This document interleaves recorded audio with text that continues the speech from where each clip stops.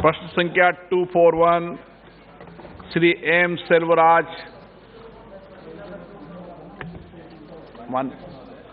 पटल पे रखा गया। Honourable member supplementary question. Sir, my specific question was complaint received from the female workers during the pandemic period regarding the harassment. But the Honorable Minister answered the data is not mentioned by your ministry. Under the Act 2013, the rules framed by the government are enforced by the respective state government. There are three types of harassments at workplace. That is sexual harassment and mental harassment and physical harassment are taking place. I would like to know the minister what type of complaint received in respect to state government.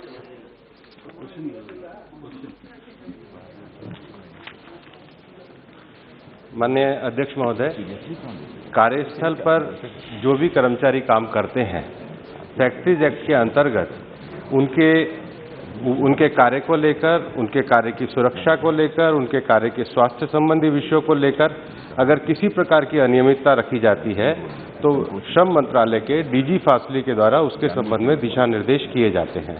जहां तक कार्यस्थल पर कार्य करने वाली जो महिलाओं की जो पावर लूम में जो महिलाएं काम करती हैं उनके शारीरिक उत्पीड़न का विषय है, उसको सीधे सीधे महिलाओं के कार्यस्थल पर 2013 का जो अधिनियम है उसके अंतर्गत उसमें शिकायत दर्ज की जाती है। वो शिकायतें राज्य सरकार के द्वारा, चूंकि कानून और व्यवस्था राज्य सरकार का विषय है, उनके अंतर्गत दर्ज की जाती है और उसके आंकड़े एनसीआरबी पे उपलब्ध हैं। Sir, my second supplementary question is, how many complaints received from the state in all over India and what action taken by the government of India?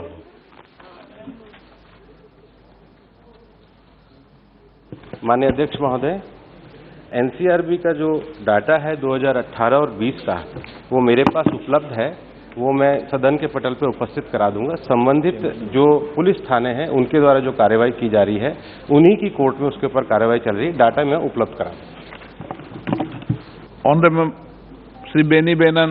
Sir, in our Factory Act there are several provisions for the occupational safety and health welfare of the women workers.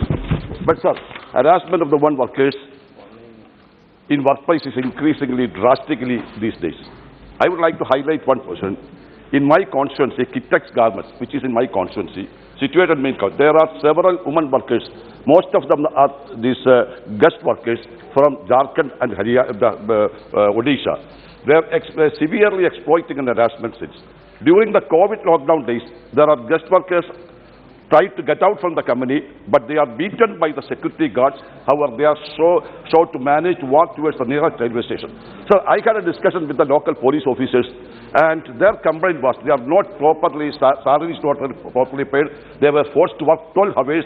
Out of quality food was served, proper toilet facility was not provided, and they were promised a salary of rupees 8,500. Honorable member, 5,000. Sir, 1 minute, this is for, and I had written letter to the Honorable Chairperson of National Human Rights and so many ministers, but I didn't get an answer. Sir, hence I would like to know whether the government would like to inquire about the incidents in the company and take necessary action. माननीय अध्यक्ष महोदय, जहां तक केरल प्रांत में factory अधिनियम के अंतर्गत दर्ज किए गए मुकदमों की संख्या है, 2019 में जो हमें सूचना स्थानीय अधिकारियों को पत्र देखने के बाद प्राप्त हुई है, 190 विषय 2019 में लंबित थे और उसके दौरान 2019 में 161 विषयों पर निर्णय लिया गया और 52 व्यक्तियों को दोषी पाया गया। ये फैक्ट्री जो एक्ट है उसके अधिनियम के अंतर्गत पाया गया। जहाँ तक sexual harassment at work place है वो क्रिमिनल लॉ है, उसमें राज्य सरकार के आंकड़े एनसीआरबी में उपलब्ध कराए जाते हैं। ये जो दूसरा फैक्ट्रीज एक्ट में मैंने केरल में जो फैक्ट्रीज एक्ट है उसमें मैंने संख्या उनको बताई है कि 190 लंबित हैं और 52 लोगों को दोषियों की संख्या बताया गया। लेकिन ये 52 जो लोग जो इनको दोषियों के रूप में बताया गया है, ये फैक्ट्रीज एक्ट के अंतर्गत विभिन्न प्रावधानों के अंतर्गत हैं। इसको वर्गीकृत करके विशेष रूप से महिलाओं के संबंध में अगर कोई कार्यस्थल पर फैक्ट्री एक्ट के अंतर्गत आता है तो वो इस जानकारी के आधार पर मैं उन्हें विस्तार से दे दूंगा। Question number 242, Dharamvir Singh.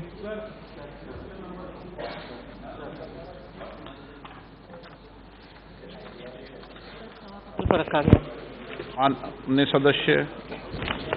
अध्यक्ष महोदय, मैं आपके माध्यम से मंत्री जी, क्योंकि नई शिक्षा नीति देश में लागू हो चुकी है और आज क्योंकि केंद्रीय विद्यालय हों या जवाहर विद्यालय, ये केवल एक बोर्ड के नीचे आती हैं, सारा देश एक है, एक जैसी शिक्षा चाहते हैं।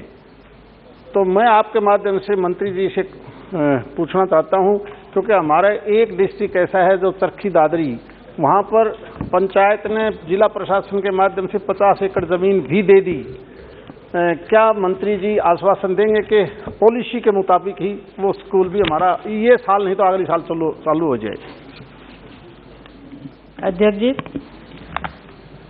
केंद्रीय विद्यालय और नवोदय विद्यालय से संबंधित माननीय सदस्य ने प्रश्न पूछा था, तो ये एक सतत प्रक्रिया है और जहाँ तक शायद नवोदय विद्यालय की बात कर रहे हैं चरखी दादरी में खोलने का, तो निश्चित रूप से वहाँ पे प्रक्रिया में है और वो बहुत ही जल्द खुल जाएगा। Shri N.K. Premachandran ji. Thank you very much, sir. Sir, my question is relating to Kendriya Vidyalaya and Navodaya Vidyalaya in the light of Prime Minister's, there is a program, there is a prestigious program for the minorities. That is the Prime Minister's Jan Vikas Karyakram program is there. This program has been implemented as per the recommendations of Rajendra Sachar Committee report for the upliftment of the minorities in the country.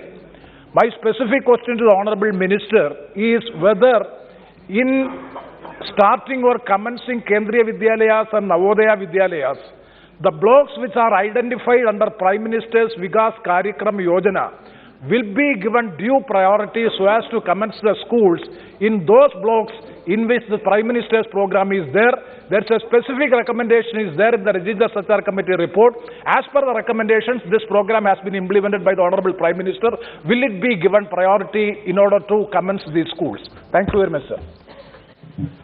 अध्यक्ष जी, बहुत ही वरिष्ठ सदस्य हैं और हमें लगता है कि इस प्रश्न से ये संबंधित नहीं है, तो अलग से अगर इसमें करेंगे तो जरूर जवाब दे देंगे।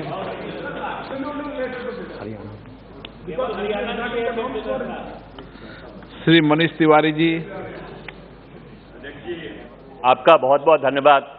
अध्यक्ष जी, प्रश्न पूछने से पहले इस प्रश्न पे मैं आपका संरक्षण चाहूंगा।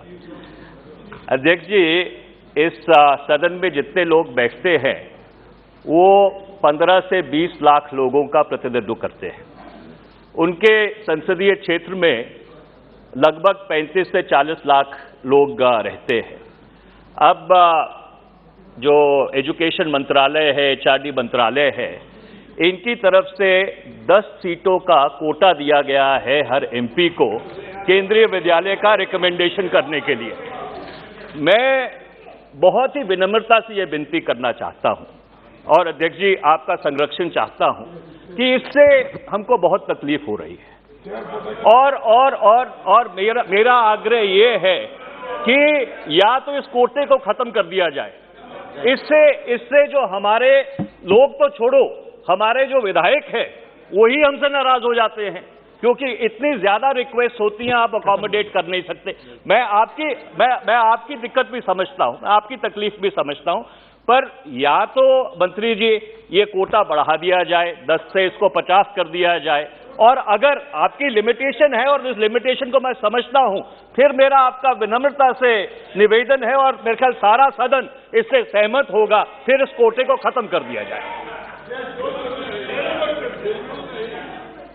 अध्यक्ष जी, यद्यपि ये प्रश्न हरियाणा में नवोदय विद्यालय और केंद्रीय विद्यालय खुलने के संबंध में है, लेकिन गृह की मर्यादा और मनीष जी जैसे वरिष्ठ व्यक्ति की ये भावना, शायद इसमें से पक्ष विपक्ष में सदन विभाजित भी है, लेकिन मैं आपकी अनुमति से एक दो विषय स्पष्ट करना चाहूँगा।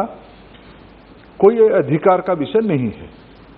एक कभी 2 था, कभी 0 था, कभी 2 था, कभी 5 हुआ, अभी 10 बना है।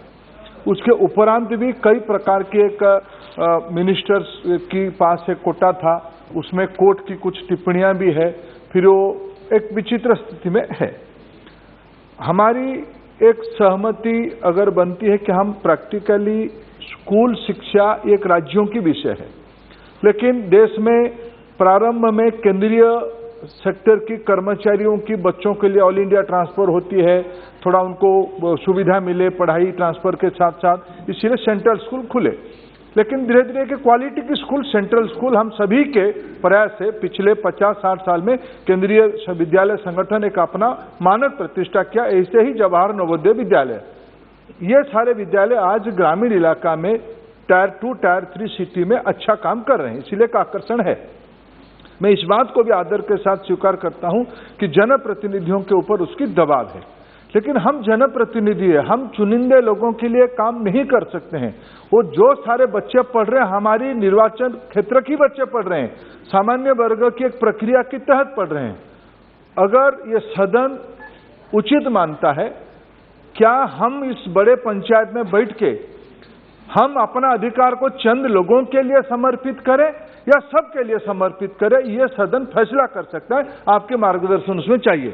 सदन मेरी शायद में सहमत हो, खत्म कर दिया जाए इसको, हाँ, समाप्त कर दिया जाए। मंत्री जी क्यों विशेष प्रावधान रखो, फिर बात कर लेंगे। सभी दल के एक मिनट सभी दलों के नेताओं से जो भावना है सदन की, सभी दलों के नेताओं से बात करके माननीय मंत्री जी को अवगत करा देंगे। सर बात यह है कि सर हमें पांच फ्लोर मिलते हैं, वो भी तो हम जाना चाहते हैं, इसका मतलब ये नहीं खत्म किया जाए। आपने कहा कि समाप्त करो विशेषाधिकार, और विशेषाधिकार समाप्त करने की प्रक्रिया सरकार ने शुरू करी दी है, तो सदन सहमत हो जाए उस पर।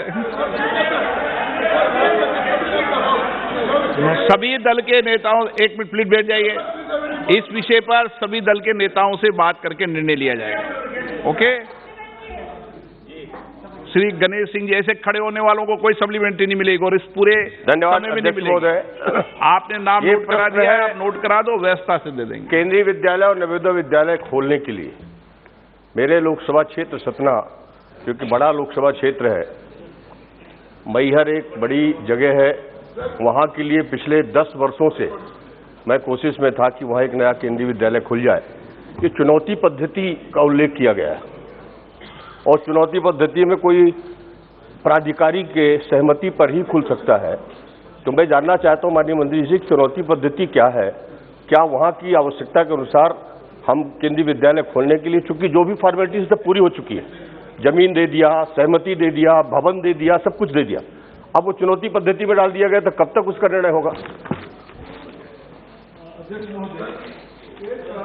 मैं भी लोकसभा राज्यसभा की सदस्य रहा, मैं भी मेरे गांव में एक सेंट्रल स्कूल खुले पिछले 20 साल से कोशिश कर रहा हूं। जब एक माननीय सदस्य एक निवेदन करते हैं विभाग को, विभाग उसको राज्यों को भेज देता है, राज्य सरकार भी रिकमेंडेशन करता है कहां खुले। कुछ मानक है सेंट्रल स्कूल खुलने के लिए। मैं फिर कह रहा हूं कि सेंट्रल स्कूल खुलने के लिए जब तय किया गया हुआ 4-5-8 दशक की पहले, तब शर्त यही था कि सेंट्रल गवर्नमेंट के कर्मचारी जहां ज्यादा रहेंगे उस इलाका में स्कूल खुले जाएंगे। यह है प्रमुख विषय। उसके बाद राज्यों की ओर से अपेक्षा रखा जाता है जमीन की, अस्थायी रूप में कुछ साल के लिए निःशुल्क मकान की। यह सारा विषय होता क्या है, एमपी सदस्य महोदय एक बार चिट्ठी लिख देते हैं, हम उसको भेज देते हैं, राज्य उसमें अभी तक कई स्कूल खुले हैं, राज्य अभी तक लैंड उपलब्ध नहीं कराए हैं, कई स्कूल किराए के मकान में चल रहा है, अभी तक उसकी व्यवस्था नहीं हो पा रही है। राज्य के ऊपर बहुत सारे जिम्मेदारी आती है। मैं अभी इसी कोशिश करेंगे, हम इसी सत्र के दौरान सारे माननीय लोकसभा सदस्य, राज्यसभा सदस्य को अवगत कराएंगे कि आपके इलाका में कौन सा चीज पेंडिंग है, लैंड को लेके, घर को लेके, उसको करिए। नया स्कूल की प्रपोजल आप देइए, हम राज्य सरकार को भेजेंगे। दोनों की सहमति होने से, मानक होने से इसको ही चैलेंजिंग रूट किया गया है। माने पिक एंड चूज नहीं करेंगे, एक लिस्ट के ऊपर कर रहे हैं। ये हमारी सरकार की पारदर्शी प्रक्रिया है। महबूबा मित्रा। Sir, thank you, sir. Sir, I had my honourable colleague, Ms. Manish Tiwari, put forward his point of view. I'd like to put out another point of view, which is I represent an area which is on the border and has a lot of BSF and a lot of people with transferable jobs. The central school there is only one Kendriya Vidyalaya there, and like I'm sure many of my colleagues, we face this trouble every year that there are more than 10. 10 quota is very small, I think, but to do away with the quota completely would be very, very difficult, difficult. I would urge that since there are some people in some areas where there are other schools and they can take advantage, in areas like ours there's only one CBSE school, people with transferable jobs need that. So perhaps the ministry for this parliament secretariat can have a separate cell where those people who need more quota, we can get that. It will be very difficult if the quota were removed, sir, very difficult. Sir, आपने एक आदेश दिया ही के सुरेश जी, क्या विषय यही? हाँ, माई constituency. हाँ sir, opening of the केंद्रीय विद्यालय इन माई कॉन्स्टिट्यूंसी। ये सदन में जितने लोग बैठे हैं ना, सब केंद्रीय विद्यालय की मांग करेंगे। एक इधर से हाथ खड़ा, इधर से हाथ से। सर ऑनरेबल स्पीकर सर, केंद्रीय विद्यालय के नियम प्रक्रिया बता दी है sir. Honourable speaker sir, opening of new केंद्रीय विद्यालय इन माई constituency कोट्टारकरा, Kollam district, Kerala. Kerala government already transferred 5 acres land to Kendriya Vidyalaya Sangathan, and also temporary accommodation also hand over to Kendriya Vidyalaya, and also the regional commissioner of Kendriya Vidyalaya inspected along with the central PWD officials. So everything is ready, but the government of India is not sanctioned the project. That's why we are waiting for last 10 years for starting this school. So I would like to, Honorable Minister through you, sir, whether every formalities has been completed in Kottarakara, Kollam district for Kendriya Vidyalaya, but government of India is not sanctioning. I would like to ask Honorable Minister Honorable member, शून्य काल और प्रश्न काल में अंतर समझो। ये शून्य काल नहीं चलना चाहिए। प्रश्न काल में मेरे यहाँ खोलो, मेरे यहाँ खोलो। प्रश्न काल और शून्य काल डिफरेंस है। मैं पूरा शून्य काल आपको अलाउ करता हूँ। क्यों बालू जी, सही है ना? इसलिए क्वेश्चन नंबर 243 नो आंसर। एक पॉलिसी मैटर बता दिया मंत्री जी ने, उस पॉलिसी के तहत चलाया। मंत्री जी, आप बोलना चाहते हैं कुछ? नहीं सर, मैं फिर आप ही की अनुमति से एक विषय कहना चाहूँ। My dear friend Suresh ji, please appreciate one thing, don't go by the half baked cake और half baked information. I am ready to inform all of you. जो आप कहते हो कि मेरे वहां मानक के आधार पे स्टेट गवर्नमेंट ने दे दिया, अकोमोडेशन दे दिया, मैं जिम्मेवारी के साथ आप सभी की कंस्टिट्यूंसी में जो पेंडिंग इशू है, विभाग की क्या, केंद्रीय विद्यालय संगठन की क्या व्यू पॉइंट है, मैं आपको लिख के दूंगा। उसमें कुछ कुछ अनमोली है। यह कहना अनुचित है कि भारत सरकार खोल नहीं रहा है, ऐसा नहीं है। हम जो मानक के आधार पर खोलने के लिए पूरा ओपन है। हर एक 2-3 साल में एक बैच निकलती है, लेकिन फिर मैं विनम्रता से कहूं, बच्चों को पढ़ाने की हमारी जो संवैधानिक व्यवस्था में जिम्मेवारी है, यह ज्यादातर भारत सरकार के कर्मचारियों के लिए है। हर एक जिले में सेंट्रल स्कूल फिर भी खुल चुका है, सबके प्रयास से खुल चुका है। यह अधिकार की विषय नहीं है, यह राज्य की जिम्मेवारी है। मैं इस सत्र के दौरान सभी को अपने अपने विधान लोकसभा के अंदर बैठिए, तो अगर गोगोई जी बैठिए, ओके, आप उसकी पैरवी मत करो। नहीं, 7 बार चुन के आने से नियम बदल नहीं जाता है। नहीं बदलता अध्यक्ष महोदय, 7 बार आने से नियम बदल नहीं जा सकता है। Suresh, don't argue in favour of Suresh ji. देखिए, ये प्लीज नो अलाउ, कोई इनका रिपोर्ट नहीं हो रहा। ये आप ये 0 ओवर नहीं है सदस्य अध्यक्ष। क्वेश्चन नंबर 243 उन्मेष पाटिल, आपको पैरोकार बनाया कि उन्होंने? यहाँ कोई वकील नहीं बनता है सदन में, ध्यान रखना आज के बाद। यहाँ वकालत की सिस्टम नहीं है। क्यों मनीष जी, बैठिए please. Question number 243 Unmesh Patil, Hina Gavit,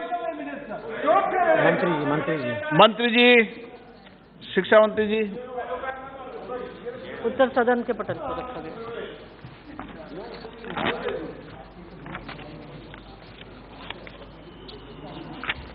Shri TR. बालू जी।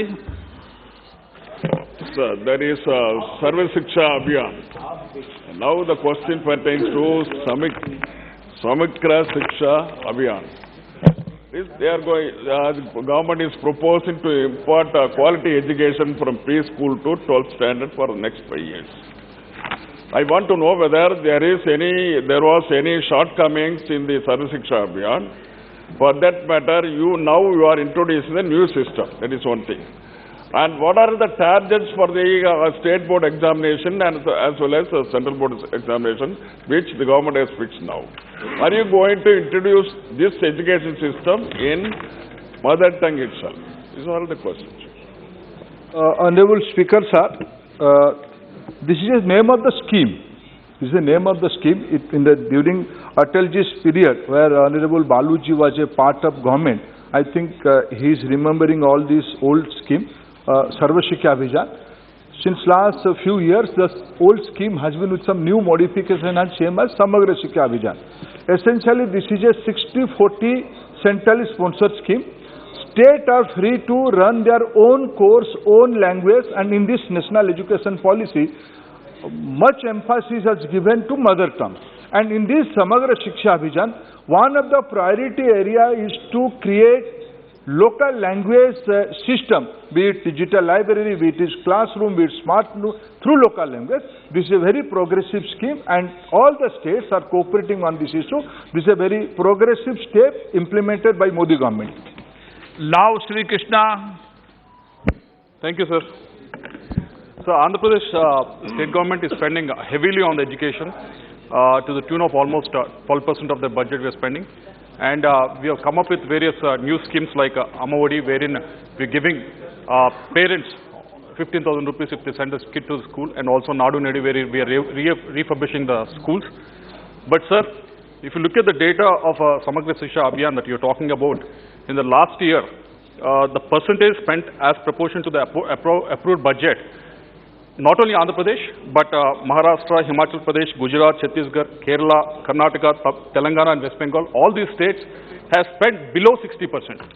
Yes, it is a 60% is from the central government and 40% is from the state government. But still, these states could only drop below 60%. So, what I request or what we want to ask you is there any consultation made with the states so that the scope of this scheme can be improved so that the states can draw much better and utilize these funds much better? Thank you. Speaker, sir, this is a very good question my friend has raised. Yes, there is a slow in taking the central share from the Delhi. But there is a basic difference, there is a basic reason. Because now we all are in the age of transparency.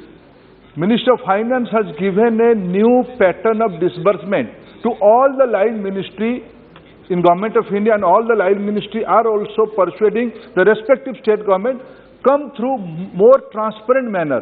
Government of India is going to release the fund when you will deposit from your state budget to the respective department your 40%. Immediately within few seconds Government of India is going to release that money.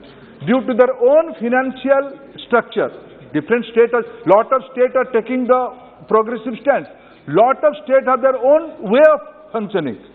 Government of India is constantly, especially Finance Ministry and all the line ministry, we all are persuading, and lot of states are also. This is a transitional phase. I hope by this end of March 31st, there will be substantial improvement in all these areas. This is a new pattern Government of India is emphasizing. This money belongs to the common man of this country. It has to be spent pie by pie in a more transparent manner. This is the effort of our government, and state government is cooperating. Gradually, it will improve.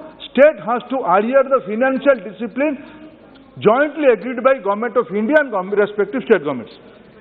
Question number 244, Srimati Aparajita Sarangi. 244. माननीय मंत्री जी, उत्तर सदन पर रखा गया है. Honorable Speaker, sir, we are well aware of the fact that the differently abled children in our schools require very special care and protection. Sir, online teaching for these children can only be a stopgap arrangement because they need personal care. Sir, if we go by the established norms, 3% of the children population, the population that goes to schools, out of these 3% of the children's population, in fact, those who are differently abled should be integrated with the school system. The norms say that 3% of these children are supposed to be differently abled and they should be integrated with the schools. But unfortunately in India, 0.5% to 0.6% of these children have been detected and brought into the school system. So I would like to request Honorable Minister Education to let us know whether there is a roadmap, there is a strategy, there is a plan of action of Government of India to move from 0.5, 0.6% to 3% of these differently able children and integrate them with the schools. माननीय मंत्री जी। अध्यक्ष जी, भारत सरकार के माध्यम से चूंकि शिक्षा समवर्ती सूची में है, लेकिन फिर भी अभी दिव्यांग छात्रों के लिए भी जो समग्र शिक्षा अभियान की बात हम कर रहे हैं, तो आदरणीय प्रधानमंत्री जी के नेतृत्व में समग्र शिक्षा के माध्यम से कि सभी को बराबर की शिक्षा मिले, इस दृष्टिकोण से हम काम कर रहे हैं। और शिक्षा मंत्रालय के द्वारा लगातार राज्य क्षेत्र और नीतिगत पहलों, दिशा निर्देश, डेस्कटॉप, मोबाइल, टेलीविज़न आदि के माध्यम से भी बच्चों की पढ़ाई, दिव्यांग बच्चों की पढ़ाई सुनिश्चित हो सके, इसके लिए हम लगातार प्रयास करते हैं। और सरकार के माध्यम से समय समय पर हम संघ राज्य क्षेत्रों को भी हम अपनी ओर से गाइडलाइन देते हैं कि किस तरह से वो बच्चों की पढ़ाई वो कर सके।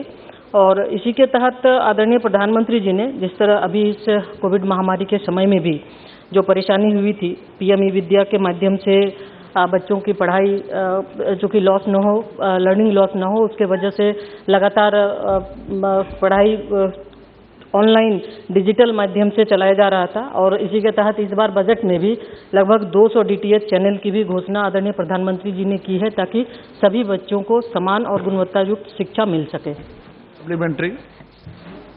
Sir, to address the issue of learning disabilities of these differently abled children, we need to have a large pool of special educators all across the country.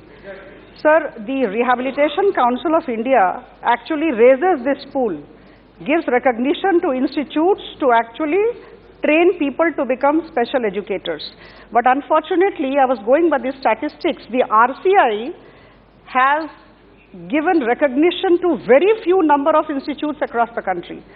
So, sir, in this regard, I would like to ask whether the Ministry of Education, in association with the RCI, can think of a strategy by which, huge number of institutes, those who are eligible, can be given the recognition so that more number of special educators can come.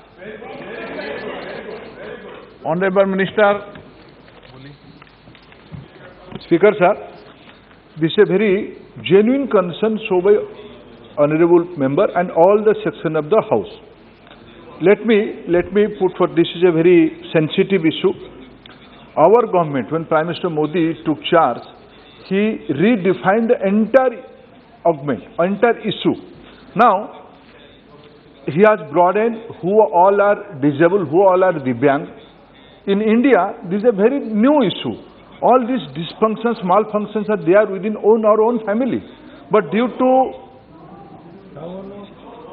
Please, let me. I am not so expert like you, Saiji. मंत्री जी, please.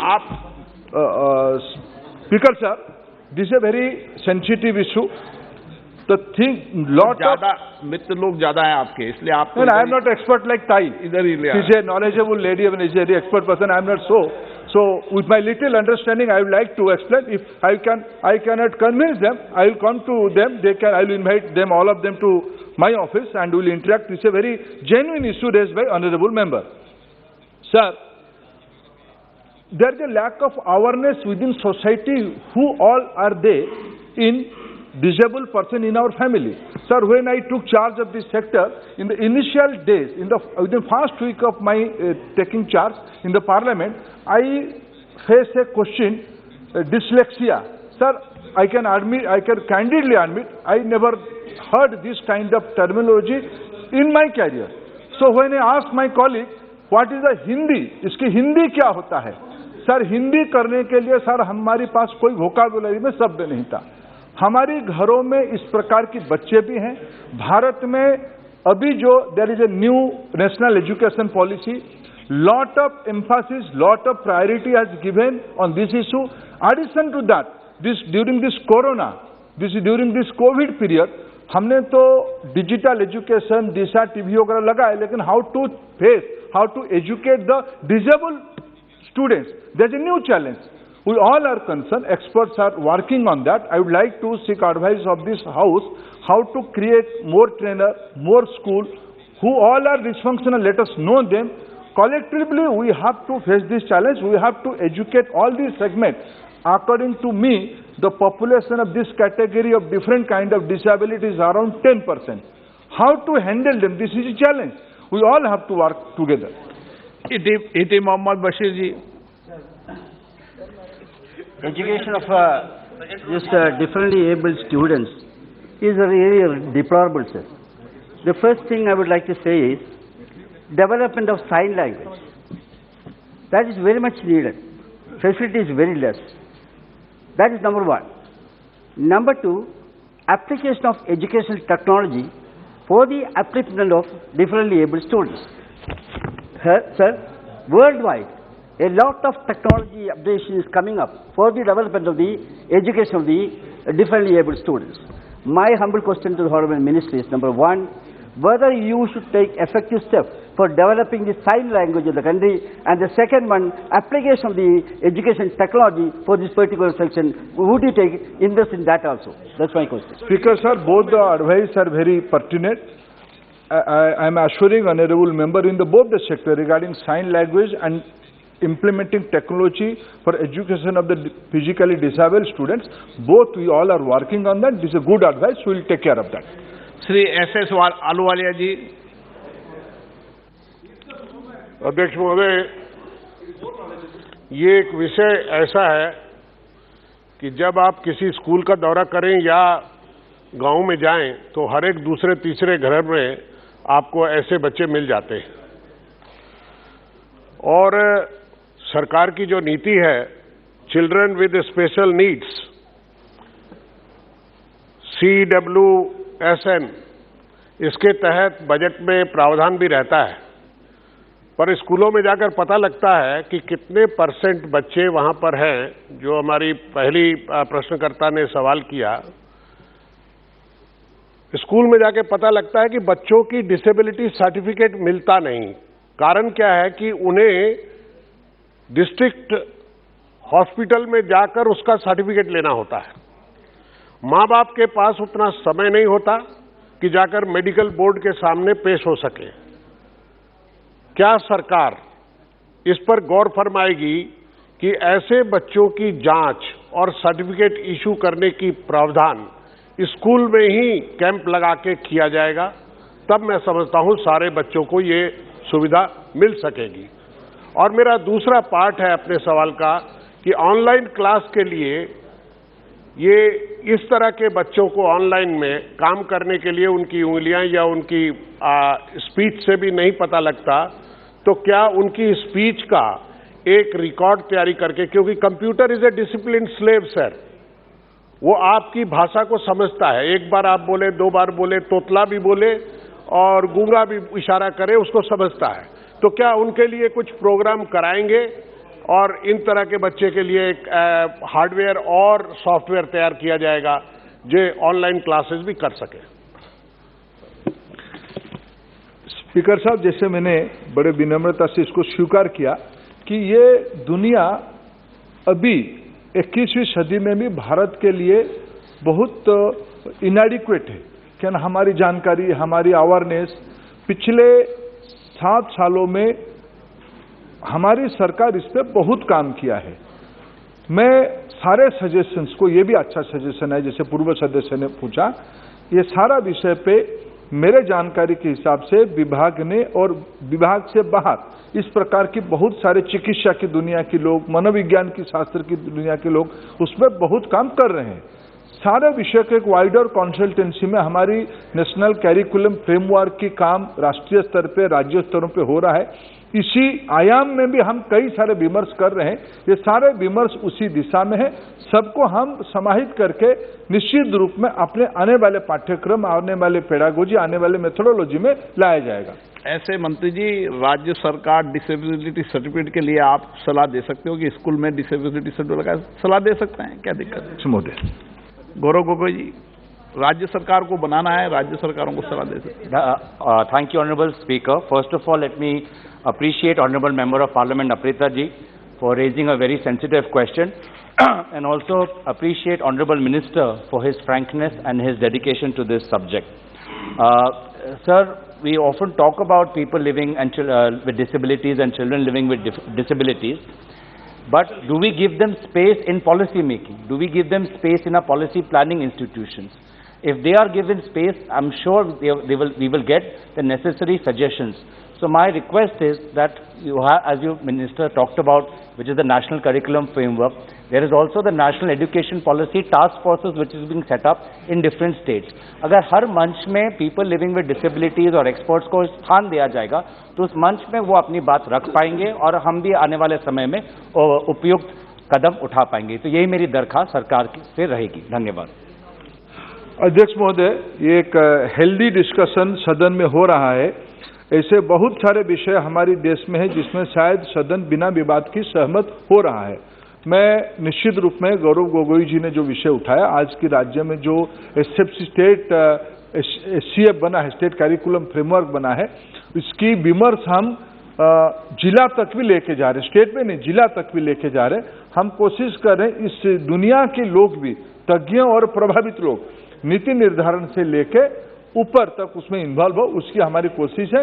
और भी कोई suggestion इस सदन की और सदस्यों के माध्यम से आएगा, उसको हम सहृदय अकोमोडेट करने के लिए तैयार हैं। क्वेश्चन नंबर 245 श्री नव कुमार सड़निया। सर, क्वेश्चन 245 माननीय मंत्री जी, उत्तर सभा पटल पर रख दी गई। Honourable member. Thank you sir, आपने मुझे पूछने का मौका दिया। पिछले 8 साल में पहली बार हमको ये मौका मिला। सर, मिनिस्टर का जो रिप्लाई है उसमें हमारा जो काउंसिल है 6 शेड्यूल का, बोडोलैंड टेरिटोरियल काउंसिल, डिमा हसाओ और कार्बी आंगलोंग में, या स्पेशल पैकेज के अंदर टोटल 102 प्रोजेक्ट में 1170 करोड़ का पैसा दिया है और इसमें 56 प्रोजेक्ट कंप्लीट हुआ है और 46 प्रोजेक्ट 576.57 करोड़ का ऑनगोइंग है, लेकिन इसमें डिटेल्स नहीं है। सर, मुझे इसलिए ये पूछना है,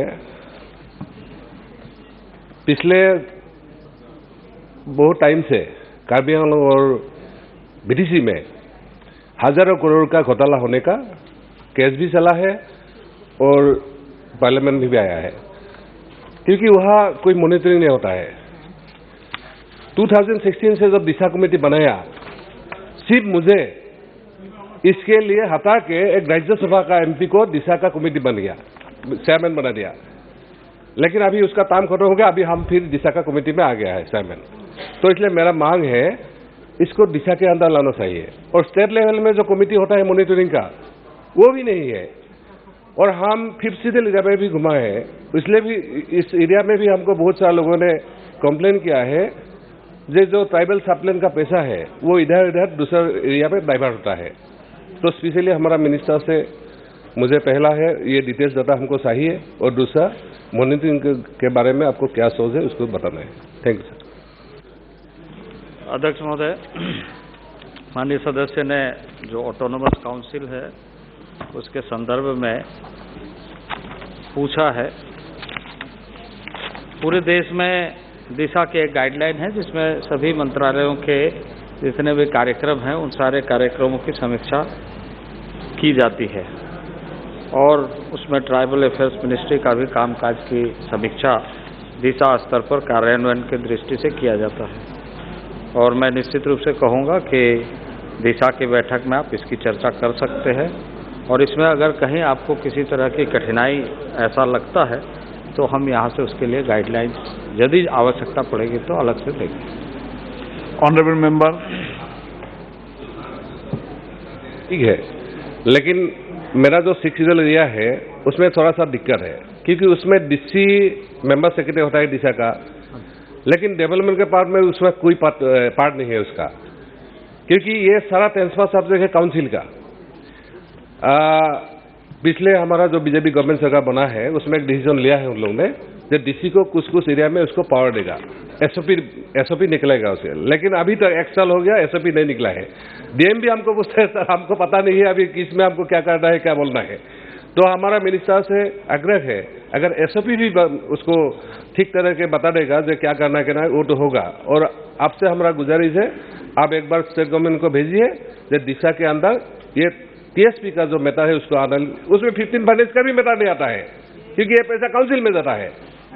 और सर दूसरा हमारा क्वेश्चन है जो अभी प्रश्न नहीं था कि आपका सर एक होता है जो एकलव्य मॉडल रेसिडेंस स्कूल का मेरा सेक्टर एसटी का 4 डिस्ट्रिक्ट 5 डिस्ट्रिक्ट अभी 5 डिस्ट्रिक्ट बन गया है, तमुलपुर भी बन गया है, इसमें सिर्फ एक एकलव्य मॉडल स्कूल है और उसका भी हालत खराब है। मेरा रिक्वेस्ट है एक बार मिनिस्टर को उससे एक बार जाके विजिट करना चाहिए और बाकी जितना डिस्ट्रिक्ट है उसमें और एक एकलव्य मॉडल स्कूल जल्दी जल्दी बनाना चाहिए।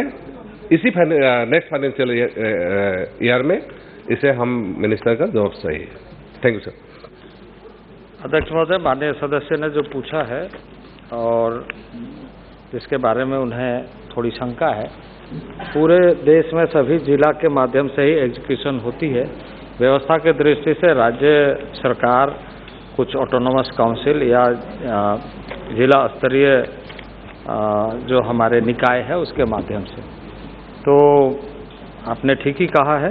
इसको जानना चाहे मैं इस संदर्भ में रूरल डेवलपमेंट मिनिस्ट्री चूँकि हमारा इन सारे कार्यों के मामले में गाइडलाइंस जारी करता है, हम उसके साथ बात करके इसका समाधान करेंगे। दूसरा जो उन्होंने पूछा है एकलव्य मॉडल स्कूल के बारे में, उसकी जो मापदंड तय की गई है उस मापदंड के आधार पर स्वीकृति दी गई है।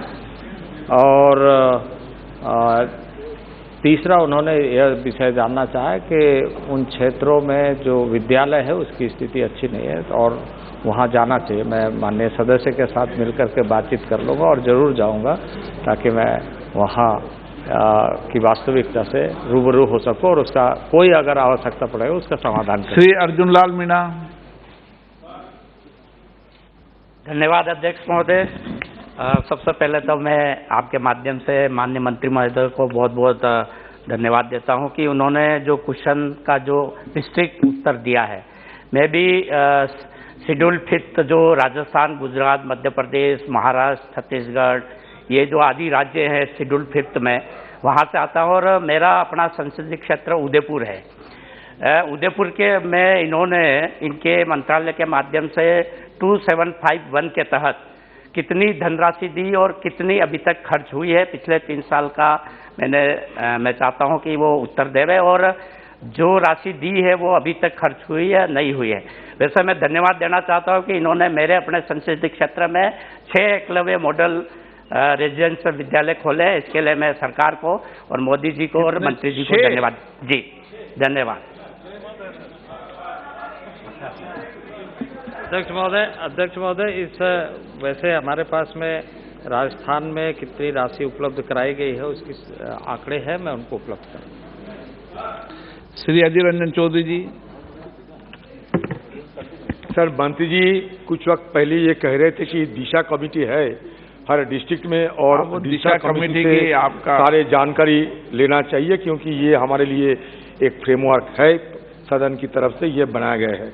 लेकिन मेरी खेत के साथ ये कहना पड़ता है सर, बार बार ये सदन के अंदर गुहार लगा के बावजूद आज तक मैंने पिछले 12-13 साल में कोई विषय पे, ये ट्राइबल विषय नहीं है, बल्कि हर विषय पे, कोई भी चाहे विषय हो, जहाँ जहाँ दिशा कमेटी की देखभाल करने के अधिकार है, दिशा कमेटी की भाग लेने का, शिरकत लेने के अधिकार है, सवाल पूछने का अधिकार है, आज तक ये मीटिंग नहीं बुलाया जाता है। फिर भी मैं वहाँ की चेयरमैन भी हूँ, तो मैं ये सरकार को, ये सदन को, और सर आज स्पीकर साहब आपको भी कहना चाहते हैं कि ये सर कंपलसरी कर दीजिए कि अगर कोई डिस्ट्रिक्ट में दिशा कमेटी की मीटिंग सही सलामत ना बुलाया जाए तो वहाँ फंड रिलीज करना बंद कर दीजिए, फंड रिलीज करना बंद कर दीजिए, तब ये सबक सीखेगी और हम जैसे नुमाइंदे को दिशा कमेटी की मीटिंग में बुलाने में मजबूर होगी। सर ये मैं दरखास्त करता हूं सर, क्योंकि मेरा डिस्ट्रिक्ट में काफी ट्राइबल है, मेरे क्षेत्र में काफी ट्राइबल है,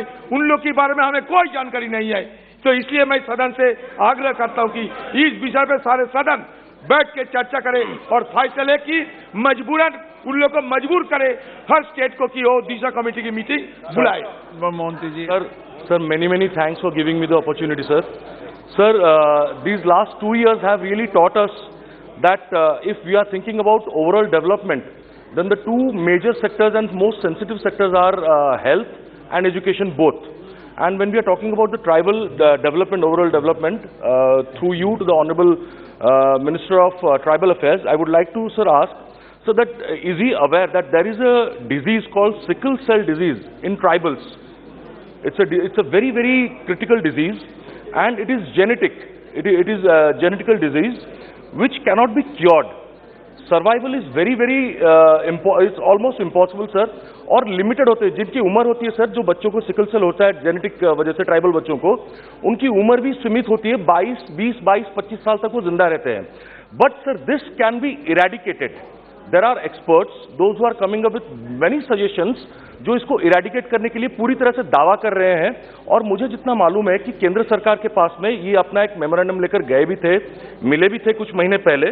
सो through you I want to ask sir, आपका प्रश्न क्या है? Yes sir, through you sir, I am just asking it sir. Sir, I am asking sir, has the government been approached with such kind of any proposal?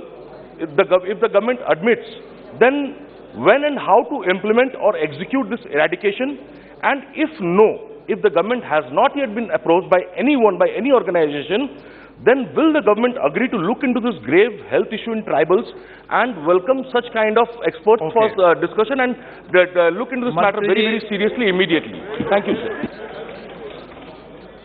अध्यक्ष महोदय, ये सब प्रश्न से संबंधित नहीं है, लेकिन माननीय सदस्य ने जो विषय उठाया है बहुत महत्वपूर्ण इस दृष्टि से है कि जनजातीय क्षेत्रों में और जनजातीय लोगों में इस तरह की समस्याएं अधिक हैं और इस विषय पर हमारा मंत्रालय बहुत संवेदनशीलता के साथ माननीय प्रधानमंत्री जी के नेतृत्व में, क्योंकि आप जानते हैं कि माननीय प्रधानमंत्री जी इस विषय पर कई बार कई देशों के भ्रमण के दौरान भी इसकी चर्चा की है और देश में भी किया है। अभी हम ICMR के साथ में स्वास्थ्य मंत्रालय के साथ मिल करके 2 पार्ट में काम कर रहे हैं। एक तो रिसर्च पार्ट है और दूसरा डेटाबेस बनाने का कि किन राज्यों में किस तरह के कितने और कितनी संख्या में है, उसको हम कैसे डेटा बनाएं और उसका एक काउंसलिंग सिस्टम कैसे डेवलप करें। क्योंकि अनुवांशिक जब हम कहते हैं तो उसमें जितना अधिक जागरूकता फैलेगी उतना ही अधिक उसका समाधान निकलेगा, वो एक पक्ष है। दूसरा पक्ष ये है कि जो इससे प्रभावित है उसके लिए जो ट्रीटमेंट है वो ट्रीटमेंट सरल तरीके से कैसे उपलब्ध हो। कुछ ट्रीटमेंट है जिसको स्थानीय स्तर पर नहीं दिया जा सकता है, उसके लिए भी व्यवस्थित किया जा रहा है। उसके सभी संस्थाओं के साथ हम लगातार जितने भी देश के ऐसे महत्वपूर्ण संस्थान हैं जो रिसर्च बेस्ड है, चाहे वो एम्स हो, गंगाराम हो या अन्य देश के अन्य हिस्सों में जो अच्छे अस्पताल है या जितने रीजनल लेवल में हमारे एम्स खुले, उन सारे लोगों के साथ बातचीत हो रही है और इस पर हम लगातार काम कर रहे हैं। अभी हमारा जो स्वास्थ्य मंत्रालय है उन्होंने इस संबंध में, क्योंकि आप जानते हैं कि जनजातीय क्षेत्रों के जनजातीय लोगों के विकास के लिए जो व्यवस्था है उस व्यवस्था में एक HCA कंपोनेंट, HTC कंपोनेंट होता है, उसके माध्यम से हम सभी मंत्रालयों के साथ मिलकर के काम करते हैं। तो स्वास्थ्य मंत्रालय के साथ क्लोजली हम कर रहे हैं और हमारे मंत्रालय में जो रिसोर्स गैप जहां पर आवश्यकता होती है उसको इस कार्य योजना के साथ मिला करके काम करते हैं। श्री जी Madhavi. Thank you very much, sir. Sir, estimates suggest that 77% of the tribal population has no access to the internet. Has the government conduct any survey to identify the extent of the internet access to the tribal population? What is being done to improve the situation, sir? Thank you. अध्यक्ष महोदय, अभी आपको सुनकर या सदन को सुनकर खुशी होगी कि एक स्पेशल प्रोग्राम प्रारंभ किया गया है IT मिनिस्ट्री के तरफ से और उसमें लगभग 6,500 करोड़ की व्यवस्था की गई है और 7,000 गाँव में इंटरनेट व्यवस्था स्पेशल तरीके से ब्रॉडबैंड कनेक्शन 4G कैसे उपलब्ध कराया जाए वो सारे tribal villages. Question number 246 Shri Rajveer Singh, Shri Bhola Singh. Question number 246 अध्यक्ष। माननीय मंत्री जी। Answers been placed before the House. जी धन्यवाद अध्यक्ष महोदय। माननीय अध्यक्ष महोदय, माननीय मंत्री जी के उत्तर से स्पष्ट हुआ है कि हमारी सरकार माननीय प्रधानमंत्री जी के नेतृत्व में हिमालय क्षेत्र की सांस्कृतिक विरासत के संरक्षण और विकास के लिए बहुत सारे कार्य कर रही है। मैं आपके माध्यम से माननीय मंत्री जी से जानना चाहूँगा कि सरकार ने हिमालय क्षेत्र की सांस्कृतिक विरासत के संरक्षण और विकास पर शोध करने के लिए अब तक किन किन केंद्रीय शोध संस्थाओं की स्थापना की है और क्या सरकार उनकी प्रगति से संतुष्ट है? आदरणीय अध्यक्ष जी, जो स्कीम चलाई जाती है उसके अंदर जो संस्थाएं हैं उन संस्थाओं की स्थापना केंद्र सरकार नहीं करती है, बल्कि उसमें जो 6 राज्य हैं हिमालय के आसपास वाले, उसकी राज्य सरकारें प्रपोजल सिलेक्ट करके केंद्र के पास भेजती है। जो हमारी डिवीजन है वो उसका मुआयना करती है और उसके बाद सरकार उनको फंड्स देती है। और अभी जो है पिछले कुछ वर्षों में उनको बढ़ाया गया है, तो 23.86 करोड़ से अब जो पैसा उस पर खर्च किया जा रहा है वो पिछले साल के मुताबिक इस साल 47.38 करोड़ है। और उसमें जो संस्थाएं हैं वो भी 117 से बढ़कर 203 हुई हैं। तो ये जो संस्थाएं हैं वो राज्य द्वारा, उसमें कुछ ट्रस्ट हैं, सोसाइटीज़ हैं और अन्य बॉडीज़ हैं, यूनिवर्सिटीज़ हैं, जो राज्य भेजता है। और सिर्फ कुछ एक प्रदेशों के अंदर, खासतौर पे अरुणाचल और सिक्किम के अंदर जो है 90:10 का रेशो रखा जाता है, बाकी जगह 75:25 का रेशो रहता है। दयाल चंद मेघवाल। धन्यवाद अध्यक्ष महोदय। अध्यक्ष जी, राजस्थान भी सांस्कृतिक विरासत में कम नहीं है। विश्व में कोई भी टूरिस्ट अगर इंडिया में आता है तो राजस्थान जाने का जरूर उसका मन होता है। मेरा आपके माध्यम से माननीय मंत्री जी से जानना है कि जब प्रसाद योजना थी तो 2018 में राजस्थान के हनुमानगढ़ जिले में एक मोहनजोदड़ो है जो 5000 साल पूर्व की वहाँ की सभ्यता है कालीबंगा में, जिसको 1952 में BL लाल साहब ने उनको देखा था, माथुर साहब ने देखा था और मैं खुद अभी भी उनसे मैं मिल के आया था। उनकी आयु 100 साल से भी ज़्यादा उनकी आयु है। उसके लिए केंद्र सरकार ने राशि जारी की थी। एक भटनेर दुर्ग है वहाँ पे, उसके लिए 3 करोड़ रुपए की राशि केंद्र सरकार ने 2018 में जारी की थी, लेकिन ASI अभी तक उसको परमिशन नहीं देती है इनके डिपार्टमेंट में, आपके डिपार्टमेंट में, क्योंकि जब वो अगर दीवारें उसकी टूट जाती तब जाके वो परमिशन देती है। मेरा आपके माध्यम से माननीय मंत्री जी से ये मैं जानना चाहता हूँ कि कालीबंगा सभ्यता और मोहनजोदड़ो की जो कालीबंगा सभ्यता उसको और भटनेर दुर्ग को जब मॉनिटरिंग इसकी किस प्रकार से होती है, अगर नहीं होती है तो मॉनिटरिंग सरकार को करनी चाहिए। और मेरा आपसे आग्रह है कि जो राशि दी है क्या केंद्र सरकार उसको कब तक लगाने में सक्षम करेगी? धन्यवाद। आदरणीय अध्यक्ष जी, ये प्रश्न बिल्कुल ये क्या भिन्न है, हिमालय का लेकिन क्वेश्चन था और ये राजस्थान में आ जी गया। जी जी जी लेकिन हिमालय से मोहनजोदड़ो तक आ जी गए। वो मतलब रेगिस्तान तक पहुंच गए। लेकिन उसमें मैं ये जरूर बताना चाहती हूँ कि ऐसी एएसआई की व्यवस्था है, उसमें यूनिवर्सिटी साथ लगी रहती है और अभी राखीगढ़ी और अन्य ऐसे स्थान पाए गए हैं जिसमें धोलावीरा को इंस्क्राइब भी किया गया है। इनका जो प्रश्न है वो स्पेसिफिक कालीबंगा पर है। कालीबंगा से संबंधित जो भी उचित जानकारी होगी मैं माननीय सांसद तक पहुंचा दूंगी, और खास तौर पे इस प्रोजेक्ट को जिसको इन्होंने स्पेसिफिकली पूछा है उससे रिलेटेड सब डिटेल इन तक पहुंचा देंगे। क्वेश्चन नंबर 247 श्री कृपाल बालाजी तुमाने।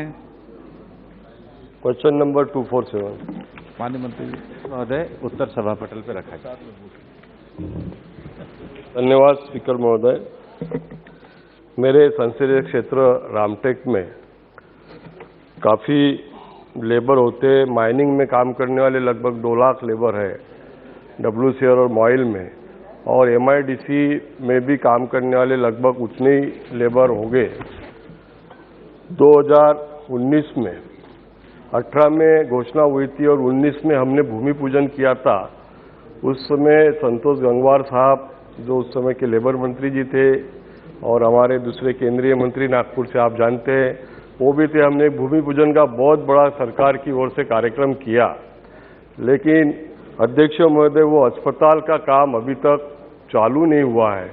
सरकार ने उसके लिए पहले एक ज़मीन दिया था, फिर वो ज़मीन बदलने के लिए कहा गया, वो ज़मीन बदल के दूसरी ज़मीन MIDC के अंदर ही दी गई है इंडस्ट्रियल एरिया में। मैं आपके माध्यम से माननीय मंत्री महोदय से पूछना चाहता हूँ कि अस्पताल का काम क्यों रुका है और उसकी क्या कठिनाई है और आप कब तक इसको शुरू करने के लिए प्रयास करोगे?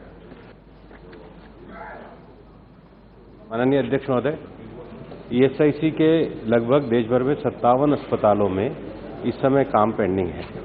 उसके अलग अलग कारण हैं। कुछ कारण तो ज़मीन का पोजीशन नहीं मिल पाना है, कुछ कारण वहाँ पर अभी एजेंसी के द्वारा कार्य को जो नक्शे के साथ शुरू करना है वो शुरू नहीं हो पाना है। हमने ESIC की पिछली बैठक में इसके लिए एक डैशबोर्ड का गठन किया है और अब जितने भी अस्पताल हैं ये सारे ESIC के डैशबोर्ड पे आएंगे। जिनकी भी प्रक्रियाएं लंबित पड़ी हैं उनको हमने व्यक्तिगत रूप से ही पत्र भेजे जिन सांसदों ने मुझे दिया है, और इन सब सारी कार्यवाहियों को अब हम पूरी तरीके से एक पोर्टल के माध्यम से संचालित कर रहे हैं। सप्लीमेंट्री।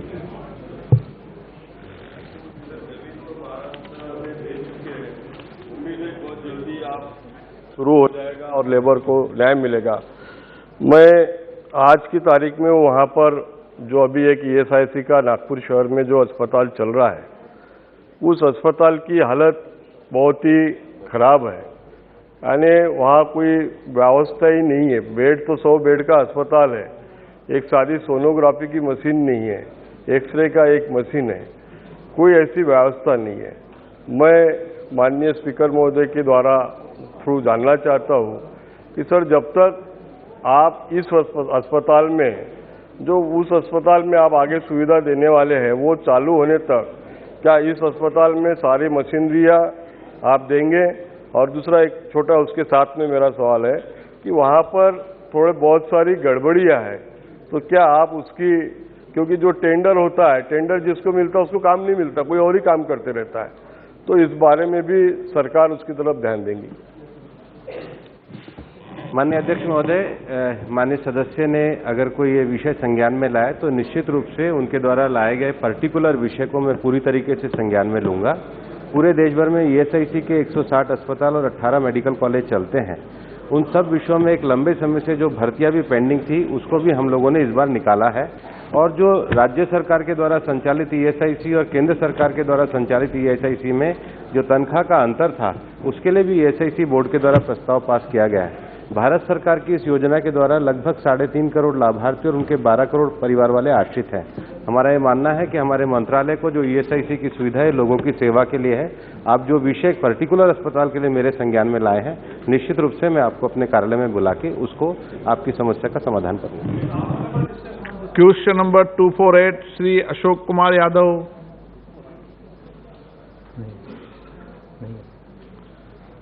सदन पे रख दें table. Lay it on the table of the House. Question number 249 Sunita Duggal 249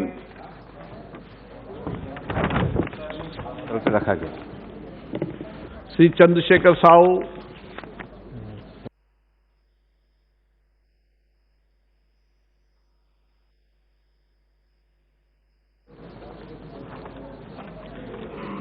माननीय सदस्यगण, मुझे कुछ विभिन्न मुद्दों पर निम्नलिखित सदस्यों के स्थगन प्रस्ताव की सूचनाएं प्राप्त हुई है।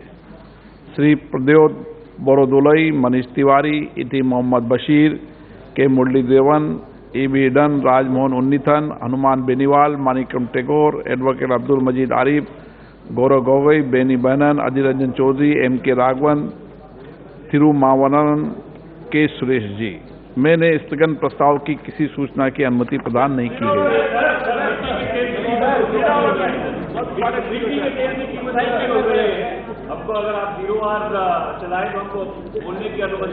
शून्यकाल आज इस चर्चा के बाद शून्यकाल चलाएंगे।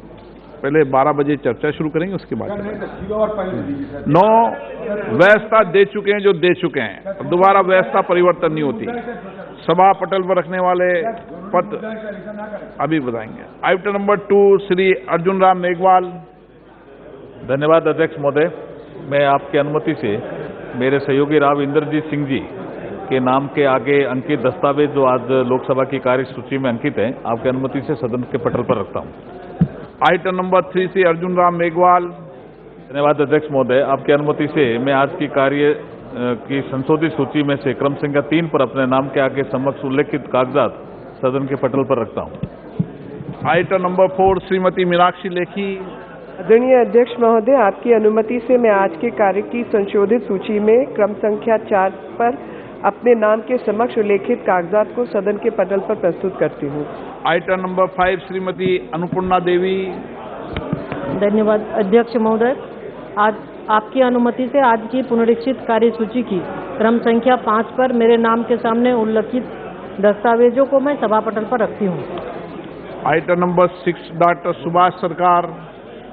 अध्यक्ष महोदय, आपकी अनुमति से आज की पुनरीक्षित कार्यसूची की क्रम संख्या 6 पर मेरे नाम के सामने उल्लिखित दस्तावेजों को मैं सभा पटल पर रखता हूं। आइटम नंबर 7 महासचिव। Received from Rajya Sabha regarding nomination of Shri Jugal Singh Lokhandwala, member Rajya Sabha, to the Committee on Welfare of Other Backward Classes. Item number 8 Shri Uday Pratap Singh. धन्यवाद अध्यक्ष जी। मैं आज की कार्यसूची में क्रम संख्या 8 पर अपने नाम के सम्मुख तथा सूचीबद्ध रसायन और उर्वरक संबंधी स्थायी समिति के 4 प्रतिवेदनों के हिंदी और अंग्रेजी संस्करण प्रस्तुत करता हूं। धन्यवाद। Item number 9 doctor Shashi Tharoor. महोदय, मैं आज की कार्य सूची में अपने नाम के सामने यथा सूचीबद्ध संचार और सूचना प्रौद्योगिकी संबंधी स्थायी समिति का 32वां, 33वां, 34वां और 35वां प्रतिवेदन हिंदी और अंग्रेजी संस्करण का प्रस्तुत करता हूं। आइटम नंबर 10 श्री मोहन भाई कुंडारिया। अध्यक्ष महोदय, मैं आज की कार्यसूची में क्रम संख्या 10 पर मेरे नाम के आगे सूचीबद्ध विभाग संबंधित उद्योग संबंधी स्थायी समिति के 315 और 316 प्रतिनिवेदन प्रतिक्रिया सभा पटल पर रखने का अनुमोदन लेता हूं। 7 के संबंधित मामले सभा पटल पर रखने की अनुमति प्रदान की जाती है। माननीय सदस्यों से आग्रह है कि इससे संबंधित विषय सभा पटल पर रखने की इजाजत उनको दी जाती है। सड़क परिवहन राजमार्ग मंत्रालय के अध्ययन अनुदान की मांगों पर चर्चा। Shri मरगनी Bharat. Sir, thank you, Honorable Speaker, sir. At the outset, I'd like to thank the Honorable Minister Gadkari ji for considering Andhra Pradesh as one of the progressive states, sir. I'm so grateful to stand in this noble house to speak on demand for grants Road and Transport, sir, which is led by one of the efficient ministers of this government, sir. And also, sir, he executes each and every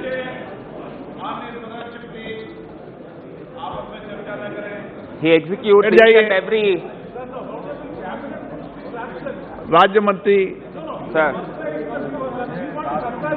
अभी माननीय केंद्रीय मंत्री जी आ रहे हैं, राज्यसभा से भी आ रहे हैं। So thank you, sir. Sir, he executes each and every single project with meticulously planning, and executes with passion, sir. Sir, I take this opportunity to express my gratitude. Last month, the Honorable Minister Gadkari ji happened to visit to my state of Andhra Pradesh, sir, where he sanctioned and inaugurated 20,000 crore worth of road infrastructure, sir. On behalf of my pragmatic Chief Minister, Sri Y.S. Jagan Mohan Reddy ji, and my people of Andhra Pradesh, we are indeed very thankful to this government, sir. Sir, as the Honorable Minister would be knowing, as Andhra Pradesh state is the second longest sea coastline, sir, with road and infrastructure, sir. Sir, and also, sir, it is on the coastline. It is precisely proved to be bane for natural calamities, sir. Sir, and also, sir, the natural calamities like floods and the cyclones, the roads got devastated, sir. And I request through you, sir, to the Honorable Minister to grant financial aid to the state of my Andhra Pradesh, sir. Sir, and also, sir, especially in my constituency, I would like to mention few of the points, sir, where some of the concessionaires or contractors with the shabby maintenance, the poor maintenance of the roads, sir. Sir, especially where my city, Rajamahendravaram, which is on the national highway, sir, where the city got extended towards the national highway and even crossed 5 kilometers and above to the national highway, which has more than 500,000 population as per 2011 census, sir, where the Honorable Minister has sanctioned in the last government some of the flyovers, sir, in the year, perhaps in the year 2018. But still, sir, the execution of the flyover works, due to some technical issues, it is being procrastinated, it is being delayed. So I would like to know from this house through you to for the minister, sir, why the works is being delayed. So one junction I would like to quote here, sir, I would like to name the junction that is called to be a dreadful junction, dead junction, called Morampudi Junction, sir. Morampudi Junction, where I could see on record, I'd like to keep on record, sir,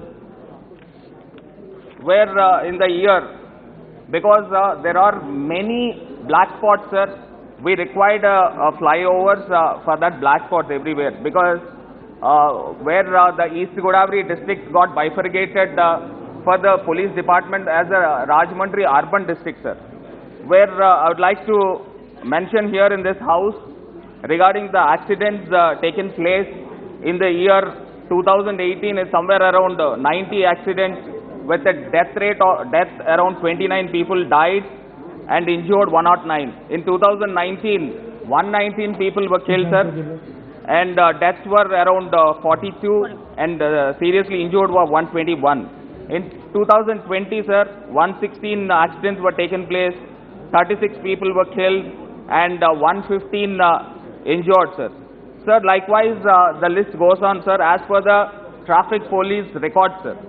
Sir, I'd like to read out the junctions also, sir, where the Rajahmundry city limits, where the national highway passes through the city limits, sir. I'd like to read out the junctions. One is Rajanagaram Junction, sir. I would like to place on record, sir, because these junctions we required flyovers and center divider lightings and also service roads and high mast lights. So I'd like to read out the junctions, sir. One is Rajanagaram Junction, sir, Divan Cheru Junction, sir, Lala Cheru Junction, sir, Morampudi Junction, ONGC Junction, Bamuru Junction, Vemagiri Junction, Horlicks Factory Junction, Vemagiri Junction and Kadiyapalanka Junction, Burilanka Junction, Pottilanka Junction. These all the junctions where this many accidents were taken place, sir. Sir, I'd like to request to the Minister to be magnanimous and sanction the flyovers wherever it is required. And last couple of months, I happened to meet the Honorable Minister where he considered Rajamahendravaram and sanctioned a bypass road, sir. Due to some technical issues, the works haven't taken place up till now, sir. So I request through you to expedite the works immediately, sir. Sir, and also the laying of the roads is very highest priority, sir, and it plays a pivotal role in the growth trajectory of our country, sir. And at the same time, the road safety measures is a double priority of this government to take place, sir, because the road safety measures are not up to the mark, sir. Because when you happen to see the death toll and the accident rate, almost 11% of the world accidents are happening in our country, sir. So the government should seriously think on the road safety measures, and at the same time, the government has to see the standards of the vehicles, whether the Vehicle Act, Motor Vehicle Act of 2019, where it was passed in this house, in the parliament, sir, whether it is being implementing properly or not, the government has to monitor continuously, sir. Sir, and also, sir, my main points, and at the same time, sir, the roads has increased apparently in this past 10 years from past decades, sir, and at the same time, the number of vehicles also has increased beyond the road, sir. Sir, also, sir, but when it comes to the violation of the rules, let me put on record for young India, sir. Sir, we are all educated, and many of us in a hurry going to our respective destinations, many of us violate the rules and the traffic rules, sir. Sir, the stringent laws has to be formulated by Government of India and the Ministry to curtail the accident rate, sir. As I have one suggestion, sir. As why can't the insurance premium may be linked with the traffic violations? Many traffic violations, the insurance premium will be very higher, and less traffic violations, the insurance premium shall be incentivized. Why can't the government plan in such a way, sir? And other hand, sir, on the other hand, there are some officers I don't want to take their names, but the below standard officers, where I told you, I mentioned right now in this house, sir, before, about the dreadful junctions and accidents, sir. Sir, who is responsible for the accidents, and who is responsible for the people who were killed brutally in the road accidents, sir? Because it was sanctioned in the year 2018, still now, up till now, it has not been started yet, sir. So who will take responsibility for this, sir? And I wanted to quote, sir, laying the roads is not that difficult, sir. But maintenance of the roads and road safety measures with the minimum revenue expenditure, with minimum accident rate is something challenging, sir. So I'd like to request the Minister to focus on this area, sir. Sir, please. Our party has more than 10 minutes, sir. Sir, and also, sir, I'd like to make some notes, sir. I wholeheartedly appreciate the ministry to get the highest allocation of budget. It is an increase in terms of allocation of 22 to 23 with 68,000 crores hike in the absolute terms, sir.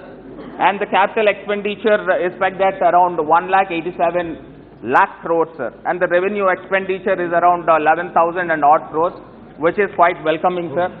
Sir, the Honorable Finance Minister, in her budget speech also, she mentioned about one innovative program called Pradhan Mantri Gati Shakti Master Plan for express ways and rapid movement of people and goods, sir. Sir, the ministry happened to announce that around 25,000 crores is been investing with an innovative ideas. And I'd like to know how we're going to mobilize 20,000 crores as the Honorable Minister has mentioned in her speech, sir. Sir, the House would like to know what are the innovative methods, in what way the government raised for the Pradhan Mantri Gati Shakti Master Plan, sir. Sir, I would like to give one of my suggestions, sir. So why government plan to construct, solar panelings in the middle of the roads, on the dividers, so that the renewable energy, as our country has a long stretch of national highways and road structure, why can't government plan the solar panelings in middle of the roads so that the renewable energy can be produced? As per the Niti Aayog, sir, by the year end of 23, the three-wheeler... Honorable Minister, three-wheeler vehicles... is making so many suggestions. Sir. Please. Sir, as the Niti Aayog has suggested, as proposed by the year of 2023, the three-wheeler electric vehicles has to take a major role, sir, and also the two-wheeler electric vehicles by 2025, sir. So where the power and energy comes from? Our major power is generated from the burning of the fossil fuels, especially from the thermal energy. Sir, we need to think on renewable energy. So this suggestion of erecting the solar panels in the middle of the roads, it makes a major impact, sir. So unless and until we plan the raw materials, the petrol, the electricity from this renewable energy, planning to implement the electric vehicles is very challenging, sir. Sir, two more minutes, sir. I have many things to go ahead, sir. First you have gone through your constituency, then comes to the general points. First yes, sir. Yes, sir. Now please conclude. Sir, and I'd like to address why the funds have confined for the states in terms of the roads for the states, sir. Sir, as we all know, in the year 2017 to 18, the Government of India has allocated round about 800 crores for the state roads, sir. But we have confined and restricted to 250 crores in this budget 22 to 23, sir.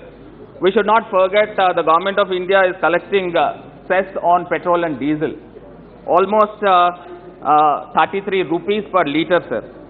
Sir, for road infrastructure, where the devolution of taxes, it is not being distributed to the states. So I request through you, sir, to the Minister to distribute the funds and give us the more financial aid for the states also, sir, as a cooperative federalism. Yes, sir. please. Now, sir, I have two more minutes, sir. Sir, when it comes to the networking of the roads, India is placed as a second second largest road networking, sir, with a network of around 64 lakh kilometers, sir. That is all on record. That's all on record. Now yes, you put your bullet points. 2 minutes, sir. And India is placed after United States of America, and which includes of 1.3 lakh roads of national highways and 1.8 lakh of state highways. And under the dynamic leadership of the Prime Minister, we will certainly cross and will be there in the now, top Sri spot, ST Hassan. Sir, I have 2 minutes, sir. Kindly give us, sir. We have already taken more than 20 minutes. Please. Sir, sir, as we all know that, sir, the Nitin Gadkari is the best person to know about our road system than anyone in our country, sir. Sir, I would like to say about the issues relating to my state, sir. You've already spoken about your constituency, state, general, everything. Please. Now, ST Hassan, please. Then Now, NH 516E has declared as Green National Highway Corridor. It falls in my constituency. I wish to know the progress of R&R and steps taken to release the money for R&R, sir.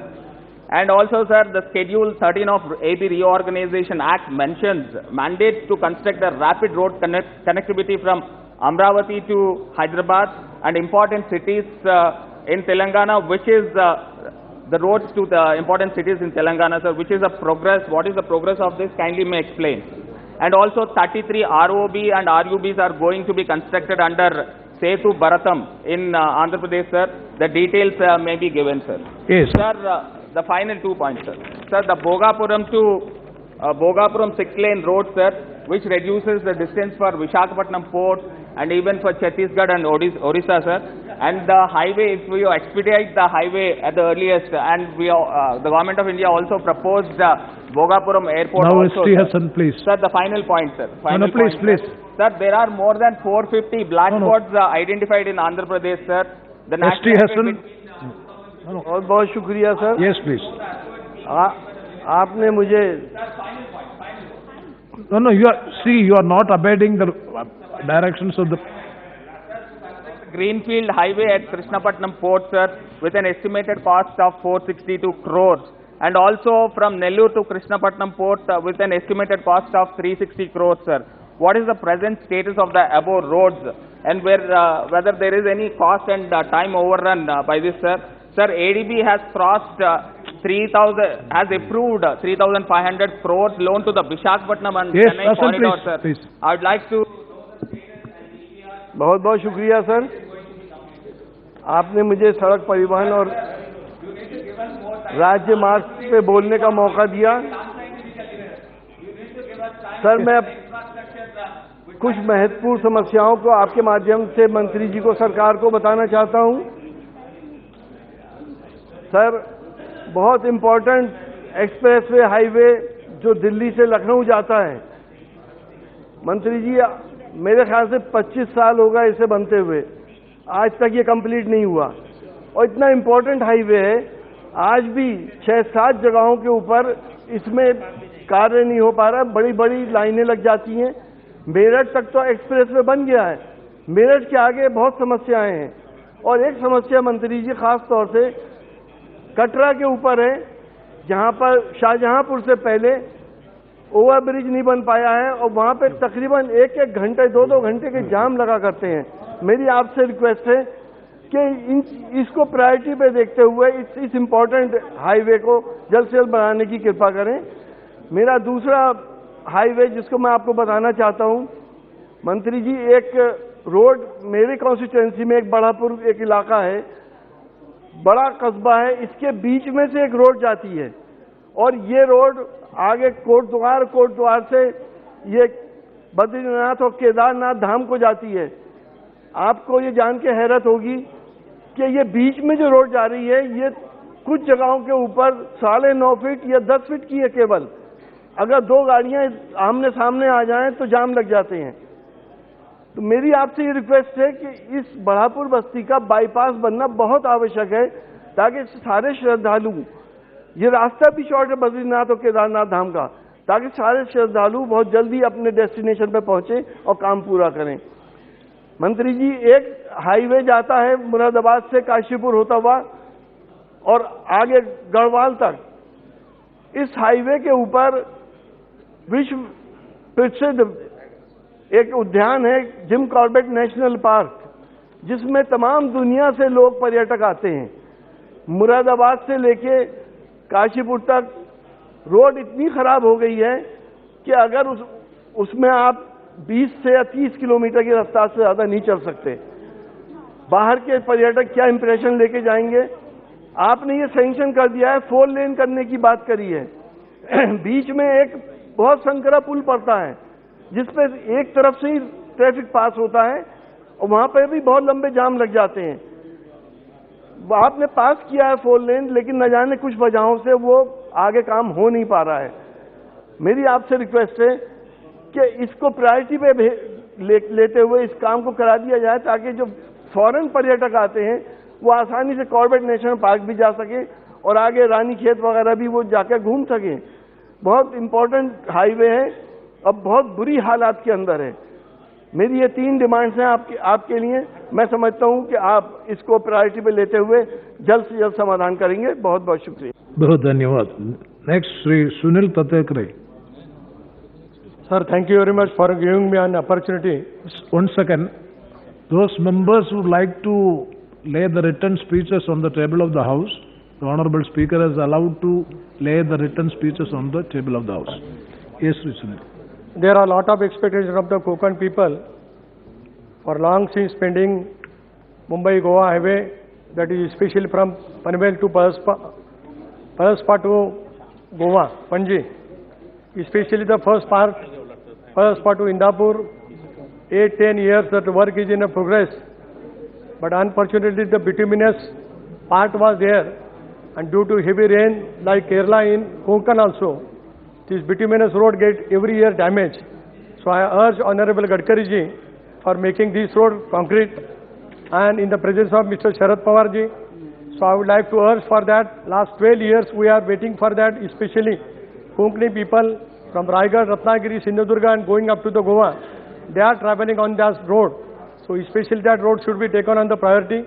Another thing is from Indapur to Mahad, especially in the Mahad, where there was a lot of flood in the last year because of the huge filling for the road. The water logging is being there. Old Savitri Bridge is not yet dismantled there. So that is why it was cause for the heavy flood in the Mahad and that area. So I would like to urge for the Minister for that also. Near Polatpur, even then underpass is there, 30 feet road is being digged and people are getting harassed. So that work is also there. Especially I would like to urge one road which is going to Chhatrapati Shivaji Maharaj Historical Fort. That is the capital of the Chhatrapati Shivaji Maharaj Empire. Hence, considering about the fact to make National Highway NH 166F going towards the Raigad Fort as an historical path by considering beautification point, historical signboards, monuments showing history of the Chhatrapati Shivaji Maharaj and importance of the Raigad Fort. I would like to urge for that, especially for beautification spot at the entry point and exit point of the tunnel in the Kashedi Ghat on the National Highway 66. That is also important. One another thing is most important. When I became the member of Parliament of this House, provided VUP at near Avashi to Gunde near in Lote MIDC. 35,000 workers are working in the Lote MIDC. About 15 to 20 villages are there in Gunshi area. I had requested on the site even also, and even in estimate committee also, to sanction that particular portion therein. Another thing, one national highway was announced, Worker to Alibag, in my Raigad district capital, I mean the place. That is not yet being considered therein. That is the most important. Another thing, one road passing through my district, Murbad, Karzat, Khopoli, 80% work is being completed. So heavy loaded vehicles are traveling along that. 60, 70 years old bridges are there. When they will collapse, I don't know.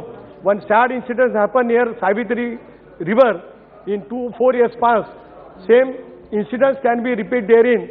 So I would like to urge to get those bridges also completed so that these things cannot be happen repeatedly in my district.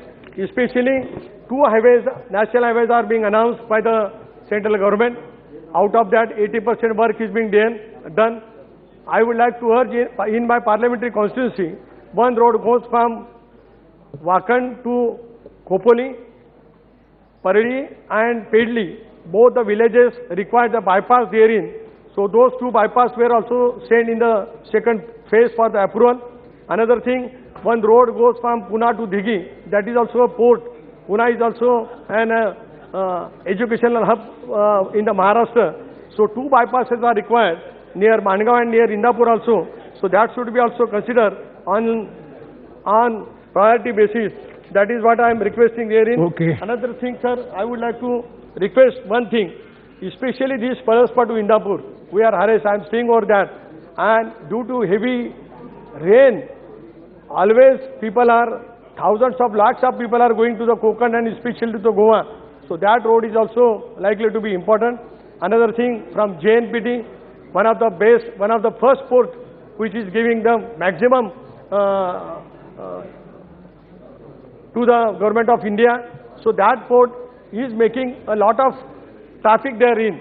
So that road also, from especially from JNPT to Paraspa, that goes to Karzar and to the Murman, that is also being required.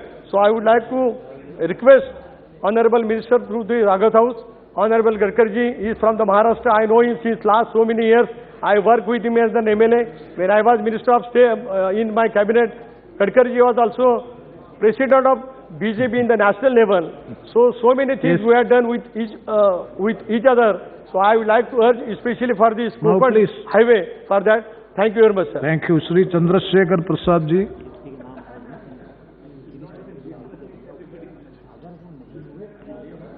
अध्यक्ष महोदय, केंद्रीय सड़क परिवहन और राजमार्ग मंत्रालय के तहत अनुदान की मांगों पर बहस इस चर्चा में भाग लेने का जो आपने अवसर दिया, उसके लिए मैं आपका आभारी हूं। अध्यक्ष महोदय, वित्त वर्ष 2022-23 के लिए राजमार्ग मंत्रालय पर लगभग 2 लाख करोड़ रुपए खर्च होने का अनुमान है। इस आवंटन में से 67% NHAI को दिया गया है। इसके बाद सड़कों और पुलों के लिए 64.573 करोड़ रुपए का आवंटन किया गया है। PM गति शक्ति मास्टर प्लान में NH नेटवर्क में 25,000 किलोमीटर तक विस्तार की परिकल्पना की गई है। वित्त पोषण किए नवीन तरीकों के माध्यम से अलग से 20,000 करोड़ रुपए जुटाए जाएंगे। इसका परिणाम निश्चित रूप से सुखद होगा। देश में NH निर्माण की गति 2020-21 में रिकॉर्ड 37 किलोमीटर प्रतिदिन छू गई है। यह सभी कदम स्वागत योग्य है। अध्यक्ष महोदय, हमारे आदरणीय गडकरी जी NH के क्षेत्र में काफ़ी अच्छा काम कर रहे हैं और अच्छा प्रयास भी कर रहे हैं।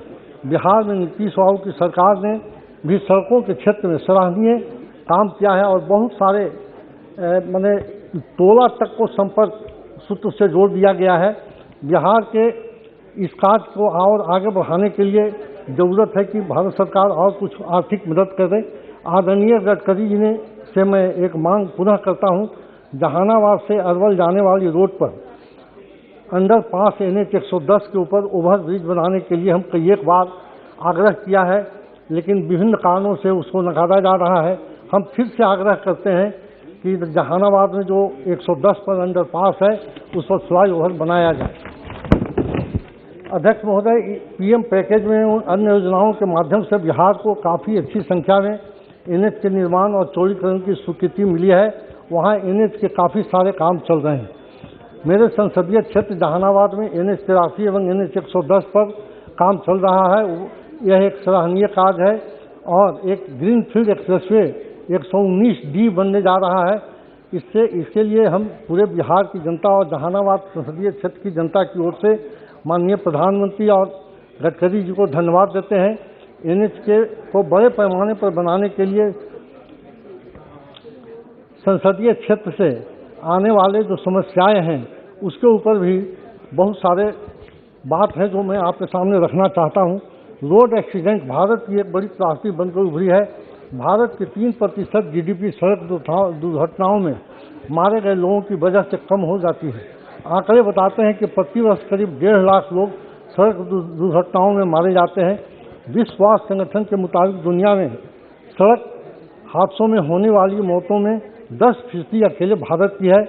मरने वालों में युवाओं की संख्या ज़्यादा है, जो और भी गंभीर बात है। मरने वालों में 65% 18 से 35 वर्ष के लोग होते हैं। यह भी एक संवेदनशील बात है। महोदय, तमाम कदम उठाए जाने के बावजूद सड़क दुर्घटनाएं और उनसे होने वाली मौतों पर अंकुश नहीं लगाया जा सका है।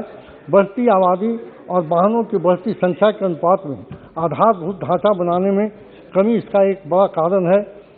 महोदय, इसके साथ ही गलत तरीके से ओवरटेक करना, शराब पीकर गाड़ी चलाना, रेड लाइट जंप करना, गाड़ी चलाते समय मोबाइल का प्रयोग करना, हेलमेट और सीट बेल्ट का प्रयोग न करना जैसे कारणों से सड़क दुर्घटनाओं में बड़ी संख्या में लोगों की मौतें हो रही है। सड़कों में गड्ढे से भी बड़ी संख्या में सड़क दुर्घटनाएं और मौतें होती हैं। 2013 से 17 के बीच सड़कों पर बने गड्ढों के कारण हुई दुर्घटनाओं के चलते 14,926 लोगों की जान से हाथ धोना पड़ा है। महोदय, इसके अलावा कुछ और विषय है जिस पर केंद्र सरकार की ओर ध्यान आकृष्ट कराना चाहता हूँ। राजमार्गों के निर्माण के समय गुणवत्ता को बनाए रखना देश हित में एवं समाज हित में है। ऐसी शिकायतें मिलती है कि एनएच की कुछ परियोजनाओं में क्वालिटी कंट्रोल सुनिश्चित नहीं किया जाता है। जीरो टॉलरेंस अगेंस्ट करप्शन का पालन करते हुए राजमार्ग मंत्रालय को स्थानीय सांसदों को भी कहीं न कहीं से उसमें सहभागिता करानी चाहिए। राजमार्गों निर्माण की गुणवत्ता मेंटेनेंस करने में कहीं न कहीं पकड़ होनी चाहिए और सड़क के संबंधित अनेक परियोजनाओं को पूरी होने के बाद भी राज्य सरकारों को केंद्र सरकार से धन का इंतजार करना, यह भी एक बहुत संवेदनशील बात है। इस पर ध्यान देना होगा क्योंकि बिहार सहित देश के अन्य राज्य सरकारों के पास संसाधन सीमित है और अगर उन्हें समय पर फंड मिल जाता है तो परियोजनाएं जल्दी पूरी हो सकती है। इस पर ध्यान देने की आवश्यकता है। अंत में मैं केंद्रीय सड़क परिवहन और राजमार्ग मंत्रालय के तहत अनुदान की मांगों का समर्थन करते हुए अपनी बात समाप्त करता हूं और माननीय मंत्री और प्रधानमंत्री जी को धन्यवाद देता हूं। धन्यवाद। बहुत धन्यवाद। Shri M.K. Vishnu Kumar ji.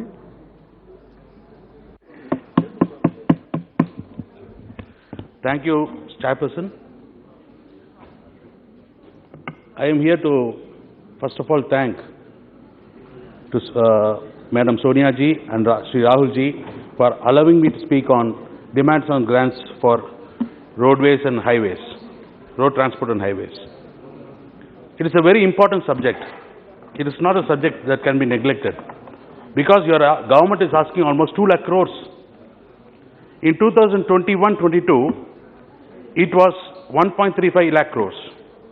In 2020 and 21, it was 98 crores. Why there is so much of escalation and the government has not come clean with what are the new projects this year this road transport is going to take? Because there is almost 65,000 crores, you are asking more. For that, what was the work done in the previous year? And how many kilometers of road you are going to relay or newly lay? This kind of clarity is not there in your statement. And to achieve $5 trillion Indian economy, this road transport, road network is very, very important. Honorable Chairperson, I would like to say the Treasury bench is very, very proud in claiming themselves as the second largest in the world of covering 63.5 lakh kilometers of roads coverage. This is second in the world, no doubt.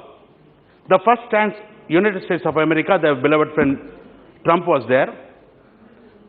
Now, I would like to say one more important point. See, overnight you cannot lay a road. It was the foundation of Congress party, government, the previous government, the Panchashil principle by Nehru, by Indira ji, by Rajiv ji, by Madam Sonia ji and Dr. Manmohan Singh. These governments have laid a strong foundation. That is why India is today second largest in road network, covering 63.5 lakh kilometers network. Second to the United States of America. Why? I will say a calculation, simple calculation. Your Bharatmala project, your main project, flagship project of Prime Minister, it is covering 34,500 kilometers to be laid in the span of 5 years at the cost of 5 lakh crores. But till now, I am very sorry to say, Honorable Chairperson, this government is able to complete only 6,900 kilometers of road out of 34,500 kilometers in the period of 5 years. They are supposed to finish by 2024. Only 35% of work is being completed. That is why I am saying it is a foundation of the previous government. This government is standing number 2. India is standing number 2 in the world. But unfortunately, ironically, what is the quality? Germany is number 1. According to your data, not my data. Germany is number 1. United States of America is number 14. We are standing number 44 out of 160 countries. There is no independent evaluation of the road quality. Look at the quality of the roads. It is pathetic. But the amount of money being spent is huge. Nowhere near the expectation of the common man. Almost 1 point out of 2 lakh crores that they demand, 1.87 lakh crores is coming from the capital expenditure. Only 11,500 crores is the revenue expenditure. At this point of time, I would like to say one more important thing. What is the road safety that we are having? Out of 2 lakh crores that they are demanding, only 356 crores are being spent on road safety, 1.67% of the total budget, whereas USA is spending 6% of their budget. So this thing, more number of fatalities, road accidents, because of the speed of the vehicles has increased, number of vehicles have increased, and the poor quality of road with no safety and precautions being taken. Unfortunately, we are losing lot of valuable lives of the common man. So this thing has to be considered very seriously by this government. NHAI is taking almost 1.35 lakh crores of your total budget of 2 lakh crores. When NHAI is functioning very well, according to you, I am saying the office is very big, the directors are very good, they are responding very well, but the project is getting delayed. Undue delay is of the NHAI's capacity. When NHAI is there, another company act, private limited company called National Highways Connectivity Limited or Logistics Limited, NHLL, not Logistics Limited, which they explained that this company act, new company is being formed only for the connectivity of the ports. They are giving only 1,000 crores. If you say for the better efficiency, a new company is being formed, why then you burden NHAI with 1.35 lakh crores? Because they are unable to complete the projects in time. What happens is mainly because of the online tender, people sitting in somewhere without analyzing the real picture of the road that to be laid, they are quoting, they are participating in tender being awarded. But when they come to the field, then there are so many problems like forest clearance, environmental clearance, availability of raw material, water, local problem, all these things come. There is no quick exit policy from NHAI. And very unfortunate thing, in my own Arani Parliament constituency, one road from Dindivanam to Krishnagiri, that is being laid for more than 10 years. The contractor says, I am ready to leave, I am not able to work. There is so much of escalation. As I said earlier, why there is so much from 1.35 lakh, suddenly you are allotting 2 lakh crores. But what is the new project you are bringing? There is no clarity. There is no white paper. Finally, the contractors, you know what they do? They go into the arbitration. They are unable to complete. They go into the arbitration and they manage to get the justice and more 100 crores, 200 crores demand from the NHAI. Apart from allotting funds for laying the roads, the penalty instead of collecting from the contractors, the NHAI is giving back. So in this house, I request the Honorable Minister to give a white paper, how many projects are being stalled like that, how many contractors are being paid the arbitration fees, and how many projects the contractors have been changed. Because main problem with NHAI is delay. In Arani, one overbridge is there, Kutteripatta Bridge. That is being there for almost 10 years.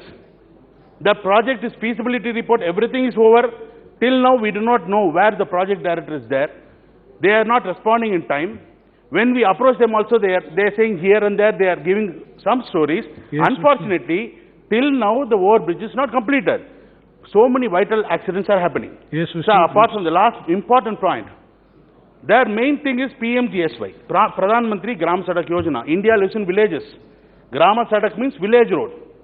Village road, their minimum qualification, Honorable Minister Sir, please, they are asking minimum 7.5 meters width. In our village roads, normally not less than 5.5 meters width. It's only 6 meters. So what is the difference? Where village road they will get 7.5 meters width? No, 6 meters so, is 6 meters. No, sir. In my constituency, there is almost 10 districts, there is zero proposal for a PMGSY. Zero proposal. You check it from Tamil Nadu website.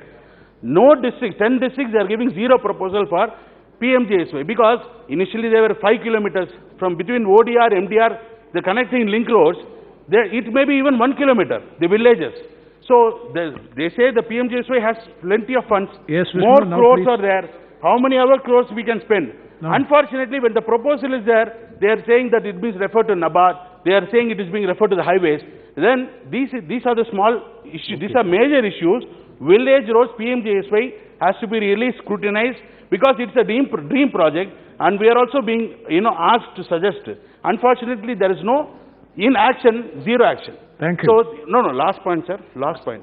In my Arni parliamentary constituency also, there is one road called Chennai Kanyakumari Industrial Corridor, Express Corridor. Very unfortunate, very poor condition laying. So many trees are being uprooted. Minimum thing is, if one tree is uprooted, it has to be replanted almost 5 times. Afforestation has to be there. Okay. Who is there to monitor? Very poor culverts are there. The thickness is very, very pathetic. Where is the system? Where is the quality? Where is the check system? Where is the quality checking mechanism? There is no answer at all. So all these things has to be corrected. Thank you. And finally, sir, one last demand, sir, from my constituency. Yes. For the entire state of Tamil Nadu. We are talking about roadways. In olden days, almost 1,500 years back, a king called Rajaraja Cholan, he, with the help of road, Silk Road, there are several kings that ruled India, but only one king who ruled far away from India, even outside India, Asian countries. Yes. In Cambodia, we have Angkor Wat temple. In Tamil Nadu, the Tanjavur big temple is there. So such a very big king was there. So you also named his name in Bombay port for the port trust, the port. So in that king's statue in the parliament, if you install, the Tamil Nadu will be very grateful, sir. Thank you very much, sir. Thank you very much, Sri Tapir Gauji. Without looking any piece of paper, he is putting all the statistics. Fine. Thank you, Honorable Chairman, sir. आज मैं यहाँ road transport and highway demand for grant को समर्थन करने के लिए यहाँ खड़ा हुआ हूँ। आज मुझे बहुत अच्छा लगा, नितिन गडकरी जी के जगह में आज जनरल रिटायर बीके सिंह साहब है, जिसको इस सड़क निर्माण के बारे में इनका एंटायर आर्मी लाइफ में इन्होंने जो महसूस किया है, आज वो इस पद पे है, तो मेरा भाषण से उसको असर पड़ना चाहिए देश का हित में। मैं आज ये कहना चाहता हूँ, ऑनरेबल चेयरमैन सर, ये नितिन गडकरी साहब और मोदी जी के नेतृत्व में नितिन गडकरी साहब का नाम मैंने बदल दिया हूँ, स्पाइडर मैन। मकरा जाल, हिंदुस्तान का हर कोने में स्पाइडर जैसे जाल बिछाता है, वैसे नितिन गडकरी साहब ने जाल बिछा के रखा है। सड़कों का जाल बिछा के रखा है। तो इस व्यक्ति को, इसका लीडरशिप में आज मैं एक चीज यहाँ कहना चाहूँगा, honourable chairman sir, if you remember, there was a planning commission before NITI Aayog. Planning commission में ही पूर्वोत्तर राज्यों के और हिमालय प्रदेशों का एक नीति था कि हम बॉर्डर के और सड़कें बनाना चाहिए। विष्णु कुमार, ये बीके सिंह साहब is fully award of peace. Yes, please. हमारा जम्मू कश्मीर में हो, उत्तराखंड में हो, लद्दाख में हो, हिमाचल में हो, सिक्किम में हो, अरुणाचल प्रदेश में हो, नीति आयोग में ही एक कानून था कि हम बॉर्डर के और सड़कें नहीं बनाना चाहिए। जैसे मोदी जी आने के बाद और नितिन गडकरी जी इस मिनिस्ट्री को संभालने का बाद, आज अरुणाचल प्रदेश में पूरा इंटरनेशनल मैकमोहन लाइन तक 2 लेन की सड़कें बन रहा है। आज बीके सिंह साहब के सामने मैं उदाहरण के तौर पे मैं बताना चाहता हूं, भगत सिंह कुशेहारी, गवर्नर ऑफ महाराष्ट्र, नितिन गडकरी जब अध्यक्ष थे, उस समय एक कमिटी बनाया था कि इंडो चाइना बॉर्डर डिस्प्यूट को विजिट करके आइए। जसीमत से मालारी से पैदल जाके हम लोअर रिमकिम में 2 डेज में पहुंचा था बीके सिंह साहब। वहां से हम बोराहती वैली, वहां तक हम पहुंचा। और हम गुरुदोंगमर लेक सिक्किम में पहुंचा था और तागा से हम देमसोक तक बिना सर के हम पहुंचे थे। आज मोदी जी के नेतृत्व में और बीके सिंह साहब और हमारा इस्पाईदार मैन नितिन गडकरी साहब का नेतृत्व में तागा से देमसोक तक सड़कें बना दिया है और मलारी से आप अपर इनकिन तक सड़कें पहुंच गए हैं और उत्तराखंड ये में कालापानी वैली तक सड़कें पहुंचा है। मैं कालापानी वैली तक भी पैदल जाके आया हूं, जिसको हम जानता था कि कालापानी मतलब अंडमान निकोबार आइलैंड, लेकिन यहाँ नेपाल और इंडिया तिब्बत बॉर्डर में एक वैली है जहां हमारा डिस्प्यूट था, उसमें एक जगह है कालापानी, वहां तक सड़कें पहुंचा है। तो इसलिए मैं नितिन गडकरी साहब को इस्पाईदार मैन का नाम से मैं नाम दिया जाता हूं। ऑनरेबल चेयरमैन सर, आज पीएम गति शक्ति के आधार पे, इस नियम के आधार पे आज पूर्व उत्तर राज्यों में ऑनरेबल चेयरमैन साहब, you will surprise to know Arunachal Pradesh में रिसेंटली, अब मुझे ये गाड़ी का नाम ही सुना नहीं था और देखा भी नहीं था, लेकिन अरुणाचल प्रदेश हमारा पार्लियामेंट्री कॉन्स्टिट्यूंसी में परारी कार और लोबरगी कार, पोर्शे कार, नेग्लोरिन और ओडी कार का रैली होता है अरुणाचल प्रदेश में। ये हमारा मोदी जी का और नितिन गडकरी जी का नेतृत्व में जैसे सड़कें बनाया, मेरा parliamentary constituency Arunachal, eastern Arunachal में ये सब सारा कार रैली 6 डिस्ट्रिक्ट्स में कवर होकर रैली हुआ करता है, तब जाके लोग महसूस होता है मोदी है तो मुमकिन है, गडकरी है तो मुमकिन है। गडकरी जी ने 6 किलोमीटर लॉन्ग सड़कें बनाया हमारा दिबांग नदी के ये में, जिसके लिए हम 3 दिन लग के अगला डिस्ट्रिक्ट में पहुंचा जाता था। इसलिए मैं चेयरमैन साहब, आज जैसे हमारा मोदी साहब और नितिन जी ने इस 2,42,020 करोड़ का जो बजट प्रोविजंस रख के इस देश का दिशा दशा नक्शा को बदलने का जो तैयारी है, इसको मैं आज समर्थन करने के लिए यहाँ उपस्थित हूँ। आज मैं बजट का बारे में और देश का बारे में गहराई में मैं जितना भी बोलूँ उसके लिए समय नहीं हमको मिलेंगे, इसलिए मैं अपना अरुणाचल की ओर बीके सिंह साहब को लेके जाता हूँ। अरुणाचल भी आपका कर्म भूमि है, इस कर्म भूमि को हम कैसे आगे ले जा सकता है। बीके सिंह साहब and honourable chairman sir, Arunachal have projected A frontier highway along the McMahon line. एक बार टेंडर हुआ, कैंसिल हुआ, अभी और टेंडर प्लेस हुआ, इसलिए Arunachal frontier highway and along the Tibet China and Myanmar, इसका एक बहुत बड़ा प्रोजेक्ट है।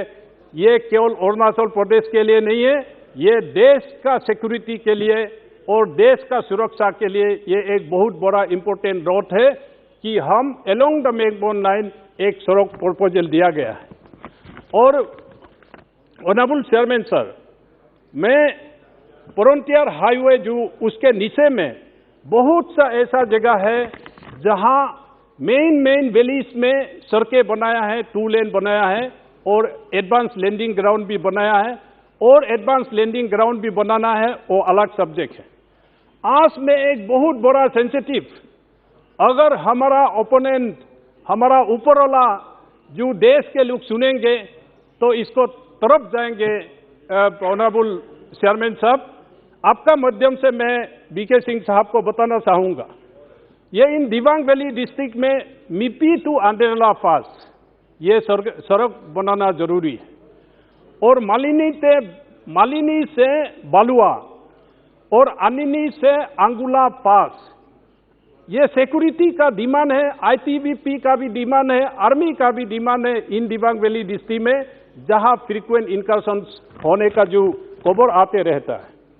और एक सेंसिटिव जगह है चेयरमैन साहब, in the eastern sector in the tri junction Sagalagam बोल के एक जगह है, सगलागाम से हादीगरा पास, जिसको ऑनरेबल मिनिस्टर बीके सिंह साहब अच्छा से जानता है, और सगलागाम से गलाई तागरू पास, और सगलागाम से वालोंग 1962 वार में जहां हमारा हेवी लॉस मिलिट्रीली हुआ, उस जगह में हम अलोंग द मैकबोन लाइन उस सड़क अगर बनाएंगे तो केवल अरुणाचल का नहीं है, ये देश का सिक्योरिटी के लिए बहुत बड़ा अच्छा होगा।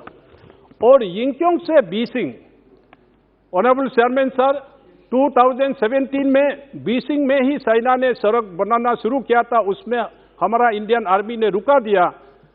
यिंगक्योंग से बीसिंग ये आर्मी का भी डिमांड है, आईटीबी का भी डिमांड है, और देश का भी ये डिमांड है कि इस सड़क को बनाना चाहिए। और एक सड़क है, ऑनरेबल मेंबर प्लीज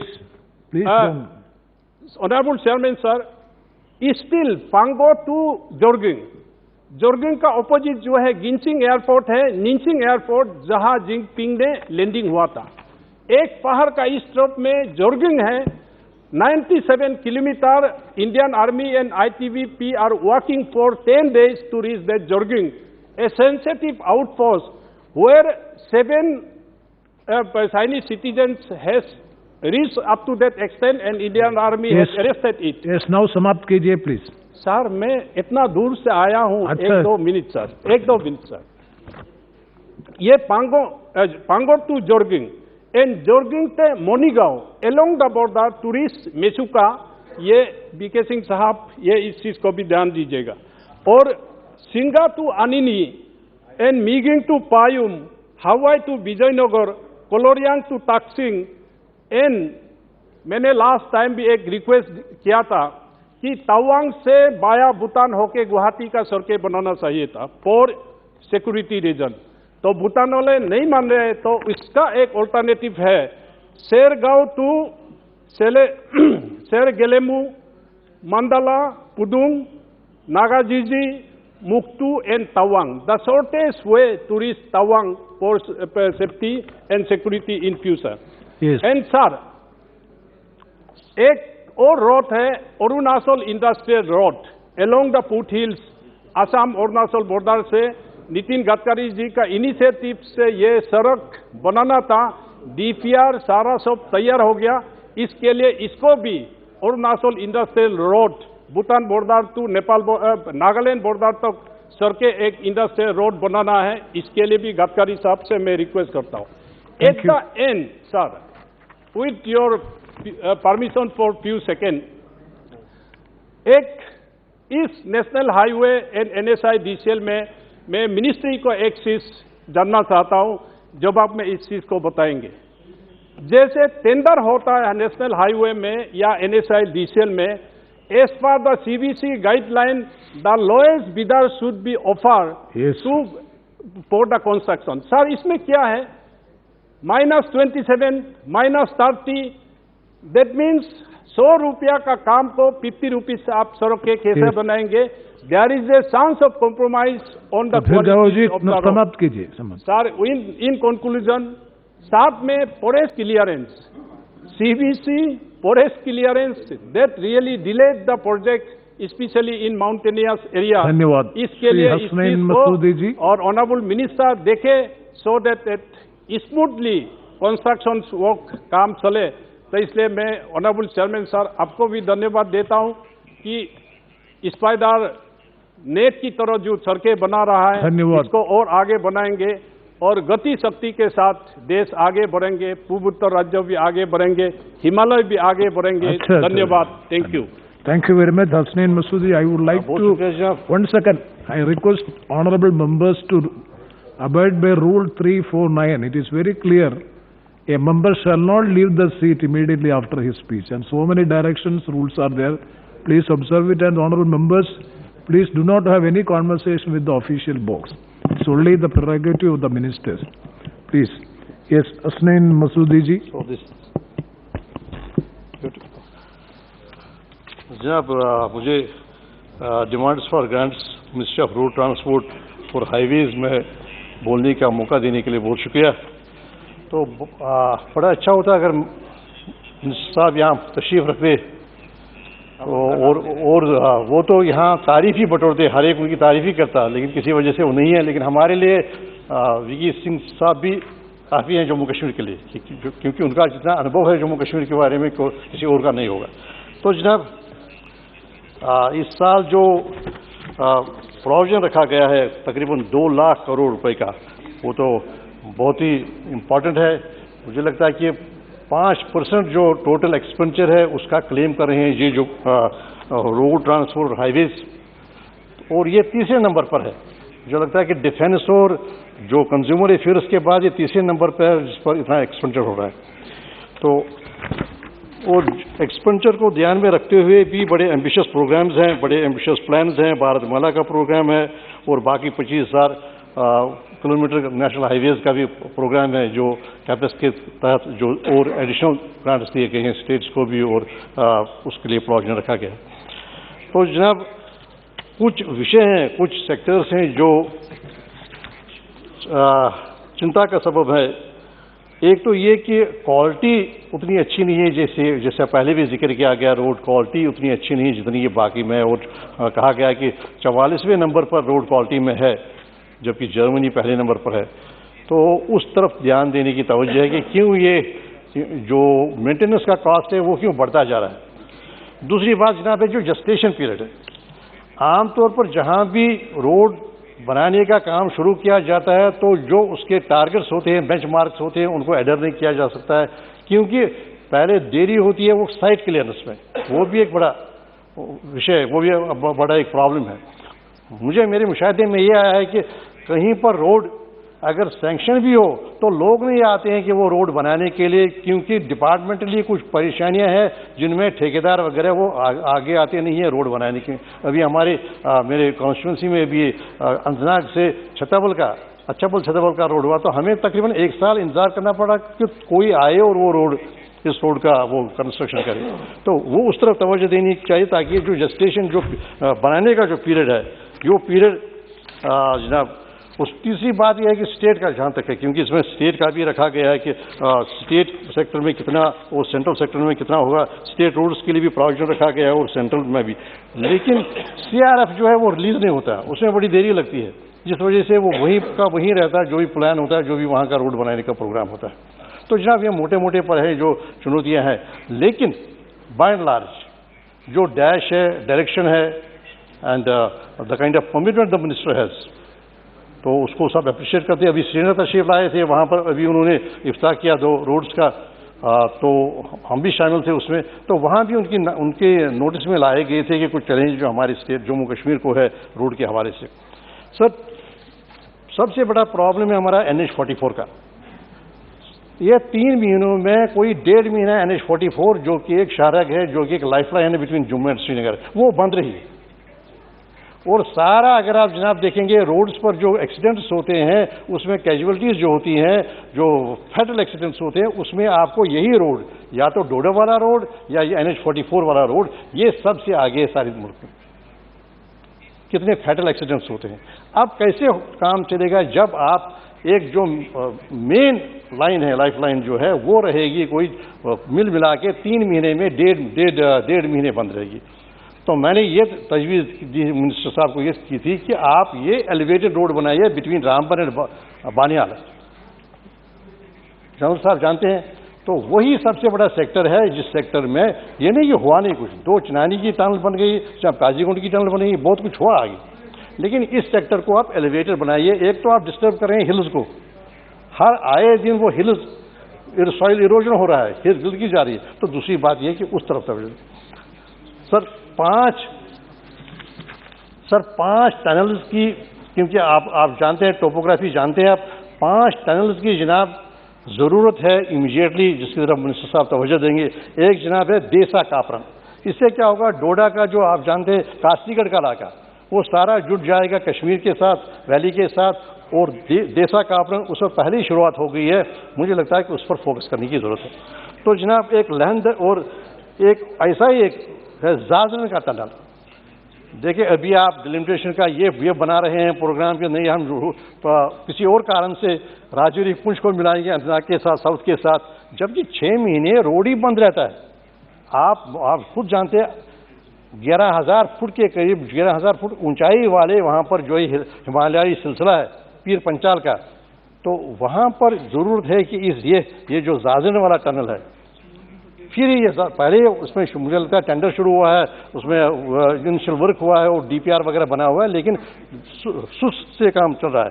तो जनाब राजधानी, आज जानते हैं गुरेज कितनी कठिनाई है, आप खुद रहे हैं वहाँ, खुद देखा आपने कि कितनी कठिनाई है बांडीपुरा से गुरेज, और गुरेज तो एक पेशेंट के लिए हेलीकॉप्टर भेजना पड़ता है। अभी वहाँ पर जनाब रिक्रूटमेंट थी क्लर्क्स की, उस रिक्रूटमेंट के लिए वहाँ से बच्चों को उठाना पड़ा हेलीकॉप्टर के जरिए ताकि वो उसमें पार्टिसिपेट करें। तो इतनी मुश्किल है। और अगर आप जब ये बनाएंगे आप ये जाजन वाला, ये राजधानी वाला, तो उसके बाद Sadhna pass, you know again आप between Tithwal and Kupwara, how many accidents हुई, रोड एक्सीडेंट हुई कम अक्रॉस, कितनी जाने जाती हैं साधना पास पर।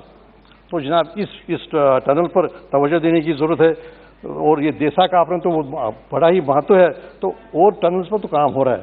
तो इन एरियाज़ में जनाब, इन एरियाज़ में ताकि रोड कनेक्टिविटी जम्मू कश्मीर जैसे इलाके में और ज़्यादा हो, सारा हिली है, सब जो लोअर हिमालयाज़ हैं, पीर पंचाल का सिलसिला है, ताकि और ज़्यादा यातायात हो, ट्रांसपोर्ट बन जाए, ताकि और ज़्यादा बढ़ जाए। क्योंकि हमें एक बड़ी समस्या है कि रेल नहीं जाती है।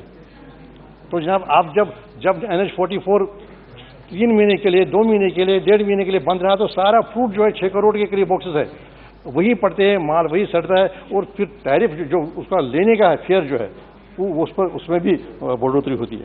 तो जनाब और मैंने 2-4 रोड्स के लिए बारे में बोलता हूँ, तो मिनिस्टर साहब यहाँ पर, तो उससे मुझे और ज़्यादा मदद मिलेगी, ये समझेंगे मैं क्या कह रहा हूँ। तो एक है जनाब ये देसा कापरन वाली रोड, जिसका मैंने जिक्र किया, पहले टनल, और उसके बाद जो, और फिर लहमदजन से बटनूर, ये जनाब पहलगाम से जाएगा त्राल इलाके में। इससे जो अमरनाथ यात्रा है और यातायात है वो ठीक हो जाएगा। ये बिल्कुल कोलर के साथ शुरू हो जाएगी, त्राल वैली में जाएगी, और फिर वहाँ से पश्तून ख्रीव वाला रोड। तो इससे ये सारा इलाका 25 किलोमीटर नज़दीक आ जाएगा। तो जनाब लतपोरा से पंथा चौक तक बाईपास है NH-44 का, क्योंकि इसी पर आर्मी का आपका है, जो भी आर्मी इंस्टॉलेशन वही है, और जो इंडस्ट्रियल एक्टिविटी है वहीं पर है, जो भी इंडस्ट्रियल स्टेट है, सीमेंट फैक्ट्रीज हैं, माइनिंग हो रही है, वो इसी रोड पर हो रही है। तो इस ज़रूरत है कि इसको हम कन्वर्ट करें एक bypass, NH-44 bypass. Thank you sir. और संगम लासीपुरा, ठीक, तो मिनिस्टर साहब मुझसे एग्री कर रहे हैं, वो तो दिलचस्पी से सुन रहे हैं। संगम लासीपुरा, जब संगम से जो ट्रॉलर, बड़े बड़े ट्रॉलर जाते हैं, लासीपुरा इंडस्ट्रियल एरिया है, तो उसके लिए ज़रूरत है कि वो रोड उसका स्टेटस बढ़ाया जाए। और मुझे वादा किया है मिनिस्टर साहब ने कि ये भारत माला के तहत इसके लिए फंड्स प्रोवाइड करेंगे, ताकि निर्भर न हो स्टेट। बहुत बहुत धन्यवाद। लेकिन मसूदी जी बस जनाब, बहुत शुक्रिया जनाब। तो मुझे ये उम्मीद है कि ये सारा जो मेरी जो मैंने रिक्वेस्ट की, लेकिन इसी तरह जनाब 7,270 करोड़ रुपए आपने रोड सेफ्टी पर रखे, मेरे ख्याल में बहुत कम है। ओके, सुशील कुमार सिंह जी, और किसी तरह से कनेक्ट कीजिए इसको, क्या नाम है, जो कैजुअलिटीज होती हैं, उनके जो डिपेंडेंट्स होते हैं, उनका कोई प्रोविजन रख लीजिए। बहुत शुक्रिया जी। सुशील कुमार सिंह जी। सभापति जी, आपको धन्यवाद करते हुए मैं सड़क मंत्रालय और राजमार्ग मंत्रालय के अनुदान मांगों पर हो रही चर्चा के समर्थन के लिए खड़ा हुआ हूं। महोदय, मैं आपके माध्यम से ये कहना चाहूँगा कि इस मंत्रालय के काम की जितनी चर्चा की जाए, इस मंत्रालय की जितनी प्रशंसा की जाए, वो कम होगा। माननीय प्रधानमंत्री आदरणीय नरेंद्र मोदी जी और माननीय मंत्री गडकरी जी और साथ साथ राज्य मंत्री जनरल वीके सिंह साहब, इनके नेतृत्व में इस मंत्रालय के माध्यम से देश के अंदर सड़क निर्माण के क्षेत्र में देश के इस कोने से लेकर उस कोने तक, यानी हर क्षेत्र में जिस तरह से तेज गति से काम हुआ है, उसकी प्रशंसा पूरा देश करता है, सारे लोग करते हैं। यहाँ तक कि विपक्ष के भी मेरे साथी इसकी आलोचना नहीं करते, इसकी शिकायत नहीं करते, लेकिन चूंकि काम हो रहा है इसलिए हमारे विपक्ष के भाई भी कोई नई मांग रखते हैं, कोई नया सुझाव देते हैं, ताकि जब देश में इतना काम हो रहा है सड़क के क्षेत्र में तो उनके इलाके में भी अच्छी सड़कें बन जाए। इस बात के लिए मैं विशेष तौर पर आदरणीय गडकरी जी और आदरणीय प्रधानमंत्री जी का धन्यवाद करना चाहता हूं। महोदय, हमारे पूर्व के कई वक्ताओं ने आंकड़ों के साथ बड़े विस्तार में चीज़ों को लोकसभा के अंदर रखा है। मैं उन आंकड़ों को दोहराना चाहता हूं और ना मैं बड़े विस्तार में जाना चाहता हूं, इसलिए कि हर तरफ जब प्रशंसा ही प्रशंसा है तो फिर उसमें लोकसभा के समय के महत्व को इधर नहीं है जी। उस प्रशंसा सुनने के मंत्री इधर नहीं है from the first day onwards. उन तक बात पहुंच जाएगी सर, उन तक बात पहुंच जाएगी। और हमारे जनरल वीके सिंह साहब तो हैं है, लेकिन मैं ज्यादा नहीं 2-3 बातें कहना चाहूंगा आपके माध्यम से। नंबर 1, एक नेशनल हाईवे है हमारे बिहार के अंदर जिसका नंबर है 139-139, जो बिहार की राजधानी पटने से शुरू होती है और बिहार के कई जिलों पटना, अरवल, औरंगाबाद होते हुए झारखंड की सीमा में प्रवेश करती है और उसके बाद झारखंड के पलामू जिले में जाकर वो समाप्त होती है। ये जो सड़क है महोदय, वो सीधे सीधे तौर पर 3 राज्यों को जोड़ती है। बिहार को सीधे सीधे झारखंड और छत्तीसगढ़ से जोड़ने वाली इस महत्वपूर्ण सड़क के 4 लेनिंग का प्रस्ताव मैंने काफ़ी पहले मंत्रालय को भी दिया और बिहार सरकार से भी आग्रह किया, लिखित रूप में भी। मेरे ही आग्रह पर बिहार सरकार ने इस सड़क के 4 लेनिंग का प्रस्ताव भी केंद्रीय मंत्रिमंडल को भेजा है, भारत सरकार को भेजा है। जहां तक इस सड़क पर पीसीयू का सवाल है, पैसेंजर कार यूनिट का सवाल है, जो क्राइटेरिया है भारत सरकार के सड़कों के 4 लेनिंग करने का वो 10,000 है, लेकिन इस सड़क पर पीसीयू 12,000 है और यदि अभी अभी सर्वे किया जाए तो ये पीसीयू इसका 1.5 यानी 18,000 के आसपास हो जाएगा। महोदय, इस सड़क पर 2 चक्के की सवारी, साइकिल से लेकर बाइक और फिर अनेक चक्कों वाली सवारियां, पैसेंजर गाड़ियां, मालवाहक गाड़ियां और साथ साथ 4 व्हीलर, इतना दबाव है इस सड़क पर कि हम लोग जब अपने जिला मुख्यालय औरंगाबाद से पटने जाते हैं, जो मात्र 140 किलोमीटर है, 4 घंटे लगते हैं महोदय। हम लोग जब अपने शहर से झारखंड या कलकत्ता या दिल्ली के लिए आते हैं तो 4 लेन है, एवरेज स्पीड होता है 100 किलोमीटर 1 घंटे में, लेकिन जब पटना जाते हैं तो यही एवरेज 35 किलोमीटर हो जाता है। एक्सीडेंट भी बहुत बड़ी संख्या में हो रही है, क्योंकि इतनी भीड़ है इस सड़क पर, इतना रश है कि दुर्घटना होना स्वाभाविक है।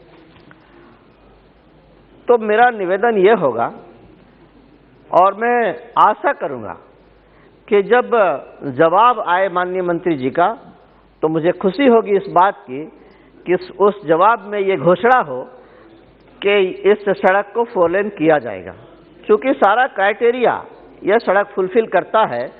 कोई इफ बट नहीं है, कोई कारण नहीं है कि यह सड़क 4 लेन ना हो।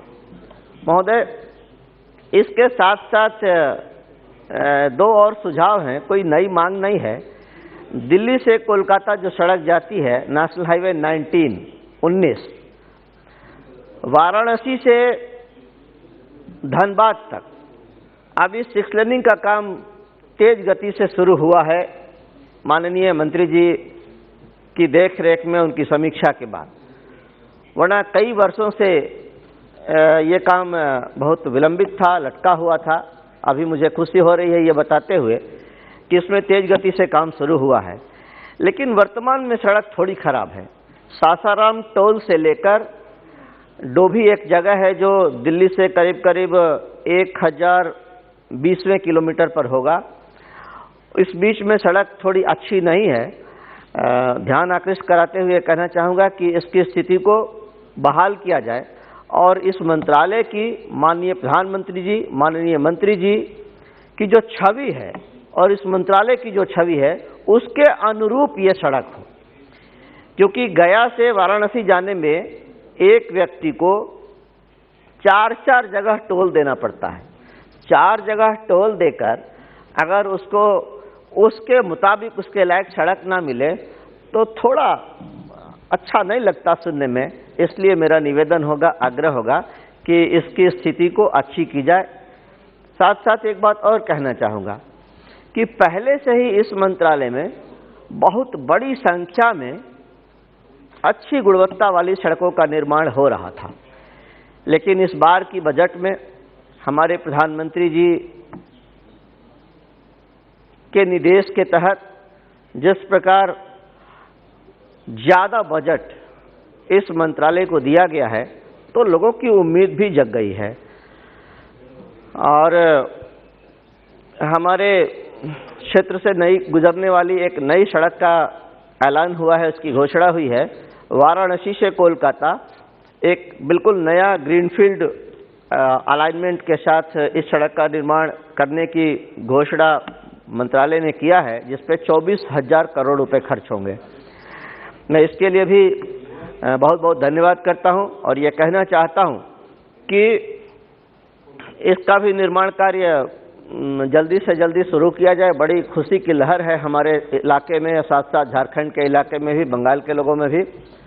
और अंतिम बात कहते हुए पुनः एक बार ये निवेदन कि NH 139 पटना, अरवल, औरंगाबाद, हरिहरगंज से लेकर पड़वा मोड़ पलामू जिले में एक जगह है झारखंड में, इस सड़क को निश्चित रूप से 4 लेन करने की घोषणा सुनने के लिए मैं आशान्वित हूं। धन्यवाद। बहुत धन्यवाद। Shri P. Velu Swami. Thank you, Chairperson sir. The India majority road infrastructure is being used for transporting 60% of goods, 85% for passenger traffic, but in reality, 2% of the road network carry around 40% of total road traffic. As on March 2019, our country is having 1.3 lakhs kilometer of national highways and 1.8 lakhs kilometer of state highways. Sir, a portion of tax collected on petrol and diesel has been earmarked for the development of national highways and state highways, and the amount pending in the fund is non-lapsable. The funds are being transferred to NHAI and the state UT governments for the development of road, infrastructure and other projects like ports, railway track and airports. For 2022-23, the transfer from CRIF towards the ministry is estimated at rupees 1,59,616 crores. This is 61% more than revised transfer in 2021-22, rupees 99,239 crores. Sir, the Kodaikanal-Munnar Road, old SH18, was located in my Tindukal Parliament constituency at spread over the district of Tamil Nadu and Idukki district in Kerala. The road is situated on an elevation of 2,480 meters, 8,140 feet.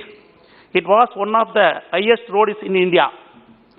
South of Himalayas prior to its close in 1990. The old road is disparate condition, not usable for any kind of transport due to damages and overgrown vegetation in most of the areas. The project to be taken on CRF scheme. Sir, while the NHAI is developing 3,500 kilometers of national highways in Tamil Nadu, it has completed only 125 kilometers of project length. The ministry should take steps to speed up the work of remaining 2,214 kilometers of ongoing project on our footing. To speed up the 4-lane project under Pardhamala includes 7.3 kilometer elevated 4-lane bridge connecting the Pandian Hotel junction with Chetikulam and widening the existing 30.4 kilometer 2 lanes into 4 lanes from Chetikulam to Nattam on the NS 785. Sir, last point. There is a major junction in Trichy-Tindikal highway at Silapadi, kilometer 417.2, which was built by NSAI to provide an underpass for the benefit the local people at Silapadi crossing at Silapadi. Thank you, sir. Next, Shri Devji Patel ji. धन्यवाद सभापति महोदय। सभापति महोदय, मैं भारत सरकार द्वारा budget में पेश की गई सड़क परिवहन और राष्ट्रीय राजमार्ग मंत्रालय के अनुदान मांगों के समर्थन के लिए खड़ा हुआ हूं। मैं धन्यवाद देता हूं आदरणीय प्रधानमंत्री नरेंद्र मोदी जी, आदरणीय नितिन गडकरी जी और विराजमान श्री वीके सिंह साहब को। इन्होंने विगत 7 साल में सड़कों को परिवहन के लिए जिस विशेष रूप से जोर दिया और एक जाल पूरे भारत के अंदर बिछाया। सभापति जी, मैं याद करता हूं सम्मानीय भारत रत्न अटल बिहारी वाजपेयी जी को, जिन्होंने प्रधानमंत्री सड़क योजना शुरू की और हमारे गांवों को जोड़ा। मैं एक ग्रामीण पृष्ठभूमि से आता हूं।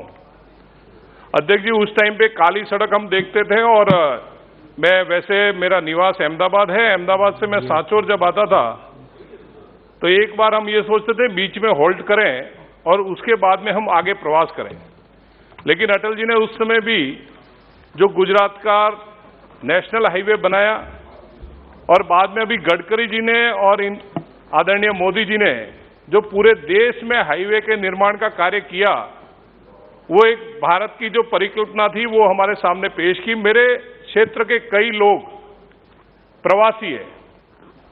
अध्यक्ष जी, हमने जब यहां पे सामने में विपक्ष में बैठा था और कई बार मैं मांग करता था, जहां ना पहुंचे रेलगाड़ी वहां पहुंचे मारवाड़ी।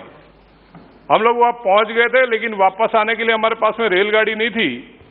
मैं धन्यवाद देता हूं, मोदी जी की सरकार आई 2014 में और 2014 में सरकार आने के बाद में नेशनल हाईवे जो बनना शुरू हुआ, अब रेलगाड़ी की हमारे वहां पे कम चर्चा करते हैं, बाई रोड वहां से निकलते हैं और सीधे हमारे क्षेत्र में आ जाते हैं। यहाँ पे अपना काम निपटा के वो वहां पे वापस अपने कर्म भूमि में पहुंच के वहां पे व्यापार और व्यवसाय करना उन्होंने शुरू कर दिया।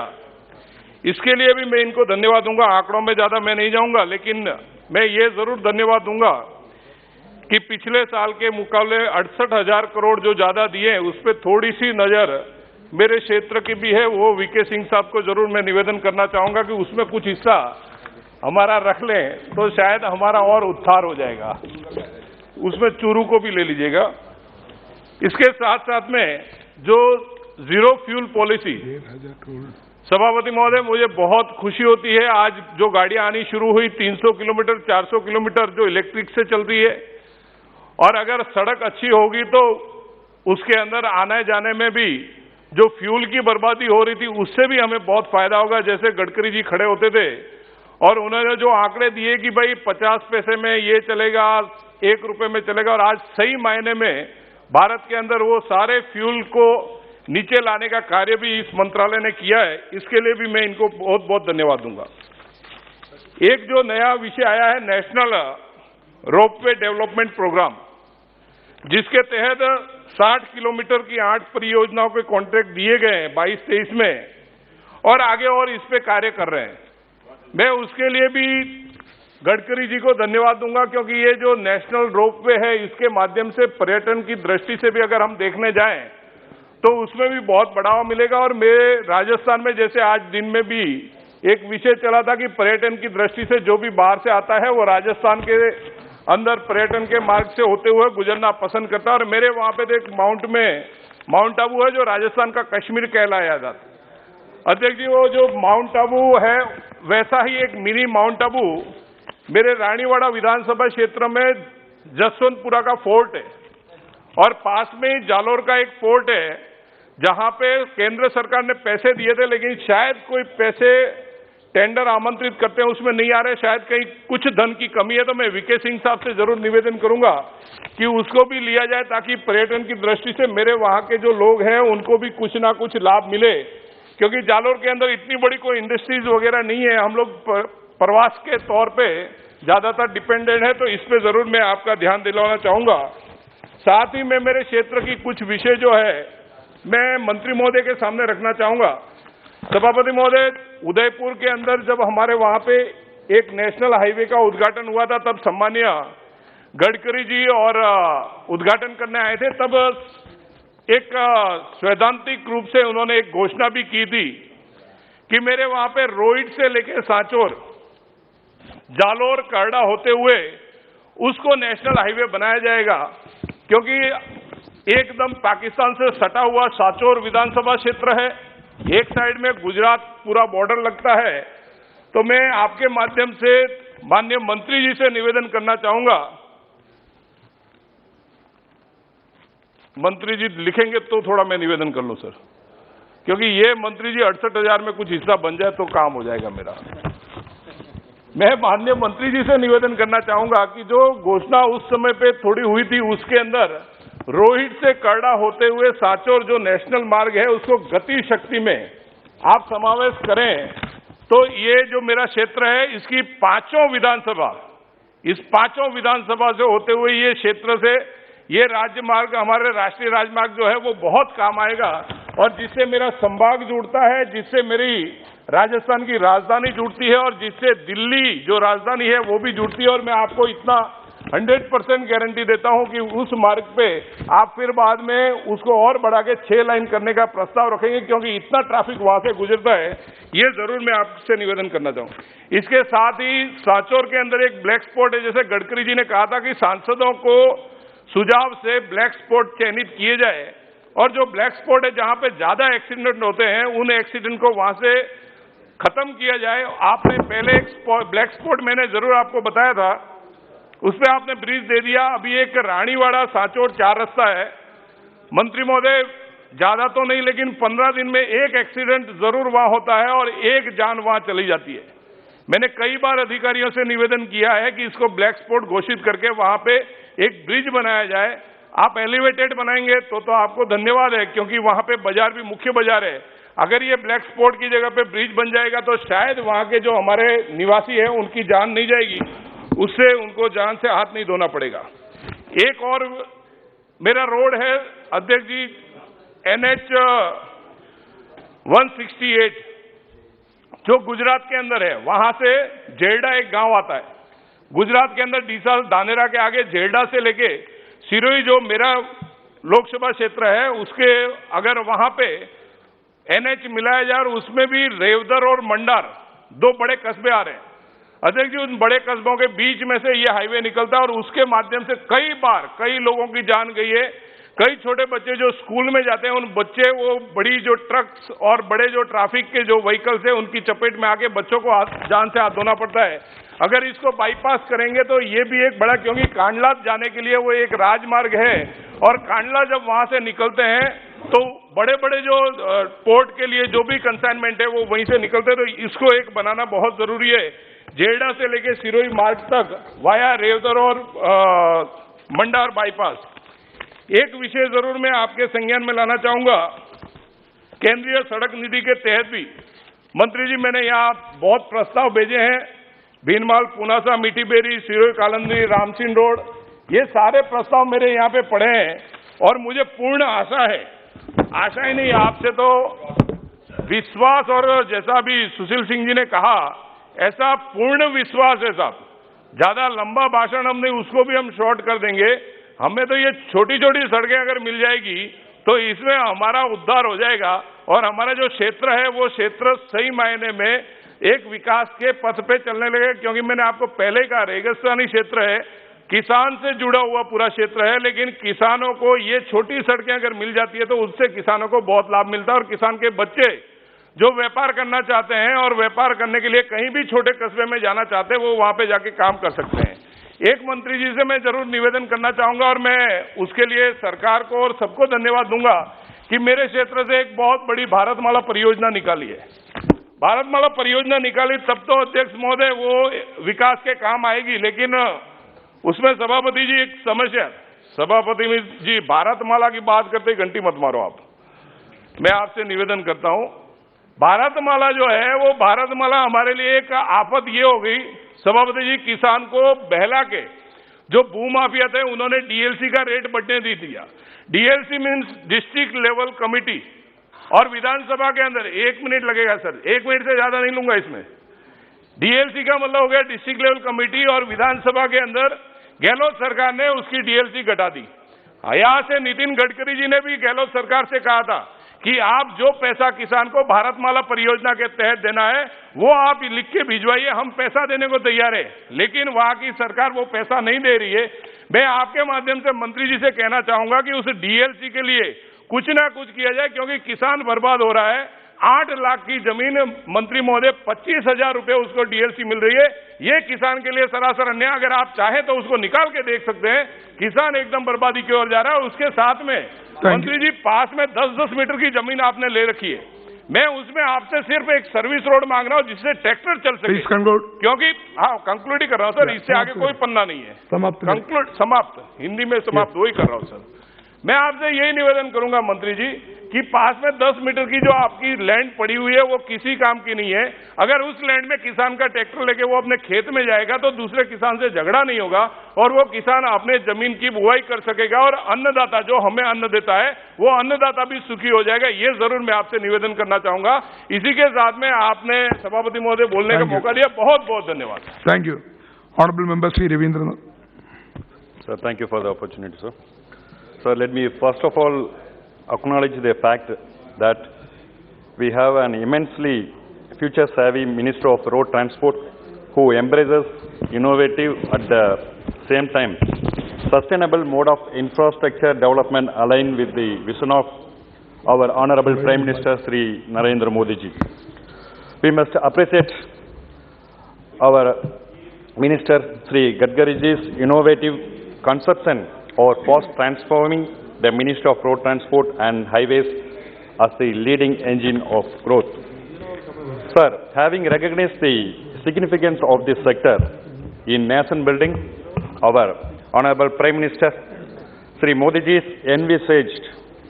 envisioned that PM Gati Shakti Master Plan to bring about synergy between infrastructure and logistics across the length and breadth of India.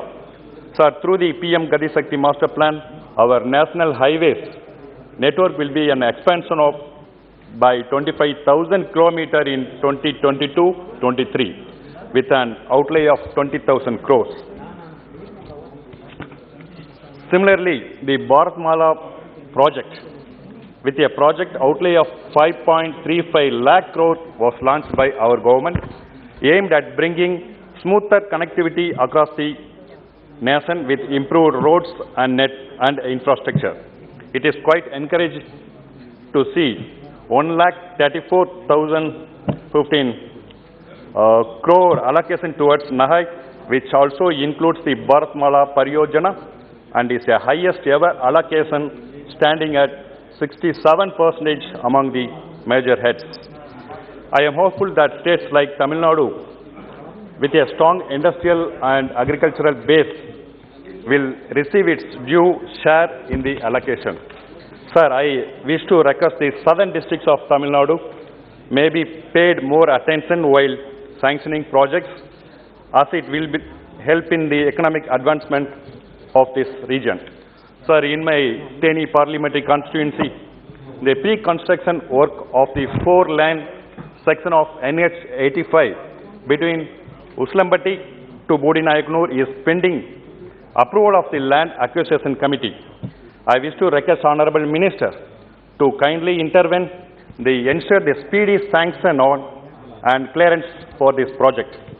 As an extension of the above NH 85 project, I request the government to sanction a fresh DPR for the 25-kilometer greenfield project connecting this NH 85 from Uslambatti to NH 7 in Madurai, which passes through the new AIMS sanction in Madurai, so that the entire project get upgraded as a utility corridor. Similarly, sir, there is a NH 183 from Dindigul to Kumali passing through my Theni constituency, which is operating a two-lane highways. However, over the years, the traffic along with NH has increased manifold with over 20,000 PCU, passenger car unit per day, sir. With increased traffic, major accidents along this line have become routine. 10 black spots have been reported along this road. Sir, it is my humble request that Honorable Minister may kindly sanction a new greenfield 4-lane project connecting Dindigul to Kumali through Theni district. Sir, with this region being located along active tourist circuit and with the famous pilgrim sites of Palani and Sabarimala critically dependent on this inadequate roadway for 2 minutes, please, and connectivity between Kerala and Tamil Nadu. A new 4-lane will significantly help in providing the much needed logistic connectivity alongside the economic development of the region. And I also wish to mention here that several projects have been stalled or delayed indefinitely. In my Theni parliamentary constituency itself, Sakulathmettu road project remains a dream for more than 4 decades, pending approval of Forest Department. Sir, I am of the opinion that development should be sustainable and should not be at the cost of destroying our environment. However, our Honorable Prime Minister Sri Narendra Modi ji's envisaged more innovative techniques should be smartly integrated to balance infrastructural landscape with environmental protection. I wish to congratulate our Honorable Minister of Road Transport and Highways, Sri Gadkari ji, 1 minute please, that on the innovative novel elevated National Highway 44 passing through the Pench Tiger Reserve in Madhya Pradesh. Sir, important, sir, if needed. Please conclude. Benefiting not only humans in the region, but also helping to protect animals thriving through the NH44. On the similar lines, I wish to request sanctioning DPR for the National Highway Connectivity NH 183 in Tamil Nadu and NH 185 in Kerala, benefiting both people as well as the wild animals in this region. Sir, I wish to suggest that much higher share may be allocated to heads like maintenance and road safety that would increase the lifespan of roads as well as the motorists. Similarly, contemporary technologies, including artificial intelligence, may be incorporated to improve the efficiency of the existing transportation infrastructure through real-time traffic flow management. With this, I wish to conclude by extending my support for the demand for grants for the Minister of Road Transport and National Highways for the period 22-23. Thank you. Honorable Member Srimati Pratibha Singh ji. Thank you, sir, for giving me the opportunity to talk on National Highway. I represent the state of Himachal Pradesh and come from a constituency where this work is going on. But I would like to highlight certain points which I feel during my tour the people told me their grievances, and whatever has to be done, it has to be brought to the notice of Government of India. And the state of Himachal Pradesh is renowned for its natural beauty, and roads are very vital infrastructure for rapid economic growth of the state. The development of important sectors of economy such as agriculture, horticulture, industry and forestry depends on efficient road network. In the absence of any other suitable viable economic modes of transportation like railways, airways, waterways, roads play a vital role in boosting the economy of the hill states like Himachal Pradesh. Thus, it is vital for economic development of the state. Easily availability, adaptability to individual needs and the cost saving are some of the factors which go in road for favor of road transport. Road transport also acts as a feeder service to railways, shipping and air traffic. The NHAI has embarked on developing the following roads under 4-lane projects in Himachal Pradesh, in which the work is in progress. Parwanu, Solan, Shimla, Dhali, National Highway 22, National Highway 05, and Swarghat Mandi Manali National Highway 21.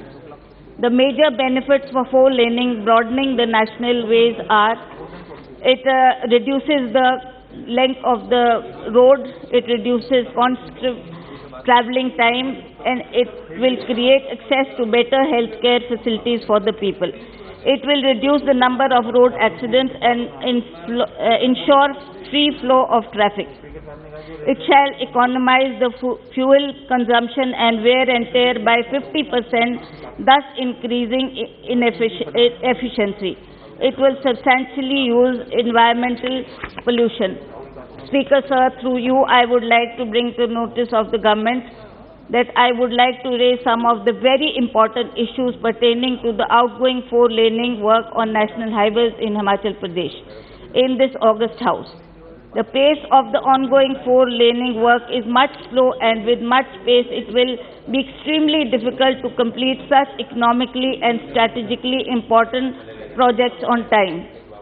During recent visit of my parliamentary constituency, local people have raised many grievances and demands with respect on the ongoing four-lane work, which I would like to present through you in this August House. The major grievances and demands raised by them are hereby summarized as: the ongoing four-lane work has led to change in the orientation of national highway in many parts of the stretch. Therefore, the local roads have been completely delineated from the national highways, due to which the general public are suffering a lot, as the work is being delayed, and I suggest that it should be timely done. The old age accessibility has been hampered. Besides massive soil erosion, in view of the vertical cutting of the hillsides, dumping of debris down the hill and felling of thousands of trees has caused irreparable damage. It has created unnecessary problem of water logging, blockades and traffic jams to general public. Therefore, it is requested through you, sir, that some concrete way out should be formulated by developing road services to connect the village local roads to newly four-laned national highway, to provide hassle-free accessibility to local population and villages in public interest. Sir, about the compensation also, I would like to state in the House that the other major issues in the compensation provided in lieu of land acquisition to the affected parties. Roads undoubtedly are the lifeline of the hills, but the four-laning projects across the state has brought misery to thousands of people who were uprooted and lost their livelihood. Only the circle rate has been taken into consideration, and not only the market rate. Other factors like market value, commercial viability, productivity have not been taken into account while working out the compensation. Another important factor, sir, is tourism. I would like to state that the tourism industry is the backbone of Himachal Pradesh. The tourism sector of Himachal Pradesh contributes 7% of the state GDP. Domestic tourist inflow in the state reached 16.83 million in 2019, when foreign tourist arrival reached to 3,83,000. As of December 2019, there were 3,679 registered hotels in the state.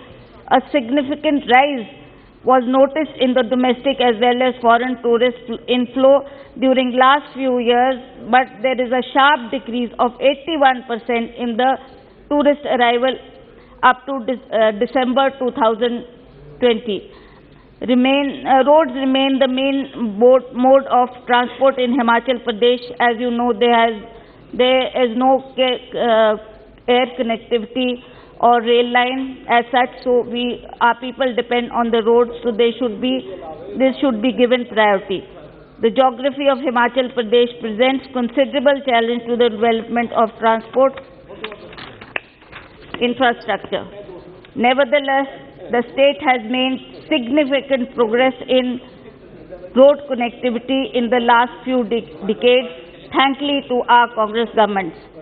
But the frequent log jams, blockades due to cutting off extravagant excavation works due to four-laning work on national highways has impacted badly in the tourism industry. Reckless cutting of hills for four-lane project has become a bane of the tourism industry in Himachal Pradesh.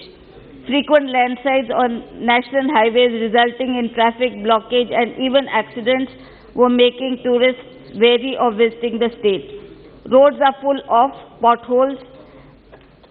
There has been reports of the key Parwanu, Shimla, Kiratpur, Manali highways being hit by landslides, spelling doom to the tourism industry. Reports of landslides and disruption of traffic on key highways are logging the headlines in newspaper and electronic media. As a result, the tourists have been forced to cancel their bookings. The occupancy in hotels, which was about 60 to 70% before the four-lane work started, has come down to 10 to 20%. Stakeholders are not taken into confidence before planning and execution of the four-lane projects.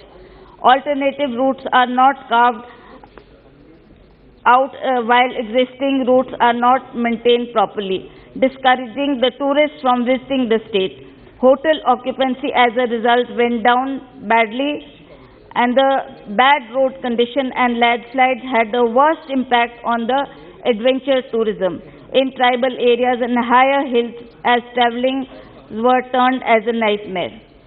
Further demolition of illegal constructions by administration also earned a bad name for the tourist industry. Fearing inconvenience, tourists were apprehensive of visiting Simla, Manali, Dharamshala and other parts of Himachal Pradesh. Economy and loss of livelihood. There has been substantial loss of livelihood considering the immense tourism potential in the state, especially Mandi, Kullu, Manali and Simla areas. The land along the roadside has highly commercial values for hotels, restaurants and eco-resorts, many of which has been wiped off to make the way for the project.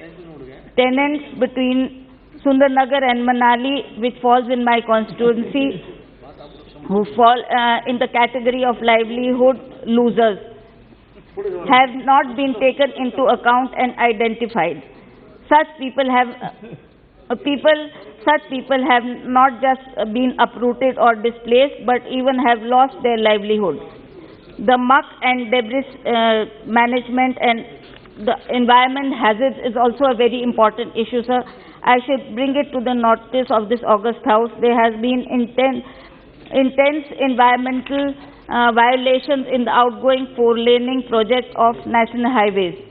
The dumping of debris is being done in an unscientific manner, with the result that loose debris has made its way into water bodies. While constructing the roads, it is necessary that it cannot be at the cost of environment. The principle of substantial development cannot be avoided.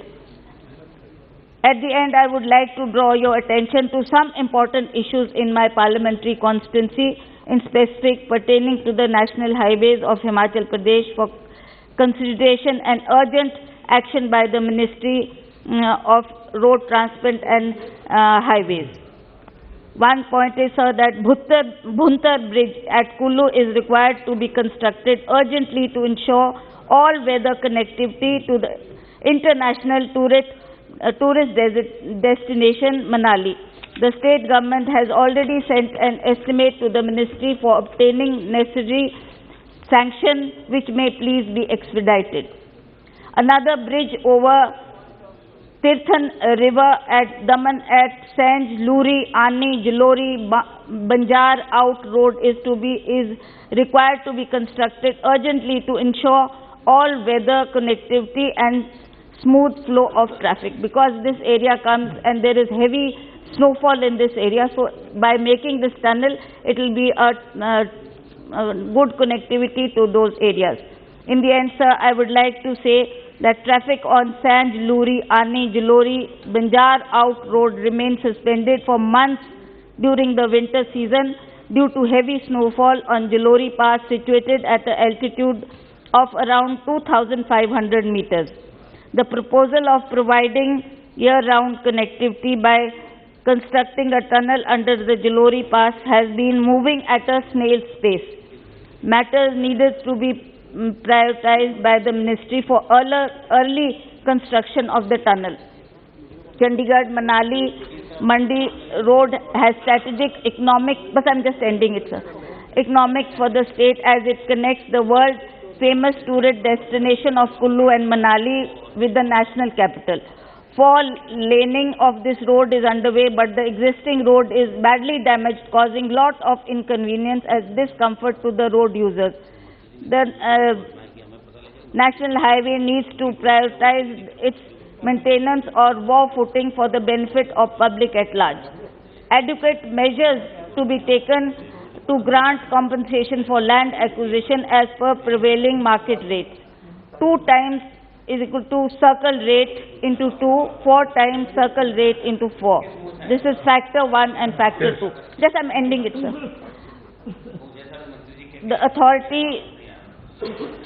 The government may be directed to increase the pace of work so that the project is completed well in time, within the time limit, and the directions may be given to for the proper maintenance and regular repairing of the roads to facilitate commuters. There could be proper debris muck management so that to preserve the environment and ecology. Way-wide amenities should be developed along the roads to facilitate commuters and tourists and to provide livelihood to generate employment to the local people. Thank you. Provision of service road to connect the old road, village roads in the national highway may be done. This should be intense monitoring on ongoing 4-line lane. Adequate measures and relief should be provided to these households who have been affected during land acquisition and 4-laning, but Yes. their land did not come in the right way. So these are some of the major issues, sir. I would like that the government takes Very good. notice and it should be done at a faster pace so that the work is completed. I think and Honorable Minister is noted everything. Thank you, sir. Imad. Thank you. Honorable Member Sri A. Marif. Thank you, Speaker, sir. I stand here on behalf of CPIM on demands of grants of the Ministry of Road Transport and National Highways. Sir, I take this opportunity to acknowledge the interest shown by the Honorable Minister Nitin Gadkari ji for the development of national highways in state of Kerala in a time-bound manner. Unfortunately, he is not present here. Sir, road transport is vital for the development of the country and has an important role in our economic growth and the employment generation. However, unfortunately, this government is adopting a policy of reducing its share drastically and excessively, relying on the private sector for the development of roads. In all projects are implemented in built on operate and transfer BOOT mode. Sir, by doing this, the entire burden is passed on to the travelers in the form of tolls to be paid for using these roads. And what is the end result of this, sir? Result is that the private companies are looting the people for years and years, and there is no transparency in the amount collected as tolls. Sir, as per agreement made by the NHI with the private players, after the construction cost is recovered, the toll rates are to be reduced to 40%. But what is happening in the reality, sir? Every now and then the rates are hiked, and the whims and fancies of the companies and NHI and central government remaining mute spectators. Sir, I challenge the government to come up with a white paper on the toll collected so far as part of various projects in the country and bring the facts before the people. Once the toll booth is constructed, and it will never shut, the collection of toll will continue to the end of the world. For example, sir, the toll booth constructed in Marid near Ernakulam district, established 3 or 4 decades before, but the toll collection is continuing till this date. The amount collected more than the 10,000 times multiple than the amount for bid construction. I request to check it. Due to the time constraints, I am not going to the quality of the roads, which has already mentioned by the Dr. Vishnuji and others. I would like to know what is the mechanism prevailing in the checking the quality of roads and constructed by the NHAs. Sir, I would like to request some changes about the PMJ's road stipulations. PMJ's road to be modified as the basis of density of population and the land availability of the states. I request you to relax the strict stipulation of PMJ's roads in Kerala concerns. I request you to relax the width of the roads to 4-meter width and the length of 1 kilometer Kerala is concerned due to the density of populations. And the allotted amount for the road safety is very low and it should be increased, enhanced. Sir, I am proud to say, government in Kerala has taken a bold decision not to collect tolls for bridges built using state government fund way back in 2019, and toll collection for about 29 bridges were stopped. Sir, so I urge the union government to stop collecting the tolls for at least small projects so that people are not overburdened. So domestic users, definitely domestic users. Sir, coming to the road development in Kerala, the ruling LDF government is making all efforts to develop both coastal highway and hill highway by its own using the funds available through Kerala Infrastructure Investment Fund boards. But not only that, the central government is ready to financially assist the Kerala government for these highways, but it is finding fault with the funds raised under the KIFBI. With the support of central government, the state government would be able to bring the more development, and hence I urge the government, the Honourable Minister, to devote more funds for the state government's projects. Sir, regarding the widening of National Highway 66 passing through Kerala, a number of problems with the currently approved designs have been already brought to the notice of the Honourable Minister. Sir, one of the major demands is related to the construction of grade separator in Karunagapalli town in Kollam district in my parliament constituency. Sir, Karunagapalli is a major trade center in southern, Karunagapalli is a major trade center in southern Kerala, with shops and trade centers spread in both sides of the national highway for more than a kilometer. And it is near to the very famous Amardanandamai Mutt. Sir, hospitals, schools, government offices also were spread in both sides of the roads. Sir, the proposed construction of a grade separator will literally divide the town, making it difficult to the travelling of people from one side to another, badly affecting the prospects of the future development of the town. With the construction of the first bowstring arch type bridge in Valiyazhikal is near the Karunagapalli. So, hence, I demand for the Honourable Minister urgently intervene for changing the approved design for grade separator and instead consider the construction of an elevated highway in the form of open flyover in Karunagapalli. Sir, another important stretch is the Arur-Thoravur part of the NH66. One second. Please. Where no concrete decision has been taken regarding the design. I request the government you to put the design in NHI's website for the people acknowledgement for as early as possible. There is an urgent need to complete the NHI highway widening Kerala in war footing manner so the movement of vehicles would become easy. Thank you, sir. Thank you. Honorable Dhoni Sali. Thank you very much, Chairperson, sir. Allowing me to speak on the demand and grants on Ministry of Surface Transport and Highways. Sir, ये एक ऐसा मंत्रालय है कि वाकई जिसने देश में बहुत काम किया है, और मैं अपनी तरफ से व्यक्तिगत तौर पर भी इस डिपार्टमेंट के मिनिस्टर्स को कॉम्प्लीमेंट देना चाहूँगा कि बहुत अच्छा काम इस मंत्रालय ने पिछले कई वर्षों में लगातार किया है, और जब भी सांसदों की कोई समस्या होती है तो इस मंत्रालय के मिनिस्टर जो हैं नितिन गडकरी साहब, वो आज हाउस में नहीं हैं, वो हमेशा सीरियसली टेकअप करते हैं। सर, और सरकार का भी मैं समझता हूं कि ये एक प्रायोरिटी वाला मंत्रालय है।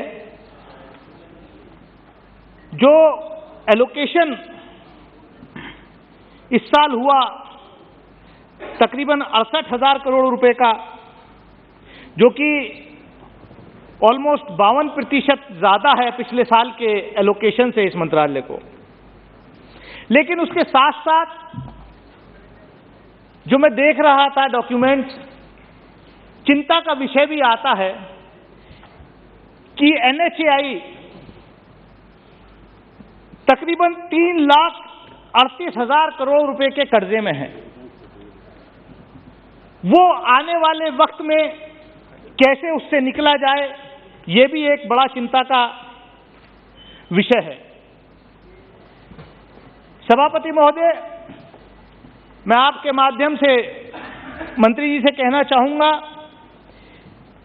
कि नेशनल हाईवेज तो बन रहे हैं, लेकिन राज्यों के अंदर स्टेट हाईवेज की स्थिति बड़ी खराब है। और आपके डिपार्टमेंट का जो एलोकेशन है, जो भारत वाला परियोजना के तहत जो स्टेट PWDs जिस पर काम करती हैं, वो एलोकेशन बहुत ना की बराबर है। आपके डिपार्टमेंट ने खुद उसकी जो सीमा तय करी, उससे मैं समझता हूं 10% भी आपने एलोकेशन नहीं किया। केवल शायद 200 करोड़ रुपए, अगर मेरा आंकड़ा सही है तो किया है, जो कि होना चाहिए कम से कम 5 से 6 हजार करोड़ रुपए का एलोकेशन होना चाहिए था। 3 गुना बजट इस मंत्रालय का 2016-17 के बाद एलोकेशन बढ़ा है, लेकिन जो सड़क बनाने की, हाईवे बनाने की जो रफ्तार है, वो उस रफ्तार से नहीं बढ़ी है। पैसा एलोकेशन 3 गुना हुआ है, लेकिन जो हाईवे बनाने की रफ्तार है उसमें काफी डिस्पैरिटी है। केवल 63% ही हम 2016-17 से और अब का अगर मिलान करें तो वो होता है। माननीय सभापति महोदय, national highway authority of India एक बड़ा ऑर्गेनाइजेशन है, एक अच्छा ऑर्गेनाइजेशन है, लेकिन दिक्कत यह है कि वहां पर जितने अधिकारी जाते हैं वो ज्यादातर डेपुटेशन पर जाते हैं।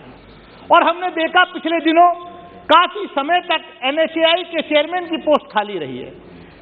काफी लंबे समय से आज भी कई इंपॉर्टेंट पोस्ट जो हैं, वहां मेंबर्स की पोस्ट जो हैं, वो खाली हैं।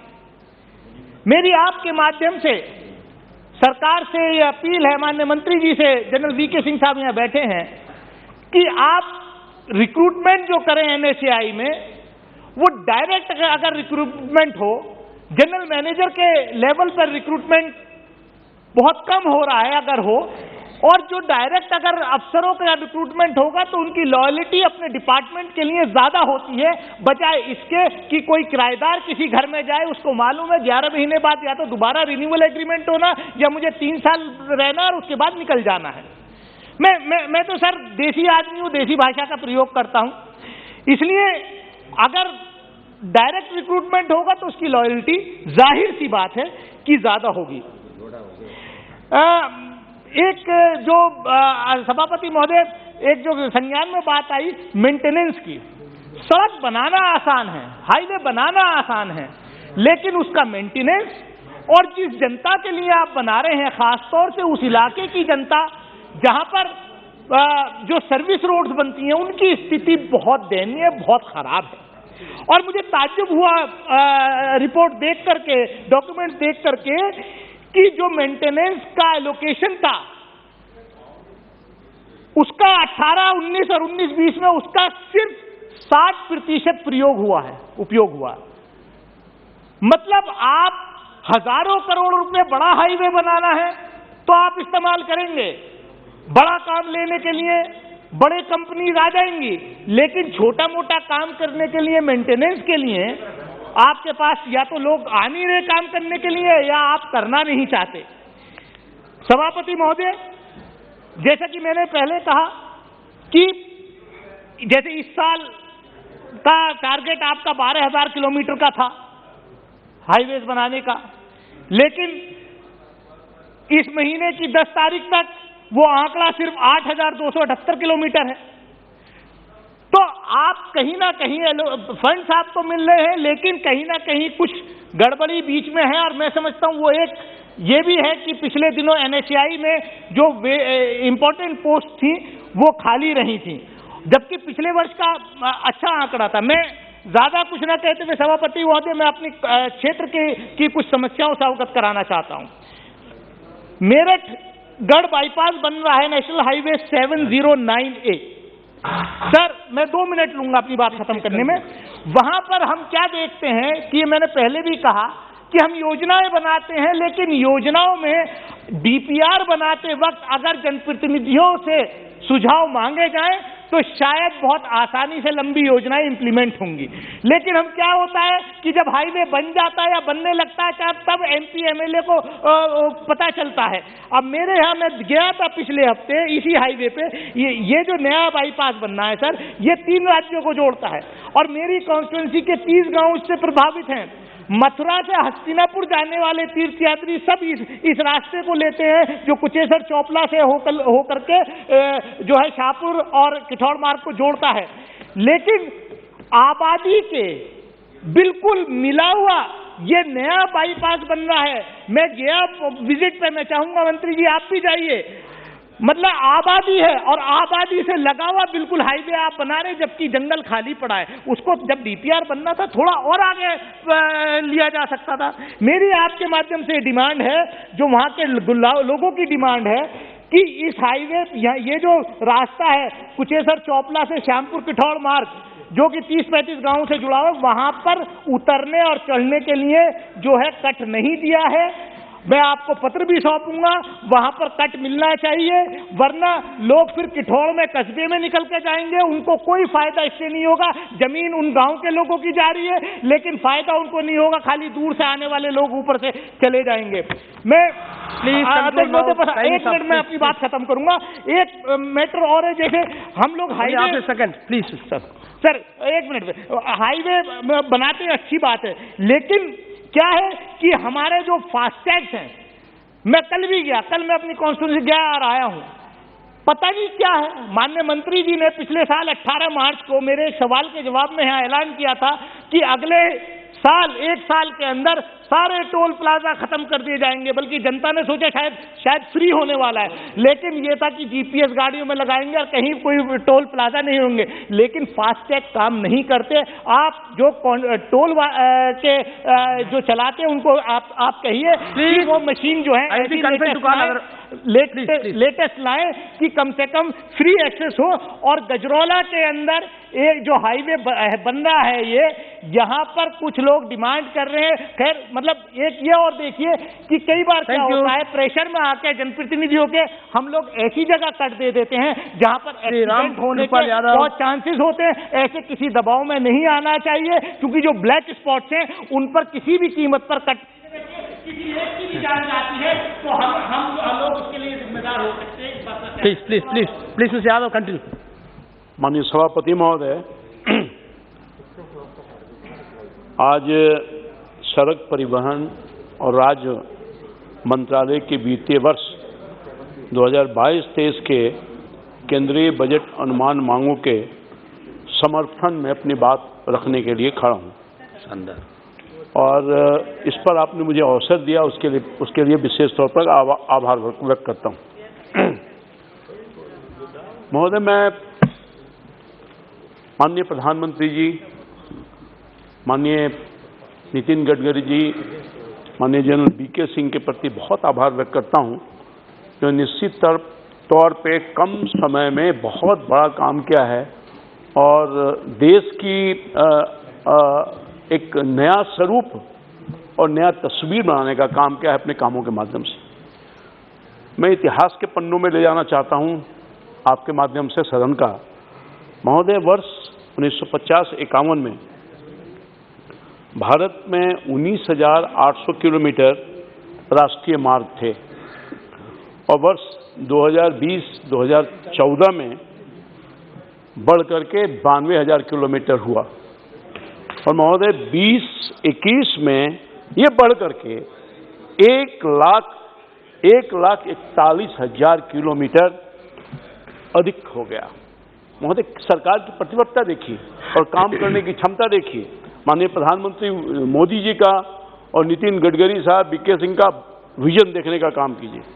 यानी महोदय 63 साल में 73,000 किलोमीटर राजमार्ग का निर्माण हुआ, वहीं माननीय मोदी जी की सरकार में 8 सालों में 50,000 किलोमीटर का निर्माण हुआ। और मैं समझता हूं कि एक अपने आप में इतिहास बनाने का काम किया है। महोदय यूपीए के 10 साल के सरकार, माननीय कांग्रेस पार्टी के बहुत माननीय सदस्य बता रहे थे। महोदय मैं कुछ आंकड़ा देना चाहता हूं। यूपीए के 10 साल के शासनकाल में 1,54,000 किलोमीटर 1,54,000 करोड़ की राशि से कुल 50,000 किलोमीटर एनएच का निर्माण हुआ। वहीं हमारी एनडीए की सरकार में 2022-23 में यानी केवल एक साल में 25,000 किलोमीटर एनएच का निर्माण हुआ, जिस पर 1,99,000 करोड़ बजटीय प्रावधान रखने का काम किया जा रहा है। ये बजटीय पिछले साल के मुकाबले 52% अधिक है। महोदय एक विजन देखिए सरकार की और प्रतिबद्धता देखिए। जहां 2014-15 में प्रतिदिन 12 किलोमीटर एनएच का निर्माण हो रहा था, वो बढ़ करके 2021 में लगभग 36.5 किलोमीटर प्रतिदिन एनएच का निर्माण हो रहा है। एक गति भी देखने का काम कीजिए। महोदय इन आंकड़ों के माध्यम से देश की सरकारों का न तो मैं कोई आलोचना करना चाहता हूं जो पूर्ववर्ती सरकार है, न अपनी सरकार का बहुत प्रशंसा करना चाहता हूं, क्योंकि हमारे माननीय यशस्वी प्रधानमंत्री जी ने कहा देश के इंफ्रास्ट्रक्चर के विकास को राजनीति से दूर रखना चाहिए और देश का इंफ्रास्ट्रक्चर किसी दल के विचारधारा नहीं बल्कि देश के विकास का मार्ग होता है। ये हमारे यशस्वी प्रधानमंत्री जी की सोच है। महोदय आजादी के अमृत महोत्सव के अमृत काल में लाल किला के प्राचीर से माननीय यशस्वी प्रधानमंत्री जी ने देश में 100 लाख करोड़ की पीएम गति शक्ति नेशनल मास्टर प्लान की घोषणा करते हुए कहा था कि अमृत काल के इस दशक में पीएम गति शक्ति भारत का कायाकल्प करने का काम करेगा और इस पर काम भी चालू हो गया है।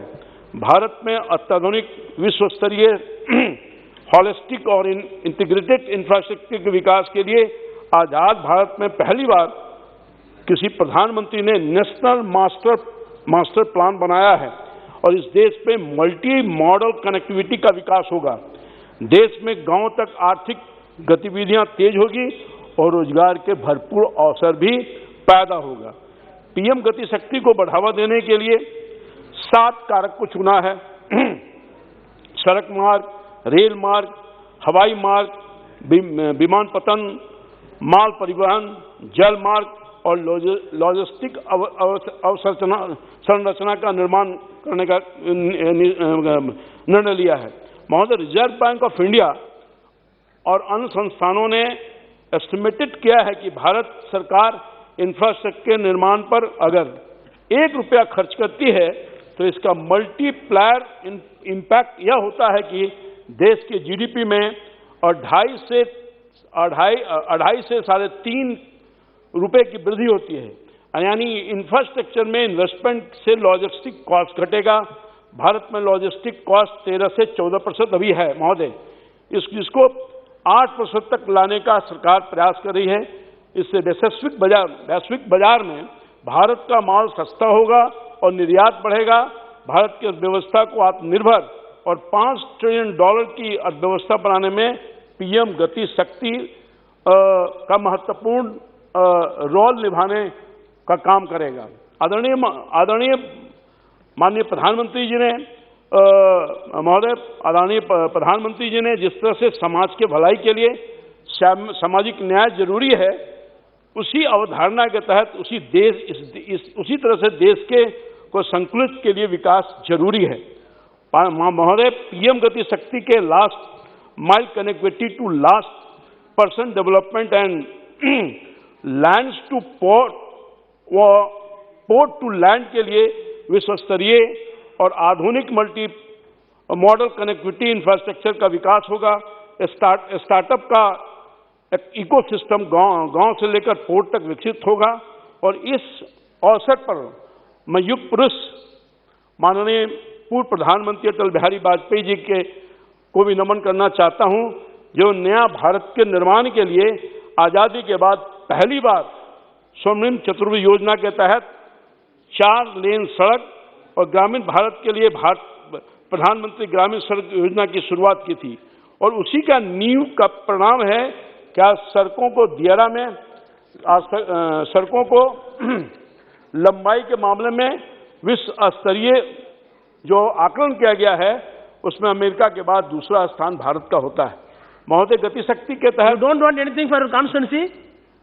माई you want do you want anything for your constituency? या प्लीज प्लीज। पीएम महोदय, गति शक्ति के तहत Parvatmala, Sagarmala, Bharatmala, highways, waterways, ropeways, railways, economic corridor और डिफेंस कॉरिडोर को तेजी से निर्माण से देश के सभी राज्यों का विकास हो रहा है। माननीय प्रधानमंत्री जी का मैं आभार व्यक्त करता हूं कि लुक इस पॉलिसी के तहत बिहार, उत्तर प्रदेश, पश्चिम बंगाल, नॉर्थ ईस्ट के इलाकों में तेजी से सड़कों का जाल बिछाया जा रहा है महोदय। और पर्यटन के दृष्टिकोण से उत्तराखंड, कश्मीर, लद्दाख और हिमाचल प्रदेश अन्य बॉर्डर इलाकों में भी तेजी से काम हो रहा है। राम जानकी मार्ग, अयोध्या मार्ग, बुद्धा सर्किट मार्ग निर्माण से धार्मिक पर्यटन को बढ़ावा देने का काम किया जा रहा है। मैं तो अनुरोध करूंगा माननीय प्रधानमंत्री जी का, यहाँ बैठे हुए माननीय मंत्री जी का मैं अनुरोध करूंगा और मांग भी करता हूं कि सभी 12 ज्योतिर्लिंग को 4 लाइन से जो नहीं जुड़े हुए उनको जोड़ने का काम कीजिए और महादेव सर्किट निर्माण को भी कराने का काम कीजिए। अतः मैं परिवहन मंत्री नितिन गडकरी जी का, माननीय प्रधानमंत्री जी का, अपने मंत्री जी का और सभी सांसदों के मैं ये साधुवाद देना चाहता हूं कि वो हमेशा सांसदों कहते हैं, चाहे वो किसी पार्टी का हो, इस पार्टी का हो या उस पार्टी का हो, या आप स्वयं ही कभी निराश नहीं होंगे। प्रोजेक्ट लाओ, 80% जमीन क्लियरेंस लाओ, सैंक्शन ले जाओ, पैसे की कोई कमी नहीं है। महोदय, इस चर्चा के माध्यम से मैं अपने संसदीय क्षेत्र जो आप बोल रहे थे उस पर पॉइंट पर रहा हूँ, कुछ मुद्दों को उठाना चाहता हूँ। माननीय महोदय, हमारे क्षेत्र में that is why I allotted for your constituency. Now you are coming after the time. Please conclude. Okay, just I'm concluding. Ramnagar Kanhauli Patna ring road number 1, Ramnagar Kanhauli Patna ring road 6 लेन परियोजना में मनेर हमारे संसदीय क्षेत्र का एक बहुत इंपॉर्टेंट भाग है, विधानसभा है। शेरपुर में गंगा नदी का पुल का निर्माण होना है, जो नीतिगत फैसला ले लिया गया है। उस पुल से दानापुर जो दियारा का इलाका है, बहुत गरीब लोग रहते हैं, करीब 75 से 70 हजार की आबादी है। दियारा में दोनों तरफ रैम्प देने का अनुरोध माननीय मंत्री जी को मैंने आग्रह किया है। मैं पुनः आग्रह करता हूं कि इस पर आगे की कार्रवाई किया जाए। नंबर 2, राष्ट्रीय मार्ग 30 के अनीसाबाद से 0 माइल के बीच रामकृष्णा नगर, खेमनी छठ और जगनपुरा में फ्लाईओवर का निर्माण कार्य कराने की कृपा की जाए, जिसकी स्वीकृति संभवतः आपने दे भी दिया है, मगर अभी तक काम नहीं हो पा रहा है। मेरा अनुरोध होगा कि उस काम पर भी ध्यान दिया जाए। 2-3 पॉइंट है सर, मैं अपने 1 मिनट में बात समाप्त करूंगा। राष्ट्रीय राजमार्ग 30 से अनीसाबाद 0 माइल के बीच दोनों तरफ सर्विस लेन का निर्माण कराया जाए। राष्ट्रीय मार्ग 139 औरंगाबाद से पटना को 4 लेन में परिवर्तन किया जाए, जैसा कि माननीय पूर्व सदस्य सुशील सिंह जी ने भी कहा। रामनगर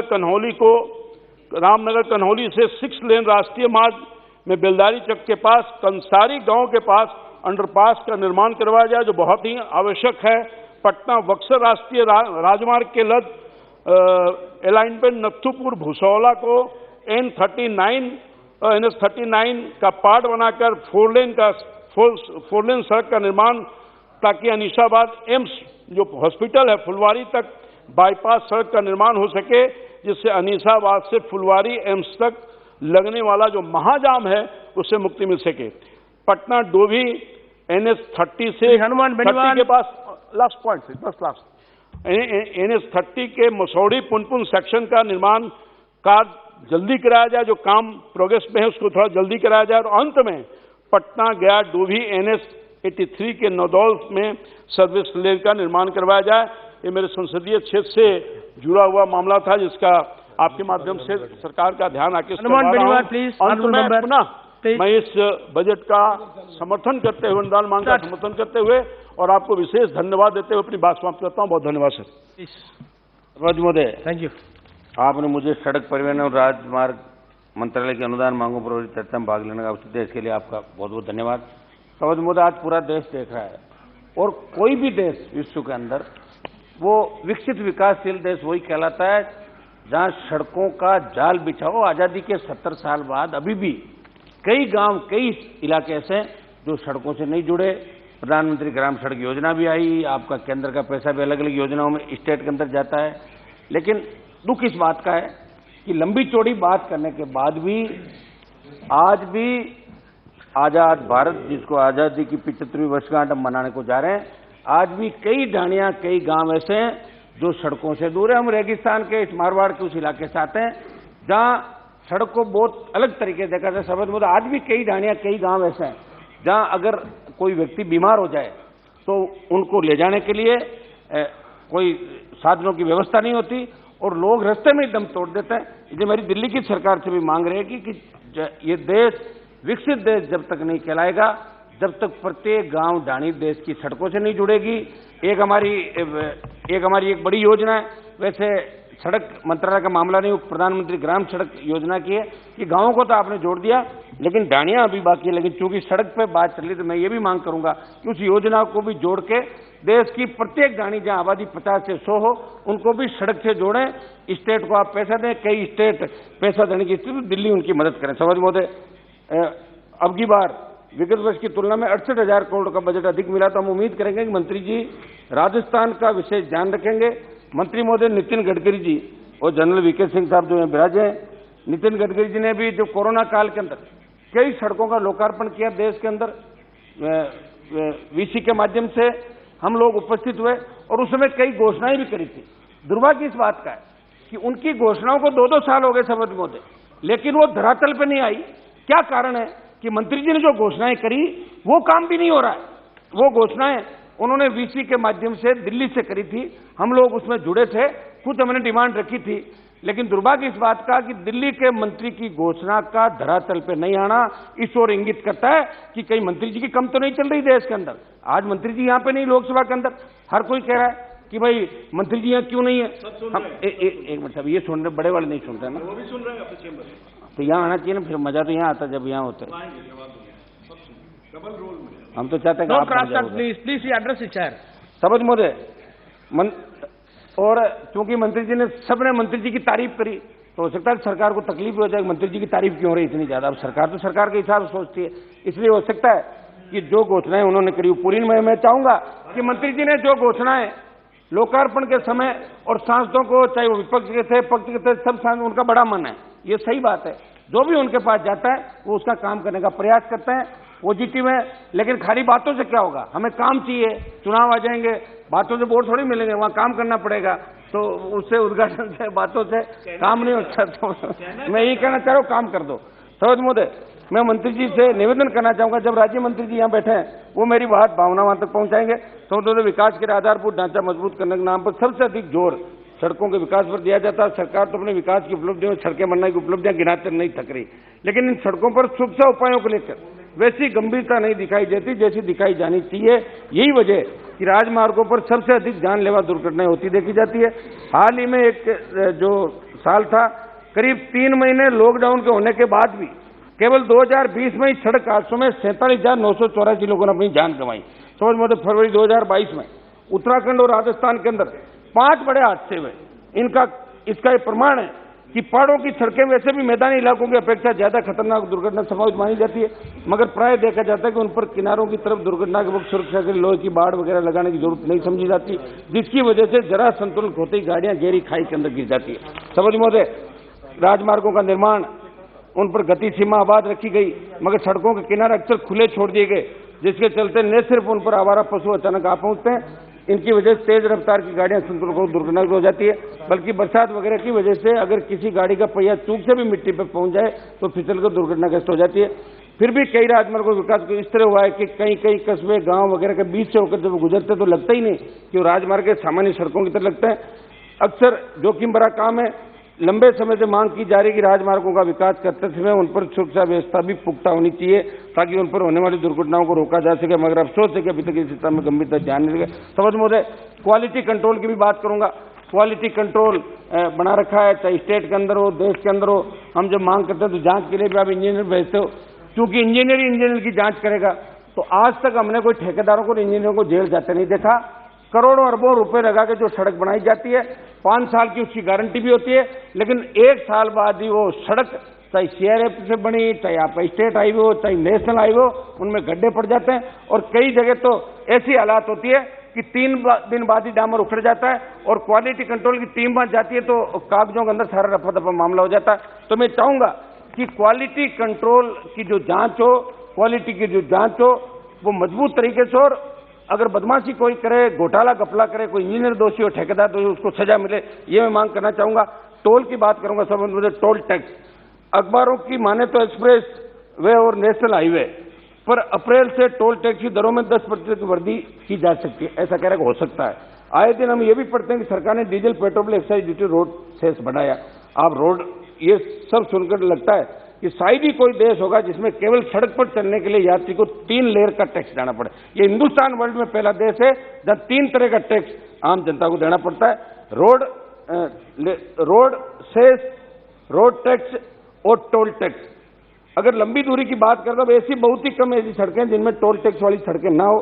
सरकार की तरफ से प्रति litre diesel, petrol, road cess दिया जाता है, जिससे सड़क, ब्रिज, अंडरपास, सड़क से जुड़े बाकी इंफ्रास्ट्रक्चर बनाए जाते हैं। सरकार इसे पेट्रोल और डीजल का इस्तेमाल करने वाले वसूलती है। भारत में एक उपभोक्ता हर लीटर डीजल, पेट्रोल खरीदने में 10 रुपए रोड सेस देता है। इतना सेस देने के बाद भी उपभोक्ता को हर राजमार्ग पर फिर से टोल देना पड़ता है। इतना टोल देने के उपरांत भी कोई एक यात्री गड्ढे और जाम की समस्या निजात नहीं पा सकता। सौद राजमार्गों को विकास, एक्सप्रेस वे जैसी चौड़ी सड़कों का मकसद भी वाहनों की सरल आवाजाही सुनिश्चित करना था, लेकिन निजी कंपनियों को सड़कों पर वाहनों से टोल टैक्स वसूलने की जिस तरह की खुली छूट दी है, उस पर कई बार तो भारत के नियंत्रक मामले का परीक्षक सीएजी ने भी सवाल उठाए। कई मामलों में खुद सरकार ने राजमार्गों का विकास करने वाली निजी कंपनियों को टोल वसूलने के निर्देश ज्यादा समय दे दिया। यातायात को सुचारू के मकसद से निर्मित की गई सड़कों को तैयार करने वाली कंपनियां बरसों से टोल वसूलती रही, जबकि कई जगहों पर इन सड़कों को बनाने में आया खर्च और मुनाफा काफी पहले वसूला जा चुका है। एक रिपोर्ट के अनुसार राजस्थान, महाराष्ट्र, उत्तर प्रदेश के बाद तीसरा ऐसा राज्य है जहां हाईवे पर गाड़ी चलाना महंगा पड़ रहा है। मैं समझ मोदे सरकार से मांग करूंगा कि टोल, आप हर योजना आम आदमी, गरीब आदमी तक पहुंच रहे हो, तो कोई ऐसी योजना लाए कि हिंदुस्तान की जनता को टोल नहीं देना पड़े, देश टोल मुक्त हो। राष्ट्रीय लोकतांत्रिक पार्टी राजस्थान के अंदर भी टोल फ्री की बात कर दी, पिछली बार स्टेट गवर्नमेंट ने स्टेट हाईवे टोल फ्री किए थे। मैं मांग करता हूं कि देश को टोल फ्री करके पेट्रोल डीजल की कीमतें बढ़ाकर आप ले जा रहे हो 100 पार। यूपीए के समय जब बढ़ता बढ़ता पेट्रोल डीजल 100 पार चला गया, कैसे कोई व्यक्ति गाड़ी चला पाएगा? कैसे गरीब आदमी ये सोचेगा मैं गाड़ी लेके सड़क पर चलूं? अगर चारों महानगरों के अंदर एक ट्रक वाला ट्रक लेके जाता है सभापति महोदय, तो उसको 25,000 रुपए का टोल देके वापस वो अपने घर आता, पूरे देश का जब चक्कर लगाता। तो ये दुर्भाग्य की बात है। सभापति महोदय, 1 आध मिनट मेरी बात समाप्त कर, तो कुछ मेरे सुझाव भी है। मैं मांग करना चाहूंगा कि टोल मुक्त देश हो। 2018 में राष्ट्रीय राजमार्ग 1,40,843, 2019 में 1,37,191, 20 में 1,16,496 सड़क दुर्घटना हुई। मंत्री जी इसको लेकर चिंतित है, परंतु राष्ट्रीय राजमार्ग सड़क दुर्घटना रोकना बहुत बड़ा चैलेंज का काम है। इसलिए मेरा आग्रह कि ब्लैक स्पॉट जो चिन्हित कर लेंगे उन्हें जो चिन्हित जाए उसे सुधारने की सख्त करना जाए। मैं जानना चाहूंगा कि राजस्थान से गुजर रहे जयपुर, किशनगढ़, गुरुग्राम, जयपुर रिंग, जयपुर महुआ तथा जयपुर टोंक, देवली आदि राजस्थान में स्थित टोल से उक्त राजमार्ग के निर्माण से लागत से अधिक टोल। बस लास्ट 1 मिनट में मेरे सुझाव देता हूँ सर, प्लीज कंक्लूड। को टोल मुक्त करेंगे, ये हमारी राष्ट्रीय लोकतांत्रिक पार्टी का मुद्दा भी है। समझ महोदय, मैं सारे ये 1 मिनट के अंदर में एक भारतमाला की बात करूंगा। भारतमाला परियोजना निश्चित रूप से एक अच्छी परियोजना लेके आए थे।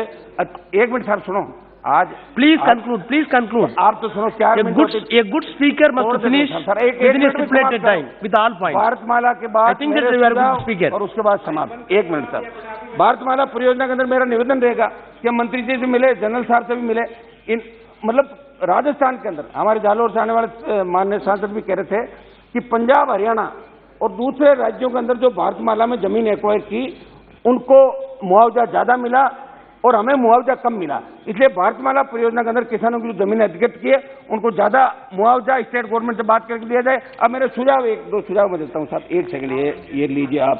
श्रीमती नवनीत राणा, एक मिनट साहब, एक मिनट सुझाव मेरे, एक मिनट प्रमुख जो मेरी मांगे नवनीत राणा प्लीज, एक अध्यक्ष महोदय, सुझाव Rana ji, nothing will go on record except Rana. महोदय, Your problem is not at all you are finishing, na?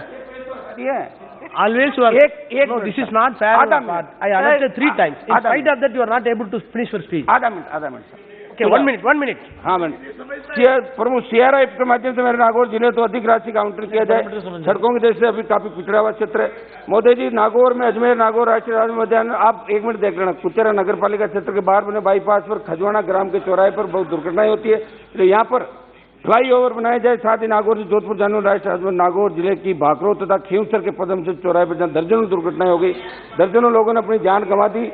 इन दोनों स्थानों पर भी जल्द से जल्द फ्लाईओवर बनाया जाए। नागौर से जोधपुर, बीकानेर, अजमेर तक जाने वाली राष्ट्रीय राजमार्ग पर ब्लॉक स्पॉट को चिन्हित जल्द से जल्द करके ग्रामीण सड़कों को जोड़ने वाले स्थानों पर इलेक्ट्रिक इंडिकेशन लगाए जाए। सबसे मुझे मेरी मांग है कि दिसंबर 2020 में मंत्री जी ने राजस्थान से जुड़ी परियोजनाओं को लोकार्पण कर, अब 1 मिनट होने दो, लोकार्पण के दौरान नागौर शहर में बीकानेर रेलवे क्रॉसिंग से बीकानेर राष्ट्रीय राजमार्ग गोगलाव की तरफ 6.2 किलोमीटर 4 लेन सड़क में डिवाइडर, रोड लाइट आदि के लिए 18 करोड़ से अधिक का कार्य स्वीकृत किया। उसकी वित्तीय स्वीकृति जल्द से जल्द जारी की जाए। एक minute sir. No, nothing will go on record except राजा साहब, आप आज ऐसे कैसे हो रहे हो? बिल्कुल You start, please. You start. अध्यक्ष महोदय, Mrs. Rana, please you start. अध्यक्ष महोदय, आपका बहुत बहुत धन्यवाद। बहनी वाले भैया, सर आपका हो गया सर। हाँ sir, this is so difficult to speak in between like this. Thank you sir, thank you so much अध्यक्ष महोदय। Demand for roads, transport and highways, उसके लिए यहाँ पर सभी अपने अपने क्षेत्र के हाईवे के परेशानी और इसके लिए लेके आ रहे हैं। कुछ वक्ता हमारे कॉलीग अभी पीछे कुछ बोल रहे थे, उत्तर प्रदेश से बीएसपी को बिलोंग करते हैं। ये एक ऐसा डिपार्टमेंट है, हमारे मंत्री महोदय यहाँ पर बैठे हैं, जहाँ पर कोई भी issue related road, highways, national को लेके आप जाइए, मंत्री महोदय गडकरी साहब, हमारे वीके सिंह सर, हमारे मंत्री, ये आपको पॉजिटिव रिस्पांस देके आपकी बात सुनते हैं। नेशनल में है तो किस तरीके से इसे करना है, स्टेट से नेशनल करना है तो किस योजना से इसको काम करके लाना है। ये एक ही डिपार्टमेंट है जहाँ पे बहुत ज्यादा पॉजिटिविटी से काम किया जाता है। और पिछले 7 वर्षों में जो अमरावती, जिस क्षेत्र को मैं बिलोंग करती हूँ महाराष्ट्र में, आज भी हम महाराष्ट्र में बहुत सारी रोडों की दिक्कत हमें आती हैं, पर मुझे लगता है ये डिपार्टमेंट पिछले 7 वर्षों में जो तरीके से अमरावती के इंटरनल, बाहर के जो रोड्स हैं ये डिपार्टमेंट ने किए। आज अमरावती कोई भी बड़ा पॉलिटिकल आई या कोई भी बड़ा व्यक्ति हमारे अमरावती डिस्ट्रिक्ट में एंटर करता है तो वो देख के उसका दिल खुश हो जाता है कि ये रोड सेंटर से बने हुए हैं और इस तरीके से इसकी रोड की तैयारी ये डिपार्टमेंट ने की है। सर, मैं आपसे विनती करना चाहूंगी, हमारा नेर, यवतमाल, बन्नेरा, अमरावती, अचलपुर, धारनी, ये जो रोड मेजर स्टेट हाईवे है 14 है, पर इसकी पिछले 3 वर्षों से वहाँ के नागरिकों की, डिपार्टमेंट की और हमारे सभी लोक प्रतिनिधि, वहाँ के एमपीज हों, हमारे एमएलएज हों, हमारे क्षेत्र के एमएलएज हों, कंटिन्यू इसका फॉलोअप ले रहे हैं कि इसे नेशनल हाईवे घोषित कीजिए, क्योंकि महाराष्ट्र गवर्नमेंट के पास फंड नहीं है। इस रोड पे सुबह से लेकर शाम तक कितने एक्सीडेंट्स होते हैं, क्योंकि इसे 4 लाइन करना बहुत आवश्यक है और मेरे ट्राइबल क्षेत्र को भी ये जोड़ने का काम करता है, अमरावती के शहर को जोड़ने का काम करता है। और अचलपुर जो क्षेत्र आता है वहां पर अगर आपने ध्यान देखिए, इंफॉर्मेशन ली तो पूरे रोड पूरा खराब है। तो मैं आपसे विनती करूंगी कि इसे नेशनल हाईवे घोषित करके इसका काम जल्द से जल्द शुरू किया जाए, जिससे हमारे क्षेत्र के और हमारे क्षेत्र को लग के जो यवतमाल डिस्ट्रिक्ट है उस डिस्ट्रिक्ट को भी इसका फायदा पहुंचे। सर, पिछली बार जब नेशनल हाईवे के लोकार्पण के लिए हमारे गडकरी साहब हमारे डिस्ट्रिक्ट में आए थे तो उन्हें हमें आग्रह किया था, उनको, हमारे क्षेत्र के लोगों ने और एज ए लोक प्रतिनिधि हमने, कि नागपुर अमरावती ऐसे एक मेट्रो ऑन रोड चलाई जाए, जिससे हमारी जो बस की जो ट्रांसपोर्ट है उसमें ज़्यादा लोग ना ट्रैवल करते हुए इजी हो और 1.5-2 घंटे में 1 से सवा घंटे में वो अमरावती और अमरावती से चांदूर बाजार अमरावती हो। सर ने स्टेट से अनाउंस किया है, तो मैं आपको रिक्वेस्ट करूंगी मंत्री महोदय जी कि उसका भी काम जल्द से जल्द, उसका प्रपोजल महाराष्ट्र से बुला के उसका भी काम इम्प्लीमेशन किया तो वहाँ के हमारे ग्रामीण क्षेत्रों को, तालुकों को जोड़ने का ये काम है।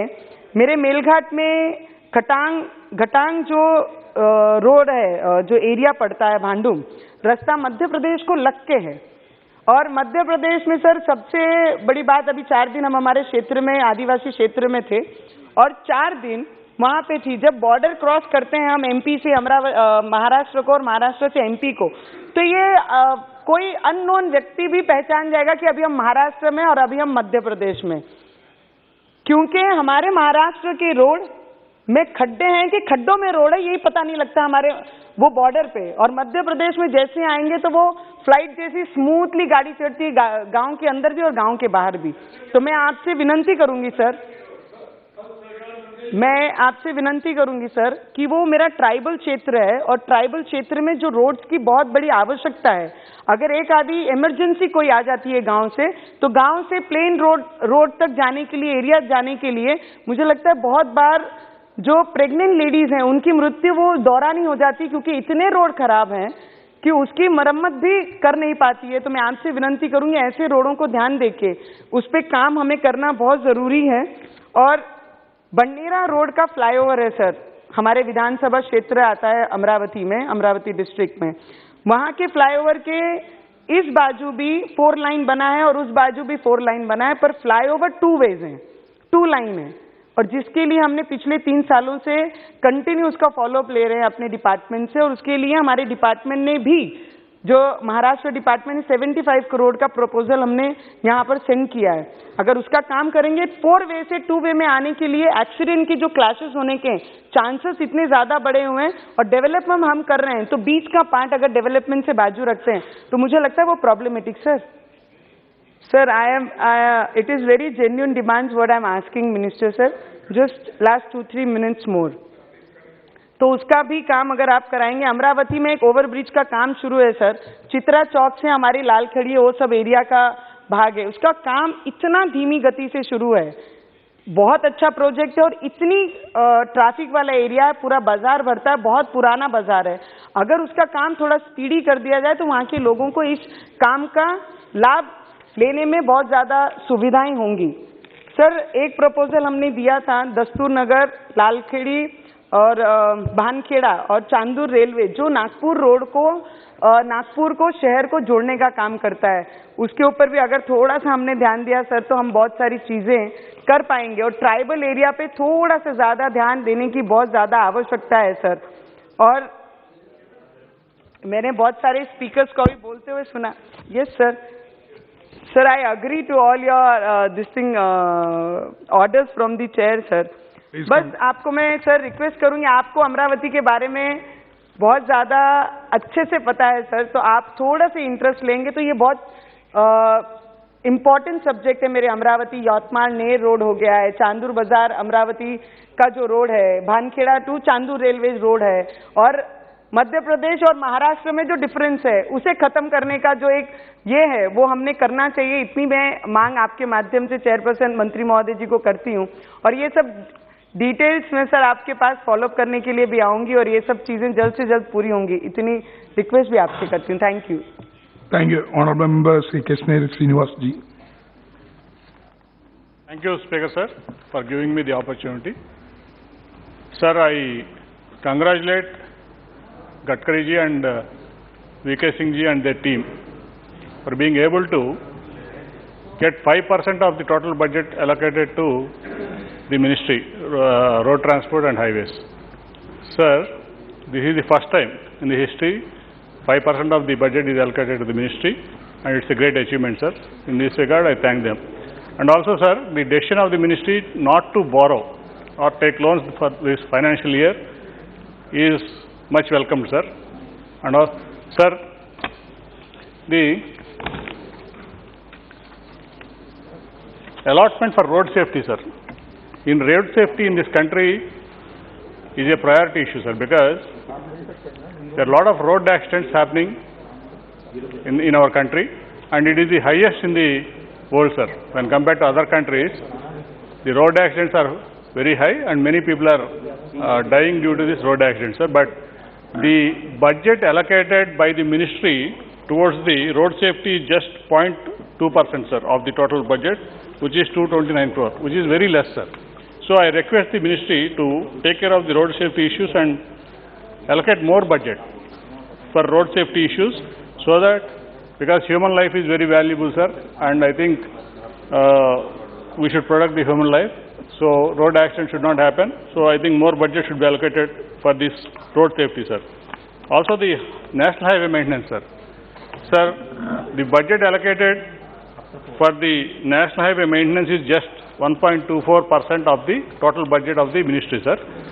Sir, this is just 40% of the requirement of the highway maintenance, sir. There is 60% more required for just maintaining the highways, sir. If the highways are not good, even though you build world-class highways, if the maintenance is not good, the vehicle maintenance will be more, the accidents will be more, and also the whatever freight total average which is in the world, it is very high in India when compared to the other countries. So when if you want to reduce that freight average per kilometer, you have to maintain the roads well. So I request the Honorable Minister through you to allocate more sufficient, not more, sufficient budget for the national highway maintenance, sir. And also coming to my state, Andhra Pradesh, sir. So there are 433 black spots identified in our state, sir. Out of that, only 76 black spots are clear, sir. This is causing to road accidents, sir. This is a major concern. So I request the Honorable Minister through you to clear the rest of the black spots. Only out of 433, only 76 have been cleared. I urge the Minister through you to clear the black spots and see to that safety is ensured, sir. And also, sir, there are nearly 37 delayed projects in the state of Andhra Pradesh, sir. 37 delayed projects worth 10,000 crores, sir. I request the Minister to immediately fast-track the projects and finish them immediately, sir. And also thank Honorable Gadkari ji for inaugurating nearly 31 projects, nearly 21 projects, sir. 21 projects worth 11,000 crores and also 31 projects worth nearly 10,000 crores. Recently, last month, when he came to Vijayawada, sir, in the total Andhra Pradesh, nearly the total sum up of the projects he has inaugurated are already, he has laid foundation is worth nearly 21,000 crores, sir, and many other projects which have been already laid foundation stone are in pipeline, sir. I thank the ministry, especially Gadkari ji, for supporting us very well from the beginning after the state is bifurcated and for building the new Andhra Pradesh, sir. And also, one or two issues pertaining to the state, sir. NH30, sir. This starts from Vijayawada, my constituency, and it goes up to Uttarakhand, sir. See, Andhra Pradesh, Telangana, Chhattisgarh, Madhya Pradesh, Uttar Pradesh and Uttarakhand, sir. And this is one of the longest highways in the country, sir. This is ending near Ibrahimpatnam, Vijayawada, sir. Last time when Mr. Chandrababu Naidu, our leader, was the chief minister, he thought of connecting this highway to the present state capital, Amaravati, which is just 10 to 12 kilometers away from the ending point of the highway, sir, NH number 30, sir. It will just cost not so much, sir. It will just few hundred crores, not even 300-400 crores it will cost, sir. Yeah, we have actually laid a foundation stone for the project, sir. It is 3.2 kilometers the bridge on River Krishna and some 3-4 kilometers the road. It will connect the state capital to the NH, sir. So we request the minister to accept our proposal and sanction the proposal, sir. NH30 from Ibrahimpatnam to our state capital Amaravati should be expanded, sir. And also one more thing, sir. The Vijayawada Hyderabad highway is one of the highway number 65, sir. NH number new 65, old NH9, sir. This is one of the busiest highways in this country, sir. So it is only 4 lanes, sir. So we request the minister to immediately expand it to 6 lane with service roads, sir. And also actually while the state is bifurcated in 2014, sir, as per the AP State Reorganization Act, which is promised, a greenfield expressway from Vijayawada to Hyderabad and the new, one point, last point, I'll conclude. Yes. 1 minute. So, the greenfield expressway is being promised for the state from Amravati, the present capital, Amravati, whatever the new capital, Amravati to Hyderabad, sir. So, I request the minister to initiate the project immediately, sir, greenfield express highway from Amravati, Vijayawada to Hyderabad, sir. The last point, sir, only my suggestion to the ministry. Actually, the promoting the electric vehicles, EV vehicles in this country is much welcomed and much appreciated, sir. But, sir, as of today, 70% of the thermal power plants are coal-fired, sir. This is causing a lot of pollution. Yes. And it will take nearly 15 years to come to a stage where the pollution is less, sir. So, I request the minister also to, especially in the commercial vehicles, sir, because the capex is also very high to buy a electric commercial vehicle. I request the ministry to look into that the CNG commercial vehicle manufacturing is also supported and promoted by the ministry, sir. This will actually be useful for the country for lessening the pollution, for lessening the cost of the commercial vehicle operation, and also the capex will be less for this CNG vehicle, sir. I request the minister to see the proposal, look into the proposal of, my suggestion to look into the proposal of CNG vehicles also. Thank you, sir. Thank you very much. Thank you. Honorable Member, Sri N.K. Prime Minister. Thank you, Mr. Chairperson, sir. Sir, though I belong to the opposition benches and vehemently opposing the policies and programs of the government, most of the policies of the government, I do hereby stand to support the demands for grants for the Ministry of Road Transport and Highways. Why? Because of the performance of the ministry under the leadership of Sri Nitin Gadkari ji, the wonderful performance done by the ministry and the National Highway Authority of India in strengthening the road infrastructure in the country. Sir, at the same time, I would like to make a reservation regarding the absence of the Honorable Minister, Sri Nitin Gadkari ji, because he is demanding 1,99,000 crores of rupees from this house. And he is the minister who is responsible for demanding this amount from the house. The house has to sanction such a big amount, 1,99,107.71 crores of rupees have to be granted by this house. But unfortunately, the cabinet minister who is responsible, sole responsibility is with him, but unfortunately he is missing the day in which the debate is initiated, and today also he is missing. This is quite unfortunate. This is against the conventions and practice of this house. Please kindly direct the Honorable Cabinet Minister. Yes, MOS. I fully honor the Honorable V.K. Singh. He is capable for replying. He is competent to reply. But the Cabinet Ministry is the minister who is representing the Cabinet and making the demand, and he is coming to the House demanding such a huge amount from this House. Definitely. No, we could not insist. No. Then we will also speak from the online. Prime Minister ji, we could not insist to the minister. Pardon? We could not insist. But this is, I am telling that this is the parliamentary ethics. This is the collective responsibility of the Cabinet. This has to be done. This was the previous convention of this House. Yes, I am not saying that throughout the time the minister should be there. We fully congratulate the Honorable Minister for his wonderful performance. We will see the Cabinet Minister or MOS available here. MOS is competent to make the demands, but my point is regarding the parliamentary ethics and the collective responsibility of the Cabinet. The Cabinet Minister has to come, make the demand. Let him go. But unfortunately, his absence in the House is quite unfortunate, that I want to make mention. And government side replies from government side. Yes, day before yesterday also I pointed out this matter to the Honorable Speaker. V.K. Singh ji, he is fully here.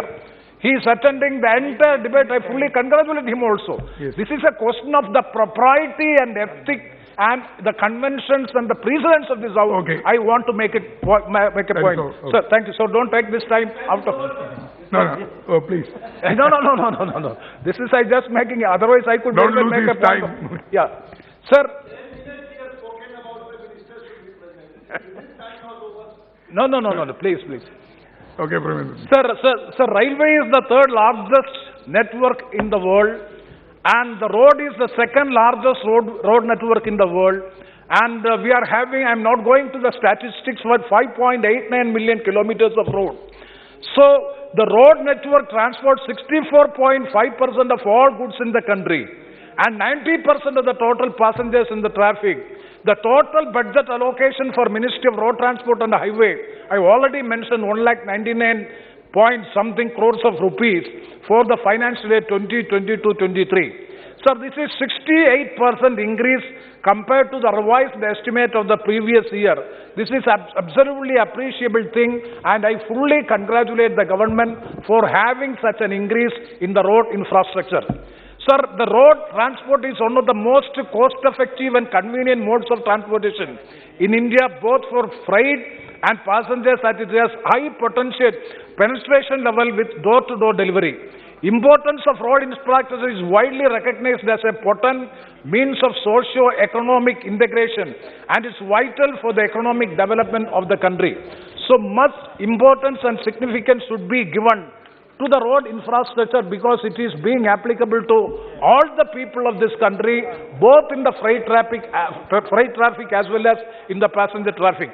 So the ambitious plan of this ministry is to construct 25,000 kilometers of national highway for the financial year 2022-23. The Prime Minister's Gati Shakti Master Plan is the flagship program of the government to facilitate the faster movement of the goods and the people. In all these sense, if we examine, the infrastructure is given much significance and importance in the budget for the financial year 2022-23. So once again, I want to place it on record my appreciation and congratulations to the government for this Ministry of Transport and Highways. At the same time, when I congratulate and appreciate, I would like to make some concerns and apprehensions on my part. I fully support most of the observations, critical observations made by Mr. Vishnu Kumar, Honorable MP from the opposition side from the Congress, that he has made so many reservations and concerns. I fully support this. Number one is the performance of the consultancy. Sir, kindly see, most of all the NHAI, the National Highway Authority of India, is entrusting the entire work with the consultancy. And the consultancy, the sole supreme authority regarding the construction of the entire work. And the plan, design, alignment, everything is being made by the consultancy. Sir, when you appoint the consultancy, the quality of the consultancy has to be looked into. And also, I would like to urge upon the government to draw the attention of the Honorable Minister. These consultancies are not consulting with the members of Parliament. We are not being taken into confidence.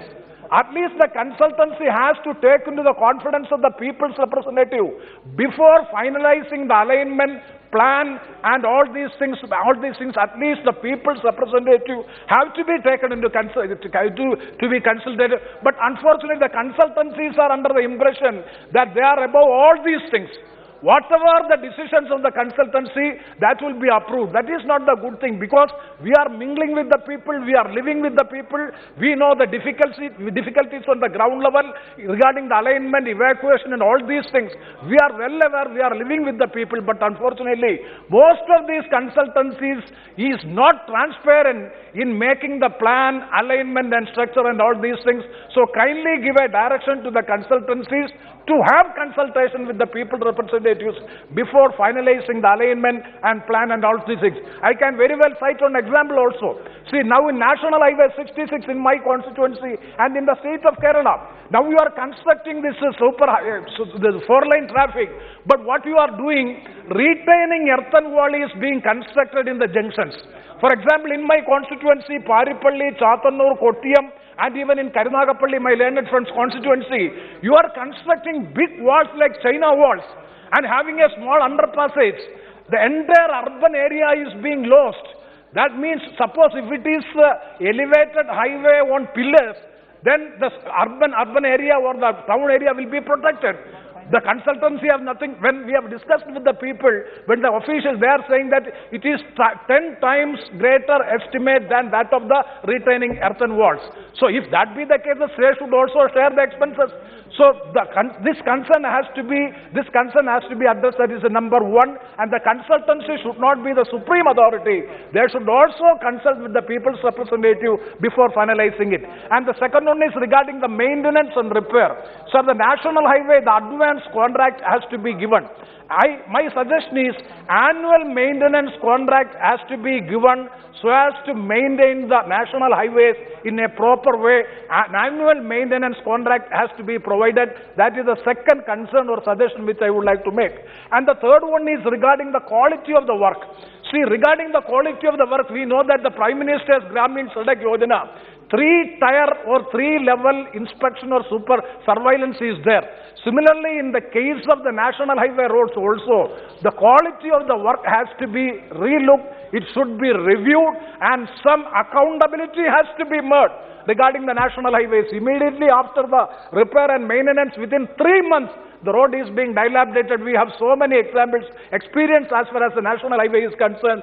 So such a mechanism, a new mechanism has to be evolved so as to have the good quality in maintaining the roads. And the third point is regarding the delay in the completion of projects by NHAI. Sir, what is the structure of the NHAI? The National Highway Authority of India, very minimal people is there.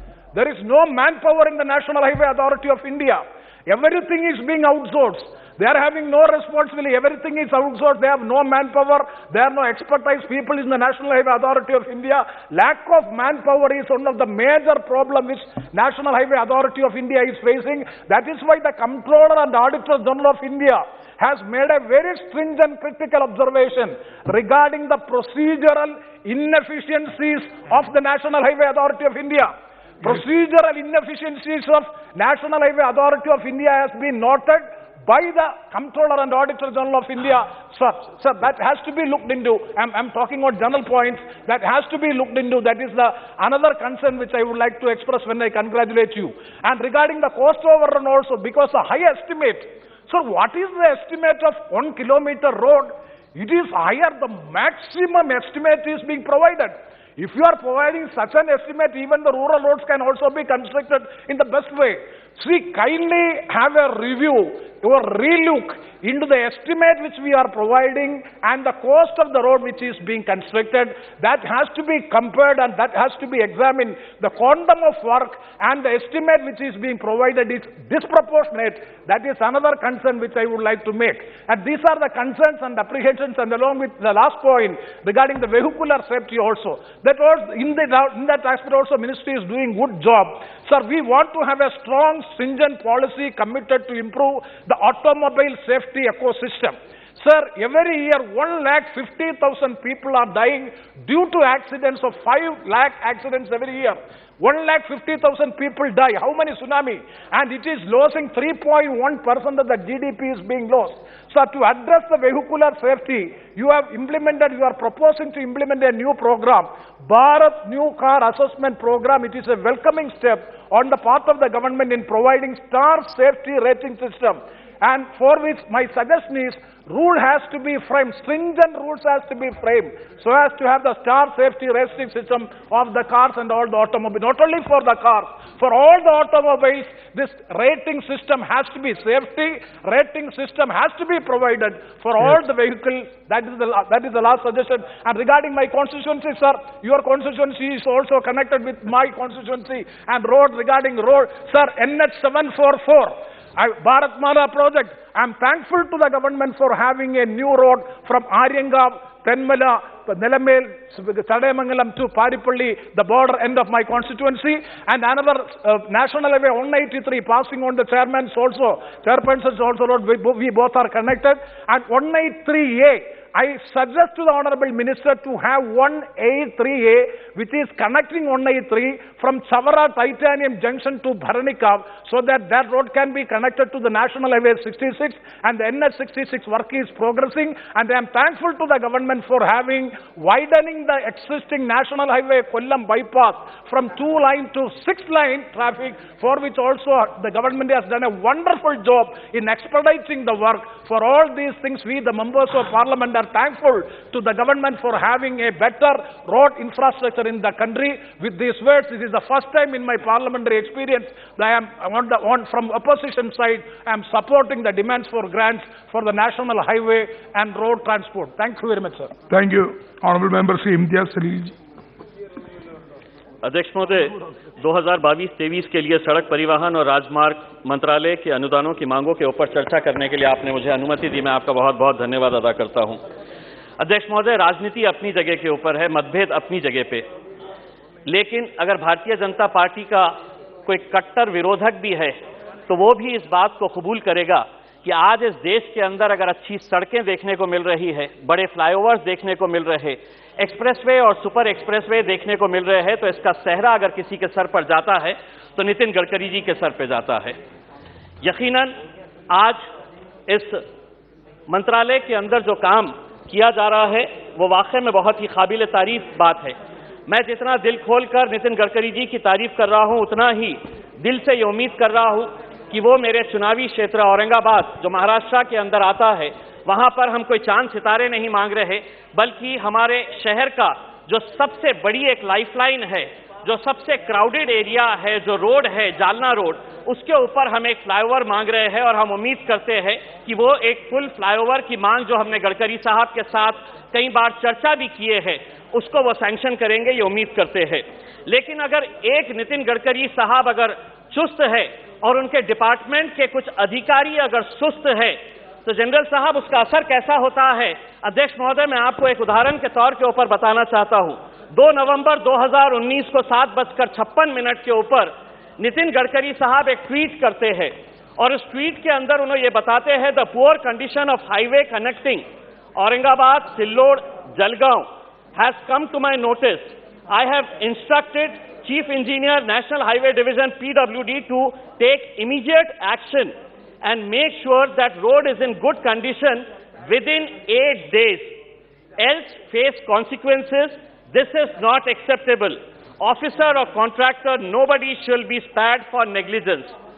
2 नवंबर 2019 को मंत्री जी tweet करके कहते हैं कि 8 दिनों के अंदर हो जाना चाहिए। 2019 गया, 2020 गया, 2021 गया, 2022 आ गया। अध्यक्ष महोदय, ये सड़क आज तक नहीं बनी है। औरंगाबाद से अजंता जाने वाली सड़क, जो वर्ल्ड हेरिटेज मॉन्यूमेंट की तरफ जाती है, ये सड़क नितिन गडकरी जी साहब का ट्वीट आने के बावजूद भी अगर ये 4-4 साल तक अगर नहीं बनी है, तो भारत परियोजना के अंदर, भारत आपका जो ये स्कीम है, भारतमाला परियोजना, खुद नितिन गडकरी साहब ने योजना मैगजीन के अंदर एक आर्टिकल लिखा, बूस्टिंग इंफ्रास्ट्रक्चर, और उसके अंदर उन्होंने ये बताया है कि नेशनल हाईवे को हमने हर रोज 37 किलोमीटर हम बना रहे हैं। एक साल के अंदर 13,500 किलोमीटर का हम लक्ष्य रख रहे हैं। औरंगाबाद से अजंता की ये जो रोड है, ये महज 150 किलोमीटर है।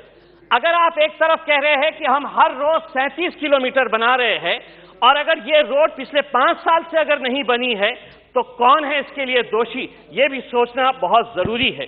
हम एक तरफ अच्छी सड़कें बना रहे हैं, हम इसके लिए उनका मंत्रालय का बहुत बहुत धन्यवाद देते हैं, लेकिन इसका दुष्परिणाम कैसा हो रहा है कि सड़कें अच्छी जब बन रही है तो मौतें भी ज्यादा हो रही है, लोग मर भी रहे हैं ज्यादा। उसकी वजह यह है कि एक्सीडेंट्स का प्रमाण भी हर साल बढ़ता जा रहा है। मैं अकेले से महाराष्ट्र की अगर बात करूं तो पिछले साल 30,000 एक्सीडेंट्स महाराष्ट्र के अंदर हुए, और महाराष्ट्र हाईवे सेफ्टी पेट्रोल ने यह बताया कि 13,500 लोग महज महाराष्ट्र के अंदर अपनी जान गंवा चुके हैं ओवर स्पीडिंग की वजह से। सड़कें अच्छी बन रही है तो हम ओवर स्पीडिंग कर रहे हैं। दूसरा यह है, जनरल साहब, मैं आपसे हाथ जोड़कर यह विनती करूंगा कि 2017 के अंदर सुप्रीम कोर्ट ने एक ऑर्डर पास किया था कि जो हमारे स्टेट और नेशनल हाईवेज है उसके अतराफ 500 मीटर की दूरी के अंदर किसी भी होटल, किसी भी रेस्टोरेंट या किसी भी शराब की दुकान के अंदर आप शराब का कारोबार नहीं कर सकते। यह सुप्रीम कोर्ट का जजमेंट था। इसका असर यह हुआ कि तमाम सारे राज्य जो है, जो इनको एक्साइज ड्यूटी के जरिए पैसा मिलता है, यह सुप्रीम कोर्ट में गए कि नहीं आपका यह फैसला गलत है, इसको रिव्यू किया जाए करके। आज ड्रंकन ड्राइविंग की वजह से कितने सारे लोगों की जान जा रही है। मैं शराब पी रहा हूं, मैं गाड़ी चला रहा हूं, अपनी जान तो जोखिम में डाल रहा हूं, लेकिन सामने वाले कितने लोगों की जान में जोखिम में डाल रहा हूं, यह भी सोचने की जरूरत है। इसीलिए ड्रंकन ड्राइविंग के ताल्लुक से भी आप ही की मिनिस्ट्री आंकड़े रिलीज करती है। पिछले साल के आंकड़े में बहुत ढूंढा, मुझे नहीं मिले। हम आपसे अनुरोध करेंगे, आप ये बताएं कि ओवर स्पीडिंग की वजह से और ड्रंकन ड्राइविंग की वजह से कितने सारे लोगों की जान गई है करके उसमें। दूसरा यह है, अध्यक्ष महोदय, मैं पार्टी की तरफ से, दूसरा यह है कि प्रधानमंत्री ग्राम सड़क योजना के बारे में अभी अभी हमारे सम्मानीय सदस्य प्रेमचंद्र जी ने कहा है कि हम नेशनल हाईवे, सुपर एक्सप्रेसवेज के ऊपर तो बहुत ध्यान देते हैं, लेकिन प्रधानमंत्री ग्राम सड़क योजना जो गांव के अंदर जाती है, वहां पर आप हिंदुस्तान के किसी भी गांव के अंदर चले जाइए। मैं अपने चुनावी क्षेत्र औरंगाबाद के बारे में बात करता हूं। एक जंग लगा हुआ बोर्ड मिलेगा वहां पर कि यह सड़क प्रधानमंत्री ग्राम सड़क योजना के जरिए बनाई गई है। क्या वजह है कि उसकी इतनी बुरी हालत रहती है? उसकी वजह आप भी अच्छी तरह से जानते हैं। वजह यही है कि ठेकेदार को अधिकारी का डर नहीं, और अधिकारी को इसलिए किसी का डर नहीं कि अधिकारी अपने नेताओं को खुश करके टोल देकर अपना काम चला रहा है।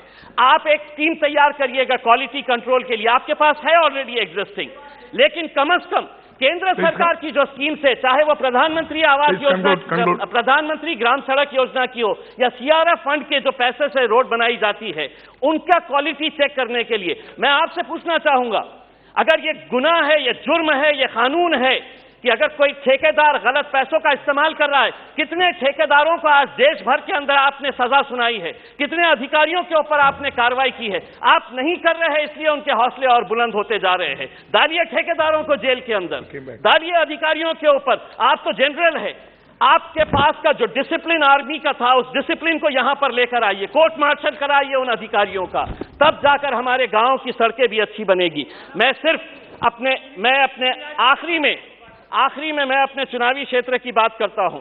डॉक्टर भगवत करार साहब मेरे औरंगाबाद से ताल्लुक रखते हैं। हमने जालना रोड के लिए एक फ्लाईओवर मांगा, मंत्री जी चुनकर आए, उन्होंने कहा कि नहीं, मैं 10 साल के बाद आपको एक मेट्रो दूंगा।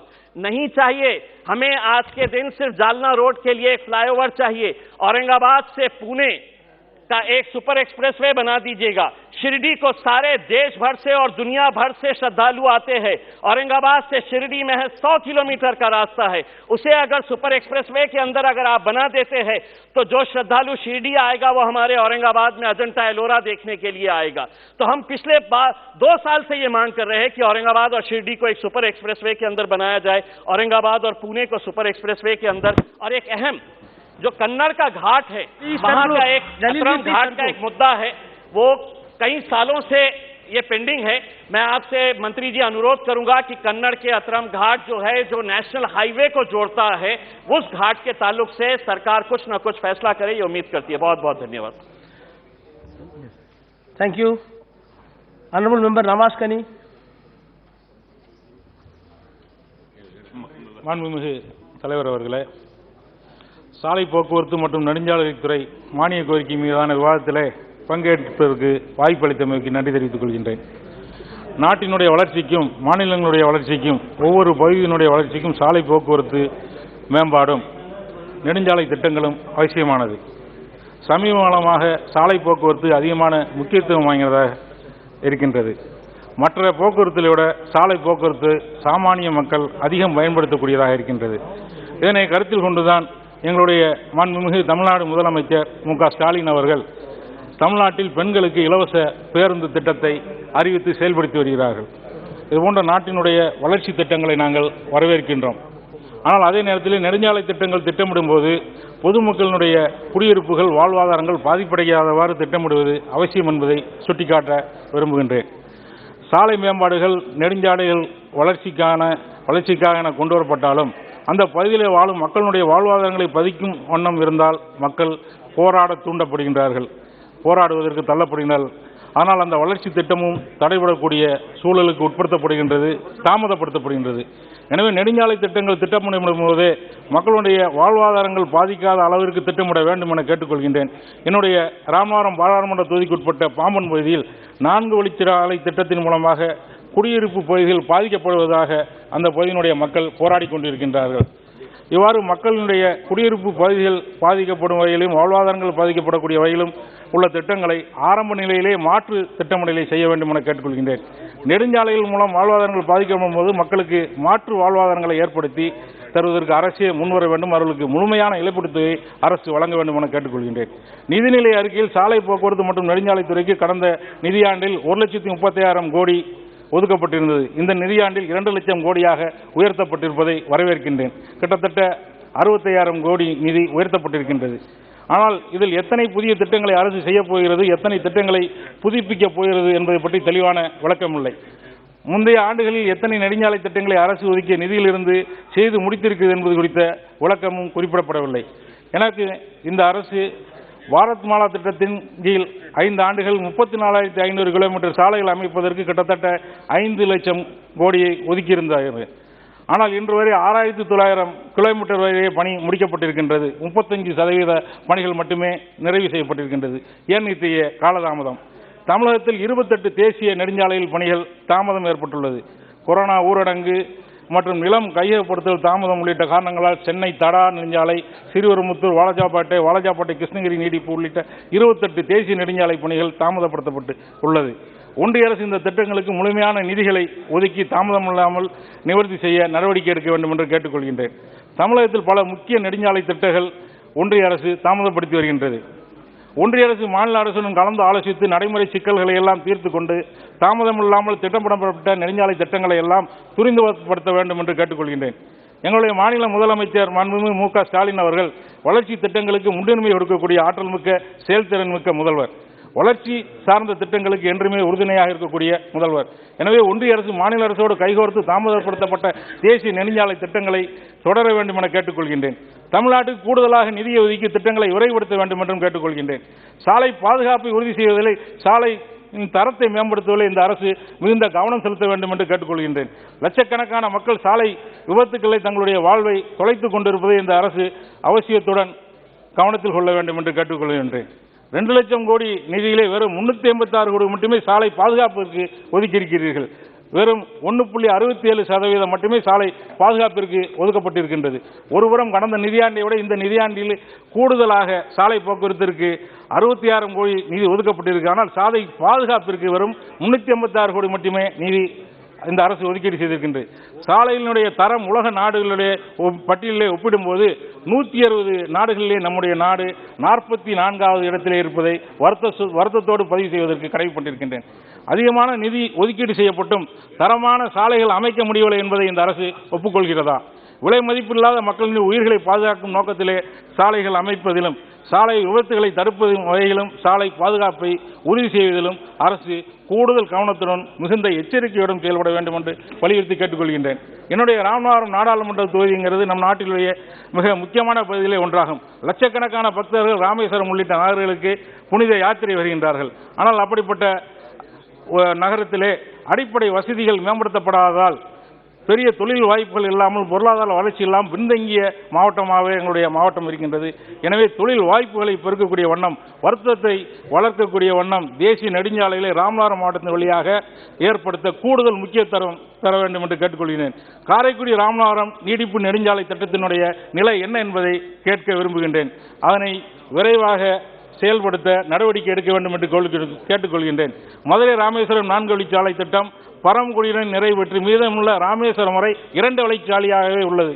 எனவே அதனை முறையாக திட்டமிட்டு ராமேஸ்வரம் வரை 4 வழிச்சாலையாக தரம் உயர்த்த நடவடிக்கை எடுக்க வேண்டும் என கேட்டுக்கொள்கின்றேன். அதுபோன்று கிருஷ்ணகிரி, அதுபோன்று தனுஷ்கோடி ராமேஸ்வரம், மதுரை கிருஷ்ணகிரி வழியாக டெல்லி வாரணாசி வரையிலான தேசிய நெடுஞ்சாலை திட்டத்தை ஏற்படுத்தி தர வேண்டும் என்று கேட்டுக்கொள்கின்றேன்.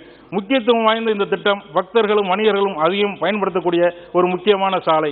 எனவே என்னுடைய தொகுதியினுடைய வளர்ச்சியை கருத்தில் கொண்டு இந்த திட்டத்தை ஏற்படுத்தி தருமாறு கேட்டுக்கொள்கின்றேன். அதுபோன்று தமிழகத்திலே நிலுவையில் இருக்கக்கூடிய அனைத்து தேசிய நெடுஞ்சாலை திட்டங்களையும் மாநில அரசோடு ஆலோசித்து விரைந்து செயல்படுத்துமாறு கேட்டுக்கொள்கின்றேன். ராமநாதபுரம் மாவட்டத்தில் நகரத்திலும் தேசிய நெடுஞ்சாலைக்கான உரிய கட்டமைப்புகளை இன்னும் ஏற்படுத்தவில்லை.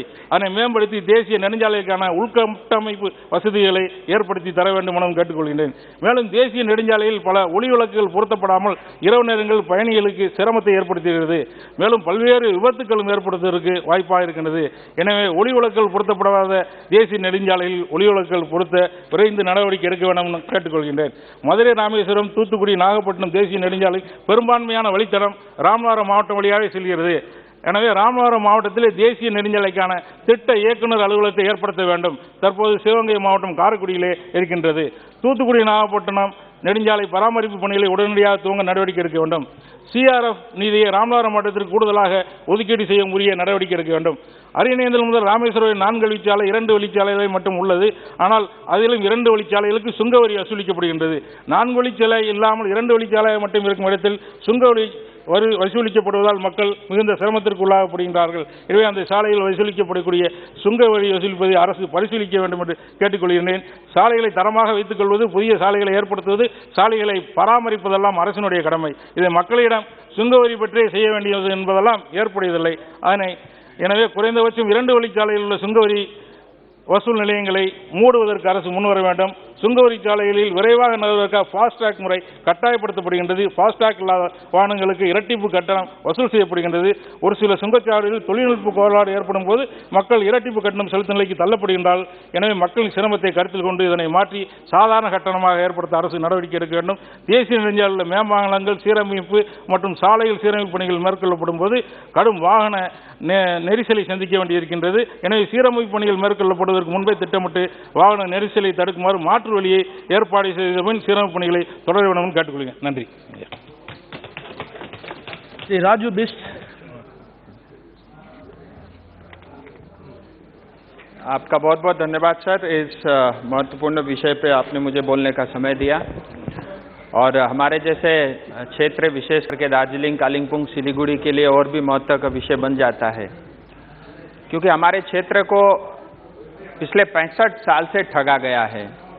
हमारे कांग्रेस के साथी, यूपीए के साथी भी हमारे बीच में हैं। पता नहीं कारण क्या रहे होंगे, लेकिन यूपीए के समय में पॉलिसी कुछ ऐसी थी कि जो भी बॉर्डर रीजन है उसकी जो है डेवलपमेंट नहीं करनी, वही अपने आप एक राष्ट्रीय पॉलिसी उन्होंने बना रखी थी। पता नहीं उनके सलाहकार कौन थे। तो मैं आपसे ये भी निवेदन करता हूँ सर कि इस दार्जिलिंग क्षेत्र जो 4 इंटरनेशनल बॉर्डर से लगा हुआ क्षेत्र है, चाइना, भूटान, बांग्लादेश और नेपाल से लगता हुआ ये एरिया है, थोड़ा समय आप हमको जरूर अधिक दें। सबसे पहले तो मैं आदरणीय प्रधानमंत्री मोदी जी और नितिन गडकरी जी का बहुत आभार व्यक्त करता हूं कि आप लोगों के मार्गदर्शन में और लीडरशिप में पिछले 7 सालों से नॉर्थ ईस्ट जैसे क्षेत्र या बॉर्डर के जितने भी रीजन है, हिमालय रीजन में बहुत तेजी से विकास हो रहा है। और वो सब आंकड़े भी हमारे समक्ष उपस्थित है जो उसको सत्य करती है। और हमारे मंत्री नितिन गडकरी जी हमेशा एक बात बोलते हैं, बहुत हम सबको प्रेरणा मिलती है। लोग कहते हैं कि अगर हमारा देश विकसित होगा तभी हमारी सड़कें अच्छी बनेंगे, लेकिन वो हमेशा एक बात कहते हैं कि अगर हम अच्छी सड़क बना सकते हैं तो देश अपने आप जरूर विकास करेगा। सर, जैसा कुछ सांसदों ने कहा कि अमेरिका के बाद दूसरा सबसे बड़ा विश्व का सड़क नेटवर्क भारत का है और 65% के आसपास जो है गुड्स का ट्रांसपोर्टेशन हम सड़क के माध्यम से करते हैं और आज भी 90% से ज़्यादा पैसेंजर जो है ट्रैफिक सड़क के माध्यम से ही होती है। 2013-14 तक जहां रोज 12 किलोमीटर की सड़क बनती थी, आज 37 किलोमीटर तक हम पहुंच गए हैं और पिछले 7 सालों में 300% से ज़्यादा की वृद्धि इसमें हुई है। अगर इसी तेजी से हम आगे बढ़े तो एक दिन हम अमेरिका को भी पीछे छोड़ देंगे। आप देखिए सर, 65 साल तक जब यूपीए या कांग्रेस का शासन रहा तो देश में करीब 90,000 किलोमीटर का नेशनल हाईवे था। आज 7 साल में बढ़ करके 1.5 लाख किलोमीटर का हो गया है। ये अपने आप में दर्शाता है कि किस तेजी से यह सरकार जो है काम कर रही है और सरकार के साथ साथ इस मंत्रालय से जुड़े हुए सभी अधिकारियों का भी मैं बहुत आभार व्यक्त करना चाहूँगा। इतना ही नहीं sir, green environment, green technology को भी बढ़ावा दे रहे हैं जिससे कार्बन फुटप्रिंट कम हो। ग्रीन एक्सप्रेस हाईवे बन रहे हैं, गति शक्ति के बारे में बताया गया, सीमलेस ट्रांसपोर्ट को बढ़ावा देना और साथ ही ये मुझे लगता है एक बहुत बड़ा क्रांतिकारी जो है ये एक उपयोग होगा। मैं बात करना चाहूँगा कुछ दार्जिलिंग और कुछ बंगाल के विषय में। सर, जैसा मैंने आपको बताया कि बॉर्डर के रीजन आज बहुत तेजी से विकास हो रहे हैं, नॉर्थ ईस्ट में भी बहुत तेजी से विकास हो रहा है। इसके कारण नॉर्थ ईस्ट में पीस भी हो रहा है, डेवलपमेंट भी हो रहा है और आने वाले समय में पूरे देश के लिए ग्रोथ इंजन का काम जो है नॉर्थ बंगाल या नॉर्थ ईस्ट का क्षेत्र अवश्य करने वाला है। सर, कुछ योजनाएं जो मेरे क्षेत्र में चल रहे हैं, मैं उसके बारे में कुछ आपके माध्यम से मंत्री जी से निवेदन करना चाहूँगा कि इन सब कामों में बहुत तेजी लाने की आवश्यकता है। और इस विषय को रखने से पहले एक विषय मैं और आपके माध्यम से करना चाहूँगा कि करीब 1.5 लाख करोड़ के आसपास की योजनाओं के ऊपर में पश्चिम बंगाल में आज काम चल रहा है और हमने ये देखा सर, इसको महसूस भी किया कि पश्चिम बंगाल में जब तक 10% से ज़्यादा कमीशन अगर कॉन्ट्रैक्टर नहीं देता तो कोई भी काम होता नहीं है। मुझे लगता है 1.5 लाख करोड़ में अगर मंत्रालय ठीक से जो है देखरेख करे तो 15,000 करोड़ से ज़्यादा हिंदुस्तान का पैसा हम बचा सकते हैं। सर, हमारे क्षेत्र में 717A जो कालिम्पोंग से होते हुए सिक्किम गैंगटोक तक जाता है, करीब 2400 करोड़ की योजना पे काम चल रही है और ये काम ठीक ठाक तरीके से चल रहा है, लेकिन मेरा ऐसा मानना है कि इसमें और तेजी लाया जा सकता है। दूसरा सर, एशियन हाईवे घोषपुर से लेकर के बागडोगरा 4 लेन की सड़क बन रही है, 2022 तक कंप्लीट होनी है। समय बहुत थोड़ा है, इसको थोड़ा और फास्ट करना पड़ेगा। NH34 रायगंज से दालखोला 4 लेन करीब 1000 करोड़ की ये योजना है। इसी तरह सर, सिलीगुड़ी के अंदर में सिलीगुड़ी शहर हिमालय के गोद में बसा हुआ मुझे लगता है भारत का सबसे सुंदर शहर है, लेकिन आज वो पूरा शहर बैठ चुका है ट्रैफिक की समस्या की वजह से और छोटी छोटी सड़कों की वजह से। और हम पश्चिम बंगाल से हम उसकी अपेक्षा भी नहीं रख सकते क्योंकि ऑलरेडी जो है लक्ष्मी हमसे रूठी हुई है और ममता दीदी के कारण जो है आज 6 लाख करोड़ के कर्ज के ऊपर में पश्चिम बंगाल बैठा हुआ है। सर, एक योजना आपने जो है इसकी स्वीकृति दी है, मैं इसके लिए पहले तो बधाई देता हूं मंत्रालय को। बालासन ब्रिज से लेकर के सेवक आर्मी कैंटोनमेंट एरिया तक साढ़े 12 किलोमीटर का जो है 4 लेन या कहीं कहीं 6 लेन जो है एलिवेटेड रोड बनना है। करीब इसके लिए 990 करोड़ रुपए की स्वीकृति जो इसी बजट में हुई है। मैं चाहता हूं सर ये काम जल्द से जल्द हो और इसके कारण सिलीगुड़ी का करीब 80% जो ट्रैफिक की समस्या है वो हमारी अच्छी हो जाएगी। इसी तरह सर, आज देखिए दार्जिलिंग जाने के लिए सिलीगुड़ी से जो रोड जाता है, सारे रोड जाकर के आधे रोड यानी करशंग में मिल जाते हैं, उसके बाद एक ही रोड होता है और ये अंग्रेज के समय से वही रोड बना हुआ है। हमने एक मांग की थी कि दार्जिलिंग तक पहुंचने के लिए सिलीगुड़ी से अल्टरनेटिव एक हाईवे बने, उसका जो है अभी DPR स्टेज पे है। मैं चाहूँगा कि उसका भी काम जल्द से जल्द हो। सर, इसी तरह से जो है NH10 जो कालिम्पोंग और सिक्किम को जोड़ता है और ये रोड आप इसी रोड को उपयोग करते हुए चाइना बॉर्डर तक भी आप जाते हैं, लेकिन NH10 की इतनी खस्ता अवस्था है आज क्योंकि एक तरफ जो है तीस्ता नदी बहती है और नदी के कारण सड़क जो है विलुप्त होती जा रही है और मंत्रालय ने करीब 1175 करोड़ रुपए के खर्च से जो है 52 किलोमीटर की एक सड़क बनाने की योजना भी रखी है। मैं चाहूँगा इस पर भी बहुत तेजी लाने की आवश्यकता है। सर, इसी NH10 में आगे चल के जब एक कोरोनेशन ब्रिज आता है और मंत्री जी हमारे बीच में बैठे हुए, उनको ये अच्छे से जानकारी है, ये अंग्रेज का बना हुआ कोरोनेशन ब्रिज 100 साल हो गया सर और कभी भी जो है ये किसी बड़ी घटना को अंजाम दे सकता है और बहुत ही खस्ता अवस्था में ये कोरोनेशन ब्रिज है और मंत्रालय ने इसकी भी स्वीकृति दी है। मैं चाहूँगा कि ये करीब 1100 करोड़ के बजट से जो बनने वाला पुल है करीब 6.5 किलोमीटर का, ये भी जल्द से जल्द हो। सर, एक और घोषणा इस बार नितिन गडकरी जी ने की है, गोरखपुर से लेकर के सिलीगुड़ी तक करीब 30,000 करोड़ रुपए के खर्च से एक जो है ग्रीनफील्ड जो है योजना उन्होंने स्वीकृति दी है। मैं चाहूँगा सर ये भी जितना जल्दी काम हो सके, जिससे भारत के दूसरे क्षेत्रों के साथ हमारी कनेक्टिविटी बहुत हो जाएगी। हमको ये भी ध्यान रखना पड़ेगा, ये चिकन नेक एरिया है, लेकिन सर डेवलपमेंट नहीं होने के कारण वो चिकन नेक आज बोटल नेक बन गया है। और उस बोटल नेक के कारण जब तक आप सिलीगुड़ी या दार्जिलिंग का विकास नहीं कर सकते, तब तक आप नॉर्थ ईस्ट में विकास करने की कल्पना मुझे लगता है वो अधूरी रहेगी। इसके साथ ही रेलवे ओवर ब्रिज और अंडर ब्रिज के करीब 8,000 करोड़ के काम है, वो भी मैं चाहूँगा जल्द से जल्द हो सर। दो बातें आपके माध्यम से मैं मंत्री जी से रखना चाहूँगा सर। जैसा मैंने कहा, सिलीगुड़ी शहर आबादी बहुत तेजी से बढ़ रही है और मैंने मंत्री जी से एक निवेदन किया था कि सिलीगुड़ी के चारों तरफ एक रिंग रोड बने जिस तर्ज पे दिल्ली में बना हुआ है, तो इसकी फिजिबिलिटी जो है वर्कआउट हो रहे। मैं चाहता हूं कि ये काम हमारे क्षेत्र के लिए जल्द से जल्द हो। और सर अंत में एक विषय और है, पर्वतमाला योजना, क्योंकि मैं पहाड़ी क्षेत्र से आता हूं और हम सब जानते हैं बहुत कन्वेंशनल ट्रांसपोर्ट के माध्यम से पहाड़ के बहुत सारे क्षेत्रों तक नहीं पहुंचा जा सकता।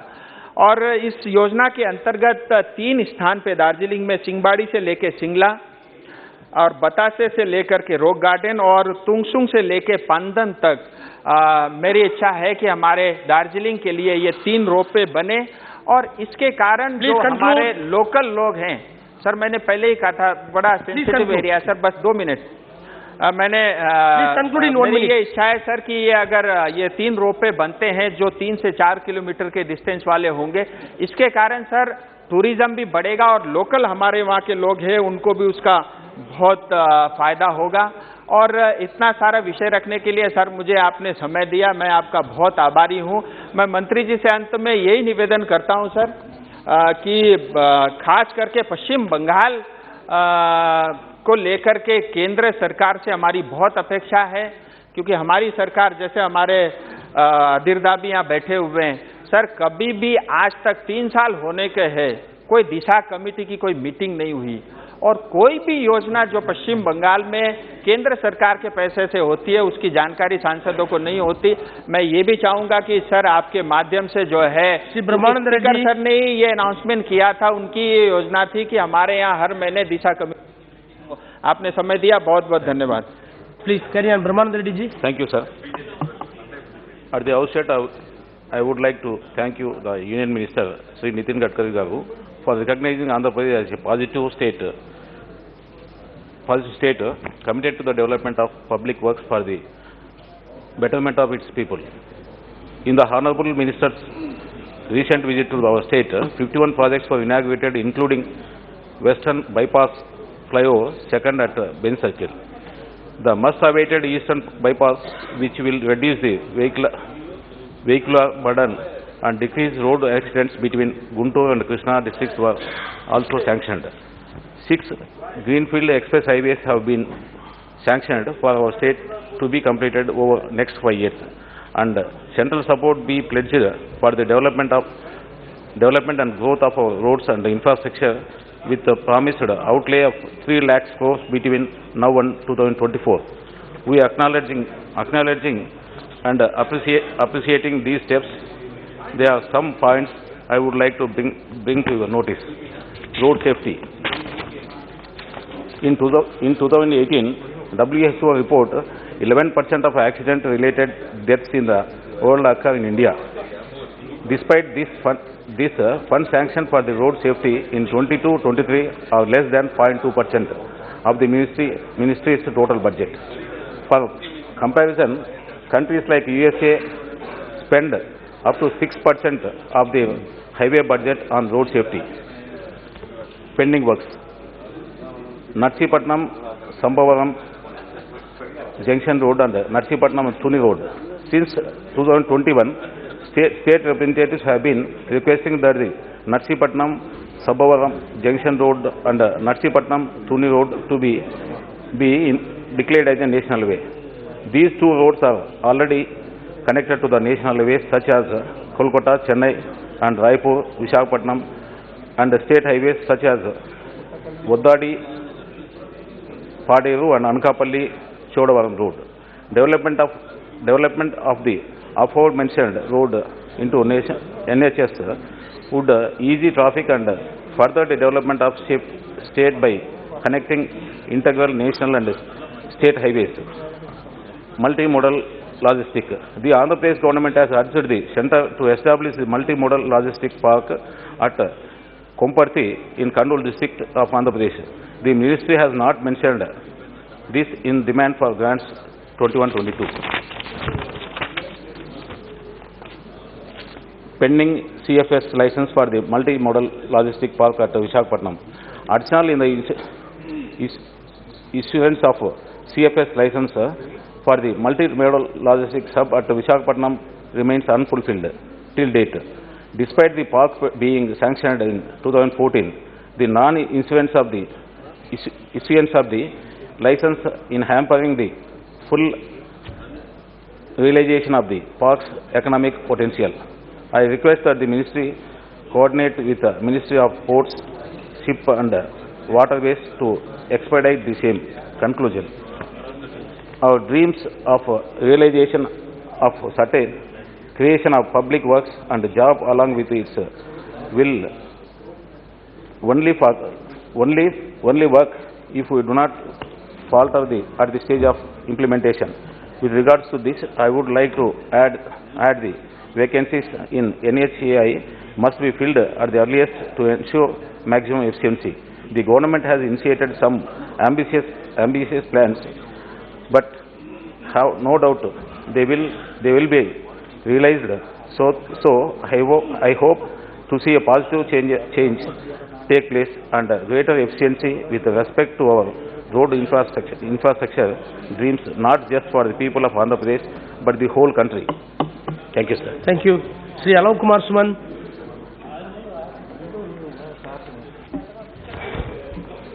धन्यवाद सभापति महोदय। मैं आपका आभार व्यक्त करता हूं कि आपने demand for grants under control of ministry of road transport and highways पर अपनी बात रखने का मौका दिया। महोदय, सड़क परिवहन और राजमार्ग मंत्रालय की मांग संख्या 86 के अनुसार वर्ष 2021-22 में संशोधित आवंटन 1,31,149.07 करोड़ रुपए था, जिसे बढ़ाकर बजट 2022-23 में 1,99,107.71 करोड़ किया गया है, जो 52% के लगभग है। इसके लिए मैं माननीय मंत्री जी को धन्यवाद देता हूं एवं आभार व्यक्त करता हूं। महोदय, सड़क परिवहन एवं राजमार्ग मंत्रालय ने वित्त वर्ष 2022-23 में सक्रिय राजमार्गों पर 2,42,020 करोड़ रुपए खर्च करने का लक्ष्य रखा है, जिसमें बजटीय परिव्यय के माध्यम से 1,87,020 करोड़ रुपए, IEBR से 1 लाख रुपए, INVIT से माध्यम से 10,000 करोड़ रुपए, SPV के माध्यम से 15,000 करोड़ रुपए और निजी निवेश के माध्यम से 30,000 करोड़ रुपए शामिल है। वर्ष 2022-23 के लिए मंत्रालय ने 12,000 किलोमीटर का कार्य एवार्डेड कर चुका है और 12,000 किलोमीटर निर्माण का NH का बनाने का लक्ष्य है, जिससे हमारे देश की प्रगति और विकास को बल मिलेगा। महोदय, भारतमाला परियोजना के पहले चरण में कुल 20,632 किलोमीटर लंबाई के निर्माण का कार्य सौंप दिया गया है और दिसंबर 2022 तक 7,375 किलोमीटर सड़क का निर्माण कार्य पूरा हो जाएगा। भारतमाला परियोजना के पहले चरण का निर्माण वर्ष 2027 तक पूरा कर लेना है। महोदय, हमारे बिहार में हमारे माननीय दूरदर्शी मुख्यमंत्री श्री नीतीश कुमार जी, जिसमें बिहार में पहले सड़क के नाम पर केवल गड्ढे थे, उसको डबल इंजन की सरकार में उन्होंने गली गली गांव-गांव तक सड़क पहुंचा दी। लेकिन मैं आपके माध्यम से मैंने यहाँ माननीय मंत्री जी से उनका ध्यान अपने संसदीय क्षेत्र गोपालगंज के सारण बांध की ओर आकृष्ट करना चाहता हूँ, जो सोनपुर से शुरू होकर यूपी के बॉर्डर सिसमा तक जाती है और दोनों राज्यों के विभिन्न जिले के कृषि बिजनेस सेंटर को जोड़ती है। इसका लगभग आधे से ज़्यादा हिस्सा जो सारण छपरा संसदीय क्षेत्र में पड़ता है, माननीय मंत्री जी के द्वारा स्वीकृति के साथ आवंटन भी दे दी गई है। अतः माननीय मंत्री जी से प्रार्थना करता हूं कि बाकी बचे सारण बांध जो डुमरिया घाट से सिसमा यूपी बॉर्डर तक है, उसको राष्ट्रीय राजमार्ग में शामिल कर हाईवे का काम शुरू कराया जाए। इससे कई जिले के लोगों को राजधानी पटना से जुड़ने का सीधा मार्ग मिल जाएगा और कृषि एवं अन्य व्यापार एवं रोजगार का भी सृजन होगा। महोदय, NH-27 जो ईस्ट वेस्ट कॉरिडोर का पार्ट है, गोपालगंज शहर में एलिवेटेड रोड 10 वर्षों से ज़्यादा समय से लंबित था। वो अब आपके आशीर्वाद से बनने की प्रक्रिया शुरू है, लेकिन धीमी गति से बन रही है। इसका निर्माण समय से पूरा करने के लिए आप अपने स्तर से आदेश निर्गत करने की कृपा करेंगे। साथ साथ NH-27 के गंडक नदी पर वर्षों से लंबित पुल का निर्माण कार्य भी जल्द शुरू करने का आदेश निर्गत करेंगे। महोदय, NH-27 जो गोल्डन क्वाड्रिलेटरल का ईस्ट वेस्ट कॉरिडोर है में गोपालगंज जिले के क्षेत्र में अधूरे डिवाइडर, अधूरे प्लांटेशन, अधूरे बैरिकेटिंग एवं जगह जगह गड्ढे हैं जो दुर्घटना के कारण बनते हैं। प्रोजेक्ट डायरेक्टर का भी पद 1 वर्ष से खाली है, जिस पर मंत्री जी की विशेष आशीर्वाद की जरूरत है, क्योंकि बिहार पर आपकी विशेष कृपा रहती है। अंत में मैं इस डिमांड फॉर ग्रांट पर अपनी बात रखते हुए माननीय मंत्री जी से पुनः निवेदन करता हूं कि NH-19 जो नियर बक्कर घाट भाया मकेर तरैया राजापट्टी बैकुंठपुर डुमरिया घाट तक राष्ट्रीय राजमार्ग का काम शुरू है, जिसे डुमरिया घाट से विस्तारित कर सिसमा यूपी बॉर्डर तक हो जाता है, तो NH-19, NH-27 और NH-28 भी इससे जुड़ जाएंगे। इससे न केवल बिहार की लगभग 2 करोड़ की आबादी एवं साथ साथ यूपी के सीमांत कृषि आधारित गांव एवं जिले जुड़ जाएंगे और राजधानी पटना की दूरी भी कई जिलों से 3 से 5 घंटे कम हो जाएगी तथा 350 गांवों का विकास के साथ साथ आर्थिक एवं सामाजिक पिछड़ापन भी दूर होगा, रोजगार का सृजन होगा। अतः महोदय, मैं इन्हीं बातों के साथ अपनी बात समाप्त करते हुए डिमांड फॉर ग्रांट्स का समर्थन करता हूं। धन्यवाद सभापति महोदय। Thank you. ऑनरेबल मेंबर दल सिंह बिसन। सभापति महोदय, आदरणीय सभापति महोदय, मैं आज सड़क परिवहन एवं राजमार्ग मंत्रालय के अनुदान मांगों का समर्थन करते हुए देश के यशस्वी प्रधानमंत्री जी, सड़क परिवहन मंत्री आदरणीय हमारे गडकरी जी, VK सिंह जी का बहुत हृदय से आभार व्यक्त करता हूं कि जिनकी दृढ़ इच्छा शक्ति के कारण से आज हमारा यह जो राजमार्ग विभाग है 4 लेन, 6 लेन, 8 लेन की सड़कें बना रहा है, एक से एक हवाई पुल का निर्माण हो रहा है, अंतर्राज्यीय मार्गों पर, सीमाओं पर पुलों का लगातार निर्माण करके नए नए विकास के आयाम गढ़ते चला जा रहा है। सभापति महोदय, मैं इस अवसर पर देश के पूर्व प्रधानमंत्री स्वर्गीय अटल बिहारी वाजपेयी जी को याद करना चाहूँगा और उनको श्रद्धासुमन अर्पित करते हुए कहना चाहता हूँ कि देश के ऐसे पहले यशस्वी प्रधानमंत्री जिन्होंने गाँव के लोगों के लिए पक्की सड़कों का जिन्होंने सपना देखा और उनके सपनों को पूरा करने में गडकरी जी ने बड़ा योगदान दिया, इसलिए पुनः इनका आभार व्यक्त करते हुए एक बात बताना चाहता हूं कि मेरे क्षेत्र से कश्मीर से कन्याकुमारी NH-7 जाता है। इस NH-7 को उस समय पर तत्कालीन प्रधानमंत्री अटल जी के समय पर स्वीकृत किया गया था।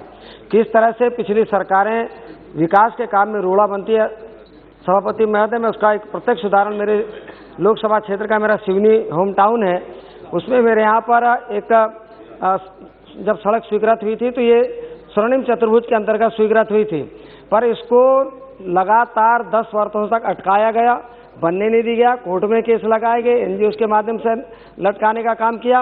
पर जब 2014 में मोदी जी की सरकार आई और उस समय पर फिर गडकरी जी भी मिनिस्टर बने, तब जाकर इस योजना को स्वीकृति मिली और यह आज जो मेरी मोहगांव से सड़क तक जो नागपुर को सड़क जोड़ती है, यह एशिया का पहला ऐसा सड़क मार्ग बना है जो साउंड प्रूफ है, जिसमें हमारे यहाँ पर पेंच नेशनल पार्क है, वहाँ से सारे जो हमारे जंगली जानवर हैं, जितने वन्य पशु हैं, उनका भी सुविधा का ध्यान रखा। केवल 8 किलोमीटर के मार्ग 900 करोड़ रुपए में बना के ऐसा मार्ग बना के दिया, इसकी जितनी तारीफ की जाए, एशिया का पहला ऐसा मार्ग है। और पेंच नेशनल पार्क है जहाँ हमारे दुनिया के लोग पेंच नेशनल पार्क आते हैं, पर जबलपुर से नागपुर के बीच में ये स्थिति थी कि हमको 4-6 घंटे भी लगते थे तो न नागपुर तरफ से पहुंच पाते थे, न जबलपुर तरफ से। पर आज की स्थिति में नागपुर से 1.5 घंटे में हम पेंच पहुंच सकते हैं, 2.5 घंटे में जबलपुर से पेंच आ सकते हैं। तो सभापति महोदय, ऐसे अद्भुत काम के लिए मैं गडकरी जी को हृदय से धन्यवाद देना चाहूँगा। और इसी तरह से कहना चाहता हूँ अध्यक्ष महोदय कि सड़कों के बनने के कारण से आज इस तरह से शिक्षा में हो, चिकित्सा में हो, सारी सुविधाएँ प्राप्त हुई हैं और जिनके कारण से देश बहुत तेज़ी के साथ आगे विकास में बढ़ा है। सभापति महोदय, मैं यह भी कहना चाहता हूं कि इस समय हमारा भारत देश दुनिया का दूसरे नंबर का देश है जहां सर्वाधिक लंबाई की सड़कें हैं, जो लगभग 64.45 लाख किलोमीटर सड़कें हैं। यह अमेरिका के बाद सबसे ज़्यादा लंबी सड़कों का देश है।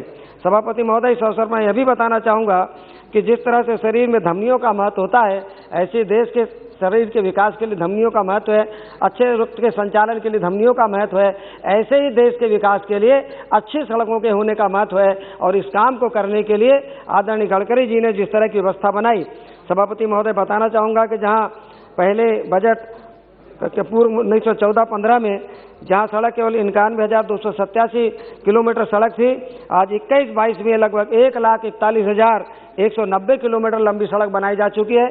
इसी तरह जो बजट 14-15 के समय जो था, उससे लेकर आज की तारीख में 3 गुने से ज़्यादा 1,99,000 करोड़ का बजट दे करके इन सारे कामों को करने का काम मार्ग प्रशस्त किया है।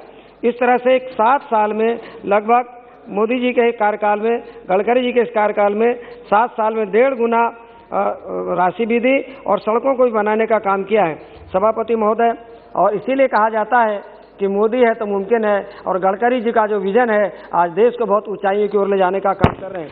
सभापति महोदय, मैं इस अवसर पर आदरणीय गडकरी जी को और हृदय से धन्यवाद देना चाहूँगा कि उन्होंने CRIF के अंतर्गत हमारी सड़कों को स्वीकृत करने का काम किया, जिसमें मेरे यहाँ पर एक बंडोल से कोका सड़क लगभग 40 किलोमीटर की सड़क है, उसका निर्माण होगा, जो कि हमारे NH7 को और बालाघाट से हमारे सिवनी से छिंदवाड़ा वाले मार्ग को इंटर कनेक्टिविटी का 40 किलोमीटर का एक मार्ग बनेगा। इसी तरह से सभापति महोदय, मैं हृदय से धन्यवाद देना चाहूँगा कि जब आप पूर्व हमारे राजमार्ग मंत्री थे हमारे पड़ोसी छिंदवाड़ा के, तो उन्होंने अपने यहाँ जितने सड़कें बनाई, जितने NH बनाए, पर टोल अपने क्षेत्र में नहीं लगने दिया, उनको अन्य जिलों की तरफ स्थानांतरित किया। मेरे सिवनी में इतने ज़्यादा टोल हो गए थे, एक NH का एक टोल हटाने का भी काम किया है, जिसकी बहुत जनता की मांग थी। पर मैं इसी तरह की एक मांग करना चाहता हूँ कि जो छिंदवाड़ा से सिवनी के बीच में सिवनी से केवल 15 किलोमीटर दूर लाके टोल लगा दिया गया है, जबकि हमारी दूरी 25 किलोमीटर पड़ती है। तो जनता की मांग है कि कम से कम उसको बॉर्डर पे लगाया जाए, ताकि हमको केवल शहर से निकलने वाले व्यक्ति सिवनी जिले में जाना है तो टैक्स देना है और छिंदवाड़ा के लोगों को देना नहीं पड़ता, तो कम से कम उसकी सुविधा हमारी जनता को मिले। सभापति महोदय, मैं आज आपसे यह भी कहना चाहता हूँ कि जिस तरह गडकरी जी ने नए आयाम गढ़े हैं, तो इसके अंतर्गत मेरी एक डिमांड है मेरे लोकसभा क्षेत्र की। मेरा लोकसभा क्षेत्र में एक और अभ्यारण्य है, कान्हा नेशनल पार्क, और एक कान्हा नेशनल पार्क के लिए लोग अभी हवाई मार्ग से आते हैं, और बालाघाट जिले में अभी एक भी NH नहीं है, और इस समय पर वहाँ पर सड़कें नहीं होने से वहाँ पर रेल मार्ग में भी और ना भी कोई बाईपास है, तो इसके कारण से हमको बहुत दिक्कत होती है चारों तरफ। 2 मिनट बस मैं अपनी मांग बात कर सकता। तो उसमें क्या है कि मैंने जो मांग कर रखी थी मंत्री जी से कि बालाघाट से भंडारा को उससे जोड़ दिया जाए, तो हमको नागपुर के लिए हमारे को इलाज के लिए जाना पड़ता है, तो बालाघाट भंडारा मार्ग है। ऐसे ही मेरा सिवनी से लेकर तुमसर मार्ग जोड़ दिया जाता है, तो ये हमारा गनगरेज फैक्ट्री जबलपुर टू भंडारा को जोड़ने के लिए सीधा मार्ग होगा, जो अभी नागपुर होके जाता है। इसी तरह सभापति महोदय, कान्हा जाने के लिए नागपुर से बालाघाट लोग आते हैं, तो ये NH बनेगा, और ऐसी बालाघाट से कान्हा के लिए गढ़ी लेके आमानाला तक भाई हमारे महाराष्ट्र की सीमा तक बना दिया जाता है, तो कान्हा में लोगों को आने की सुविधा मिलेगी। अध्यक्ष महोदय, इसी तरह से गोंदिया से लेके बालाघाट तक 4 लेन का काम की स्वीकृति दी है, और मेरे सिवनी से लेके रायपुर के लिए सीधा मार्ग है, तो बालाघाट से लेके सिवनी तक 4 लेन का मार्ग का निर्माण किया जाए। सिवनी मंडला मार्ग भी है, कान्हा यदि जाना है तो सिवनी होकर जाते हैं, तो कान्हा जाने के लिए तो सिवनी मंडला NH भी किया जाए। अध्यक्ष महोदय, अंतिम बात, मेरे यहाँ पर सिवनी में भी रेल के काम के पहले NH बना दिया गया, पर उस समय पर हवाई पुल बना के देने का काम नहीं किया गया। इसलिए मैं चाहता हूँ कि सिवनी से छिंदवाड़ा मार्ग पर, सिवनी से मंडला आपके नागपुर मार्ग पर, और जो हमारा खैरी टेक एक अंतिम है, खैरी टेक से लेकर के जो नंगझर तक NH7 था, उसको बना के देने का काम उस समय नहीं किया गया। 1 टाइम में बना के देना था, उसको ठीक से बना के नहीं दिया गया है, आधा अधूरा बना के उस समय दे दिया, ट्रांसफर कर दिया, और इसलिए मंत्री जी ने इसमें सहमति भी प्रदान की है। तो मेरा विभाग से आग्रह है कि हमारे सिवनी शहर के अंदर से जो गुजरने वाला 11 किलोमीटर का मार्ग है, उसको भी 4 लेन बना के दें, ताकि सिवनी शहर जो नागपुर और जबलपुर के बीच का मार्ग है, इसको जनता की सुविधा मिल सके। आपने एक अंतिम बात, अभी माननीय मंत्री में एक अंतिम बात कह के, मेरा जो है वो महाराष्ट्र से लगा हुआ प्रांत आता है, और मेरे यहाँ पर बालाघाट से नागपुर जाने के लिए भूनकट्टा में एक पुल पड़ता है, वो महाराष्ट्र का पुल आता है और उसके लिए कहीं से राशि मिल नहीं रही, महाराष्ट्र सरकार उसको आवंटित नहीं कर रही। मैंने माननीय मंत्री जी से मांग रखी थी, उन्होंने अपनी सहमति भी दी है, तो भूनकट्टा पर अंतर्राज्यीय एक पुल बना के देने का कष्ट करेंगे तो जनता को बहुत सुविधा मिलेगी। अभी हमारी केवल 2 व्हीलर गाड़ियाँ 4 व्हीलर गाड़ियाँ निकल रही, बड़े वाहन जा नहीं रहे, इससे हमें इलाज कराने जाना हो, हमारे यहाँ के लोगों को व्यापार के लिए जाना हो तो मैं केवल इतना ही कहते हुए आपने मुझे समय दिया, मैं पुनः अनुदान मांगों का समर्थन करते हुए अपनी बात समाप्त करता हूँ। जय हिंद जय भारत। மாண்புமிகு தலைவர் அவர்களுக்கு எனது வணக்கத்தை தெரிவித்துக் கொள்கிறேன்.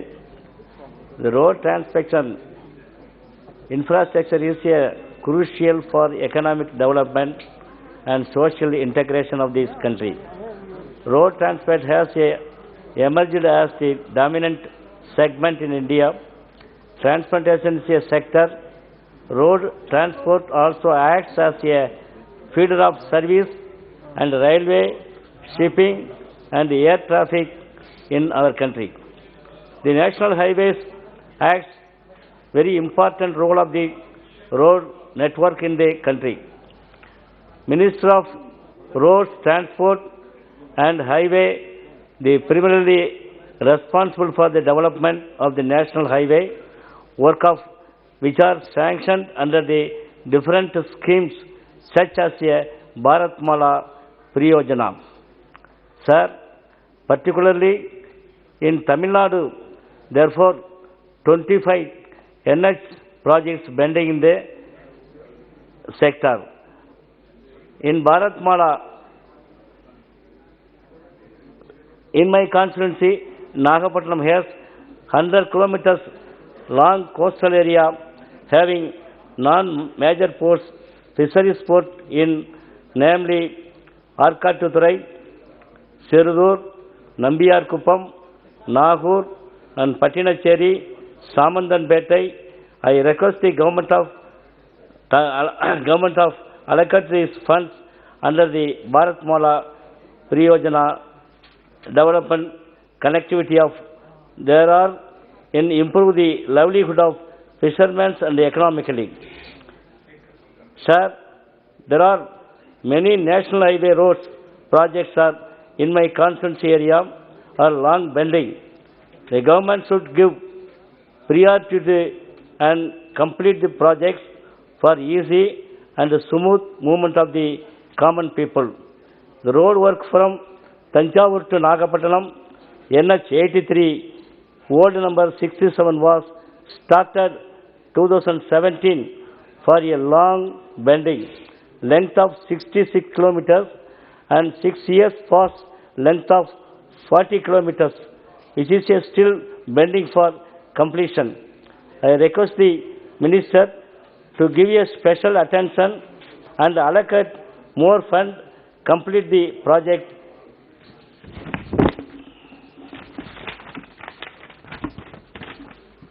The NH 45A, Nagapattinam to Viluppuram sector for a length of 155 kilometers in slow progress. Third, Vigravandi and Tanjavur NH 45C bending, Nagapattinam Kanyakumari NH 45A 333 kilometers still preparation of DPR stage and a special priority should be given the start work of this road project. Trichy Vedaranyam via Mannargudi sector, government announced the sector as a national highway, but so far not allocate the fund and is it still in survey level. This road is a Rajaji has marched in the route during the Salt Satyagraha, Agasthyamballi, which was the historical movement. Sir, during the discussion, I want to point out that our Tamil Nadu Chief Minister, Thalapathy M.K. Stalin, sanctioned the 136 crores, the development and improved the road, ECR road. I congratulate our Honorable Chief Minister M.K. Stalin. I point out some points. First, they strongly oppose the outsourcing workers is strongly I oppose the outsourcing workers in road sector. And second, the transport ministry easily create the class 4 workers. So, he can utilize the class 4 workers in permanently. During the discussion, I point out this: install the CCTV camera for the ensure the safety and identify the lawbreakers. Should be improved road quality for the all NH roads. So, I want to expand to the domestic vehicles in toll-free. Exemption to the domestic vehicle in the toll-free in Salvage and Tamil Nadu. Particularly in Tamil Nadu, every 50 kilometers, one toll-free is there. So kindly, it is be throughout this in all Tamil Nadu is a very important issue. Thank you, sir. Shri Ram Subramanya Verma. माननीय सभापति महोदय, आपने मुझे सड़क परिवहन एवं राजमार्ग के अनुदानों पर बोलने का अवसर दिया, इसके लिए आपका बहुत बहुत धन्यवाद। महोदय, मेरा संसदीय क्षेत्र श्रावस्ती आकांक्षी जिलों में आता है। इस संसदीय क्षेत्र में 2 जिले श्रावस्ती और बलरामपुर आते हैं। इस क्षेत्र में मूलभूत सुविधाओं की तरफ आपके माध्यम से सरकार का ध्यान आकृष्ट कराना चाहता हूं। जैसे देवीपाटन तुलसीपुर में नए बस स्टॉप बनाने की आवश्यकता है। बलरामपुर जनपद में बस स्टॉप पर पर्याप्त सुविधा नहीं है, जैसे यात्रियों के बैठने के लिए प्रतीक्षालय, स्वच्छ पेयजल के साथ साथ सुलभ शौचालय एवं साफ सफाई की अच्छी व्यवस्था कराई जाए। बहराइच का ककरदरी मार्ग का निर्माण कार्य बहुत ही मंद गति से चल रहा है। इस कार्य में तेजी लाने की आवश्यकता है। श्रावस्ती जनपद में भिनगा लक्ष्मणपुर बाजार मार्ग निर्माण बहुत धीरे प्रगति में बन रहा है। इस कार्य में तेजी लाने की बहुत ही आवश्यकता है। जनपद बलरामपुर में हरिहरगंज बाजार से ललिया, शिवपुरा, बरदौलिया, बनकटवा मार्ग का चौड़ीकरण व सुदृढ़ीकरण कराने की आवश्यकता है। जनपद बलरामपुर में उतरौला बलरामपुर मार्ग से महेशवाड़ी तिराहा से बाबागंज संपर्क मार्ग का चौड़ीकरण होना अति आवश्यक है। जनपद बलरामपुर में चंदनपुर, पचपेड़वा, उतरौला मार्ग का चौड़ीकरण कराने की बहुत ही आवश्यकता है। जनपद बलरामपुर में बालपुर, तिलकपुर संपर्क मार्ग का चौड़ीकरण होना अति आवश्यक है, जो बलरामपुर जनपद में श्रावस्ती जनपद को जोड़ने का कार्य करता है। जनपद श्रावस्ती में भिनगा, इकौना, गिलौला, जमनहा, श्रावस्ती, सिरसिया में बस स्टॉप पर यात्रियों के लिए प्रतीक्षालय, कक्ष एवं पेयजल शौचालय की भी व्यवस्था कराई जाए। साथ साथ श्रावस्ती जनपद में हवाई अड्डे का निर्माण हुआ था और आज भी उसका संचालन नहीं हो पा रहा है और वो बौद्ध स्थल भी है। तो मैं चाहूँगा कि उसका भी संचालन जल्द से जल्द शुरू किया जाए। मैं माननीय मंत्री जी से चाहूँगा कि इन बिंदुओं पर गंभीरता से विचार करने की सख्त जरूरत है, क्योंकि ये मेरा लोकसभा क्षेत्र अनुसूचित जात, अनुसूचित जनजाति, ओबीसी, माइनॉरिटी एवं सामान्य वर्ग यानी बहुसंख्यक आबादी वाला क्षेत्र है।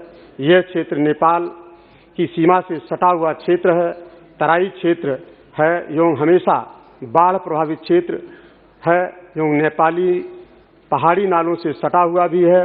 इस पर विशेष पैकेज देकर के क्षेत्र को आगे बढ़ाने की आवश्यकता है एवं साथ ही साथ पूरे देश एवं प्रदेश में भी सड़क परिवहन एवं राजमार्ग पर विशेष रूप से ध्यान देने की जरूरत है। धन्यवाद। Thank you. श्री संदोख चौधरी। धन्यवाद सभापति जी, आपने मुझे demands for grants under transport and highway department पर बोलने का मौका दिया। सभापति जी, जो फ्लाईओवर्स बनते हैं ये लोगों की सुविधा के लिए बनते हैं, लेकिन अगर इनकी डिज़ाइनिंग प्रॉपर ना हो तो कई दफ़ा ये असुविधा का कारण बन जाते हैं। इन्हीं में से जो जलंधर नेशनल हाईवे जब लुधियाना से जलंधर एंटर करते हैं, जलंधर डिस्ट्रिक्ट, तो जो फर्स्ट फ्लाईओवर है, पहला फ्लाईओवर है, वो फ्लोर फ्लाईओवर है, जो कि फ्लोर का जो टाउन है, सिटी है, उसके ऊपर से गुजरता है। लेकिन मैं समझता हूँ कि जब इसकी डिज़ाइनिंग की गई तो ये नहीं देखा गया कि फ्लोर में एंट्री पॉइंट कहाँ से रखना है, एग्जिट पॉइंट कहाँ से रखना है। तो ये एक बड़ी असुविधा का कारण बन गया है। और ना ही तो इसको प्रॉपर एंट्री है फ्लोर शहर में, ना ही प्रॉपर एग्जिट है। जो फ्लोर शहर का बस स्टैंड है उसका भी कोई प्रॉपर एंट्री और एग्जिट नहीं है, वो बिल्कुल डिसफंक्शन हो गया है, वो डिफंक्ट हो गया है। तो जो बस स्टैंड है वो फ्लाईओवर के ऊपर लोग खड़े होकर बसें पकड़ते हैं, वहाँ उतरते हैं। तो मैं आपसे ये अनुरोध करना चाहता हूँ कि ये एक बहुत बड़ी असुविधा है कि इस फ्लाईओवर को की रीडिज़ाइनिंग की जाए और ये जो फ्लोर शहर की कठिनाइयाँ इनको दूर किया जाए। फ्लोर का कारोबार खत्म हो गया है, फ्लोर के जो दुकानदार हैं वो उनकी बिक्री नहीं हो रही, वो घर बैठे हैं। सो एक बहुत असुविधा का कारण है। इसी तरह सभापति जी, जो नेक्स्ट जो फ्लाईओवर जलंधर जो पीएपी जंक्शन है, जो कि मोस्ट इम्पॉर्टेंट जंक्शन है, जहाँ से जलंधर से बाहर जो दिल्ली साइड आते हैं वो लोग जाते हैं, जो बॉर्डर तरफ अमृतसर साइड पे जाते हैं वो जाते हैं।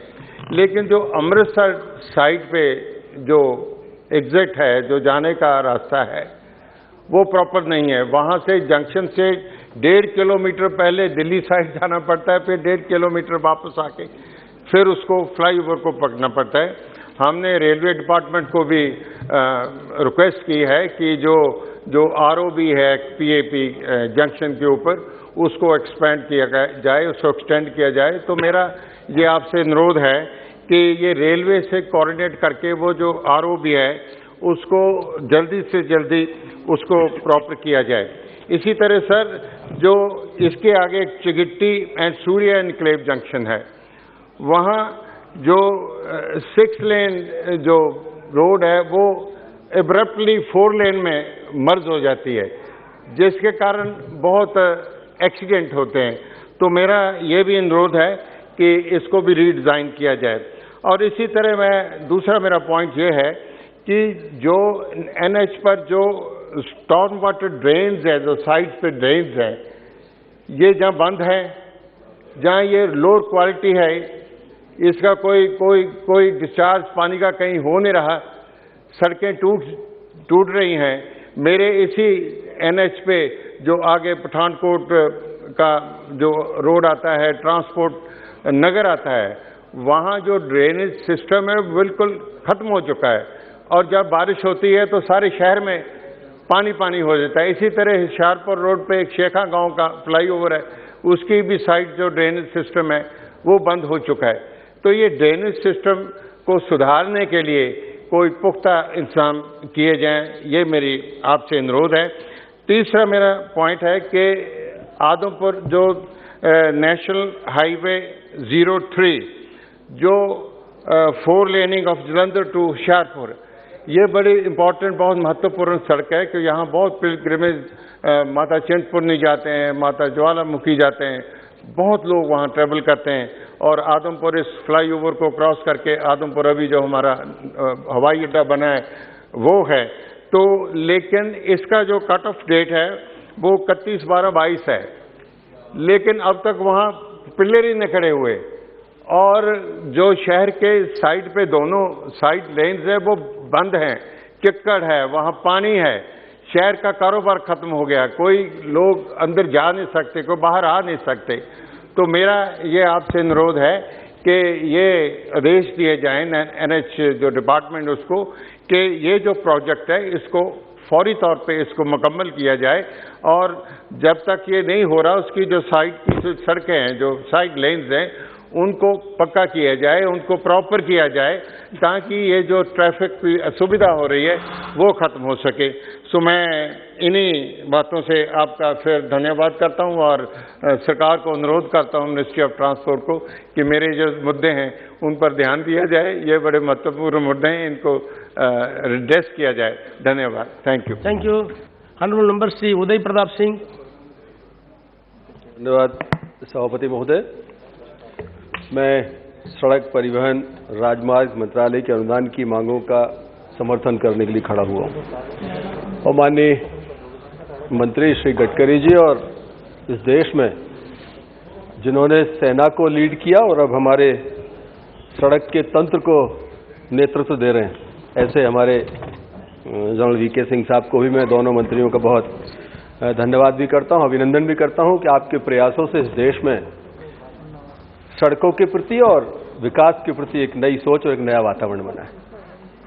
सभापति महोदय, हमारे मंत्रालय को जो बजट में प्रावधान किया गया और मुझे लगता है कि वो और ज़्यादा आवश्यकता थी सड़क परिवहन मंत्रालय को जो बजट मिला है उसमें अगर इसको और बढ़ोतरी की जाती तो मुझे लगता है कि देश में शायद काम करने के लिए मंत्रालय को और आसानी होती। मैं आपके माध्यम से वित्त मंत्रालय से भी आग्रह करूंगा कि सड़क हमारा एक ऐसा सेक्टर है जो देश में बाजार और प्रगति का एक द्योतक है, तो इसके ऊपर जितना फोकस किया जाएगा देश उतनी प्रगति करेगा, उतना आगे बढ़ेगा। 25,000 किलोमीटर और का अगले वर्ष में प्रावधान और 20,000 करोड़ की व्यवस्था करने के संकल्प के साथ मंत्रालय आगे बढ़ा है। मैं स्मरण कराना चाहता हूं कि जो कॉरिडोर स्वर्गीय प्रधानमंत्री माननीय वाजपेयी जी के समय नॉर्थ साउथ और ईस्ट वेस्ट कॉरिडोर का जो प्रावधान उस समय किया गया था, अगर वो चीज नहीं होती, आज देश में वो महत्वपूर्ण 4 बड़े मार्ग नहीं बने होते, तो शायद जो कनेक्टिविटी देश में आज है वो हम उतनी बेहतर कनेक्टिविटी इस देश को नहीं दे पाते। दूसरा जो मंत्रालय विशेष रूप से काम कर रहा है कि दुर्घटना रहित मार्ग होना चाहिए, जो एक्सीडेंटल उन एरिया से उनको ठीक करके दुर्घटनाएं कम हो, इसको केंद्रित करके जो डिपार्टमेंट काम कर रहा है, मुझे लगता है कि उसको प्रशंसा मिलनी चाहिए। उसकी हम आपके माध्यम से सदन में भी बहुत प्रशंसा करते हैं, उसके प्रति मंत्रालय का धन्यवाद ज्ञापित करते हैं। माननीय सभापति महोदय, सड़क प्रगति तो लेकर आती है, साथ ही विकास और बाजार भी पैदा करती है। मेरा संसदीय क्षेत्र इस बात का सबसे बड़ा उदाहरण है। नॉर्थ साउथ कॉरिडोर मेरे संसदीय क्षेत्र से होकर गुजरता है। उसके पहले की परिस्थितियां, आज की परिस्थितियां, जमीन और आसमान का अंतर है। इसलिए मैं आपके माध्यम से माननीय मंत्री जी यहाँ पर बैठे हैं, इनसे आग्रह करना चाहता हूं कि सड़कों के ऊपर जितना हो सके हम देश में सांसदों को उनके एक अनुकूल परिस्थितियां उनको मिलनी चाहिए। सीआरएफ से पहले सांसद के आग्रह पर सीआरएफ में हम लोगों को फंड मिलता था, लेकिन आजकल उसमें प्रावधान में कोई परिवर्तन किया गया है, तो सीआरएफ में हमारी अनुशंसाएं शायद उतनी शामिल नहीं की जाती जितनी पहले की जाती थी। मेरा आपके माध्यम से अनुरोध है कि सीआरएफ का जो फंड है, सेंट्रल रोड फंड जो है, क्योंकि सांसदों के पास सीधे कोई फंड देने की कहीं कोई व्यवस्था नहीं होती, कम से कम इसमें साझेदार सांसद को सीधे तौर पर रखा जाए, मंत्रालय से मेरा आग्रह है।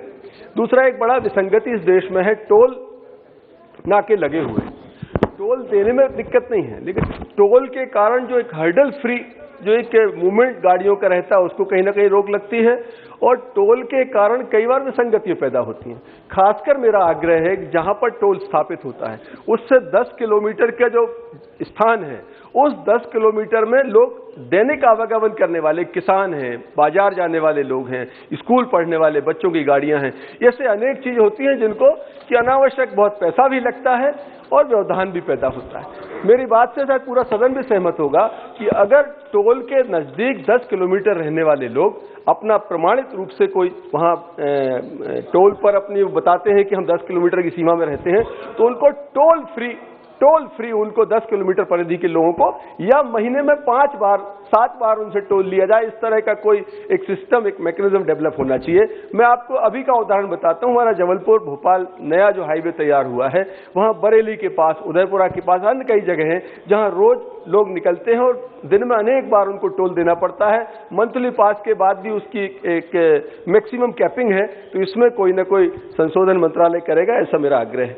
दूसरा मेरा एक अनुरोध है कि पुराना जो north south corridor, east west corridor है, उसका जो डीपीआर तैयार किया गया था उसमें बहुत ज्यादा मुझे लगता है जल्दबाजी में तैयार किया गया था। कई जगह ऐसी जहां बहुत दुर्घटनाएं आज भी हो रही हैं, तो उस पर काम करने की जरूरत है। और नॉर्थ साउथ कॉरिडोर के ऊपर खास करके सागर, नरसिंहपुर और जो लखनऊ नागपुर की तरफ जाता है, अनेक पॉइंट ऐसे हैं जहां लगातार दुर्घटनाएं हो रही हैं, उनको चिन्हित कराकर उनको ठीक करने की जरूरत है। मंत्रालय इस पर काम करेगा, मेरी आपके माध्यम से विनती है। मैं आपके माध्यम से मेरे संसदीय क्षेत्र में एक महत्वपूर्ण मार्ग है जबलपुर, नरसिंहपुर, गाडरवारा, पिपरिया, होशंगाबाद, हरदा, खंडवा और सीधा जलगांव जाता है।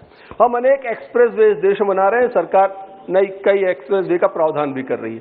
मेरा आपसे आपके माध्यम से प्रार्थना है माननीय मंत्री जी से कि जबलपुर से नरसिंहपुर, गाडरवारा, पिपरिया होकर होशंगाबाद और जलगांव महाराष्ट्र को जोड़ता है। माननीय गडकरी जी का स्टेट भी महाराष्ट्र है और जलगांव हमारे यहाँ एजुकेशन हब है, जबलपुर हाई कोर्ट है, गाडरवारा हमारा आचार्य रजनीश की जन्मस्थली है, पिपरिया पचमढ़ी एक हमारा टूरिज्म का हेडक्वार्टर है।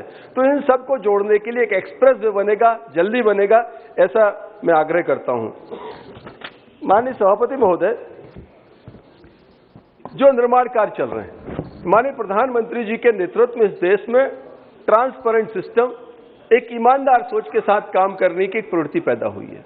और इस सब के बाद भी अगर कहीं गुणवत्ताहीन कोई काम होता है तो मुझे लगता है वो चिंता का विषय है। जबलपुर भोपाल होकर जो मार्ग जयपुर जाता है, पहले भी मैंने अनेक बार शिकायत की है, हम लोगों ने सीधे जाकर मंत्रालय में भी आग्रह किया है और आज आपके माध्यम से सदन में भी इस बात को रखता हूं कि जबलपुर से हमारा जो भोपाल मार्ग है उसमें खास करके नरसिंहपुर जिले का कुछ हिस्सा और रायसेन जिले में जो मार्ग बन रहा है, अभी उसका उद्घाटन हुआ है, टोल चालू हुआ है, लेकिन निहायत गुणवत्ताहीन राष्ट्रीय राजमार्ग तैयार हुआ है। उसकी तुरंत चिंता करने की जरूरत है, नहीं तो यह संदेश ठीक नहीं जाता कि आज जब हम हर चीज अच्छी कर रहे हैं, सारी जगह पूरा मार्ग अगर 400 किलोमीटर में ठीक बना है तो 100 किलोमीटर क्यों खराब बना। इस पर एक हमारी चिंता है जिस पर मंत्रालय ध्यान देगा। दूसरा मेरा अनुरोध है कि जो हाईवेज हमारे तैयार हुए हैं, बाईपास हमने तैयार किए हैं, अंदर के जो मार्ग छूट गए हैं, जैसे इसी भोपाल जबलपुर हाईवे के ऊपर चाहे देवरी बाईपास हो, उदयपुरा का बाईपास हो, खरगोन का बाईपास हो, बरेली का बाईपास हो, बाड़ी का बाईपास हो, इनके अंदर के मार्ग नहीं बनाए। उनकी नरक जैसी स्थिति हो रही है, वहां पर धूल उड़ रही है, लोग रोज व्यापारी परेशान होते हैं, हम लोग जाते हैं, क्योंकि राष्ट्रीय राजमार्ग सीधा भारत सरकार से जुड़ा विषय है, हम लोगों से लोग आग्रह करते हैं इनको जल्दी इनका मेंटेनेंस होना चाहिए, निर्माण होना चाहिए। आपके माध्यम से प्रार्थना है, इस पर भी शीघ्र निर्णय सरकार करेगी। आखिरी बिंदु में आपके सभापति महोदय, आपके माध्यम से माननीय मंत्री जी से कहना चाहता हूं, जो नॉर्थ साउथ कॉरिडोर है उसमें नरसिंहपुर जिले का हिस्सा और जबलपुर जयपुर एक्सप्रेस हाईवे का जो क्रॉसिंग जो है वो समतल भूमि में है, एशिया की श्रेष्ठ भूमि है, उसमें ये दोनों हाईवे क्रॉस करते हैं। वहां समतल होने के कारण पानी की निकासी नहीं है, तो पानी भर जाता है, महीनों तक पानी भरा रहता है किसान को अपनी बुआई आदि के समय, और खासकर उस राजमार्ग चौराहे पर नरसिंहपुर जिले में जहां पर की आबादी हजारों की संख्या में लोग इस एनएच के कारण वहां बस गए हैं, उनकी पानी की निकासी नहीं हो पा रही। मंत्रालय एक कोई बड़ा प्रोजेक्ट वहां पर इस ड्रेनेज सिस्टम के लिए बनाकर लोगों को मदद करने का काम करेगा, यह भी मैं आपके माध्यम से अनुरोध करता हूं। और पुनः हमारा सड़क और परिवहन मंत्रालय के जो अनुदान मांगे हैं उसके समर्थन करते हुए आपने मुझे समय दिया, आपका हृदय से आभार व्यक्त करता हूं। धन्यवाद। बहुत बहुत धन्यवाद। Shri C Thomas ji. Thank you, Chairman, for giving me an opportunity for participating in this discussion on the demands for grants to the Ministry of Transport and Highways. Sir, this is a very important ministry. As we all know, the road infrastructure is very important for the growth of any country, economic as well as social development of any country. In India, as per the available information in the NHAI website, we have around 132,000 kilometers of national highways, out of which more than 70,000 kilometers are under the NHAI. Now there are several projects proposed by the NHAI. The total amount of allocation in the budget is 68,000 crores, and the demand is for 1,99,000 crores. Of course, the demand is very correct, and the amount required is definitely more than 68,000 rupees, 68,000 crore. Sir, we are proposing, the government is proposing so many highways, including greenfield highways, and also express highways. But I am constrained to mention that out of these greenfield highways and express highways, there is no single highway, express highway proposed in Kerala. We have few greenfield highways proposed in Kerala, and also few other highways, out of which 4 are connecting my constituency. Of these 4, one highway, greenfield highway, NH85, starting from Kochi to Kochi, Munnar and Theni. It is some 132 kilometers, having a length of 152 kilometers. More than 30 years back, there was a proposal for constructing a bypass at Tripunithura, which is connecting 3 constituencies, Kottayam, Chalakudy, as well as Ernakulam. And a bypass for having a length of more than 8 kilometers was proposed, which was proposed to be constructed in 2 phases. First phase was 4 kilometers long, for which 16 hectares of land was proposed to be acquired. 4 hectares were acquired more than 30 years back. The balance land was frozen. Earlier, our honourable member Sri N.K. Premachandran was mentioning, when the consultants are preparing the project for the construction of highways, they are not consulting the members of parliament, the representatives of that area. That has happened here in this case also. The consultants have prepared an alignment, a new alignment, for which they have proposed a bypass from Angamali to Kochi, which is avoiding this Tripunithura bypass. Again, this NH85 greenfield highways, that also is avoiding the Tripunithura bypass. And more than 219 families are suffering now. They could not do anything for the last 30 years for any construction in the land. For any other purpose, they were not allowed to use this. My humble request to the Honourable Minister, we have already represented to the NHAI that at least a standalone project. I understand that as per the NHAI rules, there can be a standalone project which can be a spur connectivity to Tripunithura from this NH85, that is Kochi Theni bypass, Kochi Munnar Theni bypass. That will save the life of 219 families. Sir, I would request you, I have already represented it, we all have represented it. I would request you to take up this matter and give directions to the NHA authorities that while they construct the NH85, that is greenfield highway from Kochi, Munnar to Theni, they should construct a spur connectivity for the Tripunithura town that is connected to the greenfield highway. Sir, there is another proposal for a construction of a new greenfield highway parallel to the MC Road. MC Road is the first state highway in Kerala from Trivandrum to Angamali. There is a proposal for construction of a parallel greenfield highway to MC Road, and the length of the highway is more than 228 kilometers. I would request the proposal is pending there. Some alignment has been taken up, but no fund has been allotted.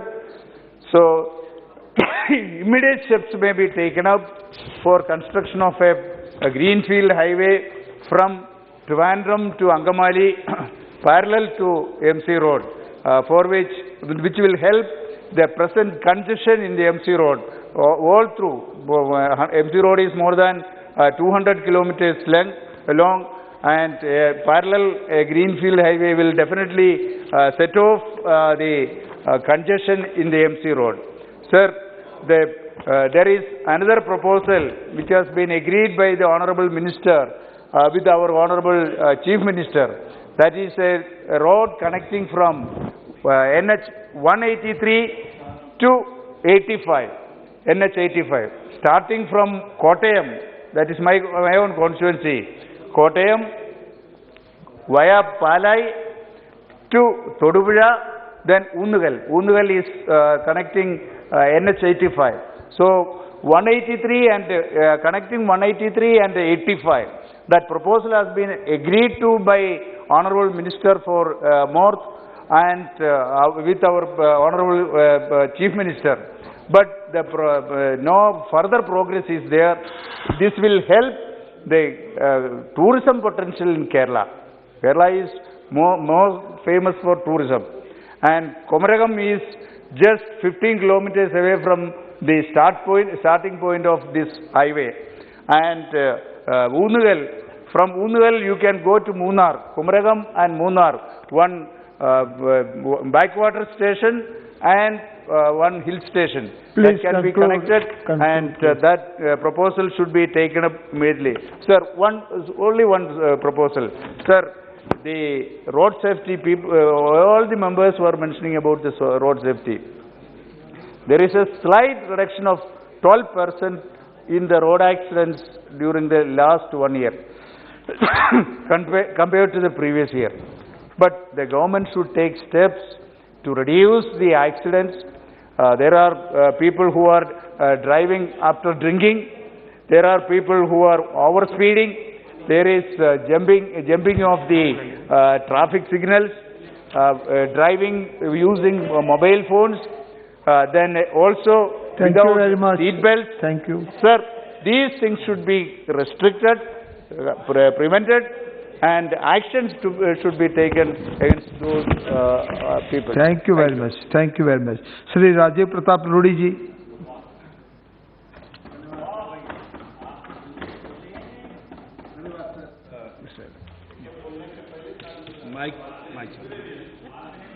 धन्यवाद sir. आज जिस विषय पर हम लोग बोलने के लिए आपकी अनुमति है बजट के इस अभिभाषण पर, और सचमुच अगर सड़क मंत्रालय 2 लाख करोड़ मांगती है तो उसे लाख करोड़ और भी दे देना चाहिए, क्योंकि इससे बेहतर देश के प्रधानमंत्री ने जो नक्शा बनाया है, मुझे लगता है इससे बड़ा काम देश में जो पिछले 100 साल 17 साल में नहीं हुआ, जो अभी हो रहा है, इसका कोई तुलना ही नहीं किया सकता। अद्भुत है साहब। और इसलिए मैं कहूँगा कि अगर मैं उत्तर बिहार में हूँ, और अगर किसी को भी उत्तर बिहार में जाना होगा तो गंगा पार करके जाना होगा। और पीछे मुझे थोड़ा जलन सा हुआ। जलन इस बात का हुआ कि मैंने उत्तर प्रदेश में देखा चुनाव के पहले, जगदम्बिका पाल साहब बैठे हैं, बाकी लोग, एक फाइटर एयरक्राफ्ट हवाई जहाज वहाँ उतर गया आगरा हाईवे पर, तो मुझे थोड़ा जलन सा हुआ। और मैंने जाकर के माननीय गडकरी जी को कहा और प्रधानमंत्री जी को कहा, और मैं बताना चाहूँगा कि बिहार में भी बाकरपुर सोनपुर से डुमरिया घाट तक एक ऐसा ही एक्सेस कंट्रोल हाईवे बनने जा रहा है, जिसमें गति की जो सीमा होगी वो 120 किलोमीटर प्रति घंटा होगा। और जो हम लोग 4 घंटे और 5 घंटे में, डॉक्टर साहब यहाँ बैठे हैं गोपालगंज के, अब वो मात्र 1 घंटे 10 मिनट में कर पाएंगे। उस पर फाइटर जहाज भी उतरेगा। तो देश के प्रधानमंत्री ने सारण की जनता को और बिहार की जनता को ऐसा सड़क भी दे दिया। गंगा पार करने में बड़ी कठिनाई होती थी, और पैकेज वैकेज की बात करते रहते हैं लोग, विशेष स्टेटस की बात करते रहते हैं, मुझे नहीं पता है, लेकिन मैं इतना जानता हूं कि देश की सरकार नीति बनाती है, और नीति के साथ जो विकास आता है वो पैकेज वैकेज से कहीं बहुत ज्यादा है। विशेष दर्जा क्या होगा? अगर नीति अगर आपकी सही होगी, सोच सही होगा, योजना सही होगा, तो लाखों करोड़ रुपया राज्य में चले जाएंगे। ऐसी सरकार तो हमने देखी नहीं थी, कम से कम हम लोग भी 25 साल से पार्लियामेंट में है, और इस प्रकार से देश बिहार को आगे बढ़ा रहे हैं। लेकिन बिहार को अपने आप सोचना पड़ेगा गिरिराज जी की कैसे हम लोग को करना है, क्योंकि उफान हो जाता है जब ऐसी बातें होती हैं। 6 लेन गंगा, हम लोग कह रहे थे 2 लेन का गंगा सेतु, तो देश की सरकार ने, प्रधानमंत्री ने कहा 2 लेन क्या होता है भाई? जब गंगा पार ही करना है और रूडी जी के क्षेत्र से जाना है, हाजीपुर से जाना है, तो उसको 6 लेन बनाइए। और आज जेपी सेतु के पैरेलल 6 लेन बन रहा है। छपरा शहर में हमको बड़ी कठिनाई हो रही थी, 2 लेन था, देश की सरकार से मांग किया, वो आज 6 लेन होने वाला है। और इस बीच में वैशाली जाने की बात पता नहीं कब से होता था कि वैशाली के लिए पटना से सीधे रास्ता, तो सीधे सोनपुर से निकल करके दरियारा होकर के गंडक पार करके वैशाली, और वैशाली साहेबगंज होकर नेपाल, ये भी योजना स्वीकृत है। शेरपुर दिगवारा साहब, मैंने माननीय बिहार के मुख्यमंत्री का आभार व्यक्त करना चाहूंगा। भाषण में नया गांव में मैंने उनसे कहा कि एक पुल चाहिए, उन्होंने कहा रूडी जी ले लीजिए। वहां से जब सहमति प्राप्त हुई और दिगवारा शेरपुर के बीच में 5,000 करोड़ रुपए की लागत से नए पुल का निर्माण हो रहा है, जो पूरे उत्तर बिहार के लिए एक नया 6 लेन 4 लेन न जाने क्या क्या हमारे राज्य में हो रहा है। नहीं, नीतीश कुमार जी ने सहमति दी, उन्होंने मांग की और केंद्र की सरकार बना रही है। अभी हम केंद्र की सरकार की बात कर रहे हैं। गाजीपुर से नहीं, आप अच्छा बता दें, एनडीए की सरकार बना रही। नहीं, मेरा सर ये माइनस किया जाए, 2 मिनट फिर गड़बड़ किया निशिकांत जी और तो कुछ नहीं, बीच में डिस्टर्बेंस होने। उसके बाद उत्तर प्रदेश, हमको लखनऊ जाना हो, हमको टाइम क्यों लगेगा भाई? क्योंकि बीच में गाजीपुर से छपड़ा माझीपुला रोड में वो 2 लेन था और हाईवे नहीं था, उसकी भी स्वीकृति होगी खट से। और आज अगर छपड़ा से हमको लखनऊ जाना हो तो जैसे इस काम को पूरा होगा 2.5 से 3 घंटा में हम छपड़ा से लखनऊ पहुंच सकते हैं। तो कमाल का चीज है। लोग कहते हैं विशेष दर्जा विशेष दर्जा, अरे भाई नीति बनाओ, योजना बनाओ, सोच बनाओ और आगे निकल जाओ। फिर उसके बाद आगे रिविलगंज बाईपास, उस शहर में रिविलगंज छोटा सा एक नगर पंचायत है, बड़ी दिक्कत होती है। आग्रह किया, रिविलगंज बाईपास पूरा सड़कों का जाल है। उतना ही नहीं, दिगवारा से जो नया पुल बनेगा भारतमाला फेज 2 में, फेज 1 में तो नहीं हो रहा है, लेकिन फेज 2 में राम जानकी पथ तक जाने का मार्ग, तो सड़कों का जाल उत्तर बिहार में। और आज की तारीख में मैं बड़े गर्व के साथ कह सकता हूं कि सारण जिला, क्योंकि हमारा द्वार है, वहीं से आपको उत्तर बिहार में जाना है, तो उत्तर बिहार के लिए और सारण जिला में आज 18,000 करोड़ का काम देश की सरकार और देश के प्रधानमंत्री कर रहे हैं। तो कौन कहता है पैकेज की बात? वो तो सब योजनाओं से ही नीति बनाइए और आगे निकल जाइए जैसे बाकी राज्य करते हैं। तो रोना किस बात का है? हम तो आगे बढ़ ही रहे हैं, लेकिन बढ़ाने का राज्य सरकार का संकल्प का भी दृष्टि अलग होना चाहिए। लेकिन भेल्दी सड़क हो, ये हो, अब ये अच्छी बातें हैं। इसके अलावा एक्सेस कंट्रोल, अब मैं नीतिगत पर जाऊंगा, ये तो क्षेत्र का था और राज्य का, मैं नीतिगत फैसला। अध्यक्ष जी, देश की सरकार, ये राज्य की सरकार सड़क बनाती है, हम सड़क बनाते हैं, किसी तरह से राइट ऑफ वे लेते हैं, सड़क बनाते हैं और एक्सेस कंट्रोल के लिए बैरियर लगा देते हैं। क्या देखते हैं उसके किनारे? कोई शोरूम खोल रहा है, कोई रियल एस्टेट कंपनी वाला जमीन खरीद रहा है, कोई वहां से रास्ता निकाल रहा है। देश की सरकार सड़क इसलिए नहीं बनाती है कि उसके बगल में दुकान मकान बना करके लोग अपना व्यवसाय करें। और एक नीति होनी चाहिए, जहां जहां नेशनल हाईवे डिक्लेयर होता है, जहां जहां नेशनल हाईवे चाहे एनएचएआई का हो, रेंज का हो, साथ ही साथ सर्विस लेन के लिए राज्य सरकार को उसके पैरेलल कम से कम 30 से 50 मीटर राइट ऑफ वे का घोषणा कर देना चाहिए, चाहे उसका एक्विजिशन जब भी हो, लेकिन उसके बगल में कोई काम नहीं होगा जब तक वो खेती करता रहेगा, खेती करता रहे। लेकिन जिस दिन देश की सरकार को जरूरत होगी, वो सड़क पर इसकी योजना पॉलिसी के स्तर पर वीके सिंह साहब जिस दिन ले आइएगा, तो अमेरिका और जर्मनी और यूरोप की जो बात करते हैं वो हम लोग भारत, कहीं ये नीतिगत फैसला में अभाव है। आपको खरीदने के लिए नहीं कर रहा, भारतमाला में सब पैसा दे रहे हैं, लेकिन राज्य भारतमाला की योजना वही स्वीकृत कीजिए जहां राज्य सरकार समझ दे कि अगर मेरा राइट ऑफ वे 35 मीटर है, 40 मीटर है, तो 25 मीटर हमारे जिम्मे रहेगा। जब हमारे पास पैसा आएगा हम सर्विस लेन बना देंगे, कम से कम लाखों करोड़ रुपया जो खर्च हो रहा है उसका नुकसान तो नहीं हो। तो एक नीतिगत फैसला की जरूरत है। और राज्य सरकारें भी जो पीडब्ल्यूडी रोड बना रही है उसके बगल में भी नीतिगत फैसला होगा। सड़कें दुकान बनाने के लिए नहीं है, सड़कों पर यात्रा करना है और सुरक्षित रूप से यात्रा करना एक विषय। एक तो महोदय सभी सांसद ने कुछ कहा और हमने पता लगाया कि आज देश में 1,000 करोड़ सिर्फ DPR consultant, those who make projects, the DPRs, they have the investment in just making DPRs in this country is about 1,000 crores। क्या मतलब है साहब? वो डीपीआर बना के लाता है, कहां से रोड निकले, कहां से अंडरपास निकले, कहां पर से बाई रोड निकले, कहां पर से ओवरपास निकले, वो नक्शा बना के लाता है, वहां से अप्रूवल होता है। यहाँ एनएचएआई में बैठे हुए अधिकारी जिनको पता नहीं, उनके बारे में तो मैं अभी आगे आऊंगा, और वो कर देते हैं, टेंडर हो जाता है, फिर उसके बाद एमपी साहब लोग पिसते रहते हैं, भाई हम इधर से निकलेंगे कैसे, मेरा गाड़ी कैसे निकलेगा, हम रोड पार कैसे करेंगे, हम ऊपर से कैसे जाएंगे। क्योंकि डीपीआर बनाने समय कंसल्टेंट जो होता है जनप्रतिनिधियों से बातचीत नहीं करता है और उसको ग्राउंड लेवल पर पता नहीं होता कि क्या कठिनाई, इसका परिणाम होता है कि आने वाले दिनों में हम सब पिसते हैं। इसलिए कंसल्टेंट, और जो कंसल्टेंट ये गलत डीपीआर बना के देता है और जो NHAI के अधिकारी इसको अप्रूव करते हैं बिना उनको इसको क्या पता है? 30 साल से 25 साल से हम लोग देहात में घूम रहे हैं, हम लोग को पता है कि सड़क कहां से निकलता है, कहां से गली जाता है। वो तो नक्शा बना दिया, खींच दिया, टेंडर कर दिया, कॉन्ट्रैक्टरों से लग गया, जमीन एक्वायर कर दिया, उसको क्या पता है? ये कंसल्टेंट्स है, योजना बनाने में साल भर लग जाए, प्रॉब्लम नहीं है, लेकिन योजना ऐसी बने जिसके कार्यान्वयन 6 महीना में हो जाए। प्रॉब्लम क्या होता है? योजना बनाने में कमी रह जाती है और कार्यान्वयन में समय लगता है। इसका मूल कारण यह है, इस पर भी नीतिगत फैसला होना चाहिए। अब मैं सर मैं 2 विषयों पर आऊंगा। भारत की सरकार और ये अधिकारी कुछ हैं, मैं ये नहीं कहता हूं, माननीय मंत्री जी की नीयत एकदम साफ है, और मैं आपको 2 बता रहा हूं, उल्लेख करना चाहता हूं। ये 2020 का एक नोटिफिकेशन है, और आप सब लोग यहां बात कर रहे हैं CRIF and CRF, and this is the notification which guides everyone's work in this country whether it's related to CRIF and CRF. और इसके आधार पर एक AE, एक JE, एक RO, एक PD वो वहां से प्रस्ताव बना के भेजता है। वो इस अंग्रेजी को समझता है कि नहीं समझता है, और यहां पर बैठे हुए मुख्यालय में लोग उसको रिजेक्ट करते हैं, और रिजेक्ट करके माननीय मंत्री जी को बुरा दिखाने के लिए, सरकार को बुरा दिखाने के लिए निर्णय कराते हैं।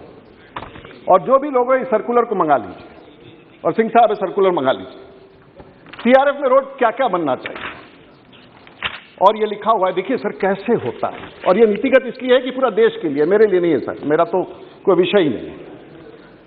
Types of work to be included in CRF, उसमें construction of rehabilitation, engineering aspect, एक उसमें 4 में से एक है construction of bypasses, parallel service roads along national state highways बनाना है। अगर आपको CRF में बाईपास बनाना है और अगर पैरेलल सर्विस रोड बनाना है तो इसका प्रावधान कर दिया। अब अगले पन्ने में चलिए, उसमें देता है कि वहीं पर बनेगा। The second sentence reads in this very notification and everyone must bring out a copy of that notification, how someone has twisted it, because किसी के पास इतना वक्त कहां होगा कि ये डिटेल्स को देखे। However, land acquisition shall be allowed for development of NH states in contribution of state land cost, और उसमें कहा है कि जब तक आपके पास जमीन नहीं अनइंकम्बर्ड होगा तब तक हम ये अनुमति नहीं देंगे। अब बताइए, जहां बाईपास बनाना है वहां राज्य सरकार जमीन खरीद करके पहले रखेगी, पहले आप अनापत्ति पत्र दीजिएगा। और जो फॉर्मेट में है, फॉर्मेट में साफ दिया गया है कि राज्य सरकारें जब ये सर्टिफिकेट दे देंगी कि हम आपको जमीन उपलब्ध कराएंगे, तो आपकी योजना भारत सरकार में कंसीडर होना चाहिए। मैं आपको 4 योजनाओं के बारे में बताना चाहूंगा। पिछले 4 महीने से 6 महीने से, और मैंने माननीय मंत्री जी को कहा, अंग्रेजी में लिखा हुआ है, बिहार सरकार ने बना के भेजा है, certificate, this is to certify that the entire unencumbered in the land needed for the project will be made available after the sanction of the project. और कहता है कि कहा जाता है कि इसमें लैंड स्वीकृत नहीं है, और 5 की 5 योजनाओं को एक बाबू, एक GM उसको रिजेक्ट करके भेज देता है। आखिर कहां कहां सांसद जाके अपनी बात रखते रहेंगे, और ऐसे ऐसे केसेस कहां कहां होते होंगे। सर्कुलर में डिफेक्ट, सर्कुलर के डिफेक्ट पर एक योजना का प्रस्ताव, और ये मैंने आपको दे रखा, आप जांच बैठाइए, और जिस अधिकारी ने इस पर किया है प्रत्यक्ष रूप से आपके पास ये प्रमाण है, उनके खिलाफ कार्रवाई होनी चाहिए। मैं दूसरे पीड़ा पर आना चाहता हूं। महोदय, देश की सरकार और देश के प्रधानमंत्री बहुत अच्छा काम कर रहे हैं, और जो कुछ भी हम लोग फेसबुक और सोशल मीडिया पर डालते हैं हमारा प्रशंसा होता है, लेकिन इसमें मेरा क्या कसूर है महोदय? 2008 की योजना 12 साल, 2022 14 साल हो गए मैं इस सदन में माननीय मंत्री जी के पास 14 साल से मैं जाके गुहार कर रहा हूं कि मेरी ये योजना, सब अच्छी बातें के बारे में लिखते हैं कि रूडी जी हेलीकॉप्टर उतारेंगे, रूडी जहाज उतारेंगे, ये रोड बनेगा, बीच में 6 लाइन फेसबुक पर आता है NH-19 का क्या होगा? हमने ये योजना नहीं बनाई है। और उसके बाद NHAI के 8 चेयरमैन बदल गए, और मैंने ना मेरा कॉन्ट्रैक्टर से परिचय है, ना मैंने सड़क बनाया, ना मैंने उसकी योजना बनाया, ना मुझे पूरा करना है। सिग्रीवाल साहब बैठे हुए हैं, इनको भी और हम दोनों को पिछले 14 साल से जनता गाली दे रही है, और हर बार हम लोग मंत्रालय में दौड़ के यहां मंत्रालय की इस रोड को कंप्लीट कराओ, जो करना है करा दो, जो करना है करा दो। अब आप देखिए, एक तरफ बैंक हैं, बैंक्स का एक कंसोर्शियम होता है, state bank of India consortium का लीड है। वो कहता है कि ठीक है हम पैसा दे देंगे, एनएचआई कहता है नवंबर माह में कहता है हम पैसा दे देंगे। अब कंसोर्शियम में 4 और बैंक है, सबको 5-5 करोड़ रुपया देना है, 197 करोड़ रुपया जाना है। अब एक बैंक पिछले 5 महीना से लेके बैठा हुआ है, अब आपका कोई पैसा सैंक्शन नहीं होगा। 197 जो योजना 400 करोड़ का है वो 1200 करोड़ हो गया है, सभी अधिकारी बैठे हुए हैं और 1200 करोड़ गया। अब वो काम 200 करोड़ में समाप्त होना है, 1200 करोड़ का काम 200 करोड़ में समाप्त होना है। नवंबर में स्वीकृति हो गई महोदय, नवंबर में स्वीकृति हो गई, ये मार्च आ गया, बरसात हो जाएगा। पैसा जब आएगा जब बरसात शुरू हो जाएगा, 197 करोड़ रुपया फिर खत्म हो जाएगा। फिर उसके बाद प्रस्ताव बनना शुरू होगा कि हमको फिर 300 करोड़ रुपया चाहिए।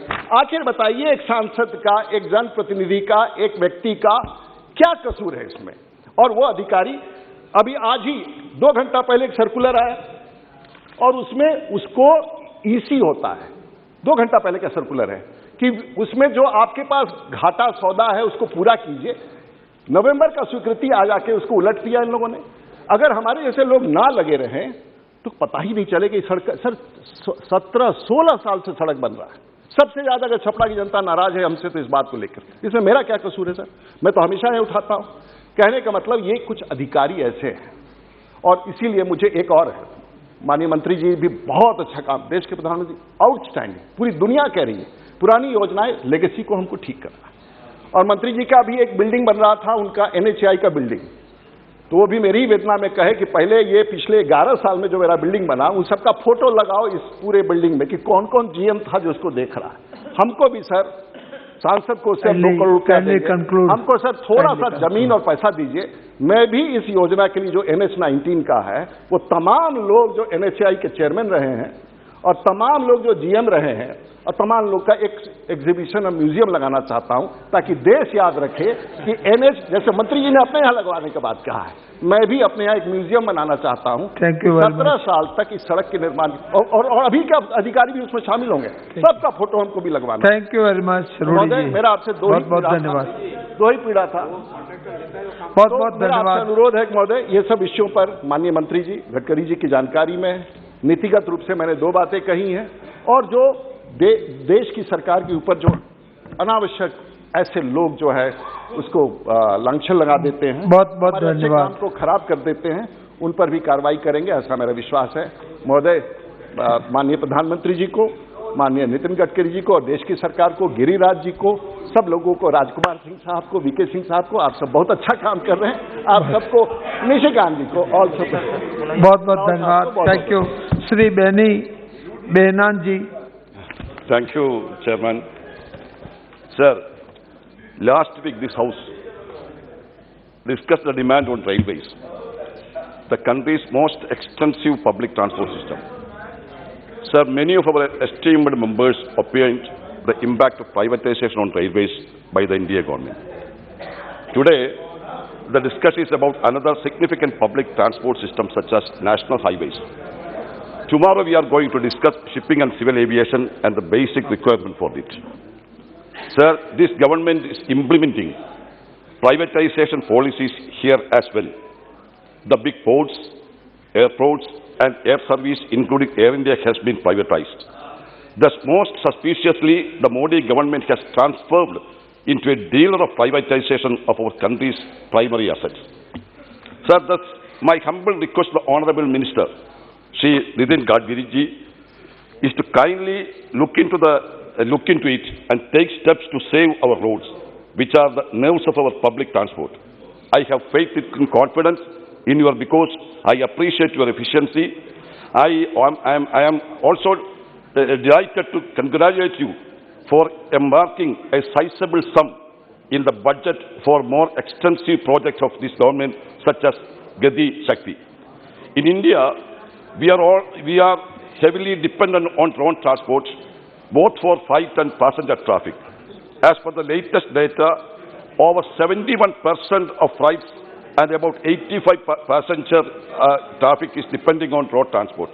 This shows the importance of increasing road transport infrastructure. This over-dependence of road transport, both the passenger and freight sectors, makes it's absolutely necessary to maintain our highways and roads in good condition and in amenities. I admit that NHAA is now carrying out of the widening work of NH66 as 4 lines in Kerala, a considerable portion of which is passing through in my constituency. I express my sincere thanks to Honourable Minister on behalf of that initiative taken by him this work. Now, as the Government of India has privatized the air traffic sector and privatization in railways also progressive, the only major traffic system now remaining with the government is road transport. Hence, I request the government should seriously consider to prepare and implement detailed projects to meet the demand for a period of at least 30 years in the road transport sector on a mission mode and implement within a time frame of 5 years. I may suggest that the above projects should be give priority to upgrade the quality of existing highways so that international level with all modern facilities and also capable of addressing the growing needs of minimum 3 decades. The projects are now the National Highway Development Project, which is connecting the northeast and the northeast to Kolkata to Chennai, Mumbai, Delhi, and similar east-west corridor connecting Silchar to Saurashtra. The main object of the highways is reduce the distance and time between the major cities. Another project is Bardhamala project, which is for the freight traffic and the bypass and other things. Another project is the Sedu Bharadam, that is mainly for bridges and these flyovers. Sir, in my constituency in Chalakudi, there was the underpass. The work is already started 10 years before, and this work is in a slow as a snail. For the last 10 years, we can't complete even a underpass there. On behalf with the National Highway Authority and the local government, we had several conferences, and last conference we entrusted the district collector to monitor the work. Sir, yesterday I was in Chalakudi. I said only 4 persons are working to complete this. So I humbly request the government take action. Otherwise, you terminate the contractor, or please do expedite the work as early as possible. Otherwise, it is the main bottleneck of the traffic block of the National Highway at Chalakudi. A major portion of our roads are suitable to meet our growing demands from the country. Though the number of vehicles are increasing every year, our investments in roads is far below the required sum. In my state, Kerala, the number of vehicles is fast growing. It was doubled from 60 lakhs in 2011 to 120 lakhs in 2021. The number reached 21 lakhs in 290 by 8 years and by 10 years. The number reached into 148 lakhs. As a result of this control, sir, 1 minute, sir, I just started that. So, as a result, the controlled vehicle growth in efficient roads with a poor condition, the number of motor accidents is rising. Sir, at present, the increasing number in road accidents and its casualties is a major concern. India ranks first in number of road crash deaths across the 199 countries and account for almost 11% of crash-related deaths in the world. So, to tide up this situation, urgent action plan is needed. Imparting awareness to drivers and public essential. Similarly, steps should be taken, include road rules in school and college syllabus. I still remember some lessons that I have learned during my school life and college life. There was a lesson by the A.G. Gardner on the rule of the road. That is headlight. So I realize the above lesson during my student, and I still follow the guidelines learned from the school, college when I was driving. So the government may also consider developing alternative transportation methods by using waterways and sea routes for avoiding sufficient connectivity with existing roads. So another thing that my beloved friend, Mr.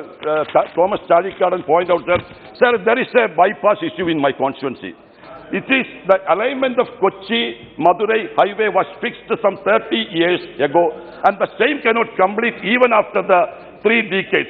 Some families got compensation while approximately 200 families on on the 8.5 kilometers long Tripunithura bypass, whose land was either frozen or acquired for the project, not received any compensation, and they are not in a position to sell their property or renovate houses in the last 30 years. Kindly However, conclude. Sir, however, after a long period, a new project, Kochi-Theni Greenfield Bypass, was announced, and the Tripunithura bypass was included in the alignment initially. Now the above families are run in the trouble once again that the stretch does not figure in the final alignment of the Kochi-Theni Greenfield Highway. The reason announced is that NHAI is forward another project, namely Kundannur-Angamali Greenfield 6-line path, when the new bypass between Angamali and Greenfield 6-line bypass, when the bypass between Angamali and the Kundannur has been announced, the alignment of Kochi-Theni Greenfield bypass changed, and all acquired land in Tiruvankulam area is presently not with the alignment. Since the owners of the land acquired for Tripunithura bypass are waiting since the last 30 years for getting compensation for the acquired land and are facing countless issues. Please conclude. So I request that, because considering the above mentioned points, your esteemed office may take urgent steps to revise the finalized alignment of Kochi-Theni Greenfield bypass by incorporating all the acquired portion of the land of Tripunithura bypass, including the portion from Mattakudi Bridge to Puttanguris, and thereby starting a bypass from Tiruvankulam area as earlier. Thank you very much. Thank you. Shri Guman Singh Dabur ji.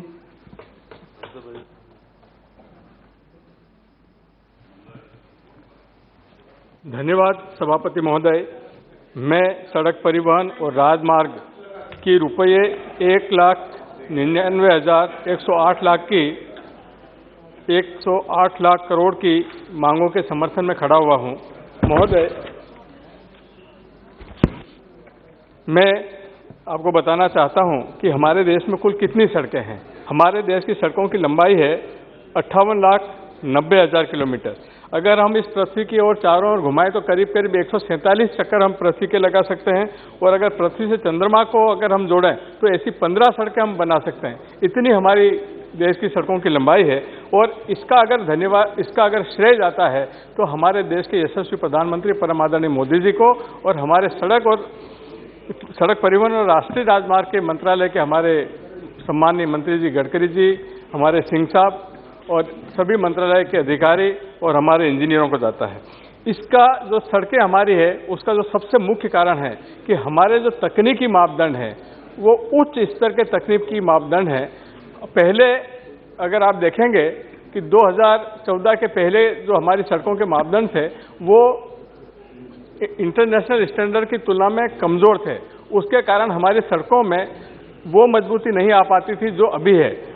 पहले सड़कों में piping action बनने के कारण सड़कें हमारी खराब हो जाती थी, परंतु अब हमारी सड़कों में जो निर्माण होता है उसमें सीमेंट रेटेड सब बेस बनता है, उसमें WM बनता है, उसमें DBM बनता है, बिटुमिन कंक्रीट सरफेस बनती है। इसके कारण आज हमारी सड़कें विश्व स्तरीय सड़कें हैं, और इसका मुख्य कारण है हमारे देश के यशस्वी प्रधानमंत्री परम आदरणीय मोदी जी के मन की बात को हमारे मंत्रालय द्वारा समझना। मैं इस जो हमारा बजट है इसकी बहुत सारी खासियतें हैं, उसके बारे में मैं बताना चाहता हूं कि हम लोग बहुत तेजी से सड़कें बना रहे हैं। 2004-05 की बात करें तो 7 किलोमीटर प्रतिदिन की सड़क की रफ्तार थी, आज हम 37 किलोमीटर पर आए हैं, और आने वाले समय में जो हमारा लक्ष्य है वो 50 किलोमीटर प्रतिदिन का है। और हम अलग अलग मापदंड की सड़कें बना रहे हैं। हमारे गांव की सड़क अलग है, प्रधानमंत्री सड़क अलग है, नेशनल हाईवे अलग है, स्टेट हाईवे अलग है, मेजर डिस्ट्रिक्ट रोड अलग है। तो इस प्रकार से विभिन्न मापदंडों की सड़कें बनाने के कारण आज हमारी कनेक्टिविटी एक अंतर्राष्ट्रीय स्तर की बनती जा रही है। मैं सभापति महोदय आपको बताना चाहता हूं कि जो हमारी बजट में जो सबसे अच्छी खासियत है वो ये है कि हमने प्रधानमंत्री गति शक्ति योजना को जगह दी है, और ये प्रधानमंत्री गति शक्ति योजना करीब 16 मंत्रालयों को लेकर बनी है, और इसमें 7 इंजन के हमारे कार्यक्रम होंगे। और इस प्रधानमंत्री गति शक्ति योजना के कारण हमारे किसानों को फायदा होगा, हमारे व्यापारियों को फायदा होगा, हमारे उद्योगपतियों को फायदा होगा, हमारे यात्रियों को फायदा होगा, हमारा माल का परिवहन को फायदा होगा। और ये जो हमारी सड़कें बन रही हैं, इन सड़कों के निर्माण में जो सबसे बड़ी बात है वो सुरक्षा की बात है। हम ऐसा नहीं कि आंखें बंद करके सड़कें बना रहे हैं। आज हमारे पूर्व में जो हमारे एक्सीडेंट होते थे वो एक्सीडेंट हम मिनिमम कर रहे हैं। पूरे देश में ब्लैक स्पॉट्स को आइडेंटिफाई करके जो रोड सेफ्टी के लिए हमारा अलग एक विंग काम कर रहा है और उसके कारण हम कई लोगों की जान बचाने में सफल हो रहे हैं। आज जो हमारा बजट है, इस बजट का तो मेरा अनुरोध है कि ये पूरे सदन को एक स्वर में, एक मत में, ध्वनि मत से इसको पारित करना चाहिए, क्योंकि इतना अच्छा बजट अभी तक नहीं आया है। आगे और अच्छा आएगा। मैं इसके साथ साथ मेरे क्षेत्र की जो मैं कुछ सुझाव देना चाहता हूं। मेरा सुझाव ये है कि हमारे जितने जिला मुख्यालय हैं, हमको जिला मुख्यालयों को 4 लेन से अनिवार्य रूप से जोड़ना चाहिए। हमारे जो ब्लॉक हेडक्वार्टर हैं, तहसील हेडक्वार्टर हैं, उनको 4 लेन से जोड़ना चाहिए। अभी जो प्रधानमंत्री सड़क हमारी बन रही हैं वो 15 टन 20 टन की कैपेसिटी से बनती हैं, परंतु अब जो ट्रैफिक उसके ऊपर चल रहा है तो उसको डिजाइन में परिवर्तन करके उसको 80 टन तक लाना चाहिए। इसके साथ साथ मेरी कुछ मांगे हैं, उस मांगों के संबंध में मैं आपको निवेदन करना चाहता हूं कि हमारे दिल्ली मुंबई जो ग्रीन एक्सप्रेस वे निकल रहा है, 8 लेन एक्सप्रेस वे, इस 8 लेन एक्सप्रेस वे जो हमारा मेरे लोकसभा क्षेत्र के रतलाम के पास से गुजर रहा है, तो मेरा आपके माध्यम से अनुरोध है मंत्रालय से कि मल्टी मॉडल लॉजिस्टिक पार्क की स्थापना रतलाम में की जाए। हमारा रतलाम से झाबुआ और अलीराजपुर को 4 लेन से जोड़ने के लिए भारतमाला 2 में आपने रतलाम से झाबुआ को सम्मिलित किया है, परंतु झाबुआ से अलीराजपुर को सम्मिलित नहीं कर पाया, वो टोल रोड होने के कारण। तो इसमें भी कोई माध्यम निकालकर इसको जोड़ दिया जाए। दूसरा, हमारा रतलाम और इंदौर रोड को पेटलावत से बदनावर तक इसको 4 लेन से जोड़ने से हमारी अहमदाबाद से सीधा हम गुजरात को शॉर्टकट से जा सकते हैं, इसको जोड़ा जाए। बड़ौदा से खंडवा नेशनल हाईवे घोषित किया है, परंतु इस नेशनल हाईवे का निर्माण का कार्य अभी शुरू नहीं हो पाया है, इसको शीघ्र शुरू किया जाए। और इसके बीच में मेरे लोकसभा क्षेत्र का जिला मुख्यालय अलीराजपुर आता है, इस अलीराजपुर को अनिवार्य रूप से बाईपास बनाया जाए, क्योंकि अभी जो नेशनल हाईवे गुजर रहा है वो अलीराजपुर शहर के बीच में गुजरने से यहाँ पे काफ़ी एक्सीडेंट होते हैं, दुर्घटनाएं होती है। इसलिए इन दुर्घटनाओं को टालने के लिए अलीराजपुर में बाईपास बनाना जरूरी है। मेरे लोकसभा क्षेत्र झाबुआ से बांसवाड़ा को जोड़ने वाला मार्ग जो है वो 4 लेन नहीं है, तो झाबुआ से थांदला, कुशलगढ़ और बांसवाड़ा को जोड़ने के लिए 4 लेन रोड बनाने की मैं मांग करता हूं। मेरा लोकसभा क्षेत्र जनजाति बाहुल क्षेत्र है और हमारे यहाँ जो विलेज की रचना है, इन विलेजों में बहुत सारे हैबिटेशंस बने हैं, छोटे छोटे हैबिटेशंस, और मुख्य गांव से एक दूसरे हैबिटेशंस की दूरी, जिनको वहाँ फालिया बोलते हैं, वो फालिया की दूरी 10-10, 15-15 किलोमीटर है। ऐसे लंबे जंगल के क्षेत्र में है। तो जो इन विलेज रोड बनना चाहिए वो रोड नहीं बनी है, तो इन विलेज रोड बनने को प्राथमिकता दी जाए। एक हमारा जो नेशनल हाईवे नंबर 47 है वो गुजरात की सीमा से मध्य प्रदेश की सीमा में जब आते हैं तो उसका लंबे समय से संधारण नहीं हुआ है, और इसके संधारण का भी प्रस्ताव हमारे यहाँ मुख्यालय पे आया हुआ है। तो मैं आपके माध्यम से मांग करता हूं कि ये संधारण का जो प्रस्ताव है इसको स्वीकृत करें, ताकि उस नेशनल हाईवे नंबर 47 का पिटोल से हमारे माछलिया तक जो अभी उखड़ गया है इसका संधारण हो सके। मैं इन मांगों का समर्थन करते हुए आपको धन्यवाद देता हूं। नमस्कार। बहुत बहुत धन्यवाद। श्री दुलाल चंद गोस्वामी जी। धन्यवाद सभापति महोदय। सबसे पहले मैं सड़क परिवहन और राज्य मंत्रालय के बजट 2022-23 का समर्थन करता हूं। माननीय सभापति महोदय, सड़क परिवहन राजमार्ग मंत्रालय का बजट इस बार बहुत बढ़ाया गया और इसका मुख्य उद्देश्य है कि देश में सड़कों सुविधा को बढ़ाया जाए। 1,99,000 करोड़ की बहुत बड़ी राशि भारत सरकार ने दी है। इसके लिए माननीय प्रधानमंत्री जी को हृदय से धन्यवाद। सभापति महोदय, पिछले साल 2021-22 में जो बजट में प्रावधान था उससे 52% राशि को इस बार के बजट में बढ़ाया गया है। यह भारत सरकार का मंशा को दर्शाता है। उसी तरह से अध्यक्ष महोदय 2012-13 में प्रतिदिन एनएच निर्माण का कार्य 11.6 किलोमीटर होता था, लेकिन आज ये कहते हुए गर्व होता है कि 21-22 में जो है राष्ट्रीय राजमार्ग मंत्रालय के द्वारा 37 किलोमीटर सड़क प्रतिदिन निर्माण कराने का कार्य ये अपने आप में ये कीर्तिमान है। महोदय, मैं आपके माध्यम से अपने क्षेत्र का कुछ महत्वपूर्ण मांग रखना चाहता हूं। ये बहुत ही महत्वपूर्ण मांग है, जिससे बिहार का विकास में भी मदद मिलेगा और खास करके हम लोग जिस क्षेत्र में, जिस जिला में रह रहे हैं, उनका भी विकास होगा। मेरा पहला मांग है, माननीय मंत्री जी से यहाँ बैठे हुए हैं, कि बिहार की राजधानी पटना से एनएच 31 पूर्णिया में 4 लेन से जुड़ती है एनएच 31 और खगड़िया तक 4 लेन बना हुआ है। खगड़िया से पूर्णिया 136 किलोमीटर होगा। इसके लिए भी पूर्व में मैंने माननीय मंत्री जी से मांग किए थे। उसका डीपीआर तैयार करने की बात अविलंब करके खगड़िया से पूर्णिया जोड़ देने से पटना की दूरी कम हो जाएगी और सुगम हो जाए। उसी तरह से एक मांग मेरा आपके माध्यम से माननीय मंत्री जी से है कि ईस्ट वेस्ट कॉरिडोर जो गुजरात के पोरबंदर से और आसाम का सिलचर को जोड़ता है और ये 6 राज्य होकर के जाती है, 3507 किलोमीटर लंबाई में। इसमें तो सर काम हुआ है, लेकिन जो कहीं कहीं कुछ जगह ऐसा है जिसमें काम हो जाना चाहिए था। ये पूर्व प्रधानमंत्री माननीय अटल बिहारी वाजपेयी जी का बहुत ही महत्वाकांक्षी योजना था। इसमें दालकोला और पूर्णिया के बीच चिरैया एक जगह है जो 22वां किलोमीटर में है। पुराना एनएच 31 है और नया 27 है।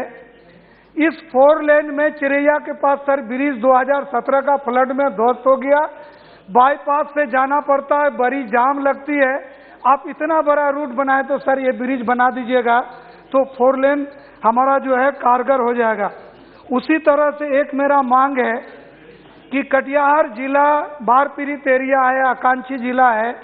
मनियारी से 131 एनएच अहमदाबाद तक जो नकटी पश्चिम बंगाल महानंदा नदी में ब्रिज बना हुआ है, इससे सीधे भालुका और मालदा होते कलकत्ता जुड़ जाएगा।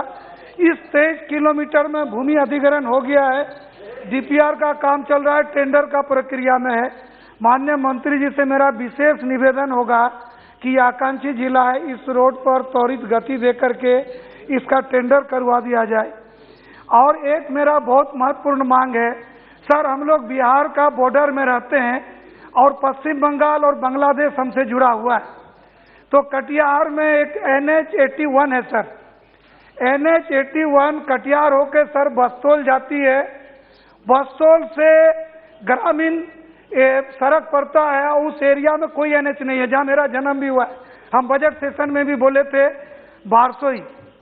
तो एनएच 81 बस्तौल से सर रोहिया खोपरा है और दूसरे पर आजमनगर प्रखंड मुख्यालय है और आजमनगर के आगे सर बारसोई प्रखंड और अनुमंडल मुख्यालय है। उससे आगे एक बिघोर बाजार है। बिघोर के बाद पश्चिम बंगाल का बाहिन और मकरा है और वहाँ से हम लोग पश्चिम बंगाल इंटर करेंगे और फिर जो है सुभाषगंज होकर के एनएच 34 रायगंज में और उसके आगे सर बालूरघाट है। बालूरघाट के आगे बांग्लादेश है। लगभग 100-125 किलोमीटर है। और सर अगर ये सीधे जुड़ जाएगा तो आप 4 लेन बना रहे हैं। साहेबगंज में ब्रिज बन रहा है, झारखंड बिहार को जोड़ने के लिए साहेबगंज में 3000 करोड़ में आप ब्रिज बना रहे हैं।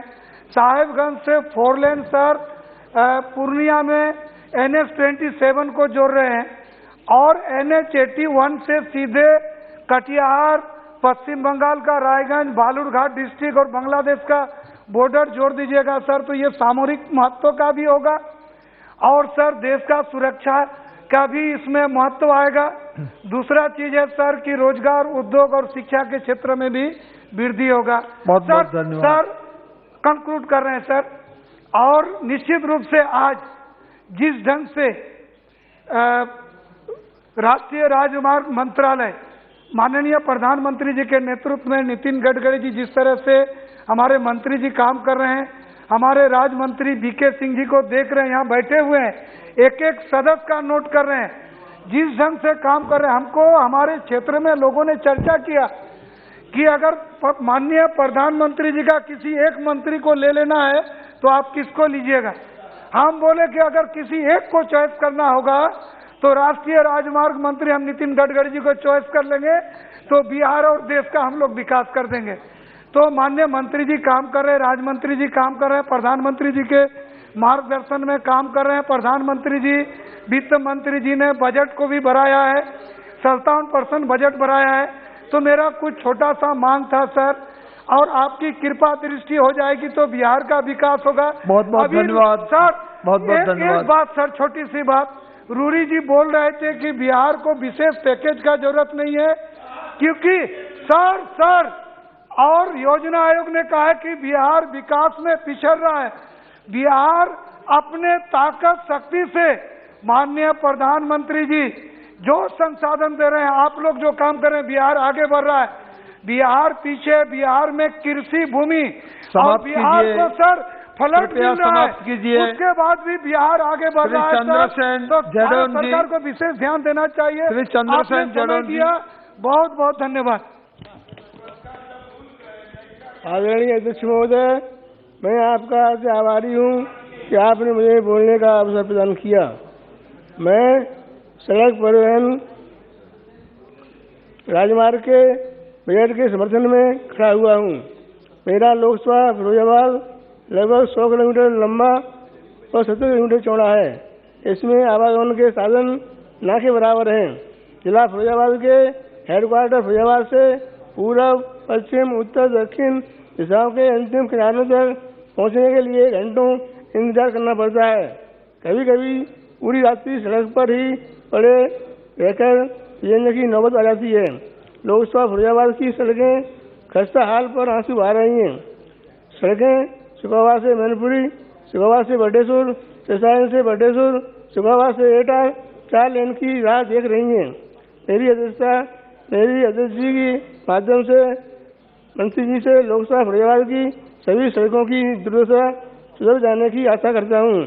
आगरा से इटावा NH2 सड़क पर ओवरब्रिज बनाए गए हैं, उनमें भी पक्षपात किया गया है। न राधे मोड़ व न गुंजन रिसोर्ट पर अभी तक ओवरब्रिज नहीं बने हैं। जहाँ ब्रिजों की आवश्यकता है वहाँ ब्रिज नहीं बनाए गए हैं, तथा आवश्यकता नहीं है वहाँ बनाए गए हैं। अंडरपासों में टेक्निकल डिफेक्ट है जिनको कई हद तक दुरुस्त करा दिया गया है।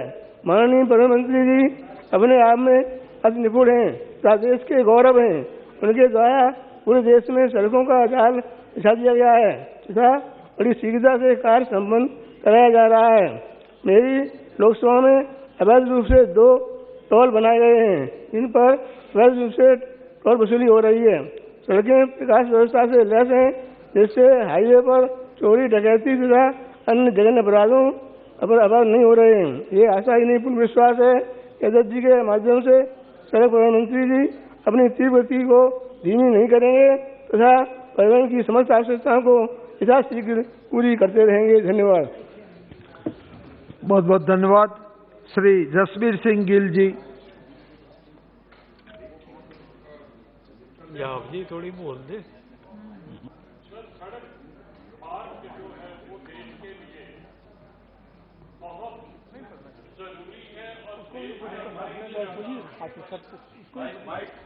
देश का सबसे ज्यादा जो गुड्स है, जहाँ पैसेंजर है, ये इस रोड से, इस सड़क से ही, जो सड़क मार्ग से चलते हैं।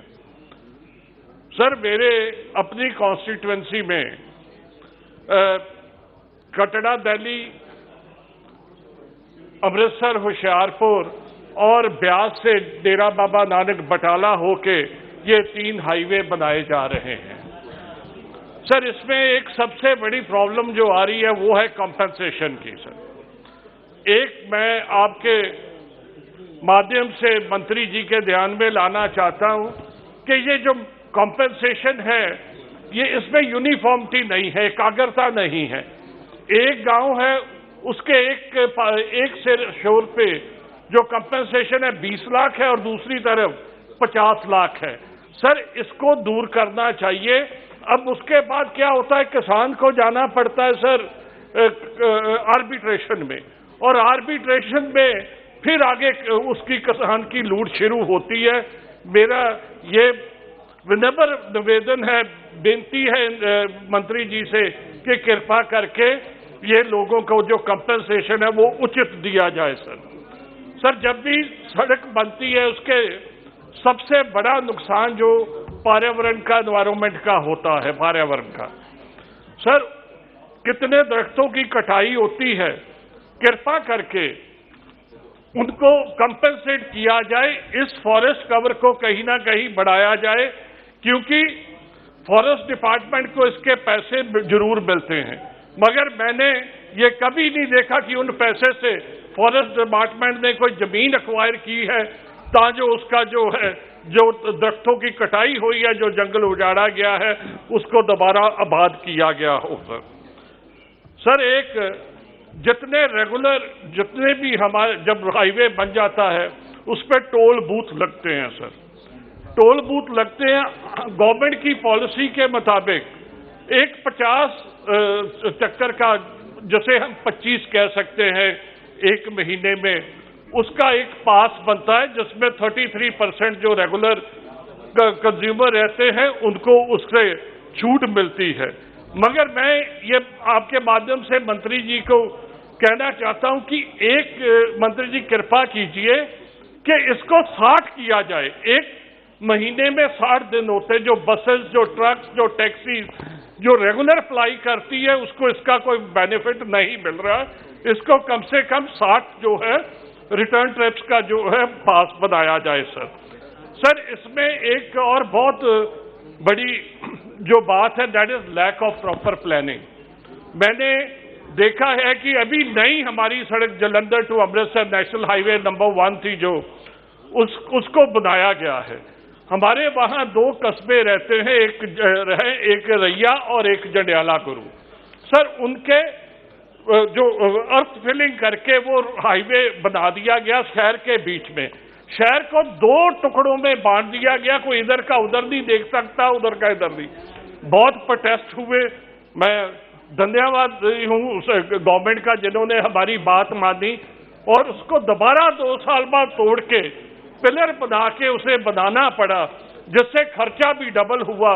अगर इसको पहले ही प्लानिंग अच्छी की जाए तो ये पैसे हमारे जो बच सकते हैं। सर जैसे छोटी छोटी लिंक्स हैं जो 2 हाईवे को जोड़ती हैं। हमारे 2 बहुत बड़े, जम्मू से लेके अमृतसर, अमृतसर से बठिंडा होके जो जयपुर को एक नया हाईवे बना है, और उसके अलावा जो दूसरा हाईवे है वो है पठानकोट से होके जो जलंधर आता है। सर उनके बीच में अगर लैंड गवर्नमेंट के पास ऑलरेडी है, पंजाब गवर्नमेंट के पास, उन्होंने प्रपोजल भी भेजी है।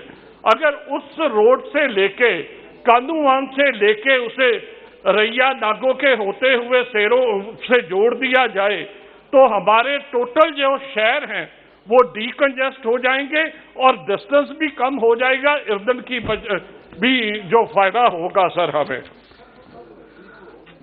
सर ड्यूरिंग यूपीए गवर्नमेंट उनकी एक प्रोजेक्ट थी कि जितनी ये जो मेन हाईवे हैं इनको डीकंजेस्ट करने के लिए एक ऑल्टरनेट रूट्स बना दिए गए थे, जिसमें सर अटारी से शुरू होकर दिल्ली तक आता था, मगर ये चबाल, तरनताਰਨ, हरी के जीरा होके आगे दिल्ली से जुड़ता था।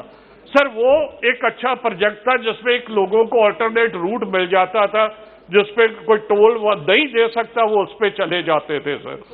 सर उनको थोड़ा स्ट्रेंथन और वाइडन करने की जरूरत है, ये मेरी अपील है। सर जो बॉर्डर के डिस्ट्रिक्ट्स हैं sir, they are very vital for national security. Sir देश की सिक्योरिटी के आर्मी की मूवमेंट काफ़ी होती है। उसके लिए सर मेरी एक रिक्वेस्ट है कि जैसे अमृतसर खेमकर नेशनल हाईवे बना दिया गया है, मगर उसमें बीच बीच में कुछ लिंक सर मिसिंग रह गए हैं और कुछ में वाटर लॉगिंग हो गई है। इनको हमारे लिए, लोगों के लिए और देश के लिए सर इनको ठीक किया जाए, इन रोड को वाइडन और स्ट्रेंथन किया जाए। अंत में मैं यही कहूँगा कि जो 1,99,000 करोड़ जो मांगा है डिमांड फॉर ग्रांट्स में, ये भी कम है। इस डिपार्टमेंट को इंफ्रास्ट्रक्चर डेवलपमेंट के लिए जितने पैसे दिए जाएं उतने कम है। बहुत बहुत धन्यवाद। जय हिंद। बहुत बहुत धन्यवाद। श्री कनकमल कटरा जी। बहुत बहुत धन्यवाद माननीय सभापति जी, मुझे सड़क मार्ग राष्ट्रीय राजमार्ग की डिमांड पर बोलने का अवसर प्रदान किया है।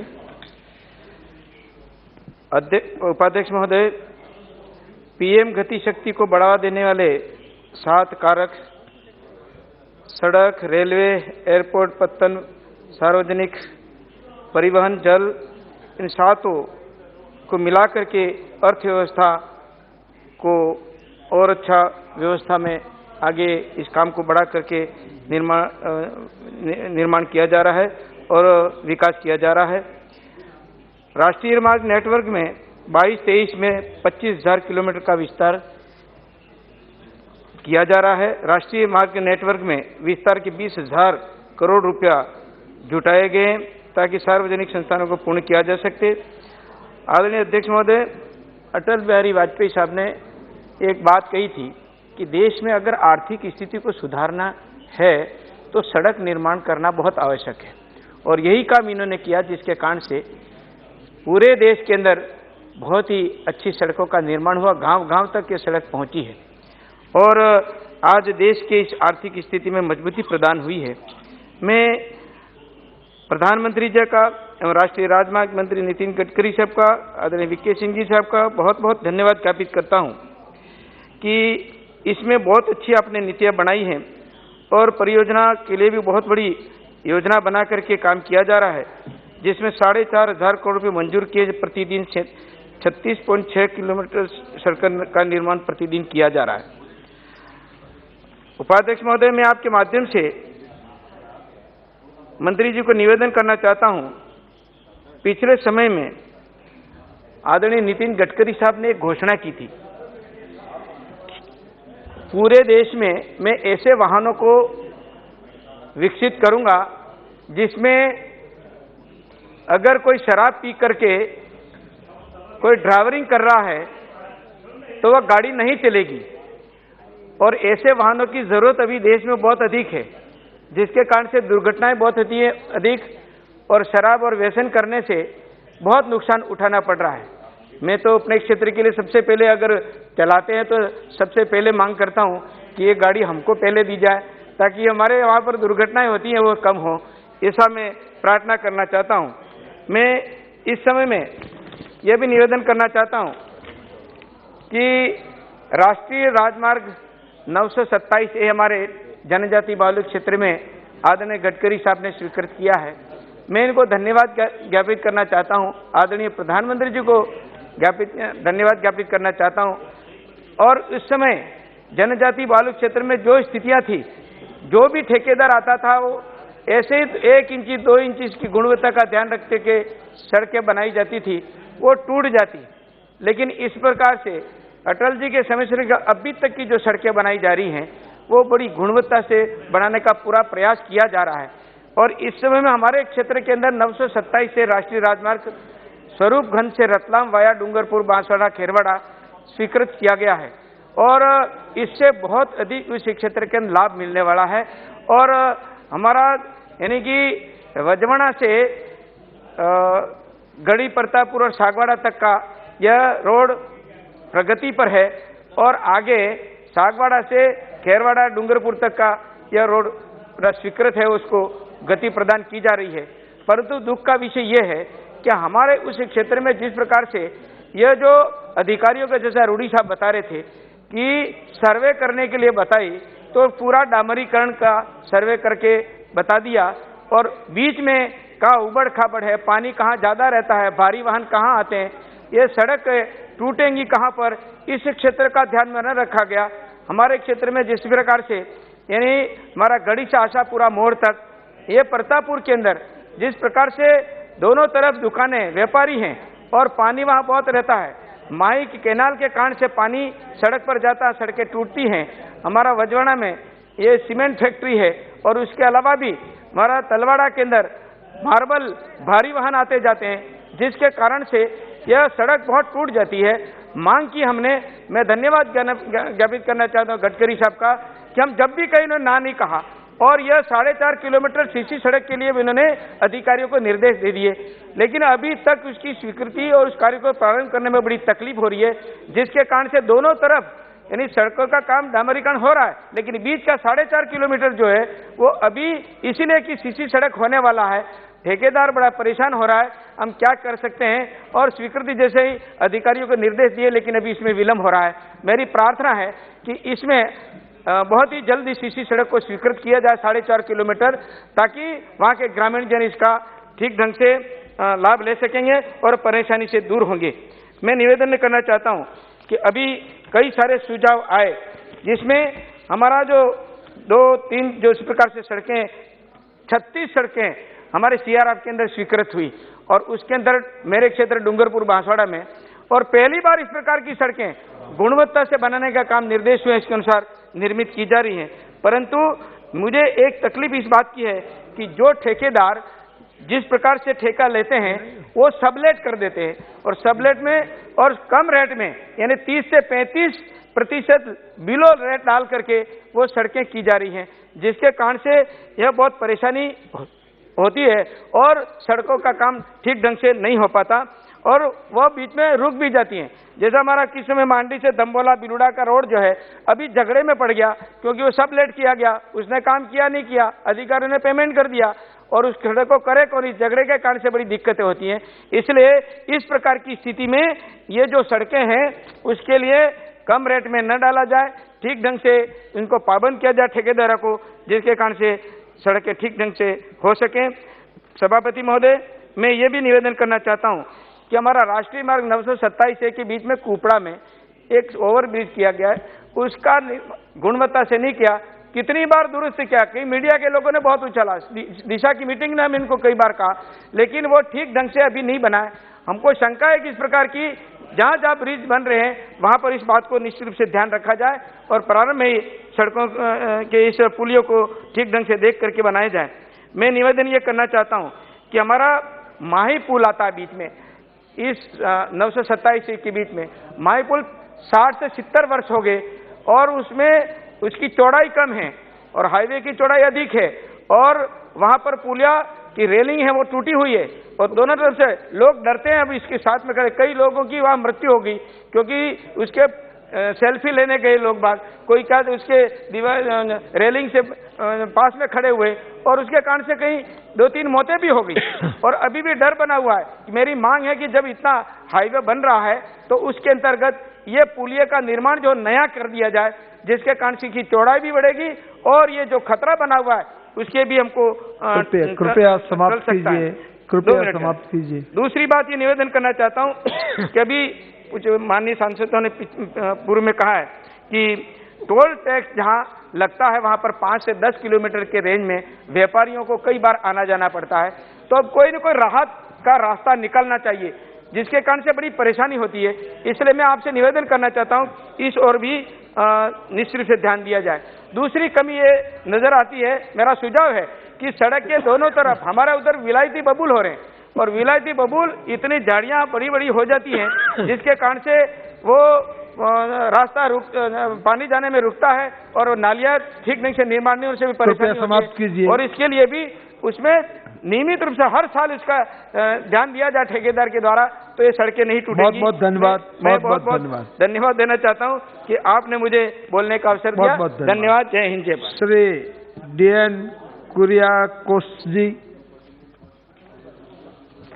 Thank you, sir. Sir, our Central Road Infrastructure Fund criteria, we are following 30% for fuel consumption and 70% from geographical specifications. Sir, according to this criteria, our state Kerala, we are receiving only mere amount. That means, as a small state Kerala, our geographical specification may be lesser than any other state. Sir, it should be revised. According to the road density of 545 km per 100 square kilometers, that is the road density of Kerala. According to this criteria, it should be revised. Otherwise, we are getting only small amount as CRIF. Lastly, we got sanction for CRIF in 2018. More than 800 crore rupees we received on account of flood situation. After that, we never get any CRIF sanction. Sir, in my constituency, Idukki, there are several roads under construction. 3 consecutive years of floods, our roads became very damaged, and I demand further allocation for CRIF and under the revised criteria. One more request about that. MP's proposal should get some priority, sir.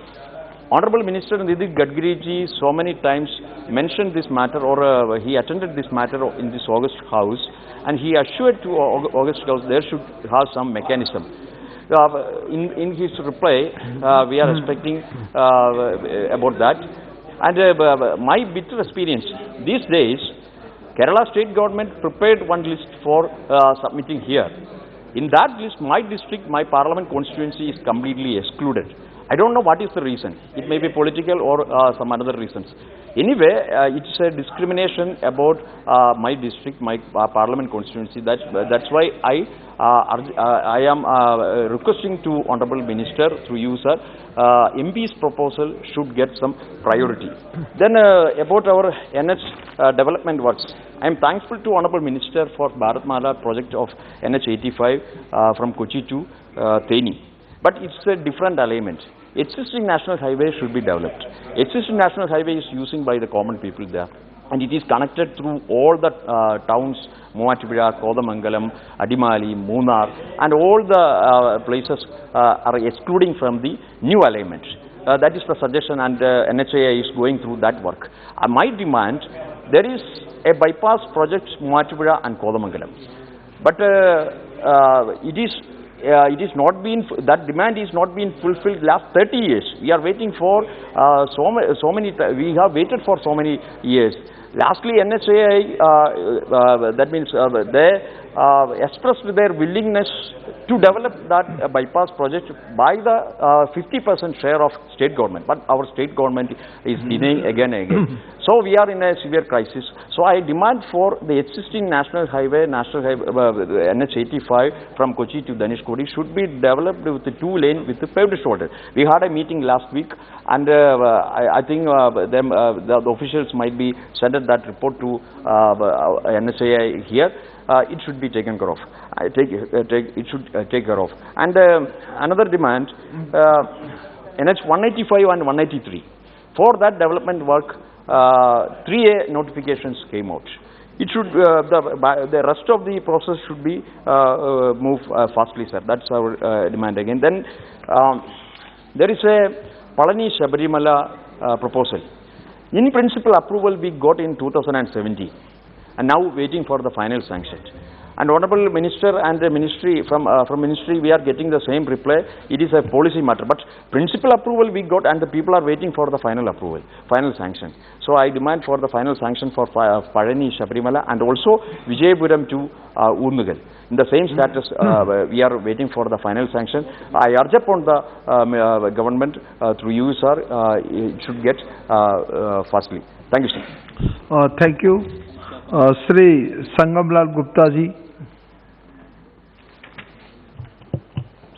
बहुत बहुत धन्यवाद माननीय सभापति महोदय, आपने मुझे केंद्रीय budget 22 और 23 के लिए सड़क परिवहन एवं राजमार्ग मंत्रालय के अनुदानों की मांग पर चर्चा के दौरान बोलने का मौका दिया। इसके लिए मैं आपके प्रति धन्यवाद प्रकट करता हूं। मैं देश के यशस्वी प्रधानमंत्री माननीय नरेंद्र मोदी जी और वित्त मंत्री निर्मला सीतारमण जी के एक समावेशी, हितकारी, सशक्त और आत्मनिर्भर भारत के बजट बनाने और बहुत बहुत धन्यवाद और बधाई देता हूं। महोदय, किसी भी देश के विकास का आधार वहां का इंफ्रास्ट्रक्चर होता है। 2014 में मोदी जी की सरकार के बनने के बाद से ही इंफ्रास्ट्रक्चर पर बहुत ज़्यादा ध्यान दिया गया। हमारी सरकार का प्रयास है कि देश की जनता को विश्व स्तरीय यातायात की सुविधाएं दी जाए और गांव-गांव तक सड़कों का जाल बिछा दिया जाए। पीएम गति शक्ति आर्थिक विकास की दिशा में एक परिवर्तनकारी कदम है। मोदी जी की सरकार का उद्देश्य है कि लोगों को विश्वस्तरीय आधुनिक इंफ्रास्ट्रक्चर मिले और वस्तुओं का मूवमेंट भी आसानी से कम समय में हो। इंफ्रास्ट्रक्चर के विकास कार्यों को और अधिक गति प्रदान करने के लिए प्रधानमंत्री गति शक्ति राष्ट्रीय मास्टर प्लान की शुरुआत की गई है। यह प्लान भारत में मल्टी मॉडल ट्रांसपोर्ट में एक नए युग का प्रारंभ करने जा रहा है।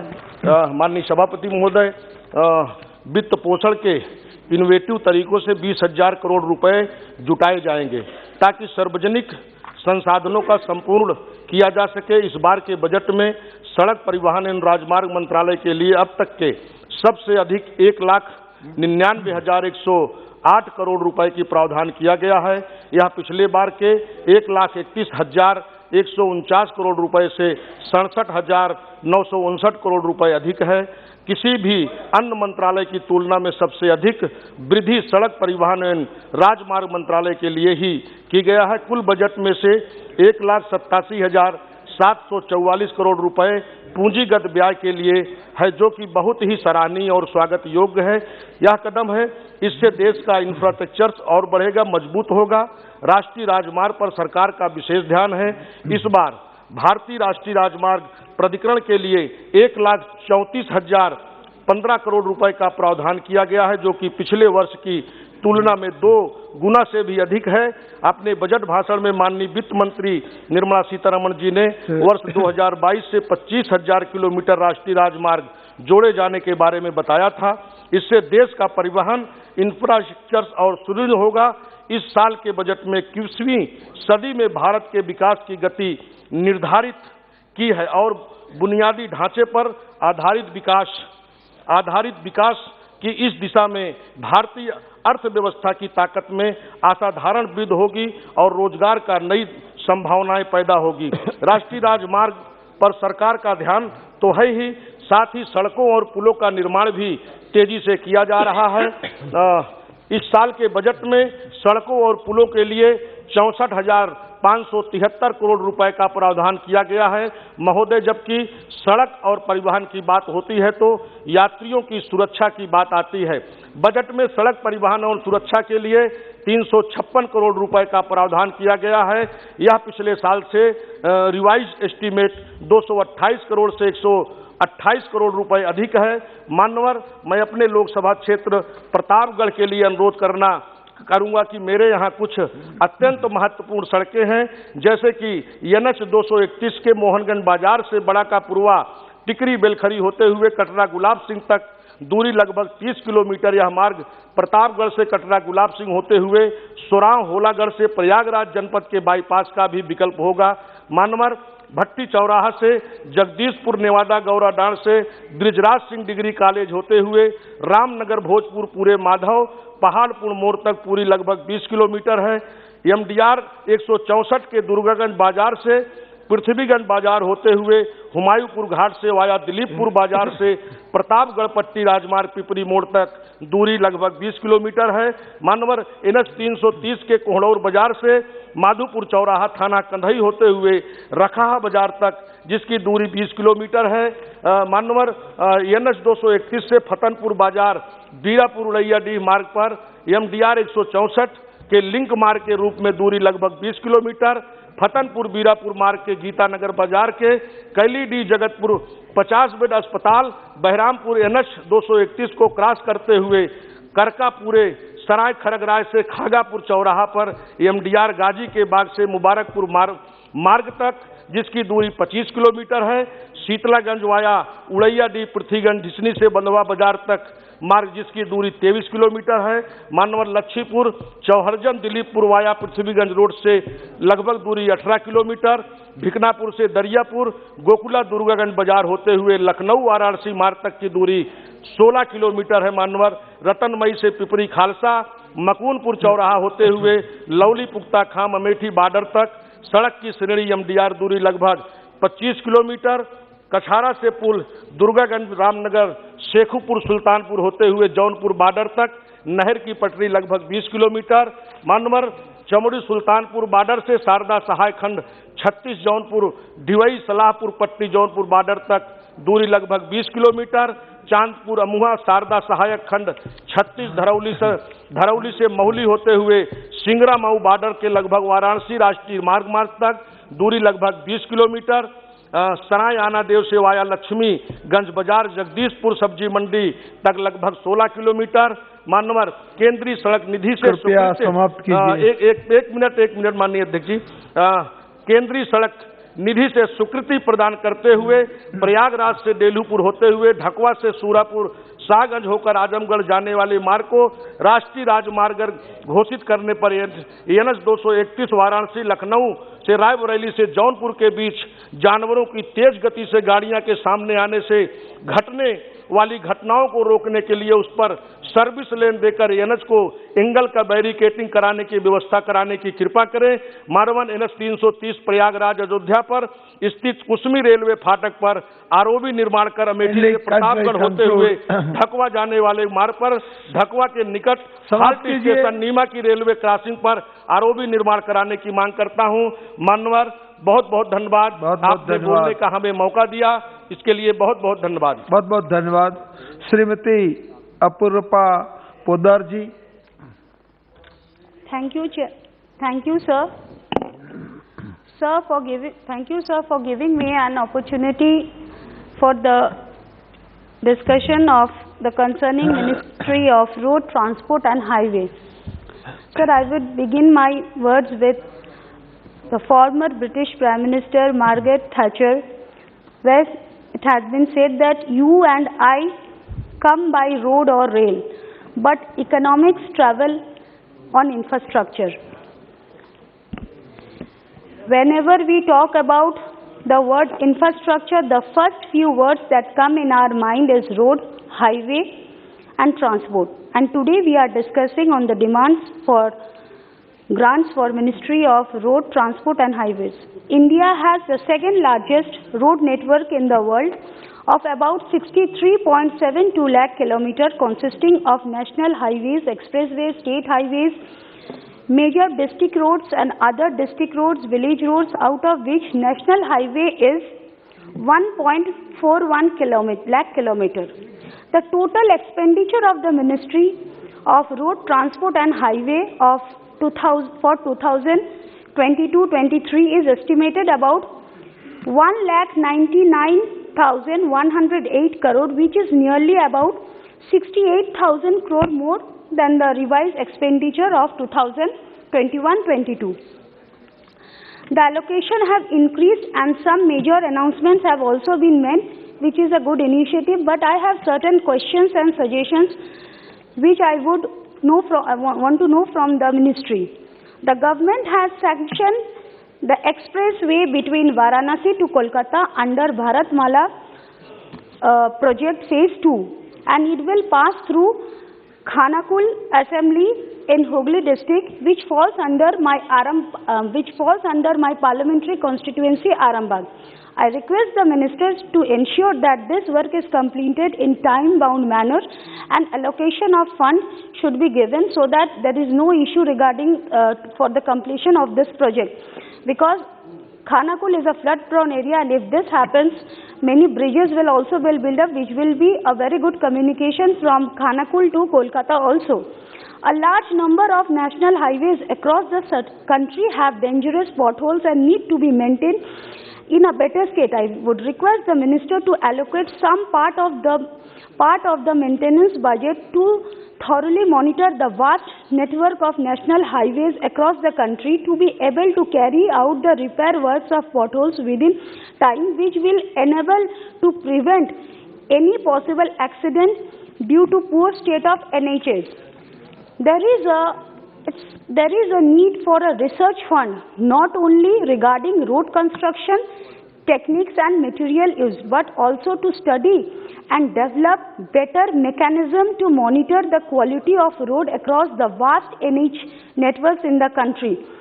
The major challenges while traveling on highways is the absence of proper signs, directions for the necessary amenities like toilets for women, police station, trauma care center in the hospital, which I would again suggest the minister, if any mandatory clause for the contractors, that while constructing highway there should be a proper sign of direction containing information about the nearby police station, hospital or trauma care, so that if any unhappy incident occurs, so that they can get in touch with the local administration. Out of total the very important point, sir, out of the total manpower working in NHA include both regular officials and those of the deputation, as on 30 August 2021 is just 1,189 out of the total sanction strength 1,882. The Standing Committee on Transport has mentioned that given huge financial allocation made on NHA each year to ensure sufficient manpower is in the place, so that to make a optional utilization of the available fund. I request the ministry to have a comprehensive review of the existing recruitment rules of NHA may be finalized at the earliest, and sincere effort may be made to ensure that all the vacancies presently lying unfilled in NHA are filled up at the earliest. There is a huge role to play by the good connectivity in economic growth of the country. The ministry should request the RBI to grant a priority sector tax to the road infrastructure sector in order to encourage financial institutions and banks to lend high amount of supplement the maintenance and growth of NHA network in the country. And last point which I would make, the ministry should reach out the private sector with the proposal to invest CSR fund into road safety initiatives such as training of drivers, road safety awareness, developing infrastructure for quick reaching out to the road accident victims, which will save many lives across the country. With this few suggestions, I conclude. Thank you, sir. Thank you very much. Shri Devendra Singh Bhole ji.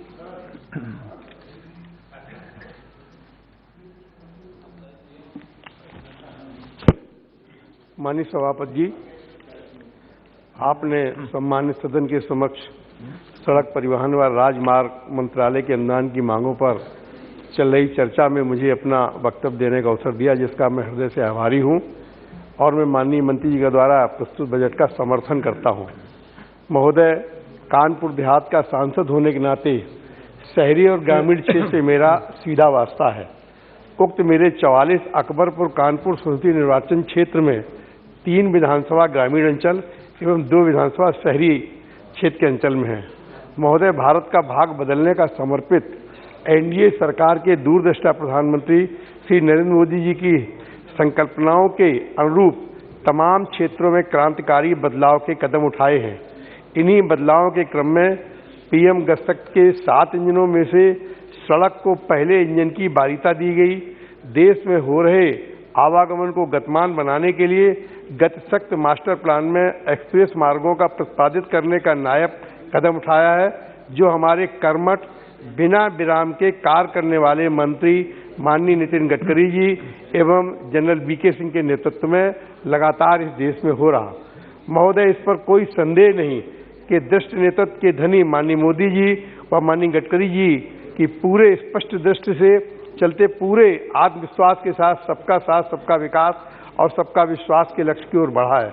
महोदय, ग्रामीण एवं शहरी जीवन में बदलाव एवं देश को जोड़ने वाली एनडीए की प्रमुख 13,000 किलोमीटर लंबी भारत माला सड़क परियोजना के अंतर्गत वर्ष 22 और 23 में राष्ट्रीय राजमार्ग नेटवर्क को जोड़ते हुए 25,000 किलोमीटर सड़क निर्माण का कार्य देश के विकास के लिए अहम भूमिका का निर्वाह करेगा। जिसके लिए मैं माननीय मंत्री जी नितिन गडकरी जी और जनरल वीके सिंह जी का बहुत बहुत बधाई देता हूं। महोदय, मेरे संसदीय क्षेत्र के अंतर्गत आने वाली घाटमपुर विधानसभा के राष्ट्रीय राजमार्ग 86 कानपुर सागर में भारी वाहन के अत्यधिक मात्रा में चलने, जिसके कारण अस्पताल में ले जाने वाली एम्बुलेंस और निजी वाहन की अत्यधिक आवागमन के कारण घाटमपुर में आए दिन जाम की समस्या उत्पन्न होती रहती है। जाम के कारण क्षेत्रीय जनों यात्रियों सहित गंभीर बीमार मरीज को भी इस समस्या से जूझना पड़ता है तथा कई घंटे तक इंतजार करना पड़ता है। इस तरीके से NH2 बिठूर विधानसभा के सचेडी अंडरपास स्थित जो इटावा और चकेरी को जोड़ता है NH2 पर, मेरे निवेदन पर उक्त जाम एवं दुर्घटनाओं को दृष्टि यहाँ अत्यधिक दुर्घटनाएं होती हैं और मतलब एक बार में साल में कम से कम 2-2, 3-3, 400 लोगों की मृत्यु होती है। एक साथ 20-20, 30-30 लोगों की सचेनी जैसे स्थान पर मृत्यु हुई है। माननीय प्रधानमंत्री जी ने भी और माननीय परिवहन मंत्री जी ने भी दुख व्यक्त किया है। मार्ग पर मेरी ओर से मांग पर विभाग माननीय मंत्री जी के निर्देश पर विभागीय अधिकारियों ने प्राक्कलन तैयार करके और मेरे द्वारा 1/3/2019 को, जिसमें विभागीय अधिकारी भी शामिल थे, उस जगह का शिलान्यास किया गया। मैं था, मेरे वहाँ के जनप्रतिनिधि थे, लेकिन आज तक वह काम अभी प्रारंभ में नहीं हुआ है, जिसके कारण सरकार की छवि धूमिल हो रही है। मैं आपके माध्यम से माननीय सड़क मंत्री जी श्री गडकरी से अनुरोध करना चाहूँगा, इस जटिल समस्या के क्षेत्रवासियों कठिनाई को देखते हुए अपलम हस्तक्षेप कर कार्य पूरा कराने की कृपा करेंगे। मानवर उत्तर प्रदेश की औद्योगिक नगरी कानपुर में आबादी का घनत्व अधिक होने के कारण GT रोड और NH2 को जोड़ने का कार्य अशीघ्र कराए जाने की महती आवश्यकता है। मानवर उत्तर प्रदेश के जनपद मैनपुरी से इटावा, इटावा से औरैया, औरैया से कानपुर देहात को नहर मार्ग से जोड़ने वाला मार्ग जो कंचौसी बाजार कानपुर देहात तक प्रधानमंत्री ग्राम सड़क योजना से जुड़ गया है और उसको मात्र आगे 50 किलोमीटर जोड़ करके NH2 में ला करके आगरा और मैनपुरी को सीधे 50 किलोमीटर की दूरी को हम कम कर सकते हैं, जिससे कि व्यापार भी बढ़ेगा, लोगों को रोजगार भी मिलेगा और वहाँ जमीन की भी कोई कमी नहीं है। चूँकि नहर पर, सिंचाई विभाग की नहर पर जो सड़क बनी है उस पर बहुत सारी जमीन है। मैं निवेदन करता हूँ मानवर इसी सदन के माध्यम से मैं एक और बहुत महत्वपूर्ण बात आपके समक्ष कहना चाहता हूँ। विगत यूपीए की सरकार की जो भ्रष्टाचारी नीति थी, विगत यूपीए की सरकार ने जो गड़बड़ियां की थी, जिसके कारण हमारा क्षेत्र कानपुर और नगर और देहात एक बहुत बड़ी कठिन समस्या से लगातार जूझ रहा है। इटावा चकेरी पर बने 12 टोल प्लाजा पर हो रही अवैध वसूली, गुंडागर्दी में सभी सुविधाएं न होने का सरकार की छवि धूमिल हो रही। इस संबंध में 12 टोल प्लाजा कानपुर देहात की अनियमितताओं का विशेष रूप से उल्लेख करना चाहूंगा कि यूपीए की सरकार ने उस टोल प्लाजा को गलत तरीके से अवार्ड करने का काम किया है। इस संबंध में मैंने मेरे द्वारा माननीय मंत्री से अनुरोध किया था और इसके द्वारा सरकार के द्वारा नीति आयोग से जांच कराई गई। उस जांच में मेरे द्वारा दिए हुए तथ्य को माना गया, लेकिन आज तक मानवर वह लागू नहीं हो पाया है, जिसके कारण कानपुर नगर और कानपुर देहात के लोगों का, चूंकि दोनों का भौगोलिक, सामाजिक, आर्थिक, व्यापारिक, सभी प्रशासनिक सारे रिश्ते एक हैं और इसके बाद में यहाँ से रिपोर्ट भी नीति आयोग की गई है, लेकिन अभी तक मैंने लागू नहीं हो पाया। मैं माननीय मंत्री जी जनरल वीके सिंह साहब यहाँ बैठे हुए हैं। जनरल साहब मेरा निवेदन सुन लीजिए। आप यहाँ बैठे हुए हैं, मैं केवल आपसे इतना निवेदन करना चाहता हूँ कि आप वो जो नीति आयोग की रिपोर्ट है उसको मंगा करके, यदि नीति आयोग ने हमारी बात का समर्थन किया है तो हमारे कानपुर नगर और कानपुर देहात और हमारी लोकसभा क्षेत्र के साथ में जो गड़बड़ियां कंसेशन द्वारा हो रही है उस पर मैं आपसे चाहता हूं कि मुझे कम से कम यूपीए की भ्रष्ट नीतियों का जो दंड मुझे भुगतना, हमारी जनता को, हमारे मालिकों को भुगतना पड़ रहा है, कम से कम वो ना भुगतना पड़े। और इस संबंध में कई बार आपसे कह चुका हूं। दूसरा, सदन के मामले कानपुर नगर में दिशा की बैठक में, कानपुर नगर और कानपुर देहात की दिशा की बैठक में उक्त दोनों मामले बार बार उठाए जाते हैं जनप्रतिनिधियों के द्वारा। और कानपुर नगर में जो 24 किलोमीटर एलिवेटेड रोड है, लगातार 8 महीने क्षतिग्रस्त रहा है और लगातार जनप्रतिनिधियों के द्वारा दिशा की बैठक में कानपुर नगर के दिशा के चेयरमैन यहाँ अशोक रावत साहब हैं, कानपुर देहात का मैं हूँ, वहाँ पर लोगों से पैसा वसूल किया जाता रहा है, वाहन वहाँ नहीं जाते थे। इस सारी चीजों को दृष्टिगत रखते हुए मानवर मेरा आपसे निवेदन है कि हम सबको न्याय दिलाने की कृपा करेंगे। और जहां आपके नेतृत्व में पूरे देश में राष्ट्रीय राजमार्ग विकास के मामले में अनुकरणीय उदाहरण प्रस्तुत कर रहा, वही यूपीए की सरकार द्वारा की गई नियमताओं की ठीक कर, चूंकि हमने बहुत सारे ऐसे काम किए हैं जिनको विगत सरकारों ने गलत किया था और हमने अपनी सरकार में सुधारने काम किया है। इसलिए मैं विनंती करता हूं कानपुर नगर और कानपुर देहात अपनी लोकसभा क्षेत्र की ओर से इसको ध्यान रख करके हमारी विनती को स्वीकार करेंगे। पुनः मैं सरकार के द्वारा बजट का समर्थन करता हूं। बहुत बहुत धन्यवाद। श्री मनीष तिवारी जी। सभापति महोदय, आपका बहुत बहुत धन्यवाद।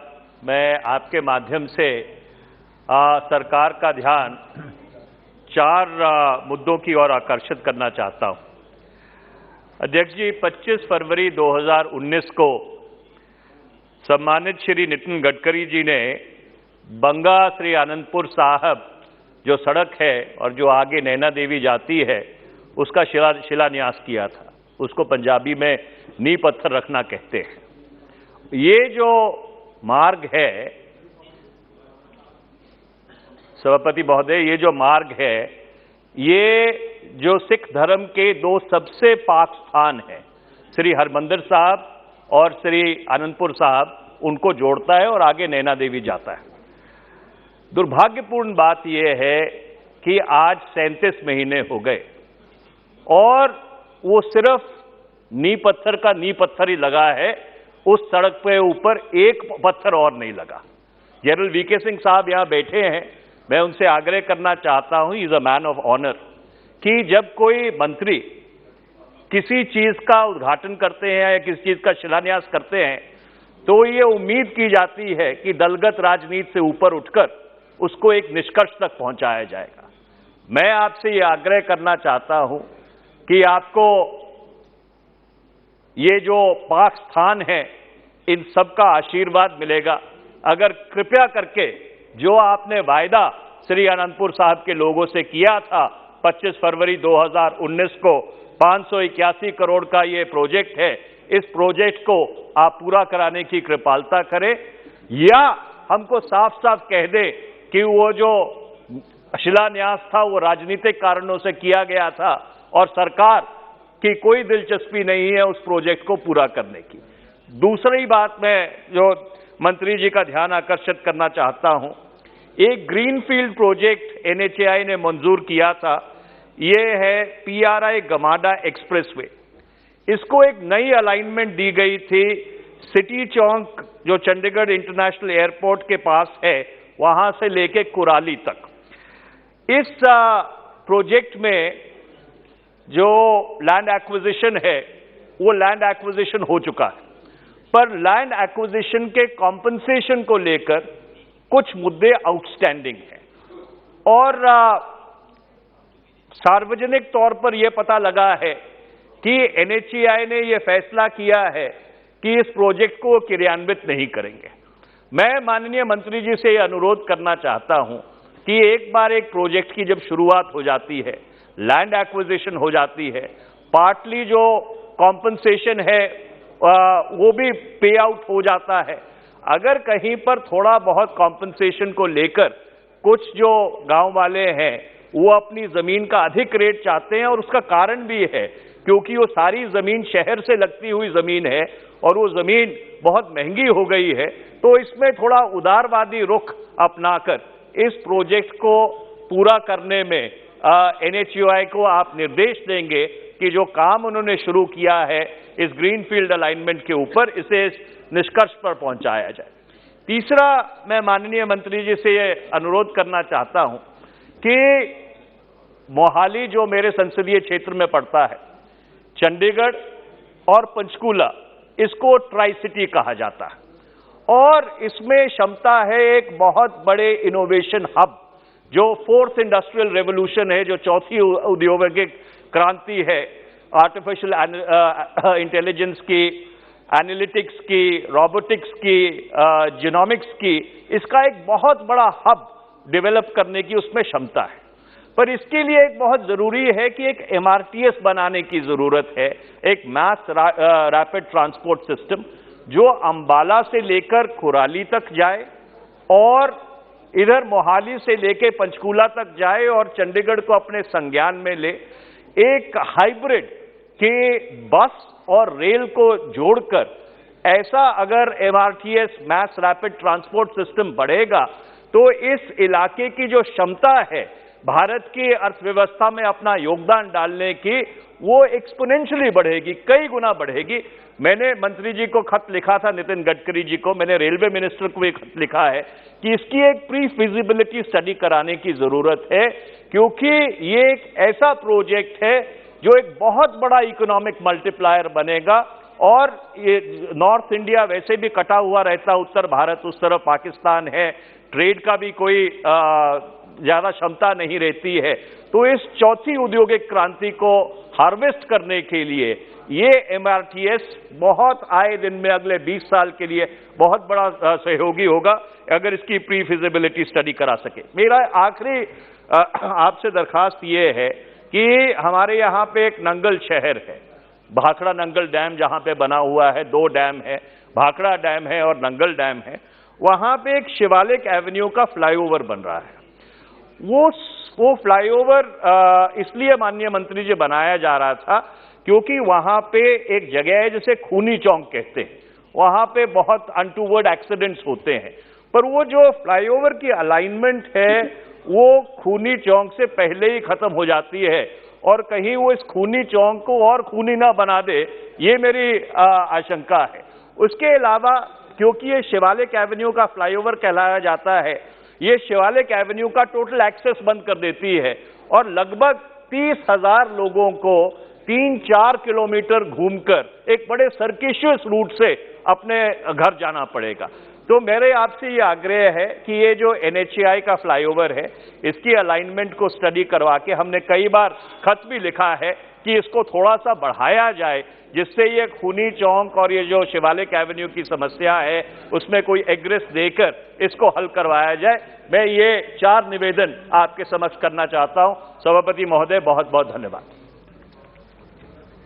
Honourable member Shrimati Sunita Duggal ji.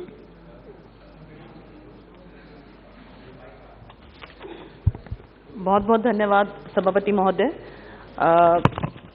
Demand for grants में road transport and national highways पर इसके समर्थन में बोलने के लिए मैं आपके समक्ष आज यहाँ उपस्थित हुई हूँ। सबसे पहले तो मैं बहुत बहुत धन्यवाद देना चाहती हूँ माननीय प्रधानमंत्री जी को, हमारी आदरणीय मंत्री श्रीमती निर्मला सीतारमण जी को और हमारे नितिन गडकरी जी को और हमारे VK सिंह मंत्री जी को, क्योंकि मेरे इलाके में, मेरी कॉन्स्टिट्यूएंसी में जो फतेहाबाद जिला है, वहाँ से गुजरने वाले न्यू NH9 पर जो दुर्घटना संभावित ब्लैक स्पॉट थे, वहाँ पर 54 करोड़ की लागत से 4 अंडरपास जो मंजूर हुए हैं, बल्कि मंजूर ही नहीं हुए हैं, बहुत तीव्र गति से वहाँ पर काम चल रहा है, जो कि बड़ोपल, खाराखेड़ी, धांगड़ और दरियापुर हैं। तो उसके लिए मैं उनको तहे दिल से धन्यवाद करना चाहती हूँ। और इसके साथ साथ मैं कहना चाह रही थी कि हमारा हिंदुस्तान के अंदर 66 लाख किलोमीटर जो लंबा सड़क मार्ग है, जो कि दुनिया के अंदर दूसरे नंबर पर है, और आज 37 किलोमीटर प्रतिदिन के हिसाब से जो राजमार्ग बन रहा है, वो भी मुझे लगता है कि पूरे दुनिया के अंदर एक रिकॉर्ड है। तो उसके लिए मैं तहे दिल से धन्यवाद करना चाहती हूँ मंत्री महोदय को। लेकिन मेरी कुछ अपने कॉन्स्टिट्यूएंसी के लिए कुछ मेरी रिक्वेस्ट है जो है वो आदरणीय मंत्री जी से हैं। एक तो जो हमारे वहाँ पर NH9 फतेहाबाद जिला में हासपुर चौक है जी, तो यहाँ पर ये दुर्घटना संभावित क्षेत्र है। हमारी रिक्वेस्ट है कि वहाँ पर उसको ब्लैक स्पॉट घोषित करके और वहाँ पर पुल का निर्माण करवाया जाए। और हरियाणा सरकार द्वारा डबवाली से पानीपत वाया कालांवाली, रोड़ी, रतिया व भूना होते हुए पानीपत तक राष्ट्रीय राजमार्ग बनाने की घोषणा, जिसको लेकर केंद्र सरकार ने DPR बनाने के लिए 80 लाख रुपए की मंजूरी भी दे दी है, तो उसको भी थोड़ा सा उसकी गति को तेज किया जाए, इसकी भी मैं आदरणीय मंत्री जी से रिक्वेस्ट करना चाहती हूँ। और इसके साथ साथ हमारे आदरणीय केंद्रीय मंत्री नितिन गडकरी जी ने सिरसा से चूरू वाया नोहर, सहवा, तारानगर होते हुए राष्ट्रीय राजमार्ग की घोषणा की थी, जिसकी DPR भी जमा हो चुकी है। तो मेरी रिक्वेस्ट है आदरणीय मंत्री महोदय से, आपके माध्यम से, आदरणीय नितिन गडकरी जी भी आ गए हैं, बहुत बहुत आपको मंत्री जी, मुझे नहीं लगता कि पूरे सदन के अंदर कोई भी ऐसा सांसद होगा कि जिन्होंने आपकी प्रशंसा ना करी हो। तो मैं सबकी तरफ से जो है मैं सोचती हूँ कि तालियां बजाकर हमें मंत्री जी का स्वागत करना चाहिए। तो जो गडकरी जी ने जो हमारे सिरसा से चूरू वाया नौहर सावा तारानगर होते हुए राष्ट्रीय राजमार्ग की घोषणा की थी, जिसकी डीपीआर भी जमा हो चुकी है, तो मेरा रिक्वेस्ट है कि अधिकारियों को इसका निर्देश देकर अतिशीघ्र इस काम को शुरू करवाना चाहिए। और हमारे यहाँ पर गंगानगर से हमारे सांसद निहाल जी यहाँ पर मौजूद हैं, तो इन्होंने भी अपनी तरफ से रिक्वेस्ट की, और मैं भी ये रिक्वेस्ट करना चाहती हूँ कि सिरसा से एलनाबाद से टिब्बी होते हुए जो है वो नेशनल हाईवे बनाया जाए, ताकि राजस्थान जो हमारे हरियाणा का जो बॉर्डर है वो उस पर एक अच्छी तरह से लोगों को जो है उसका लाभ मिल सके। और इसके साथ साथ मैं कहना चाहती हूँ कि अभी मैं एक वीडियो देख रही थी सभापति महोदय, तो उसमें जो है हमारे पड़ोसी जो देश हैं उसके जो वजीर आजम है, तो वो जिस तरह से माननीय प्रधानमंत्री जी की नीतियों को दाद दे रहे थे और बहुत बड़ी जनसभा के अंदर सबको ये कह रहे थे कि किसी में हिम्मत नहीं है, उनकी जान निकलती है, बोलते हैं कि प्रधानमंत्री जी को कि इंडिया को कुछ कहने के लिए, और हमें वो धमकाते हैं। और देखिए, क्योंकि उन्होंने खुद इस बात को जो है, आप भी, मुझे लगता है कि सबको वो देखना चाहिए वीडियो, तो उन्होंने बिल्कुल मुक्त कंठ से माननीय प्रधानमंत्री जी की प्रशंसा करते हुए कहा है कि मैं दाद देता हूं कि हमारे जो पड़ोसी राज्य हैं, हमारा जो पड़ोसी देश है हिंदुस्तान, वहां के जो प्रधानमंत्री हैं वो अपने देश की जनता के लिए नीतियां बनाते हैं। और इस बात के लिए मुझे लगता है कि हम सबको माननीय प्रधानमंत्री जी का जो है मुक्त कंठ से उनकी प्रशंसा करनी चाहिए, क्योंकि जब से उन्होंने 2014 से जो है हमारे देश का नेतृत्व संभाला है, तो उनकी नजर जो है हम किस तरह से अपने देश को विश्व गुरु बना सकें, इसी की तरफ उनकी नजर है। और इसके सिवा उनको सुबह से लेकर रात तक और उनको कोई किसी चीज से कोई मतलब नहीं है कि हम जनता की नीतियों को कैसा ऐसा बना सके कि अंत्योदय के माध्यम से कि एक अंतिम छोर पर बैठे हुए इंसान को भी जो है वो उसको हमारी सरकार की जितनी भी योजनाएं हैं उनका लाभ मिल सके। तो मैं कहना चाहूंगी माननीय सभापति महोदय, क्योंकि मेरी जो रिक्वेस्ट थी, और एक ये जो NH1 है, ग्रैंड ट्रंक रोड जिसको बोलते थे, उस पे माननीय मंत्री जी मैं कहना चाहूंगी कि वो जितना तीव्र गति से उसका काम हम करें ना, क्योंकि पिछले मेरे ख्याल से चंडीगढ़ से जो है वो दिल्ली के लिए पिछले कम से कम भी 12-15 सालों से उसका काम चल रहा है और अभी तक जो खत्म होने में नहीं आ रहा है। तो मेरी आपसे रिक्वेस्ट है कि उसको जितना तीव्र गति से आप करवाएंगे तो सुप्रीम कोर्ट में जी कोई बात नहीं मंत्री जी, आप जिस तरह से हर जगह पे अपना पक्ष रखते हैं, तो मुझे लगता है कि सुप्रीम कोर्ट भी कन्विंस हो जाएगी इस बात को लेकर, क्योंकि हमें अपने देश को जो है वो विश्व गुरु की तरफ लेकर जाना है। तो माननीय प्रधानमंत्री जी के लिए मैं 2 शब्द कहना चाहती हूँ कि उन्होंने जिस तरह से उनकी कोशिश है कि जो है वो आगे ही आगे बढ़ते जाओ और अपने देश को जो हम कैसे विश्व गुरु बना सकें, तो बशीर बद्र जो है उनके 2 शब्द हैं कि जिस दिन से चला हूं मेरी मंजिल पे नजर है, जिस दिन से चला हूं मेरी मंजिल पे नजर है, इन आंखों ने कभी मील का पत्थर नहीं देखा। बहुत बहुत धन्यवाद सभापति महोदय। Thank you. Honourable member Shri Shrinivas Patil ji. आदरणीय सभापति महोदय, मुझे मौका देने के लिए मैं आपका आभारी हूं। जैसे ही गडकरी साहब सभागृह में आए तो मुझे पुरानी यादें आ रही है। You are a lucky member. मैं बिकॉज नागपुर में NIT में चेयरमैन था, अब तब गडकरी साहब महाराष्ट्र में PW सार्वजनिक बांधकाम के मंत्री थे। तो सीमेंट रोड बनाने का जो काम था वो हम दोनों ने मिलकर अच्छा किया 1996 में, और तब से ये भारत के प्रधानमंत्री बनकर पूरा भारत का सीमेंट का जो रास्ते बनाएंगे ऐसी मेरी उम्मीद थी। और अभी मैं तीसरी बार इस सभागृह में खासदार बन के आया हूं, तो मेरे क्षेत्र में कल रात को ही मैं एक गांव से दूसरे गांव लोणन से आदर की जगह आ रहा था, और जाते जाते इतना मुझे अच्छा लगा, जो विनती हमने की थी वो गडकरी साहब आके उन्होंने उधर के जो इंजीनियर साहब थे उनको सूचना ही दी थी। 80 किलोमीटर का वेग रहता है, मैंने ट्राई करके देखा 100 जाता है या ना, जाता था। जैसे वो गांव में गया लोगों ने तालियां बजाकर मेरा स्वागत किया, और मुझे धन्यवाद दिया। अच्छे काम करने वाले लोगों के लिए अच्छा कहना सभागृह में भी अच्छा है, इसीलिए मैं उनका अभिनंदन करता हूं। मेरे ही क्षेत्र में पाटन तहसील में कोयना नगर की तरफ एक केरा नदी है। वो नदी पे पुल बनवा कर कुछ काम गए 3-4 सालों से हो नहीं रहा। वाइडनिंग का काम कर रहे हैं, लेकिन आधा वाइडन हुआ है, आधा नहीं हुआ है। इसीलिए मैंने उनको विनती की है कि जल्दी से वो काम करें। NH 160 बीजापुर से गुहागर तक एक रास्ता जाता है, उसको कृष्णादेवक कराड़ में एक पुल बन रहा है। 2-3 साल हुए, थोड़ा गति से अगर काम करेंगे तो अच्छा रहेगा, ऐसा मुझे लगता है। अगर ये टोल नाके जो होते हैं, इसके लिए मैं गडकरी साहब को और जो कोई अधिकारी है उनको विनती करूंगा कि एक त्रिज्या होती है 20 किलोमीटर की, और उस 20 किलोमीटर में जितने काश्तकार है, व्यापारी है, उनको आने जाने के लिए कोई परमिट या पास दिया जाता है। लेकिन ऐसा होता है कई लोगों को मिल रहा है, कई लोगों को मिल नहीं रहा है। तो कोई एक ऐसी धारणा हो, कोई एक यंत्रणा ऐसी हो कि अगर वो अपना आधार कार्ड देंगे, गांव का नाम भी उस पर रहेगा, और उनको अगर ऐसे मासिक पास कम दाम में मिलेंगे तो जाने आने की सुविधा उनकी हो जाएगी। नेशनल हाईवे रोड के बनाने का ऊंचाई बढ़ रही है, और इसीलिए ऊंचाई बढ़ने से वजह काश्तकारों के खेत नीचे है, और जो पानी पहले गटर में जाता था वो पानी नहीं जा रहा। इसीलिए काश्तकारों को अपना फसल लेने के लिए भी बहुत तकलीफ हो रही है। तो उन लोगों ने वो पानी ओड़े में जाए, नाले में जाए, नाले से नदी में जाए, इसकी अगर वो कुछ जानकारी लेंगे तो अच्छा रहेगा। मेरे ही एक गांव में 2 टनल बन रहे हैं, लेकिन आगे उसका नाम है वेड़े। गांव इधर पूर्व की तरफ है और पश्चिम की तरफ है। वो वेड़े में अगर बड़ा पुल बन जाएगा तो आजकल जो एक्सीडेंट हर 2-3 दिन में एक एक्सीडेंट होता है वो बच जाएगा। पारगांव करके गांव है, वहां भी ये काम करना पड़ेगा।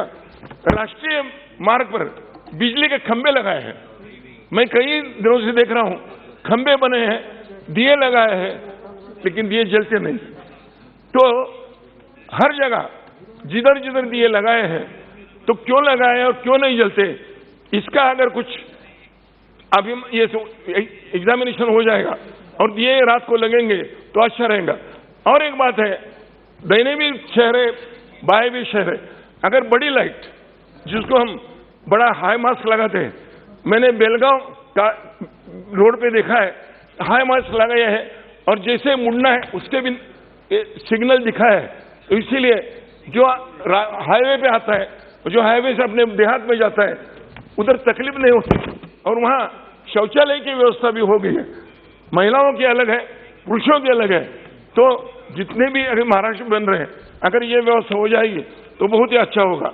ये सबलेटिंग के मामला एक मेरे मित्र ने उठाया, बड़ी कंपनियां हैं, उनको करोड़ों रुपए के टेंडर वो लेते हैं, लेकिन 2 किलोमीटर 3 किलोमीटर 5 किलोमीटर ठेके वो देते हैं, और इसीलिए वो भी कमाते हैं, बड़े लोग भी कमाते हैं। इसलिए 100 रुपए का अगर कॉन्ट्रैक्ट है तो जगह पे 60 रुपए के शुद्ध माल नहीं पड़ता, इसलिए इनकी क्वालिटी खराब होती है।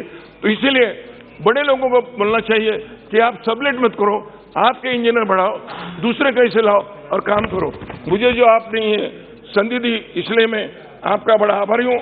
खेड़ शाहपुर आने वाली ये जो टोल नाके हैं, उस पर जल्दी से अगर कुछ यंत्रणा बिठाकर उसकी सुविधा बनाएंगे तो मैं आपका आभारी रहूंगा।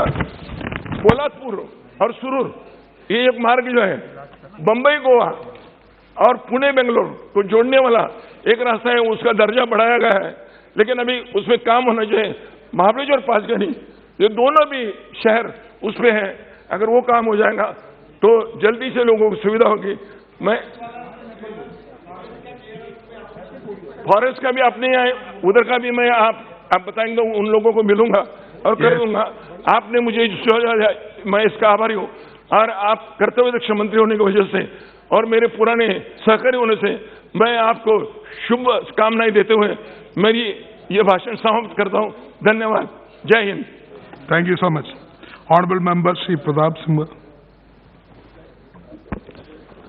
Thank you, Chairman sir, for allowing me to speak on a very important subject. demand for grants under the control of Ministry of Road Transport and Highways for the year 2022 and 23. Sir, I am really thankful to our Honorable Minister Nitin Gadkari ji. Perhaps he is the only minister who does not know how to say no. Whenever we go, we visit him with a proposal, he will have a solution, he will have a positive reply for all the projects, sir. So I thank him, sir, on behalf of every Kannadiga across Karnataka, sir. Sir, whenever I visit his house or his office, there is a quote on the wall of his office or his residence, sir. It is by the famous American President John F. Kennedy. American roads are good not because America is rich, but America is rich because American roads are good. Sir, it is not just a slogan or a quote for him, sir. He literally means he works towards it. That is the reason we are seeing a lot of changes across the country, sir. I am thankful to our beloved Prime Minister Narendra Modi ji as well as our Minister Nitin Gadkari ji, sir. Sir, I would like to thank him once again for doubling the total length of national highway in Karnataka in 7 years, sir. Sir, earlier the total length of national highway in Karnataka was 7,652 kilometers, out of which NHAI is having 3,513 kilometers. PWD NH wing is having 4,139 kilometers. Sir, after 2014, from 2015 till date, he has awarded 24 projects having the cost of 26,255 crores with a length of 1,296 kilometers, sir. Out of which 633 kilometers have been completed, sir. Sir, projects to be awarded having a cost of 4,728 crores with a length of 265 crores, sir. For 2021-22, there are 12 projects having a cost of 18,368 crores with a length of 499 kilometers, sir. Sir, the projects under DPR stages are around 36, sir, with a cost of 48,437 crores. This shows the scale, size and speed of our government, and it shows the efficiency of our Honorable Minister, sir. Sir, I am thankful to our beloved Prime Minister Narendra Modi ji. He visited my constituency way back in 2018, February 19. He announced 10-line highway between Mysuru and Bangalore at a cost of 6,400 kilometers. Sir, after 3 cost escalations, now the cost has gone up to 9,500 crores. If you calculate the length of the road, they are spending, our government, our minister is spending 9,500 crores. It may be the biggest project in the country. Sir, I am thankful to him. Recently, there were 1,300 crore cost escalation. Again, the minister gave the approval, sir. Sir, I would like to... Honourable member. Sir, I'll finish it in 2 minutes, sir. 1 minute. Honourable members, if the House will agree, the time of the House may be extended up to 8 p.m. The discussion on demand for grants on road transport is up to 7 p.m. House will agree? Up to 7? Yes. Okay, you can continue now. Yes, sir. Thank you, sir. Sir,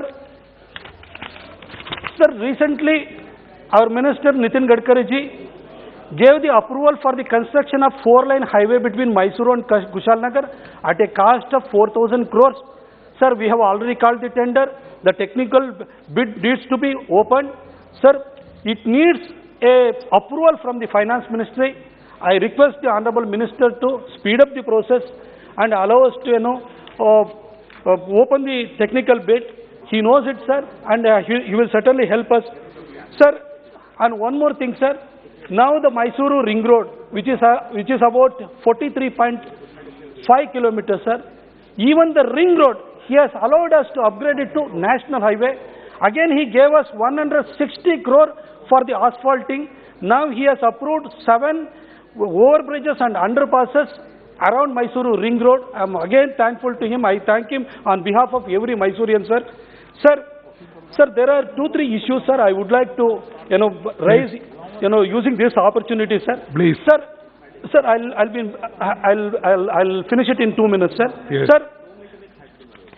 Sir, there are some projects. It doesn't come under my constituency, but it is a very important project for Karnataka. Sir, the stretch between Hassan and Marnahalli, it's about 45 kilometers. Now, it is a cement concrete road which was approved in the year 2016. Sir, it was awarded to a Spanish company, Isolux. The company went bankrupt. In between, the district administration of Hassan, they did not allot the quarry.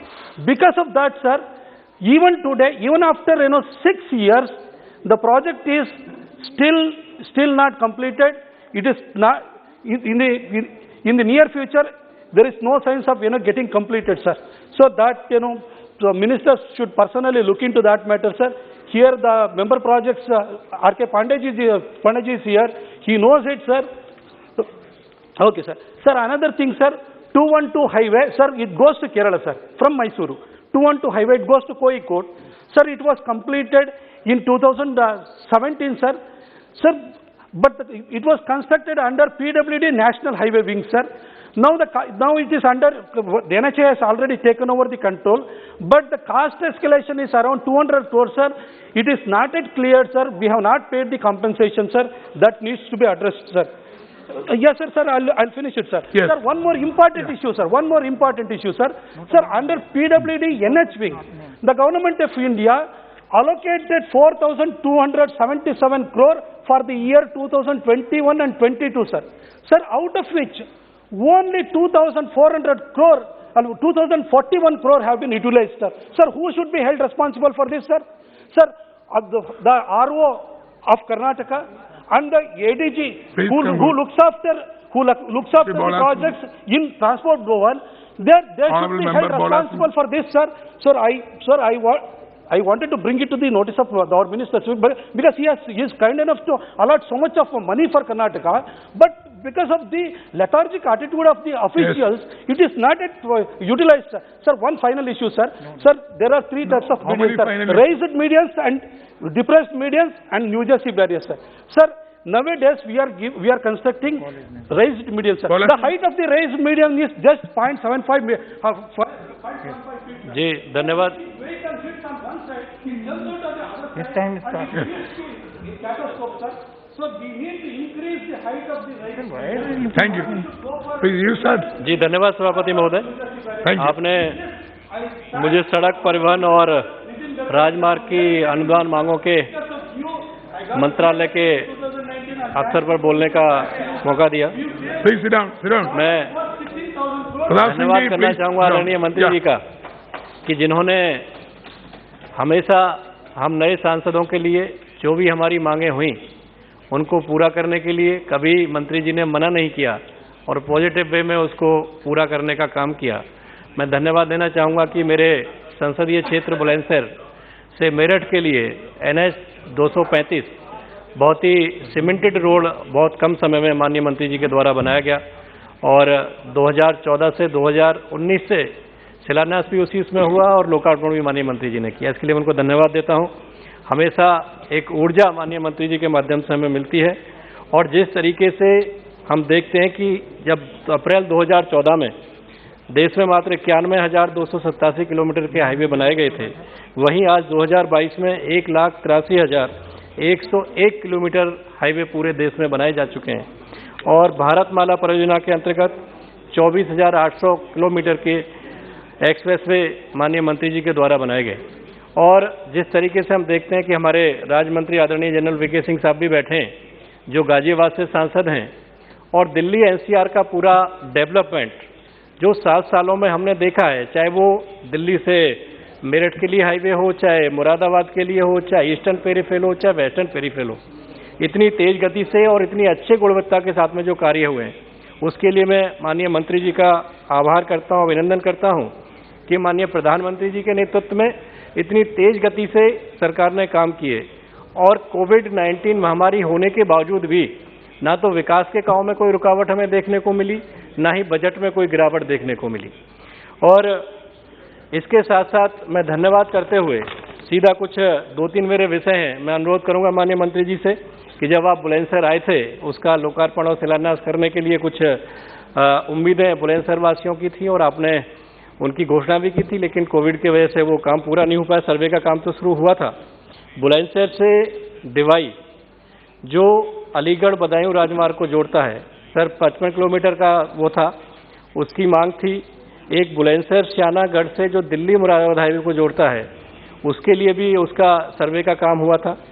दूसरा NH 235 NH 91 और बुलंदशहर से जो मार्ग नरोदा जाता है उसके लिए बुलंदशहर से अनूपशहर, बुलंदशहर से श्याना, ये सब मार्गों को जोड़ते हुए सर एक बहुत बड़ी अति आवश्यकता है हमारे क्षेत्र में। बहुत बड़ा जाम लग जाता है अंदर बुलंदशहर शहर में, एक रिंग रोड की आवश्यकता है। तो आपसे तब भी हमने अनुरोध किया और एक बार मैं पुनः अनुरोध करता हूं कि उस रिंग रोड को आप अगर बनाने की स्वीकृति दे देंगे, और जो मैंने देखा मंत्रालय में कि स्वीकृति की आप यहाँ से गई भी है, कोई टेक्निकल प्रॉब्लम शायद उसमें है, तो उस टेक्निकल प्रॉब्लम को क्लियर करा के सर उसको दे देंगे तो पूरे जाम से निजात पूरी बुलंदशहर की जनता को मिलेगा। और खाली बुलंदशहर ही नहीं, जो दिल्ली से जो लोग बदायूं जाते हैं या मुरादाबाद जाते हैं या गढ़ सारने जाते हैं, उन लोगों को भी जाम से लाभ मिलेगा और जाने के लिए विकास के रास्ते सर खुलेंगे। तीसरा एक सर NH 235 पे जो बुलंदशहर से मेरठ आपने बनाया है, एक गांव जैनपुर पड़ता है बुलंदशहर से निकलते हुए, गांव दोनों साइड में रोड के बसा हुआ है। गांव वासियों को, बच्चों को स्कूल दूसरी साइड में है, मंदिर दूसरी तरफ है, तो बच्चों को आने जाने में असुविधा होती है। तो सर वहाँ पे एक ओवरब्रिज की आपसे मैं आग्रह करता हूँ कि ओवरब्रिज पे एक बना दें। एक सर हमारी सरकार ने एयरपोर्ट जेवर में बनाया है और बुलंदशहर से ककोड़ होते हुए जो हमारे माननीय सांसद गौतम नगर भी डॉक्टर महेश शर्मा जी भी हैं, जो इनका एरिया लगता है, तो दोनों तीनों जिलों को कवर करेगा सर। अगर वहाँ हो के उसको चौड़ीकरण कर देंगे, उसको बड़ा कर देंगे तो लोगों को आने जाने में सुविधा मिलेगी और डेवलपमेंट भी वहाँ का होगा सर। एक सर थोड़ा सा आग्रह आपसे है कि NH 91 जो गाजियाबाद लाल कुएं से बुलंदशहर दादरी टोल से लेके अलीगढ़ टोल तक जाता है, वहाँ पे कुछ गड्ढे बरसात के समय में उसमें हुए थे। मैंने आग्रह किया था माननीय जनरल VK सिंह जी, तो गड्ढे तो भर गए, लेकिन सर जो गड्ढे भरे हैं उन गड्ढों को जो पैच लगाए हैं वो रोड से ऊंचे हो गए, इसलिए लोगों को जाने में भी समय अधिक लगता है और उस पर दुर्घटनाएं भी काफ़ी होती हैं। तो मेरा आपसे अनुरोध है कि उसको अतिशीघ्र ठीक कराने के आदेश दे दें, वो ठीक हो जाए। और आपका एक बार मैं पुनः बहुत बहुत धन्यवाद करता हूँ माननीय सभापति जी, और बहुत बहुत आभार। ऑनरेबल मेंबर श्री तिरुमालावन जी, टोल तिरुमालावन जी।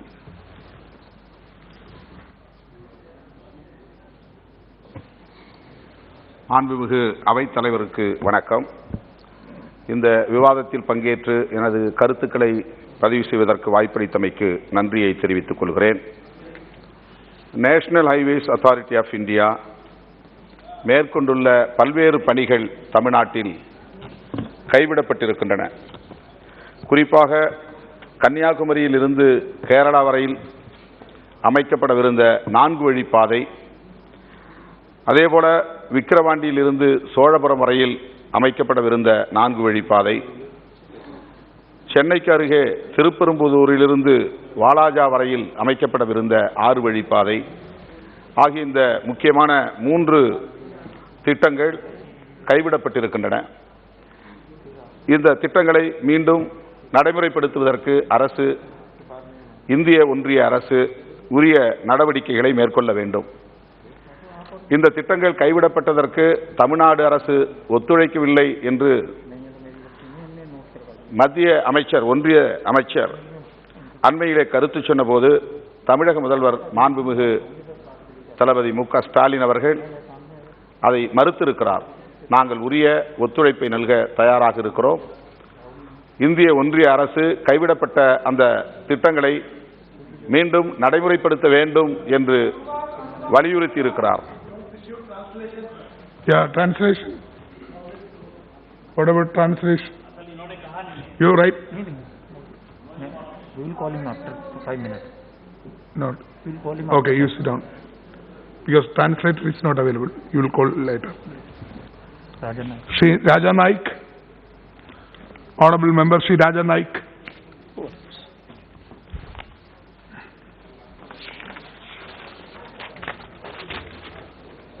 ಸನ್ಮಾನ್ಯ ಅಧ್ಯಕ್ಷರೇ, ಸಾರಿಗೆ ಸಂಪರ್ಕ ರಾಷ್ಟ್ರೀಯ ಹೆದ್ದಾರಿ ಅನುದಾನ ಬೇಡಿಕೆಗಾಗಿ ಸಲ್ಲಿಸಿರ್ತಕ್ಕಂಥ ಈ ಪ್ರಸ್ತಾವನೆಗೆ ಕೊಡ್ತಾ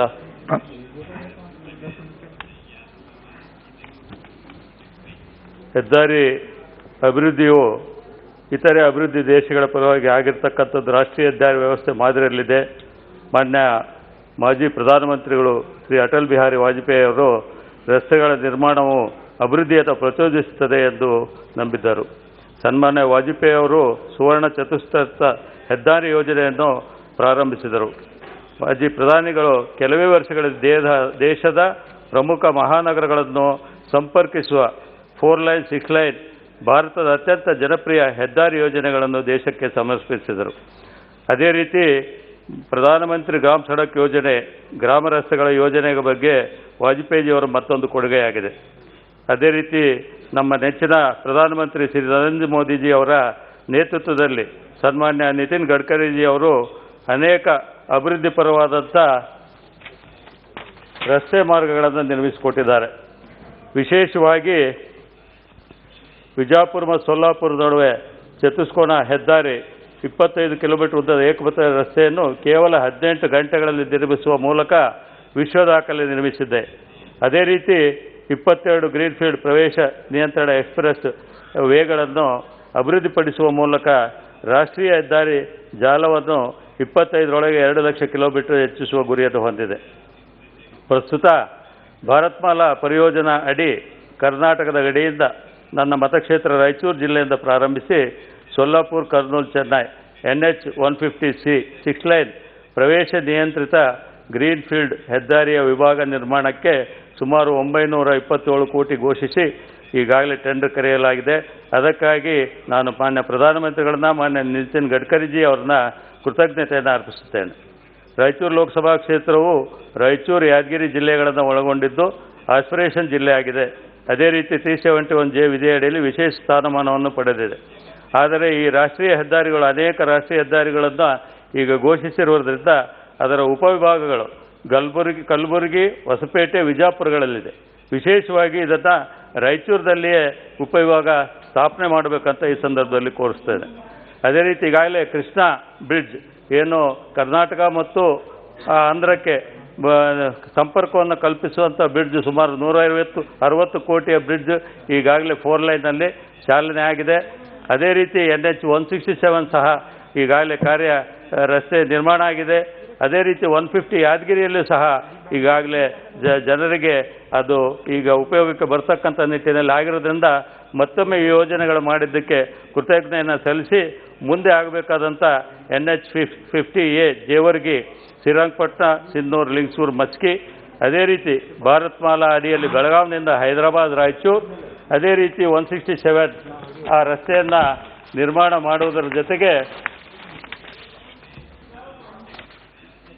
ಸೂರತ್, ಅದೇ ರೀತಿ NH 150A ಹತ್ತಿಗೂಡೂರು ತಿಂತಿಡಿ ಬ್ರಿಡ್ಜ್ ಮತ್ತು ಯಾದಗಿರಿ ನಗರದಲ್ಲಿ ಬೈಪಾಸ್ ರಸ್ತೆ, ಇನ್ನಿತರ ಏನು CRF ರಸ್ತೆಗಳಿದ್ದಾವೆ ಆದಷ್ಟು ಬೇಗ ಅನುಮತಿಯನ್ನು ಕೊಟ್ಟು ನಮ್ಮ ಭಾಗದ ಏನು ಆಸ್ಪಿರೇಷನ್ ಡಿಸ್ಟ್ರಿಕ್ಟ್ಗಳಿದ್ದಾವೆ ಹೆಚ್ಚಿನ ಅಭಿವೃದ್ಧಿಯನ್ನು ಮಾಡಬೇಕು ಅಂತ ಮತ್ತೊಮ್ಮೆ ಕೇಳಿಕೊಂಡು ಈ ಸಾರಿಗೆ ಇಲಾಖೆ ಅನುದಾನ ಬಿಡುಗಡೆಗೆ ಮನಸ್ಸು ಬೇಡಿಕೆಯನ್ನು ಬೆಂಬಲಿಸಿ ಮತ್ತೊಮ್ಮೆ ವಂದಿಸಿ ನನ್ನ ಮಾತುಗಳು ಮುಗಿಸ್ತೇನೆ. ಧನ್ಯವಾದಗಳು. Thank you. Honorable Member Sri Dilip Saikia ji. धन्यवाद अध्यक्ष महोदय। राष्ट्रीय राजमार्ग और सड़क परिवहन के विषय पर डिमांड्स फॉर ज्ञान्स में बोलने का हमको मौका मिला है। मैं पहली बार माननीय हमारे सड़क परिवहन मंत्री, राष्ट्रीय राजमार्ग मंत्री श्री नितिन गडकरी जी के सामने कुछ विषय में उपस्थापन करना चाहूँगा। मैं पहली बार इस विषय को उठा नहीं रहा हूँ, इसके आगे भी 2-3 विषय में उठा रहा हूँ। शुरुआत में देश के यशस्वी प्रधानमंत्री नरेंद्र मोदी जी को और हमारे आदरणीय सड़क परिवहन मंत्री जी को भी मैं धन्यवाद देना चाहता हूँ। नॉर्थ ईस्ट में आज विशेष करके जो शांति और प्रगति का वातावरण आज कायम है, इसके कारण देश के प्रधानमंत्री जी के नॉर्थ ईस्ट के प्रति जो इंफ्रास्ट्रक्चर डेवलपमेंट, विशेष करके रोड कम्युनिकेशन में, सड़क परिवहन में जितना योगदान पिछले 7 सालों में हुआ, 70 सालों में कांग्रेस का शासन में नहीं हुआ था अध्यक्ष जी। 7 साल में पूरे नॉर्थ ईस्ट आज कनेक्टिविटी के मामले में पूरे 7 के 7 राज्यों आज नेशनल हाईवे से जुड़ गया है। पूरे नॉर्थ ईस्ट आज शांति के पथ पर आगे बढ़ रहा है। वहाँ पीस प्रॉस्पेरिटी आज आगे बढ़ रहा है। वहाँ इंसर्जेंसी खत्म हो रहा है, वहाँ अनरेस्ट खत्म हो रहा है। इसका कारण अगर हम विशेष करके बताएं तो रोड कम्युनिकेशन सेक्टर में जितना विकास हुआ है पिछले 7 सालों में, इसमें एक बड़ा कंट्रीब्यूशन हमारे प्रधानमंत्री जी के नेतृत्व में हुआ है। अध्यक्ष महोदय, कभी हम चुनाव लड़ते थे एक स्लोगन सामने लेकर के, बिजली, पानी और सड़क। आज बिजली भी हमारे सामने है, बिजली भी 24/24 आवर्स हमको मिल रहा है। आज पानी भी हमको, आज जल जीवन मिशन के नाते पानी भी हमको भरपूर मिल रहा है। और सड़क के मामले में भी आज हम लोग एक सेल्फ रिलायंट हम लोग होने जा रहे हैं। तो इसीलिए मैं अभी चुनाव जो भी हम लड़ते हैं तो हम एक्सप्रेस वे के हाईवे के लिए चुनाव लड़ते हैं और सुपर एक्सप्रेस वे को विषय लेकर के हम चुनाव लड़ते हैं। तो इसके लिए अगर किसी को प्रशंसा करनी है, देश के प्रधानमंत्री जी को और माननीय नितिन गडकरी जी को हम सब लोग प्रशंसा करते ही है। नॉर्थ ईस्ट में आज विकास के जो बड़ी जो हमारे उपलब्धियां है, आज सड़क परिवहन हो, नेशनल हाईवे हो। आज नेशनल हाईवे, आज मैं नितिन गडकरी जी को बहुत बहुत धन्यवाद देना चाहता हूँ। विश्व के सबसे बड़े नदी द्वीप माजुली, जो आज आज़ादी के बाद डिस्कनेक्ट होते थे, कोई सड़क नहीं था, कोई ब्रिज नहीं था। आज माजुली कनेक्ट, जोरहाट माजुली, निमातीघाट माजुली ब्रिज का शिलान्यास करके आज उस ब्रिज का काम आज जोरदार से चल रहा है। आज माजुली के लोग बहुत खुश है। आज पूरे नॉर्थ ईस्ट में अगर हम देखेंगे, काजीरंगा नेशनल पार्क वर्ल्ड का एक हमारे एक हेरिटेज साइट है, वर्ल्ड का सबसे बड़ा एक रिजर्व फॉरेस्ट है। काजीरंगा नेशनल पार्क के ऊपर से आज हम काजीरंगा एलिवेटेड जो कॉरिडोर का जो मंजूरी माननीय नितिन गडकरी जी ने दिया है, इसके लिए मैं प्रधानमंत्री जी के साथ नितिन गडकरी जी को भी बहुत बहुत धन्यवाद देना चाहता हूँ। 2 विषय मेरे कॉन्स्टिट्यूएंसी के जुड़ाव विषय में बोलना चाहता हूँ। माननीय मंत्री जी, मेरा कॉन्स्टिट्यूएंसी में कुरुआ नारंगी एक ब्रिज ब्रह्मपुत्र के ऊपर उसका डीपीआर चालू है। मैं आग्रह करता हूँ, मैं आपसे निवेदन करता हूँ, कुरुआ नारंगी ब्रिज जल्द से जल्द उसका डीपीआर करके उसको बनाना शुरू करना चाहिए। दूसरा एक NH-15 नेशनल हाईवे 15 बाहेता सारियाली से जामुगुरी हाट तक 182 किलोमीटर, ये 2 लेन है। इसको अगर 4 लेन में इसको तबादला किया जाए तो पूरे अरुणाचल प्रदेश, चाइना के साथ हमारा बड़ा संपर्क। तीसरा एक विषय है मेरा, गोरेश्वर माझबाट उदालगुरी में रेलवे ओवरब्रिज या फुटब्रिज बना करके वहाँ के लोगों के जो परेशानियां सामना कर रहे हैं उसका एक समाधान माननीय नितिन गडकरी जी के सामने में रखता हूँ। और ईस्ट वेस्ट कॉरिडोर जो अभी 35 किलोमीटर अभी बाकी है रीमा हासाऊ उस सेक्टर में, उसका भी काम इसी साल में अगर संभव होता है कंप्लीट करके ईस्ट वेस्ट कॉरिडोर काम पूरा किया जाए। बहुत बहुत धन्यवाद अध्यक्ष महोदय। Honourable member Shri Sunil Kumar ji. आदरणीय सभापति महोदय, मैं आपका अत्यंत आभारी हूं कि आपने मुझे सड़क परिवहन और राजमार्ग मंत्रालय के 2022-23 के अनुदान की मांग का समर्थन करने का मौका दिया है। बजट में मंत्रालय को 1,99 करोड़ रुपए का आवंटन हुआ है। मैं माननीय प्रधानमंत्री जी, आदरणीय नरेंद्र मोदी जी और आदरणीय गडकरी जी का अत्यंत आभारी हूं कि उन्होंने देश के उन क्षेत्रों की अपेक्षा पूरी की है जो बरसों से विकास का राह जो रहे थे। आज सदन में कुछ सड़कों की बात आई, 17 साल से पेंडिंग है। कुछ सड़कों की बात आई कि शायद चौथी इंडस्ट्रियल क्रांति का इंतजार हो रहा है। लेकिन मैं इसलिए आभारी हूं कि मैं जो कहानी सुनाना चाहता हूं वो अतिशोक्ति लगेगी, लेकिन मैं इस क्षेत्र, ऐसे क्षेत्र से आता हूं जहां 360 साल से सड़क का इंतजार हो रहा है।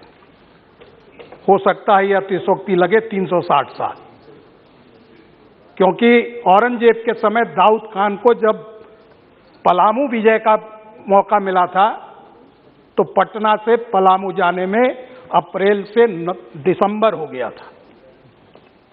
और फिर ब्रिटिश पीरियड में उसका डॉक्यूमेंट है, आज मैं उस डॉक्यूमेंट को कोट करना चाहूंगा। पलामू गजट में ये डॉक्यूमेंट है, बिहार डिस्ट्रिक्ट गजटियर पलामू, इसके एडिटर पीसी राय चौधरी हैं, 1961 का एडिशन है। The first proper road made by government was laid down in 1863 when American Civil War had interrupted the cotton trade and it was desired to provide an outlet for the cotton grown in Palamu and Sarguja. This road was intended to join Daltonganj with the Grand Trunk Road via Sherghati, a distance of 70 miles, and called the Bihar Cotton Road, but this road never completed. और ये 160 साल पुरानी जो हमारे ऊपर जो राह देख रहे थे उसको पूरा करने का काम मैं आज आदरणीय नितिन गडकरी जी को अत्यंत बधाई दूंगा और पूरे क्षेत्र की जनता से हम सब आपके आभारी हैं कि आपने इसको सैद्धांतिक मंजूरी दिया है। डाल्टनगंज NH 9039 पर सरगालिम, मनातू, रानीगंज, इमामगंज, सिरघाटी होते हुए, जिसमें झारखंड की लंबाई 72 किलोमीटर और बिहार में 58 किलोमीटर, इस रोड की जो सैद्धांतिक स्वीकृति दी है इसके लिए हम सब आभारी हैं। और ये इसलिए भी आवश्यक है कि हमारे लिए ये सड़कें सिर्फ सड़क नहीं है, ये हमारे लिए हमारे संघर्ष की कहानी है, हमारे लिए हमारे संस्कृति का प्रदर्शन है। ये सड़क हमारे शौर्य और वीरता का भी परिचायक है, क्योंकि 1857 की क्रांति में जब पूरे देश में क्रांति समाप्त हो गई थी, तब भी पलामू और चतरा की धरती 1960 तक लगातार लोहा लेते रही। और इस सड़क के माध्यम से जो जुड़ने वाला है वो हमारे क्षेत्र के वीर चेरो राजा और वीर भोक्ता बंधु नीलांबर पीतांबर की शहीद भूमि को छूता हुआ जाएगा। और साथ ही साथ माननीय गडकरी जी ने जो हमारे क्षेत्र से अभी हाल में ही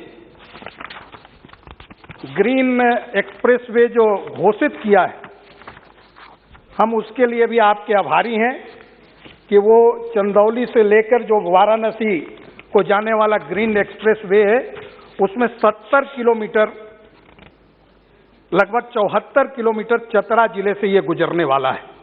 तो इसके लिए भी हम आभारी हैं।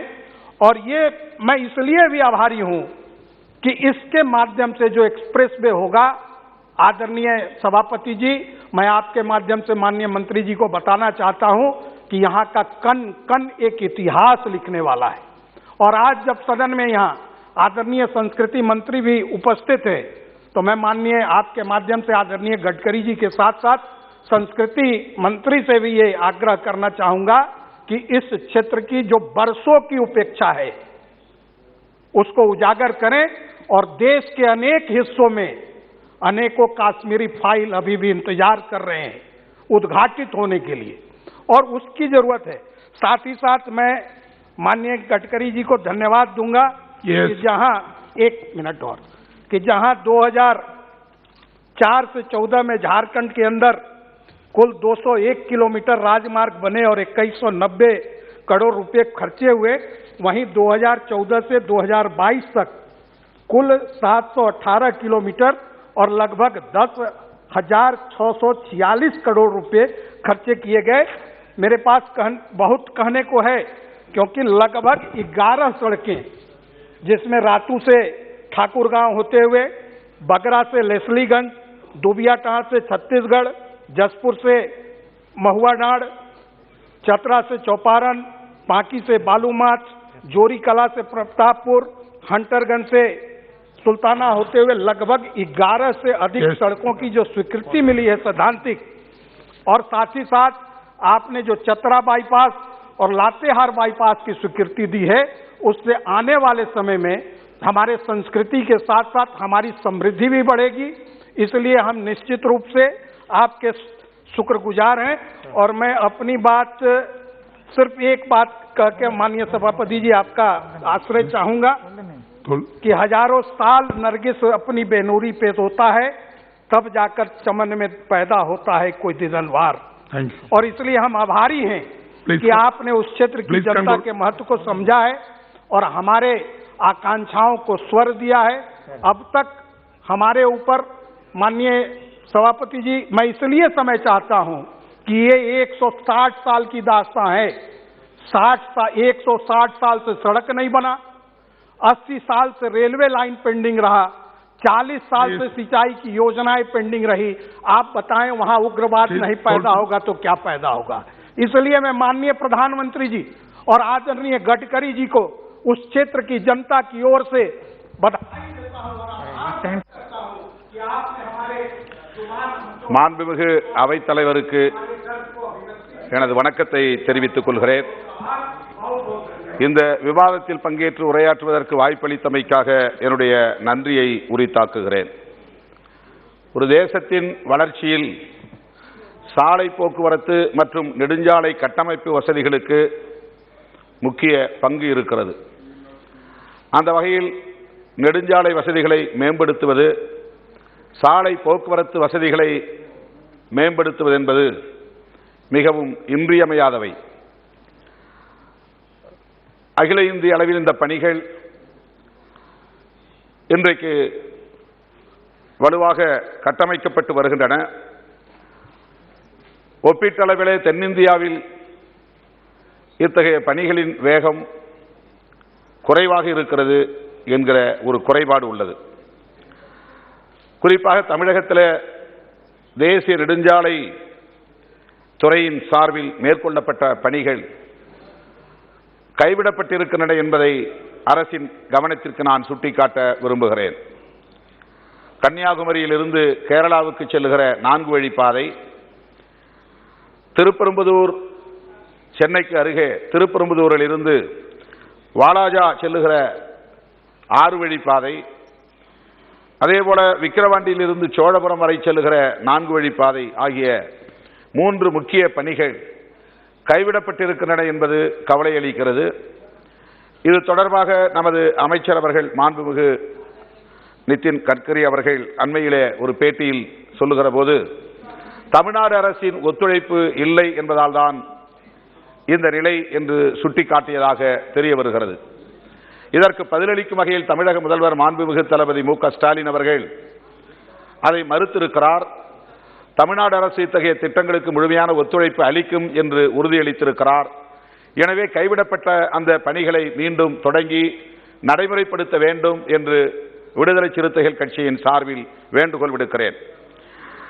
தேசிய நெடுஞ்சாலைகள் கட்டண விதிகள் 2008 determination of rates and collection என்கிற அந்த சட்டத்தின்படி 2 சுங்கச்சாவடிகளுக்கு இடையில் குறைந்தது 60 கிலோமீட்டர் இடைவெளி இருக்க வேண்டும் என்று கூறப்பட்டிருக்கிறது. அதேபோல நகராட்சி மாநகராட்சி எல்லைகளை சுற்றி 10 கிலோமீட்டருக்குள் எந்த சுங்கச்சாவடிகளும் இருக்கக்கூடாது என்றும் சொல்லப்பட்டிருக்கிறது.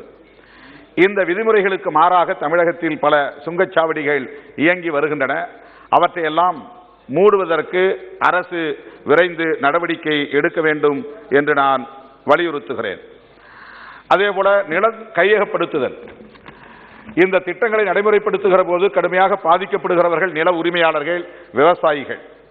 இதற்கென்று ஒரு சட்டம், நிலங்கள் கையகப்படுத்துதல் சட்டம் 2013. அதிலே நில உரிமையாளர்கள் விவசாயிகளின் ஒப்புதல் இல்லாமல், அவர்களின் கருத்தை அறியாமல், பொதுமக்களின் கருத்தை அறியாமல் நிலத்தை கையகப்படுத்தக்கூடாது என்று அழுத்தமாக குறிப்பிடப்பட்டிருக்கிறது. அதேபோல இழப்பீடு வழங்குகிற போது மார்க்கெட் வேல்யூ, சந்தை மதிப்பீட்டின் அடிப்படையில் தான் வழங்க வேண்டும், கைட்லைன்ஸ் வேல்யூ அல்ல. வழிகாட்டு மதிப்பின்படி இழப்பீடு வழங்காமல் சந்தை மதிப்பின்படி இழப்பீடு வழங்க வேண்டும். எனவே 2013 நிலம் கையகப்படுத்துதல் சட்டத்தின்படி விவசாயிகள், நில உரிமையாளர்கள் பாதிக்கப்படாத வகையில் அவர்களுக்கு உரிய இழப்பீடு வழங்குவதற்கும் அரசு உரிய நடவடிக்கைகளை எடுக்க வேண்டும் என்று கேட்டு இந்த வாய்ப்புக்கு நன்றி கூறி அமர்கிறேன். நன்றி, வணக்கம். Thank you. Honorable member Sri Sunil Mengri. धन्यवाद अध्यक्ष महोदय। सबसे पहले मैं तो मेरे वरिष्ठ पार्टी के सभी नेताओं को आभार व्यक्त करूंगा कि मुझे आज इस सड़क परिवहन और राजमार्ग मंत्रालय के अनुदान मार्गों पर अपनी बात सदन में रखने का मुझे मौका दिया। जैसा कि हम सब जानते हैं, सड़क परिवहन और राजमार्ग मंत्रालय पिछले 7 सालों से देश भर में अपने सड़कों का जाल बिछा रहा है। उस निर्माण में काफ़ी प्रगति भी हुई है।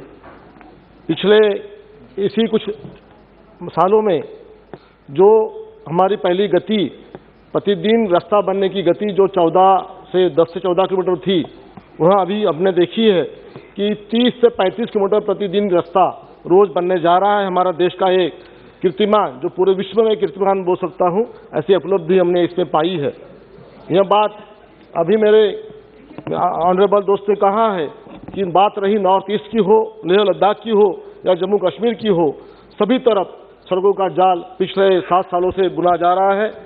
अभी हमने देखा कि जो 7 वर्षों में हमारी देश की सड़कों की लंबाई, राजमार्गों की लंबाई जो 91,000 थी, आज बढ़कर 1.5 लाख किलोमीटर से ज़्यादा हुई है। यहाँ जो कीर्तिमान हमने स्थापित किया है, इसके लिए यह मंत्रालय धन्यवाद के पात्र है। अध्यक्ष महोदय, जैसा कि हम चाहते हैं और जानते हैं कि पिछले 2 सालों में कोरोना काल में विशेषकर पूरा देश जब शांत था, जब कहीं भी काम नहीं चल रहा था, इंफ्रास्ट्रक्चर का पूरा काम रुका हुआ था, ऐसे विपरीत परिस्थिति में भी इस मंत्रालय का काम और खासकर राजमार्ग बनाने का काम अधिक गति से चालू था। और मुझे खुद मालूम है कि पूरे देश भर में एकमात्र अपना नेशनल हाईवे ऐसे काम कर रहा था जिससे देश भर में रोजगार पैदा हो रहे थे, लोगों को काम मिल पा रहा था। और इसी दौरान, इस महामारी के दौरान ही हमारे काम में 126% की वृद्धि इस राजमार्गों में हुई है। यह भी हम लोगों ने सोचने वाली बात है। जैसा कि हम सब जानते हैं, इस साल की बजट में हमारे देश के लाडले पंतप्रधान आदरणीय मोदी जी की एक सबसे बड़ी महत्वाकांक्षी योजना है, जिस परियोजना का नाम है पीएम गति शक्ति। और इसके माध्यम से पूरे देश भर का एक मास्टर प्लान बनाकर 14 विभागों को एक साथ मिलाकर हम लोग उस पर काम करने जा रहे हैं। और मुझे विश्वास है और मुझे सबसे बड़ा योगदान इस मंत्रालय का होगा इसमें कि पूरे देश को जो भी हमें छोटी मोटी बातें होती है, एक साथ मिलाकर इस राजमार्गों के माध्यम से इस गति शक्ति को बढ़ाने में इस मंत्रालय की काफ़ी बड़ा योगदान होगा, यह मुझे विश्वास है। अब अध्यक्ष महोदय, नेशनल हाईवे के समय पहले हमने देखा कि काफ़ी टोल प्लाजा पे लंबी लंबी कतारें लगती थी, 1-1 किलोमीटर की कतारें लगती थी और एक टोल प्लाजा पे हमें आधा घंटा रुकना पड़ता था। जैसा कि हम लोग देखा कि पिछले 2 साल में ये पूरे टोल प्लाजा अपने फास्टैग के माध्यम से या डिजिटल पेमेंट के माध्यम से इसकी गति बढ़ी है और मात्र 2 या 3 मिनट में हम लोग इस टोल प्लाजा को हम लोग पार कर पाते हैं। बस 2 मिनट अध्यक्ष महोदय, जैसा कि हमने देखा है, हमारे खासकर नितिन जी का हमारे काम करने का जो भी तरीका है वो हमेशा इनोवेटिव रहा है। हमने देखा कि अभी राजस्थान में अपने बाड़मेर जिले में एक नेशनल हाईवे बन के तैयार हुआ है और उसमें खासियत ये रही है कि 3.5 किलोमीटर का पैच हमने ऐसा बनाया कि जिसको एयरबेस के माध्यम से यूज कर सकते हैं, जिसका खुद परीक्षण उन्होंने खुद किया, खुद विमान से उड़कर वहां उन्होंने लैंड भी किए और हमारे देश के डिफेंस मिनिस्टर भी उसमें उपस्थित थे।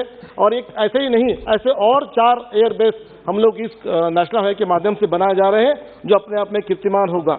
माननीय मंत्रालय एक दो बातें मेरे क्षेत्र की रखना चाहूंगा अध्यक्ष महोदय। मेरे क्षेत्र में जो नागपुर से भंडारा जो नेशनल हाईवे है, जिसकी किलोमीटर 60 किलोमीटर है, ट्रैफिक डेंसिटी की वजह से काफी रास्ता खराब हो चुका है। उसको 4 लेन से बढ़कर 6 लेन करने की जरूरत है। मैं आपके माध्यम से आदरणीय मंत्री जी को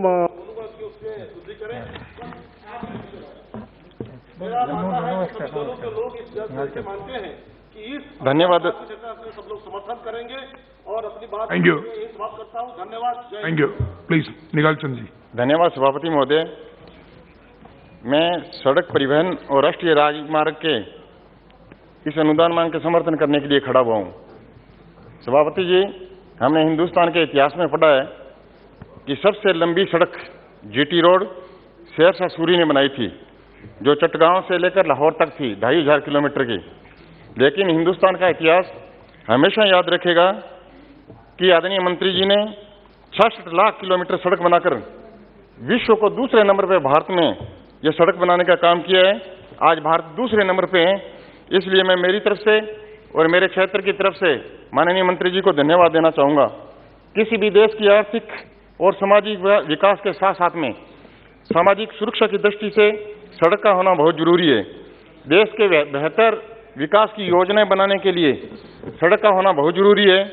महोदय 2019-20 में 10,237, 20-21 में 13,000 और माननीय मंत्री जी ने जो 25,000 किलोमीटर सड़क बनाने का लक्ष्य रखा है, रोजाना 37 किलोमीटर सड़क बनाने का, राष्ट्रीय राजमार्ग बनाने का जो लक्ष्य मंत्री जी ने रखा है, मैं धन्यवाद देना चाहूँगा।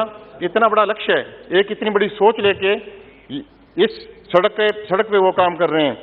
माननीय सभापति जी, यूपीए सरकार में रोजाना 12 किलोमीटर राष्ट्रीय राजमार्ग और 69 किलोमीटर जो ग्रामीण सड़क का निर्माण होता था, आज नरेंद्र मोदी जी के नेतृत्व में और माननीय मंत्री जी के कुशल प्रशासक के द्वारा आज 37 किलोमीटर राष्ट्रीय राजमार्ग और 162 किलोमीटर गांव की सड़क बनाने का अगर किसी ने काम किया है तो केंद्र की सरकार ने किया है।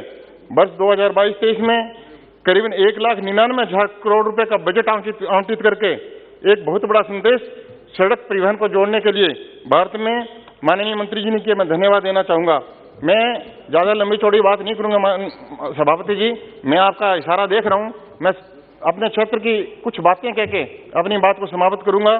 अभी राजस्थान प्रदेश में पिछले 5 साल के अंदर, जिस प्रदेश से मैं आता हूँ सभापति जी, करीबन 8,500 करोड़ रुपए की करीबन 18 नई परियोजना की सौगात नहीं दी है।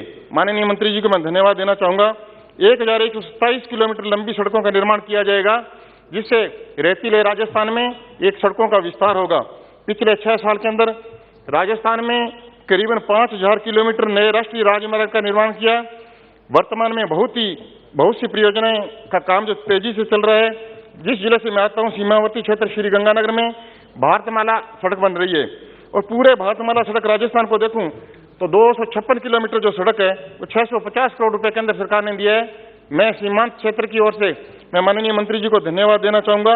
मेरे एक अकेले कॉन्स्टिट्यूंसी में यानी 630 करोड़ रुपए खर्च करके सड़कें बनाने का काम माननीय मंत्री जी ने किया है। मैं मंत्री जी को धन्यवाद देना चाहूँगा।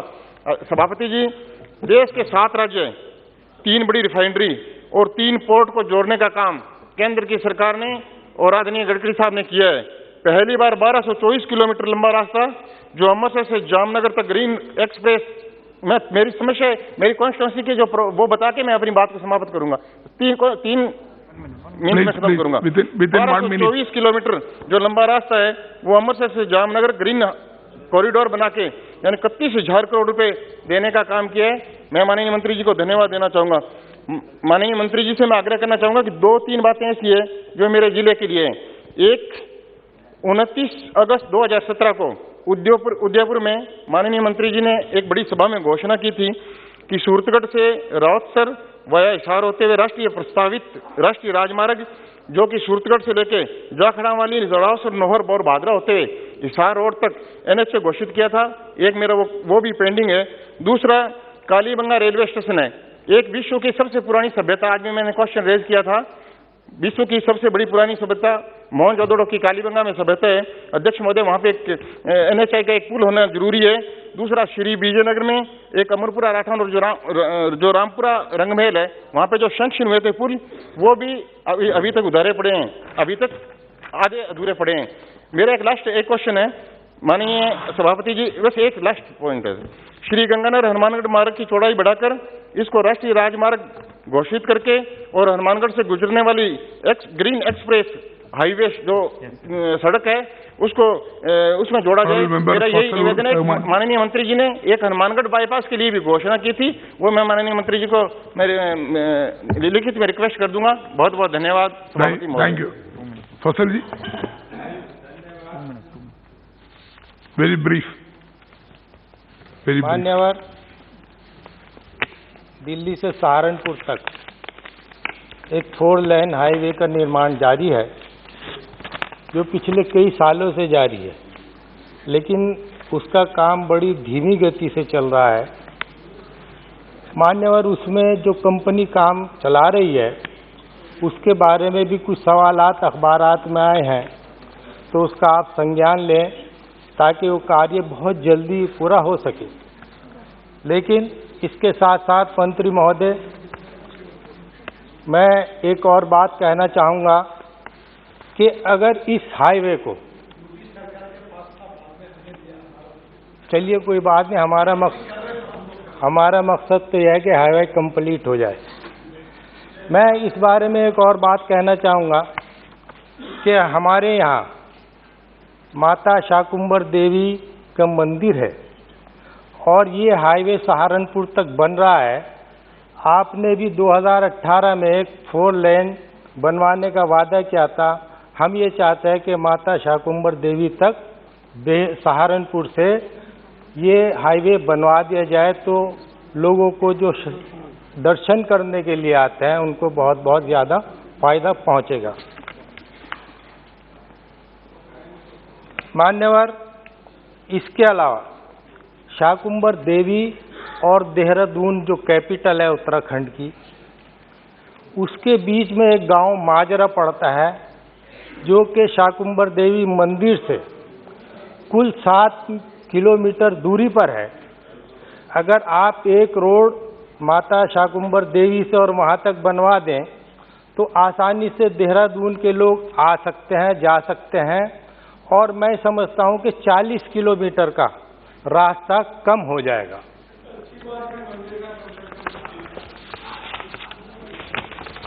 इसी सिलसिले में सहारनपुर से देहरादून जाते हुए मोहन की पहाड़ियों में एक पुराना लोहे का पुल बना हुआ है जो तकरीबन 20 मीटर लंबा है, लेकिन उसकी चौड़ाई बहुत कम है, पुराना भी है। उसकी वजह से अमूमन काफ़ी लंबा जाम लगता है। हालांकि वहाँ आपने एक हाईवे बनाने का प्रस्ताव दिया है, उस पर काम भी शुरू हो गया है, लेकिन जब तक वो मुकम्मल हो, इस पुल को अगर थोड़ा बड़ा करा दिया जाए, चौड़ा करा दिया जाए, तो आने जाने के लिए आसानी रहेगी और ये जाम लगना बंद हो जाएगा। इसी तरीके से मान्यवर, सहारनपुर से यमुनौर तक आपने वाया विकास नगर एक हाईवे का ऐलान किया था। उस पर अगर उसका निर्माण कार्य शुरू जल्दी से हो जाए तो हम सब लोग आपके आभारी रहेंगे।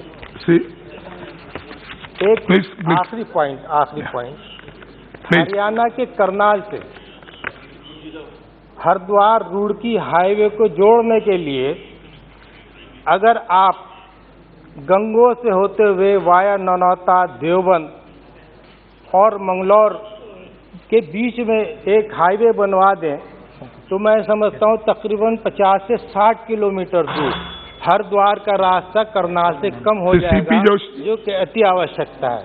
आपका बहुत बहुत धन्यवाद। धन्यवाद सभापति महोदय। आज मुझे केंद्रीय बजट 2022-23 के लिए सड़क परिवहन राजमार्ग मंत्रालय के अनुदान मांगों पर मुझे बोलने का अवसर दिया। मैं सबसे पहले देश के यशस्वी प्रधानमंत्री आदरणीय नरेंद्र मोदी जी का और हमारे लोकप्रिय मंत्री आदरणीय नितिन गडकरी जी का आभार प्रकट करता हूं कि उनके नेतृत्व में जिस प्रकार से, जिस गति से सड़कों का निर्माण हुआ, चाहे नेशनल हाईवे हो, चाहे सीआरएफ की सड़कें हमारे क्षेत्र में मिली हो, चाहे अन्य काम हो, उसकी हम कल्पना नहीं कर सकते। 2014 में मोदी जी की सरकार बनने के बाद से आपके नेतृत्व में इंफ्रास्ट्रक्चर को लेकर जिस प्रकार से पीएम गति शक्ति आर्थिक विकास की दिशा में एक परिवर्तनकारी कदम उठाया गया है, हम देखें सड़क हो, रेलवे हो, चाहे हवाई अड्डा हो, चाहे पतन हो, चाहे पब्लिक ट्रांसपोर्ट हो, चाहे जल मार्ग हो, चाहे लॉजिस्टिक अवसंरचना हो, इन 7 पॉइंट को लेकर कैसे इस देश का विकास प्रगति से हो, इस दिशा में इस सरकार ने बहुत गति से, तेज गति से काम किया है। मैं आदरणीय प्रधानमंत्री जी का और आदरणीय मंत्री जी का धन्यवाद अर्पित करता हूं कि अब तक के सबसे अधिक बजट 1,99,000 करोड़ का प्रावधान इसमें किया गया है। मैं अपने क्षेत्र की मांगों पे मैं आ जाता हूं। मैं माननीय मंत्री महोदय का आभार प्रकट करना चाहता हूं कि दिल्ली मुंबई नेशनल हाईवे, जिसमें किशनगढ़ से अहमदाबाद तक 4 लेन था, हम लोग क्षेत्र की जनता की मांग के आधार पर आपसे मिले और आपने 4 लेन को 6 लेन किया और उसका शिलान्यास ही नहीं किया, जबकि इसी 2022 में आपके हाथों उसका उद्घाटन भी होगा। मैं इसके लिए क्षेत्र की जनता की ओर से आपका आभार प्रकट करना चाहता हूं। मैं आभार प्रकट करना चाहता हूं, पिछले 60 वर्षों में जितनी सीआरएफ की सड़कें नहीं मिली होगी, उतनी पिछले 7 वर्षों में संसदीय क्षेत्र की जनता की ओर से उस पूरी जनता की ओर से 20 लाख मतदाताओं की ओर से मैं आपका आभार प्रकट करना चाहता हूं। जिस क्षेत्र में बिना टोल की वो सड़कें मिली, ग्रामीण क्षेत्र में जहां सड़कों का अभाव था, बसें नहीं चल पाती थी, ऐसे में आपने होड़ा चौराहे से बड़चाड़ी बांसी हो, चाहे निम्बाड़ा केली हो, चाहे कीर की चौकी आकोला फतेहनगर हो, चाहे बड़ौदिया से छतरपुरा हो, चाहे काटुंदा से रावतबाटा हो, चाहे मंगलवार से बड़साड़ी हो, चाहे देबारी पावर हाउस से मावली रोड हो, चाहे मोड़ी बाठेड़ा से कुराबड़ हो, चाहे रावतबाटा से कोटा रोड हो, चाहे प्रतापगढ़ से नीमच बॉर्डर, जो मध्य प्रदेश बॉर्डर तक आपने जो सड़कें दी है, निश्चित रूप से उस क्षेत्र की जनता हमेशा के लिए और हमेशा आपको याद करती है। प्रतापगढ़ में आप एक्सप्रेस वे निकल रहा है, अभी आपने मुंबई दिल्ली मुंबई, जो प्रतापगढ़ एक मेरे संसदीय क्षेत्र में एक ऐसा जिला है जो आदिवासी जिला है। मेरी आपसे करबद्ध प्रार्थना है कि वहां से 50 किलोमीटर वो नेशनल हाईवे निकल रहा है, एक्सप्रेस वे निकल रहा है। प्रतापगढ़ ऐसा जिला है जहां रेलवे भी नहीं है। हमने आजादी के बाद पहली बार उस जिले में नई रेलवे लाइन राजस्थान में कई वर्षों के बाद जो स्वीकृत हुई है, वो प्रतापगढ़ में एक छोटी कस्बे से होकर निकलेगी, लेकिन जिला मुख्यालय में रेलवे नहीं है। और अगर इस पर योजना में प्रतापगढ़ में चूंकि 52 किलोमीटर है, अगर आपका आशीर्वाद रहा और हमेशा रहता है, वो ये योजना से जुड़ जाता है, तो प्रतापगढ़ एक आदिवासी जिला है, उस एक्सप्रेस वे से जुड़ जाएगा, तो निश्चित रूप से उस क्षेत्र के विकास में बहुत बड़ी गति मिलेगी। मैं माननीय मंत्री महोदय से एक आग्रह और करना चाहता हूं, 4 भुजा कुंभलगढ़ हल्दीघाटी से नाथद्वारा नेशनल हाईवे, उसकी स्वीकृति आपने दे दी। अब बटेवर मावली होते हुए नाथद्वारा तक जो सेकंड फेज है, उसमें आपने जब हम लोगों ने इसकी डिमांड की थी तो आपने इसकी स्वीकृति दी है और वो जल्दी बन जाएगा, तो निश्चित रूप से उस क्षेत्र के लोगों को फायदा मिलेगा। एक मेरी अब आपसे निवेदन है कि चित्तौड़ संसदीय क्षेत्र में एक मंगलवार से निम्बाड़ा एक ऐसा फेज है जहां ट्रैफिक सर्वे भी कराएंगे तो बहुत बड़ी संख्या में वहां वाहन निकलते हैं वहां, और एक कारोई कपासन बांसवाड़ा, एक काटुंदा से रावतबाटा में एनपीसीएल का पूरे देश भर का सबसे बड़ा एक प्लांट है जो अणुशक्ति का। मेरा आपसे आग्रह की भारतमाला 2 में नरेंद्र कुमार जी, एक मिनट में मैं समाप्त कर रहा हूं। भारतमाला 2 में काटुंदा से रावतबाटा से कोटा अगर हाईवे बन जाएगा, भारतमाला 2 में जुड़ जाएगा, तो क्षेत्र के लोगों को फायदा मिलेगा। मैं बस एक मिनट समाप्त number of speakers in your party. बस Everybody getting 3 minutes. मैं आपको लिखित में दे दूंगा। हमारे वाना में है, गंगरार में है, कुछ ऐसे अंडरपास है, रोडजी खेड़ा में है, गणोली में है, पालखेड़ी में है, बैरूखेड़ा में है, जहां आज भी ब्लैक स्पॉट, जहां एक्सीडेंट हो सकते हैं, या किसानों को आने जाने का रास्ता नहीं है, वहां अगर अंडरपास बन जाएगा तो निश्चित रूप से इस क्षेत्र का फायदा होगा। चूंकि माननीय मंत्री महोदय से हम क्या मैं क्या सारे सांसद पूरा नरेंद्र कुमार जी, जब भी जाते हैं तो हमेशा इनके द्वार से कोई खाली हाथ आता नहीं है, तो मैं पूरे क्षेत्र की जनता की ओर से पुनः आपका आभार प्रकट करते हुए अपनी बात को समाप्त करता हूं। बहुत बहुत धन्यवाद। Honourable member Narendra Kumar ji. आदरणीय सभापति महोदय जी, बहुत बहुत धन्यवाद। आज सड़क परिवहन एवं राजमार्ग मंत्रालय की अनुदानों की मांग पर सभी पार्टियों के सदस्यों ने प्रशंसा की है। आदरणीय प्रधानमंत्री जी के नेतृत्व में श्रीमती वित्त मंत्री सीतारमण जी के द्वारा और हमारे मंत्री जी गडकरी जी, वीके सिंह जी, इनके नेतृत्व में जो बजट पेश किया गया है, इसके लिए मैं बहुत बहुत उनका आभार प्रकट करता हूं कि कोरोना संक्रमण जैसी बीमारी के अंदर भी आज के अनुदान की मांग पर जो बजट बढ़ा करके दिया गया देश को, इसके लिए मैं उनका आभार प्रकट करता हूं। बहुत ही अच्छा बजट दिया है। जो आज़ादी के बाद नहीं हुआ, वो 7 सालों में जो सड़कों का जाल बिछा है वो किसी से छुपा हुआ नहीं है, और देश का विकास सड़क और पानी और बिजली की जैसी व्यवस्था होती है तभी देश आगे बढ़ता है। आज देश के प्रधानमंत्री विदेशों की सभी नेताओं से लोकप्रिय नेता कहलाते हैं, वो इसलिए सड़कों के और पानी और बिजली की जो व्यवस्था की है देश में, इसी के कारण से कहलाते हैं। मैं राजस्थान के झुंझुनू जिले संसदीय क्षेत्र से आता हूँ। मैं कहना चाहता हूँ कि हमारा झुंझुनू जिला देश में सबसे ज़्यादा सैनिक देता है, सबसे ज़्यादा शहीद हुए, जो रेलवे की दृष्टि से भी पिछड़ा हुआ है और जो सड़कों की दृष्टि से भी पिछड़ा हुआ है। पिछड़ने का कारण ये नहीं कि विकास नहीं किया गया है, राजस्थान में बहुत ज़्यादा विकास हुआ है, लेकिन हरियाणा के पास बॉर्डर पर पड़ता है कि झुंझुनू जिले के जो विकास किया जाएगा वो झुंझुनू जिले के लिए चला करके किया जाएगा, तब विकास होगा। कुछ शहर ऐसे हैं, जैसे चाहे चूरू है, चाहे हमारे एक छोटा सा शहर आता है रिंग्स है, उसमें जब दूसरे जिलों का विकास या पीछे के जिलों का आगे का या कहीं का भी विकास करेंगे तो उनमें से होकर के ही जाना पड़ेगा, चाहे रेलवे मार्ग हो चाहे सड़क मार्ग हो। तो झुंझुनू जिले में सबसे ज़्यादा सैनिक और सबसे ज़्यादा व्यापारी है। जो आज भारत से व्यापारियों को यदि निकाला जाए अन्य देश राज्यों से तो खाली हो जाएगा। शेखावाटी का झुंझुनू जिला देने वाला है और शहीद सबसे ज़्यादा और सैनिक ज़्यादा देना। तो मैं केवल एक राष्ट्रीय राजमार्ग जाता है जो जैसलमेर, बीकानेर, फतेहपुर, मंडावा, झुंझुनू, नारनौल, रेवाड़ी NH 11 जो बन चुका है। लगभग इनके 3 बाईपास 4 बाईपास थे, जो Fatehpur bypass, Mandawa bypass, Jhunjhunu bypass और एक पिलानी बाईपास, उनकी ज़मीन अधिग्रहण कर ली गई है। उसका मुआवजा आप लोगों ने, सरकार ने दे दिया है और पिलानी का बाईपास पास हो गया है, लेकिन फतेहपुर, मंडावा, झुंझुनू का बाईपास अभी जो अप्रैल में जब बजट में दिया जाए तो उनके बाईपास निकाले जाएं। NH 11 के हैं और नया नेशनल हाईवे जो एक जालंधर, भादरा, राजगढ़, झुंझुनू, उदयपुर वाटी, रिंग्स जो नेशनल हाईवे जयपुर, सीकर, बीकानेर जो जाता है उसको जोड़ता है। ये नया बाईपास, ये जो नया एक हाईवे दिया जाए।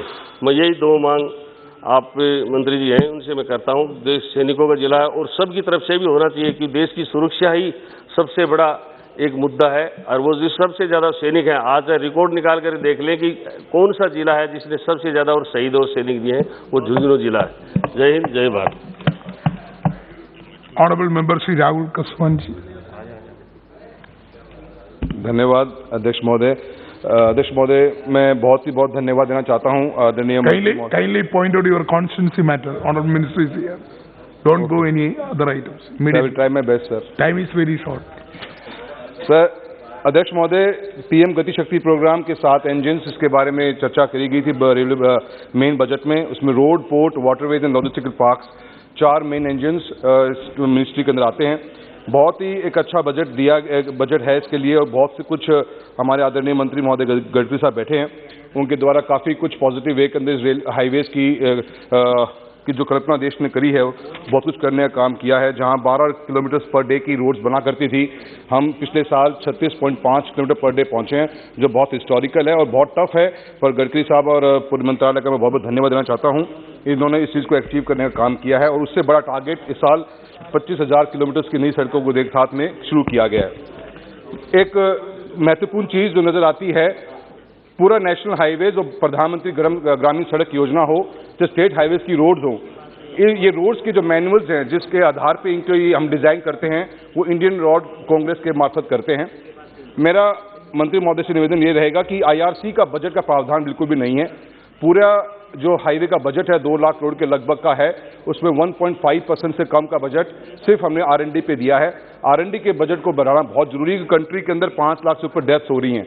मेरी कॉन्स्टिट्यूएंसी के अंदर सालासर से लेकर नागौर तक का नेशनल हाईवे 52 जिसका भी जो निर्माण हाल ही में पूरा हुआ, 2 ऐसे डार्क स्पॉट्स हैं जिनको आइडेंटिफाई भी कई बार किया जा चुका है। एक बोबासर के अंदर फ्लाईओवर है और एक कानोता विलेज के अंदर फ्लाईओवर ही लैंड विलेज के अंदर करता है। दोनों ऐसे महत्वपूर्ण इश्यूज हैं जिसके ऊपर बहुत जरूरी है कि इनको ब्लाइंड स्पॉट के अंदर उनका एक्सटेंशन किया जाए, वहाँ बाईपासेस देने के काम करना पड़ेगा। R&D पे इन्वेस्टमेंट बहुत कम हुई है और इसी R&D की इन्वेस्टमेंट के बिना हम देश के अंदर हाईवेज के ऊपर जो होने वाली डेथ्स को कम नहीं कर पाएंगे। मेरी कॉन्स्टिट्यूएंसी के अंदर NH 52 जिसकी 4 लेनिंग का प्रस्ताव मई के अंदर ड्यू है। मेरा मंत्री महोदय से निवेदन ये रहेगा कि जो ये इंडिया की one of the last BOT based road project था, जिस BOT के अंदर जो कंपनी कंसेशनर है उसको अब 4 लेनिंग का काम करना है, पर 4 लेनिंग के काम के अंदर सबसे बड़ी प्रॉब्लम उनको जो सामने आएगी और जो हमने महसूस भी करी है, मैंने एक जॉइंट सर्वे वहाँ के जो हमारे नेशनल हाईवे अथॉरिटी के PD हैं, DTO महोदय हैं, SP महोदय की टीम के साथ में हमने एक सर्वे किया। उसके अंदर हमें जो डार्क स्पॉट्स को हमने आइडेंटिफिकेशन किया कि काफ़ी गाँवों के अंदर गाँव 2 हिस्सों में बटा हुआ होता है। एक तरफ स्कूल है, एक तरफ गाँव बसा हुआ या लोगों के आने जाने के स्टेशन हैं, ऑपोजिट साइड हैं। ऐसे के अंदर अगर आप जब रोड क्रॉस करोगे तो आपके एक्सीडेंट्स की बहुत ज्यादा बढ़ने के चांसेस बन जाते हैं। सर 1 मिनट भी नहीं हुआ sir, please sir, please sir, ऐसे मत। Already you have taken 3 minutes. Please. Sir give me another 3 sir, I will finish. Sir मेरा आपसे निवेदन है कि NH52 जिसका आप नया जो 4 लेनिंग करने वाले हैं उसमें दूधवा खारा, रामसरा, ढानी, डीएसपुरा और ढाडर और ये लादड़िया जैसे गांव हैं उसके अंदर व्हीकल अंडरपास या सीपी देने का काम किया जाए ताकि, और मैं एक सूची भी आपके मार्फत डिपॉजिट कर दूंगा। मेरा आपसे निवेदन है कि इनके अंदर अंडरपास देना बहुत जरूरी है, अदरवाइज अभी भी बहुत एक्सीडेंट्स होते हैं और आगे भी इसमें बहुत बड़ी प्रॉब्लम आएगी। CRIF के fund, sir please sir 2 minutes, CRIF के फंड्स के लिए मैं सरकार से निवेदन करना चाहता हूँ। 8,910 करोड़ रुपीज का बजट दिया गया है। राजस्थान का बहुत बड़ा स्टेट है, उस स्टेट के अंदर हमारे को इसकी बजट की बड़ी जरूरत ज़्यादा पड़ेगी। CRIF के अंदर जो आपने ROBs बनाने का काम किया चूरू शहर के अंदर, पूनिया कॉलोनी के अंदर, सरदार शहर से हमारे बीकानेर रोड के ऊपर और लाहौर के अंदर एक ROB की रिक्वायरमेंट है, तो मैं सरकार से और मंत्री महोदय से निवेदन करूंगा कि आप इनके लिए भी ROB का एक सैंक्शनिंग अलग से CRIF के अंदर दें जिससे का फायदा हो सके। सर मेरा ये कहना है कि 20,000 किलोमीटर की नई सड़कों का जो हम गठन करने वाले हैं, 25,000 किलोमीटर की, मेरे कॉन्स्टिट्यूंसी के अंदर प्रिंसिपली अप्रूव्ड सरसा से चूरू का हाईवे सैंक्शनड है सर, उसकी DPR भी कंप्लीट हो चुकी है। मेरा आपसे निवेदन है ये 145 किलोमीटर का ये नेशनल हाईवे बहुत ही स्ट्रेटेजिकली लोकेटेड है, इसके अगर आप इस बजट में उसका प्रावधान करेंगे तो क्षेत्रवासियों को सर लास्ट 2 पॉइंट सर, सो इसका बहुत बड़ा फायदा मिलेगा। सर अनदर एक बहुत इंपॉर्टेंट इकोनॉमिक कॉरिडोर की जो आपने प्लानिंग करी थी उसके अंदर देश के अंदर करीब 6,000 किलोमीटर सड़कें बनी हैं। बठिंडा से अजमेर जो दोनों डायरेक्ट फ्रेट कॉरिडोर को जोड़ने का काम करती है, ये एक बहुत बड़ा सुपर एक्सप्रेसवे का बहुत दिन से पेंडिंग पड़ा हुआ है। मैं उम्मीद करता हूं इसके अंदर आप इस बार भी इस बजट के अंदर इकोनॉमिक कॉरिडोर के रूप में बठिंडा अजमेर को भी आप इसमें लेने का काम करेंगे। सर अंत में sir please sir please sir अंत में मेरा एक सुझाव ये रहेगा कि आपने पहली बार ये जो ड्राइविंग ट्रेनिंग सेंटर की बात करी है, सर एक डिस्ट्रिक्ट एक ड्राइविंग ट्रेनिंग सेंटर का एक कॉन्सेप्ट प्लीज सर आप लेकर आइए। सर कंट्री के अंदर 45 to 50 व्हीकल मैन्युफैक्चरिंग कंपनी और हर डिस्ट्रिक्ट में उसको ले सकते हैं और चूरू के अंदर भी sir vehicle driving training centre का व्यवस्था करी जाए। आपका sir thank you speaker sir, मैं आपके माध्यम से मेरे क्षेत्र के कुछ मुश्किलें हैं मैं मंत्री साहब को नोट कराना चाहता हूं। एक तो सर जो नेशनल हाईवे आपने एक्सप्रेस वे दिल्ली अमृतसर कटड़ा बनाया है उसका जो मुआवजा है वो सही नहीं मिल रहा, उसके मुआवजे के लिए आपको रिक्वेस्ट है कि वो किसानों को सही मिलना चाहिए, कुछ को ज़्यादा मिल रहा है कुछ को कम मिल रहा है, उसका एक पैनल होना चाहिए। आर्बिट्रेशन जो सेंटर है वो अमृतसर में होना चाहिए, वो जलंधर में आपने बना दिया, बहुत बड़े भारतमाला का प्रोजेक्ट है, अमृतसर टू श्री हरगोबिंदपुर का प्रोजेक्ट है, बड़े प्रोजेक्ट हो रहे हैं, वहाँ जितनी भी आर्बिट्रेशन है जलंधर जाना सर मुश्किल होगा। सर जितने भी आपने जो अभी ब्लैक स्पॉट जो नेशनल हाईवे 44 के ऊपर मूव करने के लिए नए ब्रिज शुरू किए हैं, आपका बहुत धन्यवाद है, लेकिन सर कुछ RE पैनल के ब्रिज हैं, मैं चाहता हूं वो पिलर के ब्रिज होना चाहिए क्योंकि जो कारपोरेशन के अंदर एरिया पड़ता है सर, एक तो बुर्जी है वहां जो RE पैनल के ब्रिज की जगह गोल्डन गेट में पिलर का ब्रिज होना चाहिए। दूसरा लोहार का रोड है सर रंजीत एवेन्यू के साथ चढ़ता हुआ बाईपास के ऊपर, सर वो भी पिलर का ब्रिज होना चाहिए। तीसरी सर जो आपने स्पीकर सर आपके माध्यम से कहना चाहता हूं मंत्री साहब को, जो लास्ट टाइम आपने बोला था इस पार्लियामेंट में कि एलिवेटेड रोड जो है वो एयरपोर्ट रोड पे आप बनाने जा रहे हैं सर, उसके बाद वो आपसे अभी सहमति उसकी आनी है मिनिस्ट्री से, उसको सहमति जल्दी दे दीजिए ताकि उसका काम भी शुरू हो सके। सर जो जितना आपका जो रेन वाटर जितने बनते सर आपके जो रोड के साथ साथ है, ये सबकी मुश्किल एक ही होगी मेरा ख्याल, क्योंकि जब रेन वाटर ड्रेनेज बन जाते हैं पहले तो वो काम नहीं करते सर, उसका आगे कोई रिचार्ज वेल बने या उसका पानी निकले वो कहीं नहीं है। दूसरी ये चाहते हैं कि हम अंडरग्राउंड सर होना चाहिए, क्योंकि जब कोई ट्रैफिक जाम होता है कोई मुश्किल होती है तो आदमी उससे निकल नहीं पाता, वो जितने भी ड्रेनेज है वो ऊपर बने हुए हैं सर। सर जो Amritsar golden gate to India gate आपसे रिक्वेस्ट की थी, ये 6 लेन होना चाहिए और इसके ऊपर लाइटिंग का प्रबंध होना चाहिए। सर आपने उस पार्लियामेंट में बोला था कि ये हम करने जा रहे हैं, लेकिन अभी तक सर उसका काम शुरू नहीं हुआ है। मेरी आपसे निम्र बेनती है कि जितने भी एक्सप्रेस वे के काम है, भारतमाला का काम है या अमृतसर का जो बाईपास बन रहा है सर करीब, सर उसके ऊपर ध्यान देकर सर उसका काम जल्दी शुरू करवाया जाए। हमें पता है कुछ प्रॉब्लम्स हैं जमीन एक्वायर करने की, वही किसानों का मुआवजे की दिक्कत है सर वो मुआवजा बिल्कुल सही करा दीजिए। मैं आपका बहुत बहुत धन्यवाद करूंगा कि आपने जो भी अमृतसर का एक्सप्रेस वे बनाया है उसके लिए आपने सहमति दी है और एलिवेटर रोड की मेरे को उम्मीद है कि आप जल्दी उसको शुरू करेंगे। धन्यवाद। Honorable members, if the House agrees, we will extend the discussion for half an hour. Okay. Honorable Member Shri Naib Singh Ji. Thank you. माननीय उपाध्यक्ष महोदय, आपने मुझे सड़क परिवहन राजमार्ग मंत्रालय अनुदानों की मांगों पर 2022-23 के समर्थन पर बोलने का अवसर दिया। मैं देख रहा था माननीय अध्यक्ष जी, जो 2009 से 14 के बीच में औसतन 4,918 किलोमीटर नेशनल हाईवे का निर्माण किया जाता था, जो 13 किलोमीटर प्रति किलोमीटर की गति से निर्माण किया गया।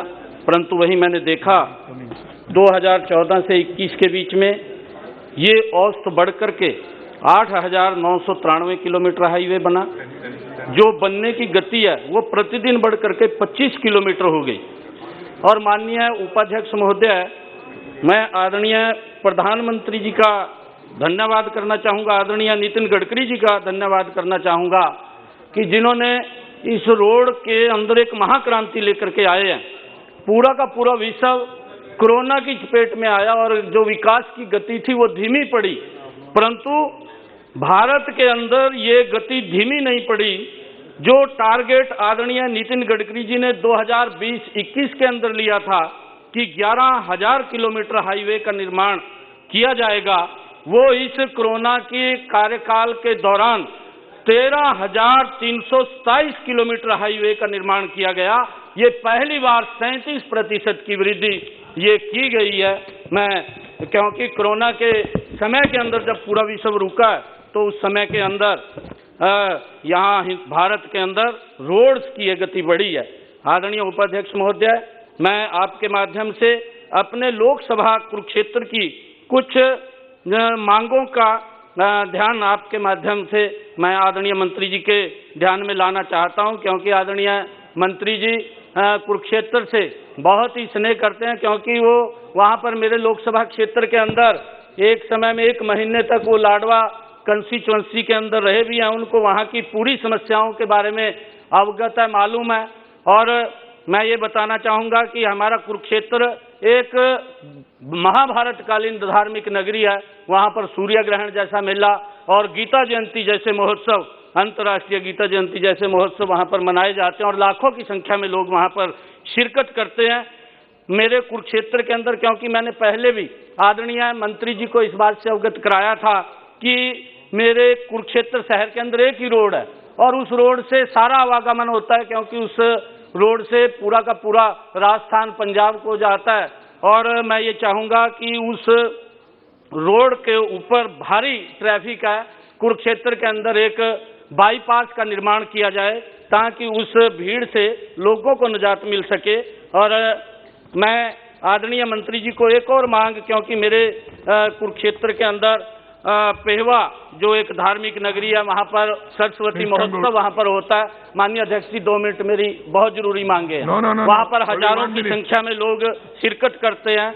मैं पेहवा से लेकर के यमुनानगर तक रोड को 4 लेनिंग की मांग आदरणीय मंत्री जी के समक्ष रखता हूँ, क्योंकि वहाँ पर लगभग उस रोड के ऊपर 2 शुगर मिल्स पड़ती हैं और 7 वहाँ पर अनाज मंडी पड़ती है, 5 सब्जी मंडी पड़ती है और एक हरियाणा की सबसे बड़ी लक्कड़ मंडी वहाँ पर पड़ती है, जिससे कि ट्रैफिक का बड़ा दबाव है। अगर वो 4 लेनिंग वहाँ पर बनेगी, मैंने आदरणीय मंत्री जी को, माननीय अध्यक्ष जी, आदरणीय मंत्री जी को मैंने लेटर दिया था और उसके माध्यम से इसको नेशनल हाईवे में शामिल करके वहाँ पर 4 लेनिंग बनाया जाए। और माननीय उपाध्यक्ष महोदय, एक और समस्या, अंतिम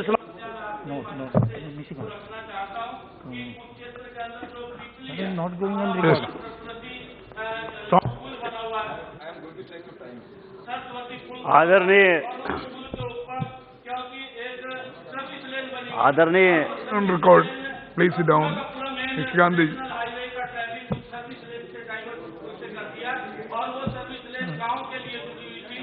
आदरणीय सभापति महोदय, मैं आपके माध्यम से इस देश के प्रधानमंत्री के मार्गदर्शन में, प्रधानमंत्री जी के मार्गदर्शन में जो माननीय गडकरी जी, माननीय वीके सिंह जी काम कर रहे हैं, उसके लिए मैं इस सदन की तरफ से उनको बधाई और धन्यवाद देना चाहता हूं।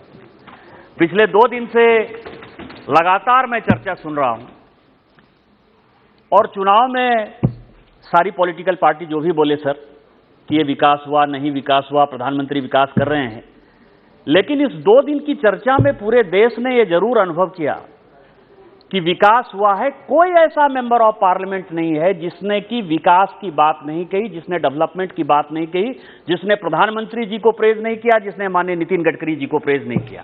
और यह दिखाता है कि ऑल पॉलिटिकल पार्टी, जो विरोध में भी पॉलिटिकल पार्टी है, उसको भी इस चीज का एहसास है कि पिछले 7 साल में माननीय प्रधानमंत्री जी के नेतृत्व में इस देश का जितना विकास हुआ उतना 70 साल में कभी विकास नहीं। मैं जिस राज्य से आता हूं सभापति महोदय, उसकी एक पीड़ा है। माननीय प्रधानमंत्री जी ने लुक इस पॉलिसी कही, यहां माननीय मंत्री जी बैठे हुए हैं और बहुत जानकार हैं और उनको बहुत ज्यादा समझ है।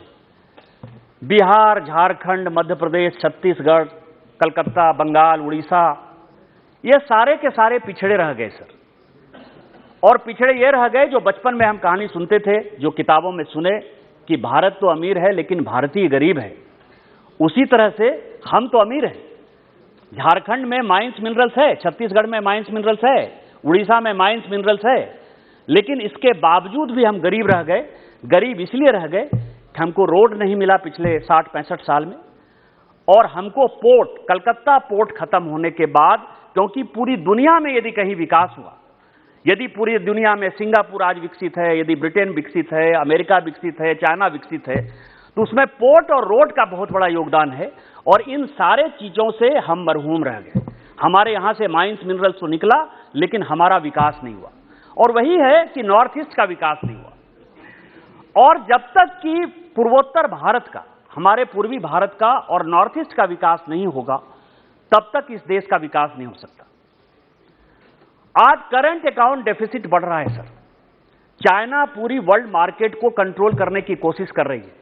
भारत के पास मार्केट कौन सा है? भारत के पास साउथ ईस्ट एशिया का मार्केट है कि वो बर्मा में किस तरह से व्यापार कर सकता है, सिंगापुर में कैसे व्यापार कर सकता है, थाईलैंड में कैसे व्यापार कर सकता है, कंबोडिया, फिलीपींस कैसे जा सकता है, जापान कैसे जा सकता है। और इसके लिए भारत सरकार ने, ऐसा नहीं है कि कोई सोचा नहीं सर, मैं केवल 2-3 चीजें बताना चाहूंगा और माननीय मंत्री जी से मैं प्रोटेक्शन चाहूंगा कि हमारी आजादी 1947 में और 1948 में बर्मा की आजादी एक साथ ही आई, और 1950-51 में नेहरू जी ने एक एग्रीमेंट साइन किया, और उसमें एक एग्रीमेंट था कि हम यहां रोड को, इंफ्रास्ट्रक्चर को साउथ ईस्ट एशिया तक ले जाएंगे। और वो 50 के बाद, मैं जब कहता हूं कि कांग्रेस एक बार कोई कमिटमेंट कर लेती है और उस कमिटमेंट से कैसे पीछे हटती है, उसके देश को विकास से उसकी कैसी चिंता नहीं थी, इसकी चिंता 1950 के बाद से 2002 तक कभी नहीं हुई। और 2002 में जब वाजपेयी जी की सरकार बनी तो उसने एक फैसला किया कि हम एक ट्राइलेटरल एग्रीमेंट के तहत ट्राइलेटरल रोड बनाएंगे, जो रोड की भारत, बर्मा और थाईलैंड को जोड़ेगा। आज तक 2008 में उसका रीनिगोशिएशन किया इस सरकार ने, 2004 में हमारी सरकार जाने के बाद, और 2014 तक इस पे कुछ नहीं हुआ। मैं आपके माध्यम से माननीय प्रधानमंत्री जी के नेतृत्व में माननीय गडकरी जी को बधाई और धन्यवाद देना चाहता हूं कि उस रोड पर काम हो रहा है।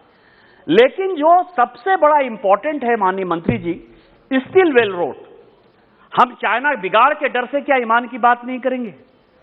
यदि हमको साउथ ईस्ट एशिया का मार्केट स्टील वेल रोड से मिलना है, जो कि 1942 में यूएस ने उसको कंसीव किया वर्ल्ड वार के लिए, और आज भी वो अधूरा है। स्टील वेल रोड जब तक यदि नहीं बनता है तो हम पूरे साउथ ईस्ट एशिया तक नहीं जा सकते।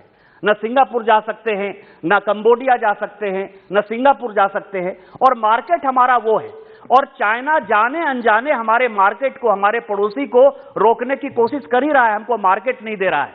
तो क्या आपके माध्यम से मैं सभापति महोदय भारत सरकार से पूछना चाहता हूं कि क्या स्टील वेल रोड के लिए हम आगे नहीं बढ़े? जो लेडो आसाम से चलता है, वो बर्मा में जाता है, और यूनान शहर जो चाइना का है वहां जाता है, और उसी से जो कनेक्टिंग रोड है वो कंबोडिया तक जोड़ती है, वो सिंगापुर तक जोड़ती है।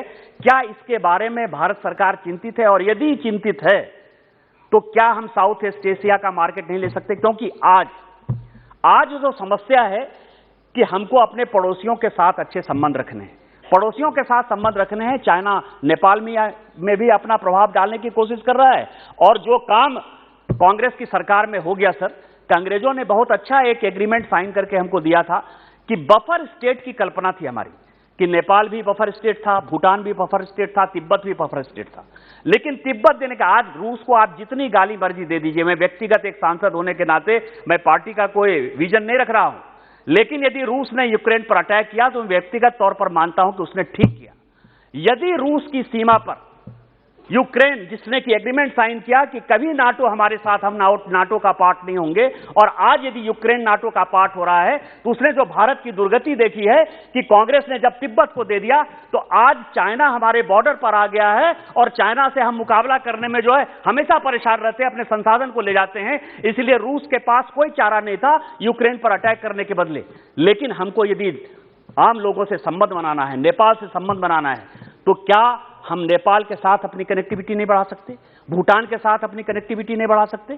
और यदि बढ़ाना है तो उसके लिए जो माहौल है सर, वो माहौल क्या है? आप बुद्धिस्ट सर्किट की बात करते हैं और जैन सर्किट की बात करते हैं। मैं दो चीजें आपको कहना चाहता हूं। ये इस देश में एक विडंबना है सर कि लामा संप्रदाय की स्थापना जो है, मैंने उस दिन कहा था कि विक्रमशिला विश्वविद्यालय जो मेरा गांव है, अतीश दीपांकर ने लामा विश्वविद्यालय की स्थापना की, इसलिए विक्रमशिला विश्वविद्यालय बुद्धिस्ट का सबसे बड़ा केंद्र है। और मंत्री जी, आज तक बुद्धिस्ट सर्किट में विक्रमशिला इंक्लूड नहीं हुआ है। यहां सुनील सिंह जी बैठे हुए हैं, यदि सारनाथ से आप चलेंगे तो सारनाथ के बाद बुद्ध जो है इटखोरी आए, इटखोरी के बाद वो बांका में भदरिया एक स्थान है, वहां आए, और उसके बाद वो विक्रमशिला गए। और विक्रमशिला से यदि आप देखेंगे तो नेपाल के साथ हम बुद्धिज्म को जोड़कर, कंबोडिया के साथ बुद्धिज्म को जोड़कर हम एक बहुत बड़ा पर्यटन का हब बना सकते हैं, केंद्र बना सकते हैं।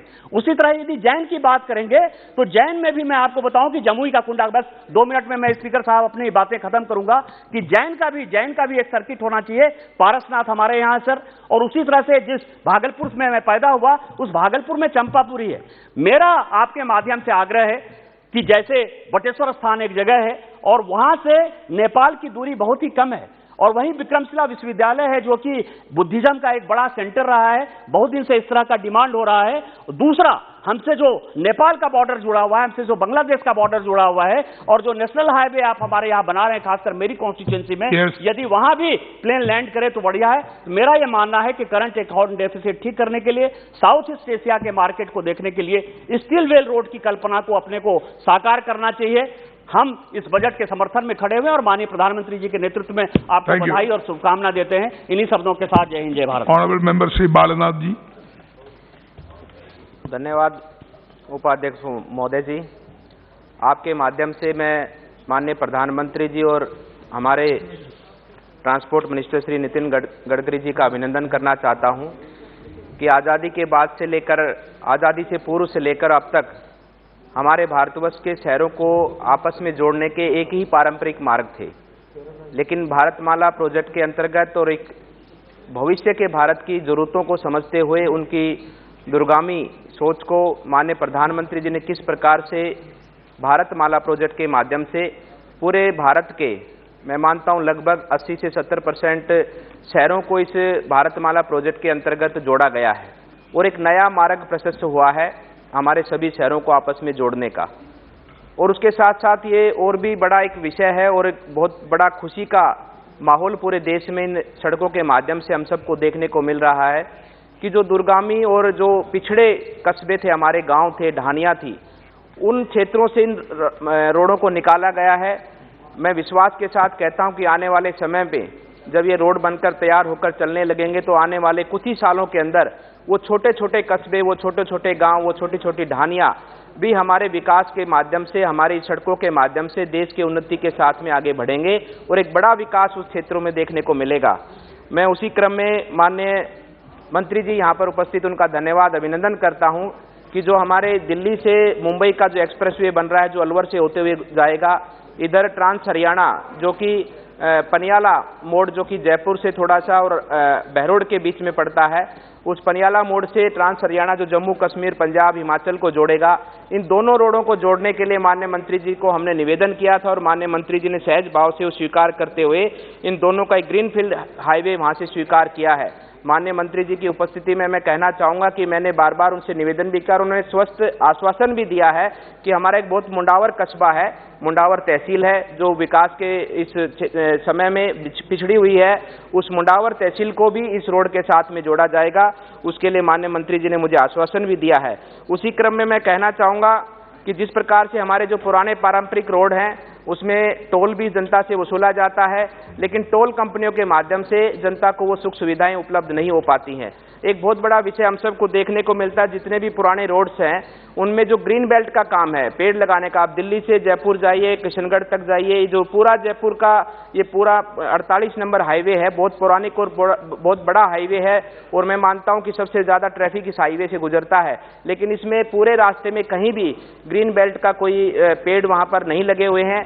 तो टोल कंपनियों को माननीय मंत्री जी निर्देशित करें कि जल्दी से जल्दी वहाँ पर ग्रीन बेल्ट के क्रम को पूरा किया जाए और वहाँ पर वृक्षारोपण का कार्य पूरा हो। उसी साथ साथ में जो हमारे ड्रेनेज की जो व्यवस्था हाईवेज के दोनों तरफ होती है वो भी हमारी काम नहीं आती है। उस ड्रेनेज की व्यवस्था में जब बरसात का पानी उसके अंदर एकत्रित होता है तो मैं माननीय मंत्री जी से एक निवेदन करना चाहूँगा कि भविष्य में ऐसी कोई योजना बनाएं कि उस ड्रेनेज के पानी को जो पास के खेत वाले जमींदार हैं उनको कुछ सब्सिडी देकर कुछ पौंड बनाकर उस पानी को एकत्रित किया जा सके। मैं छोटी सी एक मांग और है मेरी, उसी के साथ में मैं कहना चाहूँगा कि जो सड़कों के ऊपर माननीय मंत्री जी को एक बहुत बड़ा जनता के अंदर एक विषय है कि जो हमारे सड़कों पर जानवर मर जाते हैं, कभी एक्सीडेंटल दुर्घटना के कारण जानवर मर जाते हैं, उनके उठाने की कोई व्यवस्था सड़क के किनारे नहीं होती, वो वहीं पड़े पड़े ही सड़ते हैं और उनमें बहुत बड़ी दुर्गंध भी आती है और यात्री उनसे बचकर निकलने की कोशिश करते हैं तो उसके कारण दुर्घटनाएं भी होती हैं। मैं माननीय मंत्री जी से कुछ 2-3 मांगे मेरे क्षेत्र की वो रखना चाहूँगा।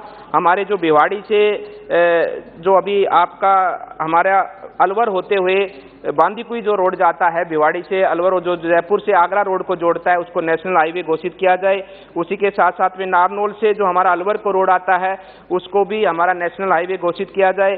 और माननीय मंत्री जी का अभिनंदन करता हूं कि आपने अभी कुछ दिन पहले हमारे इन 4-5 योजनाओं का उद्घाटन किया, जिसमें भिवाड़ी को नेशनल हाईवे NH 48 से जोड़ने का जो आपने उद्घाटन किया, दहमी और जागुआ चौक पर आपने अंडरपास और ओवरब्रिज का जो उद्घाटन किया है, मैं आपका अभिनंदन और धन्यवाद करता हूं। और इसी क्रम में ये विश्वास रखता हूं कि आने वाले समय पर इन सड़कों के माध्यम से हमारे देश की नई तस्वीर और नया विकास हम सबको देखने को मिलेगा। धन्यवाद। Thank you honourable member Shrimati Ranjeeta Koli ji. धन्यवाद अध्यक्ष महोदय, आपने मुझे राष्ट्रीय राजमार्ग एवं सड़क परिवहन की 2022-23 की अनुदान मांगों पर बोलने का मौका दिया। अध्यक्ष महोदय, नरेंद्र मोदी जी की दृढ़ नेतृत्व वाली सरकार ने भारत की समग्र रूप से अर्थव्यवस्था को तेजी से सुदृढ़ करने तथा वर्तमान में इस अर्थव्यवस्था को पटरी पर आना हमारे देश की सुदृढ़ आघात सहन क्षमता को दर्शाता है। अध्यक्ष महोदय, बजट 2022-23 से रोड ट्रांसपोर्ट क्षेत्र से जुड़े लोगों को बड़ी घोषणाओं सहित कई उम्मीदें थी, जिसे सरकार ने बहुत हद तक पूरा किया है। माननीय प्रधानमंत्री जी के नेतृत्व में माननीय मंत्री श्री नितिन गडकरी जी ने देश में सड़कों का जाल बिछा दिया है, इसके लिए मैं धन्यवाद देती हूँ। आज देश में अनेक नेशनल हाईवे इस सरकार ने बनवाए, जिसे देश का पूर्व से पश्चिम, उत्तर से दक्षिण सड़कों के माध्यम से जोड़ा गया है। धन्यवाद माननीय मंत्री जी। अध्यक्ष महोदय, राष्ट्रीय रोपवे विकास कार्यक्रम नेशनल रोपवे को सार्वजनिक निजी भागीदारी PP मोड में लिया जाएगा। माननीय वित्त मंत्री श्रीमती सीतारमण जी ने संसद में 2022-23 का बजट पेश करते हुए इसकी घोषणा करते हुए कहा कि PP मोड को माध्यम से 4 स्थानों को मल्टी लाइट लॉजिस्टिक पार्कों के कार्यान्वयन के लिए 2023 के कनेक्ट दिए जाएंगे। सार्वजनिक संस्थानों पब्लिक रजिस्ट्रेशन के पूर्व के लिए वित्तपोषण के नवीन तरीकों के माध्यम से 20 करोड़ रुपए जुटाए जाएंगे। लोगों और सामानों को तेज आवागमन की सुविधाओं के लिए 2023 में एक्सप्रेस के लिए PM गति शक्ति मास्टर प्लान तैयार किया जाएगा। मोदी जी की सरकार राष्ट्रीय राजमार्ग नेटवर्क नेशनल हाईवे नेटवर्क 2022-23 में 25,000 किलोमीटर तक विस्तार करेगी। देश को सड़कों के माध्यम से जोड़ने के लिए 2022-23 के एक्सप्रेस मार्ग के लिए PM गति मास्टर प्लान तैयार कर रही है ताकि लोगों को वस्तुओं का आर्थिक तेज मूवमेंट हो सके। पर्यटन के साथ साथ कनेक्टिविटी बढ़ाने पर जोर। माननीय मंत्री नितिन गडकरी जी के कठिन पहाड़ी क्षेत्रों में परंपरागत सड़कों के पसंदीदा परिस्थिति को रूप से स्थायी विकल्प के रूप में राष्ट्रीय रोपवे विकास कार्यक्रम नेशनल रोपवे को पीपी मोड पर ले रहे, जिसका उद्देश्य पर्यटन टूरिज्म को बढ़ावा देने के अलावा यात्रियों के लिए कनेक्टिविटी को सुविधा में सुधार करना है। माननीय सीतारमण जी ने एक मिनट सर मैं अपने भरतपुर की तो समस्याओं को बोलूं। सर, जिला भरतपुर में CRF योजनाबद्ध प्रगति कार्य CRF योजना तो कुमेर शौक सड़क का चौड़ाईकरण एवं सुदृढ़ीकरण निर्माण कार्य रक्त कार्य एवं लंबाई 1200 किलोमीटर राशि 1754 लाख की स्वीकृति प्राप्त हुई है, जिसमें सैनिक को राशि 1310-15 लाख की कार्यादेश जारी किया जाएगा, जिससे कार्य प्रारंभ पर संपादित तिथि क्रम 2019-2022 नियत जिसका कार्य प्रगति पर है।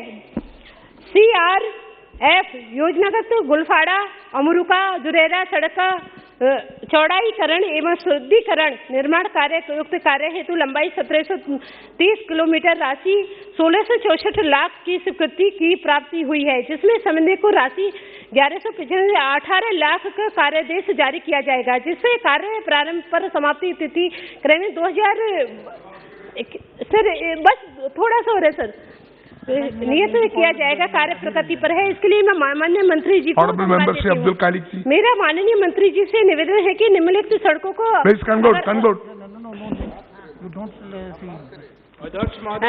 अगर और बना दिया जाए तो मेरे लोकसभा क्षेत्र की काया पलट हो जाएगी। मौका देने के लिए धन्यवाद।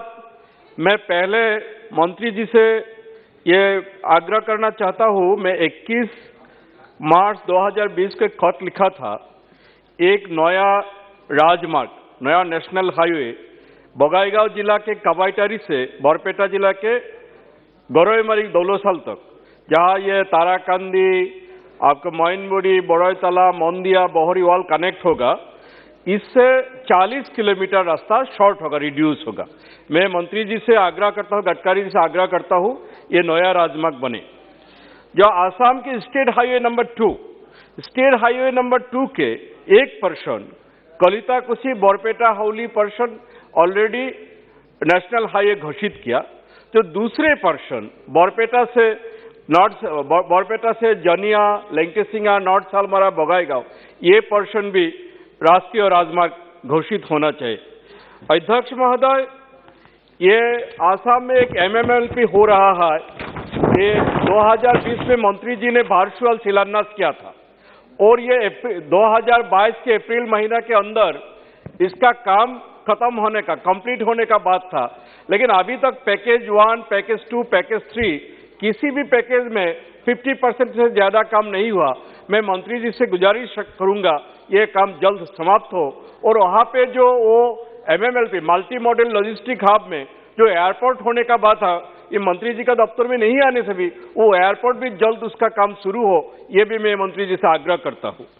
और जो 2019 में रोड एक्सीडेंट में 1.5 लाख लोगों का मौत हुआ, अध्यक्ष महोदय, मंत्री जी ने डिस्ट्रिक्ट रोड सेफ्टी कमेटी बनाया, लेकिन दुख के बात है और डिस्ट्रिक्ट रोड सेफ्टी कमेटी के मीटिंग में हिंदुस्तान के दूसरे हिस्से के बारे में नहीं बोलूंगा, लेकिन मेरा क्षेत्र में बरपेटा जिला हो, बगाईगांव जिला हो, वो रोड सेफ्टी का कोई भी मीटिंग नहीं हुआ अध्यक्ष महोदय।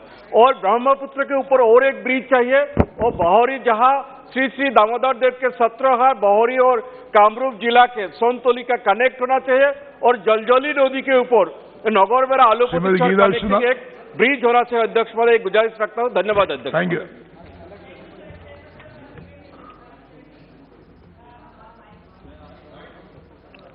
Gita Vishwanath. Thank you sir. ముందుగా నేను ధన్యవాదాలు తెలియజేస్తున్నాను మినిస్టర్ గారికి. చాలా మినిస్ట్రీ కానీ అట్లాగే మరి వారి డిపార్ట్మెంట్ కానీ చాలా బాగా ఎప్పటికప్పుడు సమాధానాలు మాకు వెంటనే లెటర్ రాస్తే మాకు రిప్లై వస్తుంది, అట్లాగే రిజల్ట్ కూడా చాలా వాటిలో వస్తూ ఉంది. సార్, నేను ఒక ఫస్ట్ ఆఫ్ ఆల్ థ్యాంక్స్ చెప్పాలనుకుంటున్నాను. 516F కింద వాకలపూడి నుంచి No translation. yes sir, But translation? translation diya No, translation not there. already, I have given already sir. No, you can sit here. Okay, no problem. I will call you later. Otherwise I'll speak in English also. I'm ready. So you can sit there. I will call you later. Srimati Satyavati ji. Thank you, Chairperson, sir.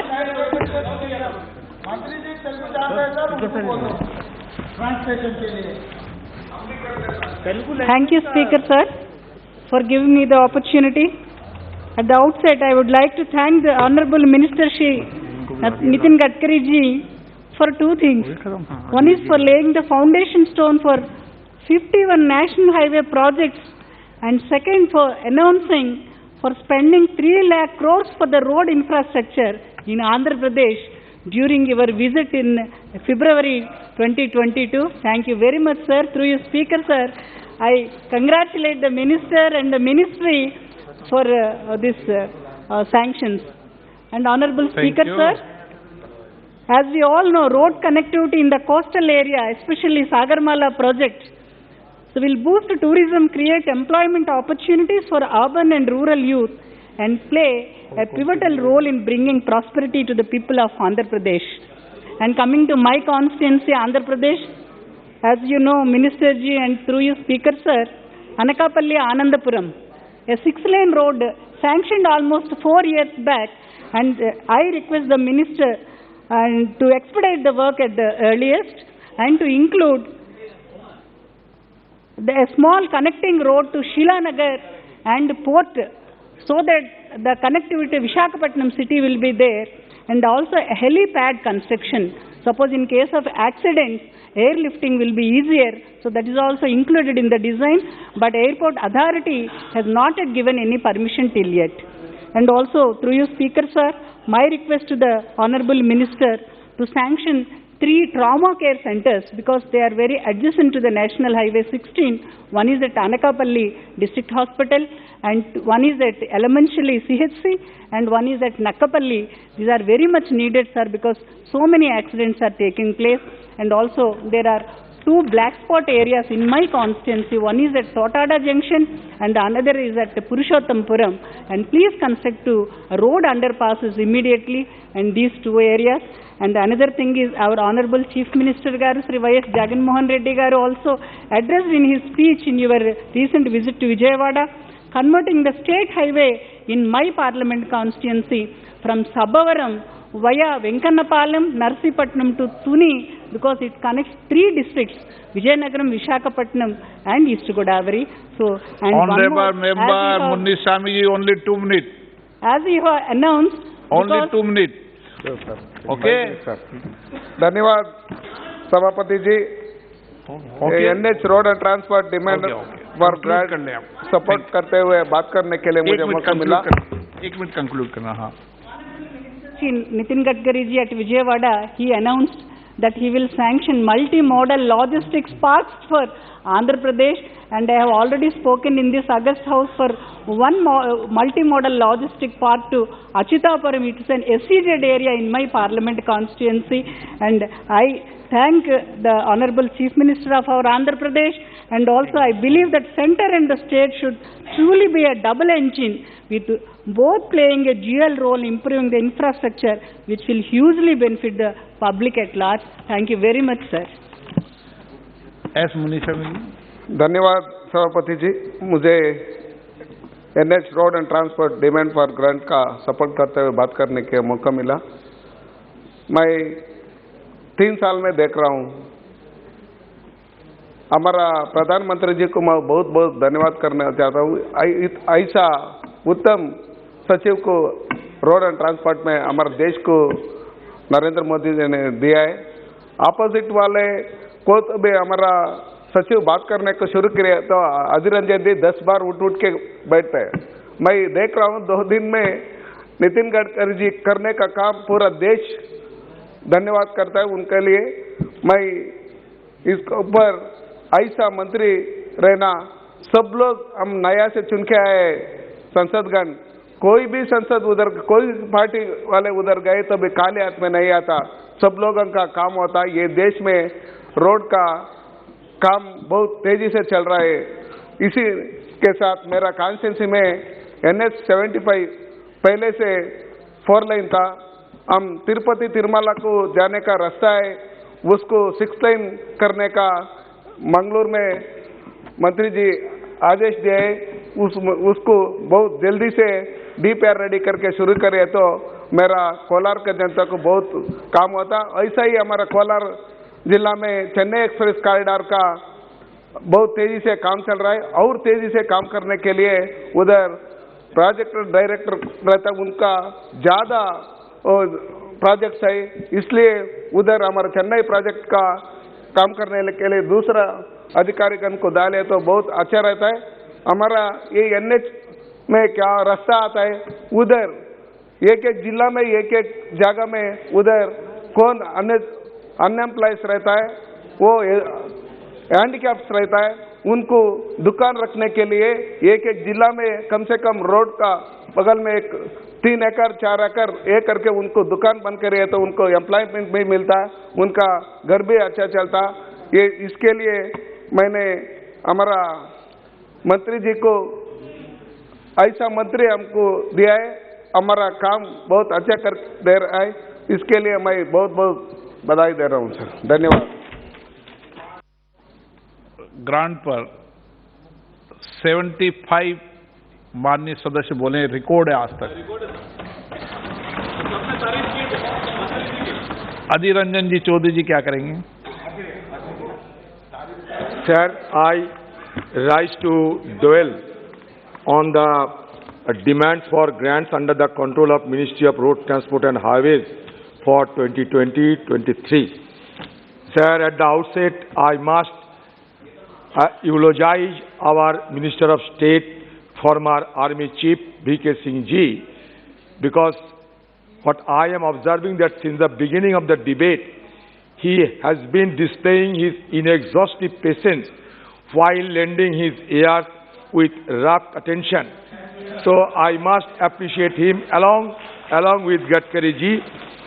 Sir, मुझे बड़ा दुख हो रहे हैं sir, सदन में जब road transport की चर्चा हो रहे हैं तो हमारे ज्ञानी और वरिष्ठ नेता और हमारे सांसद दुबे साहब ने रोड से चले गए यूक्रेन, और यूक्रेन में पुतिन साहब का जो बमबारी चलते हैं उसको समर्थन कर दिया, और वो कह रहे हैं कि पुतिन साहब ठीक कर रहे हैं।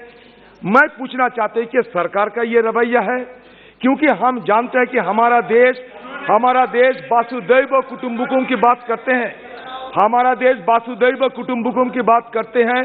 अगर पुतिन को हम ये सदन में पैरवी करें तो शी जिनपिंग को भी पैरवी करना चाहिए, और लद्दाख की अतिक्रमण को मानना चाहिए, अरुणाचल के अतिक्रमण को मानना चाहिए।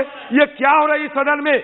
मैं सरकार को पूछना चाहते हैं, मैं सरकार को पूछना चाहता है कि ये यूक्रेन पे का हमला समर्थन करते हैं सर, लाखों की तादाद में लोग पलायन कर रहे हैं, तबाह हो रहे हैं सर यूक्रेन। आप इस विषय पे बोले, आप घर छोड़ के रिकॉर्ड में आएगा। आप दोनों का कोई का रिकॉर्ड में नहीं आ रहा, आप इस विषय पर बोले, आप तो इस विषय पर बोले। ये चर्चा की दौरान था, इसलिए मैं चाहता हूँ कि इसको एक्सपांड किया जाए सर, बस मैं चाहता हूँ ये एक्सपांड किया जाए, क्योंकि सर उन्होंने कहा, इसलिए मैंने कोई माननीय सदस्य जिस विषय पर है उस विषय पर ही बोले, विषय से इधर उधर नहीं हो।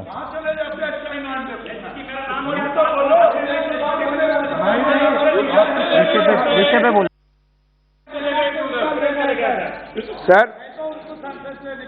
Sir, financial year 22-23, sir, 1.99 lakh crore has been allocated for this concerned ministry. Sir, out of which this year, unlike BE 21-22 and RE 21-22, there is no provision for IEBR.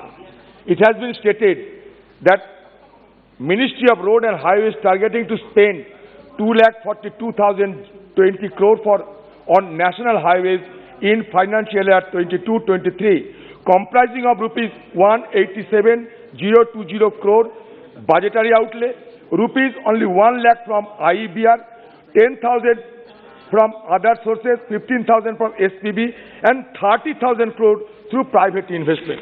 Here, ये मालूम नहीं कि इंटरनल और external budgetary resource की आपको जरूरत क्यों नहीं होते, लेकिन ये इसमें स्पष्ट होते हैं कि सरकार बजटरी सपोर्ट के दौरान सारे विकास करना चाहते हैं, क्योंकि प्राइवेट इन्वेस्टमेंट इसमें सिर्फ 30,000 रखा गया।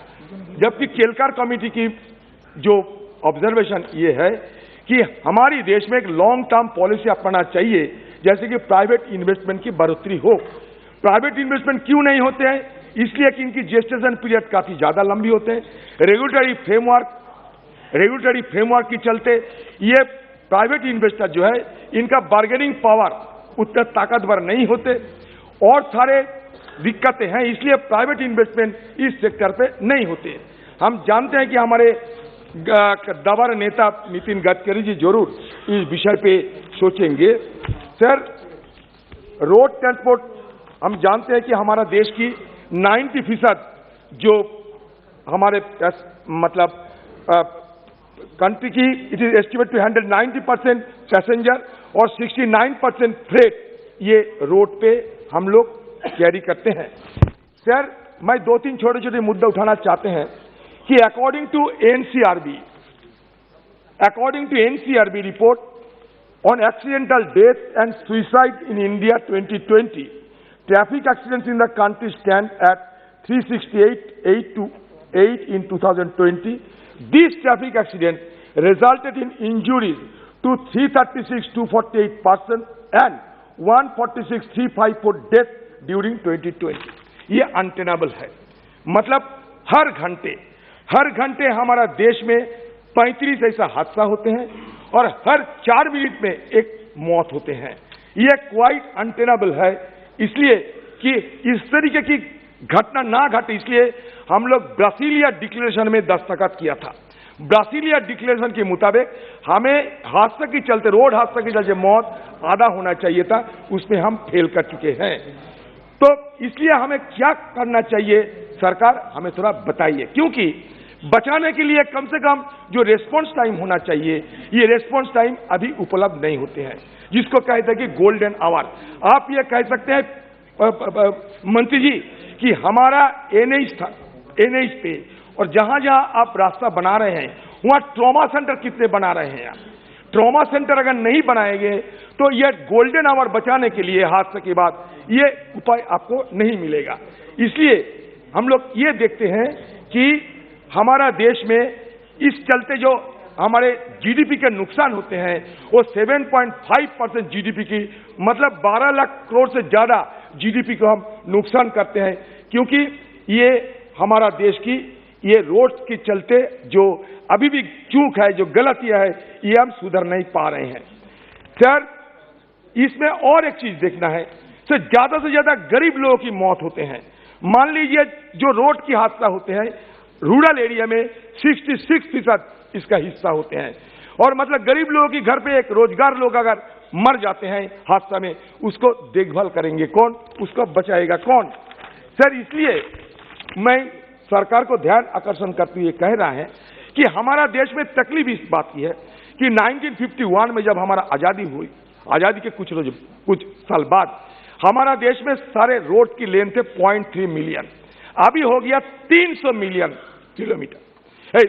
गाड़ी की आबादी जब 1951 में थे 0.3 मिलियन, अभी हमारा गाड़ी की आबादी हो गए 300 मिलियन, वो भी 2019 के हिसाब के मुताबिक अभी और भी बढ़ गए हैं। 1951 में हमारा देश में रोड की लेंथ थे 40,000 किलोमीटर, अभी वो बढ़ के हो गया 63 लाख से ज्यादा किलोमीटर। मतलब रोड की लेंथ हमारे आबादी की तुलना में, आबादी की जो बढ़ोतरी होते हैं, आबादी की जो इजाफा होते हैं, उसके साथ साथ हम रोड बनाना नहीं सकते। और अभी भी हमारे सब्जेक्ट टू करेक्शन 55% 2 लेन होते हैं, 24% 4 लेन होते हैं। मतलब बहुत दूर जाना बाकी है। ताली बजाना तो आसान होता है, लेकिन वास्तविकता को, हकीकत को हमें समझना पड़ेगा। सर हमारा नेशनल हाईवे में जिसका फीसदी होता है 2.03% टोटल रोड नेटवर्क में, उसमें हमारा डेथ होता है 35.7%। स्टेट रोड की हिस्सा होता है 3.01%, लेकिन उसमें डेथ होता है 24.8%। और ट्रैफिक कंजेशन, ये हमारे देश के और एक दिक्कतें हैं।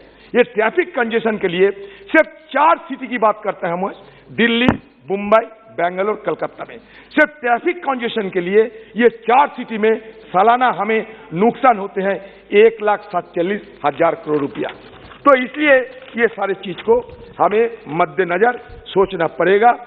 और ये आप जानते होंगे मंत्री जी कि हमारे देश में और एक मुश्किल है, वो ये है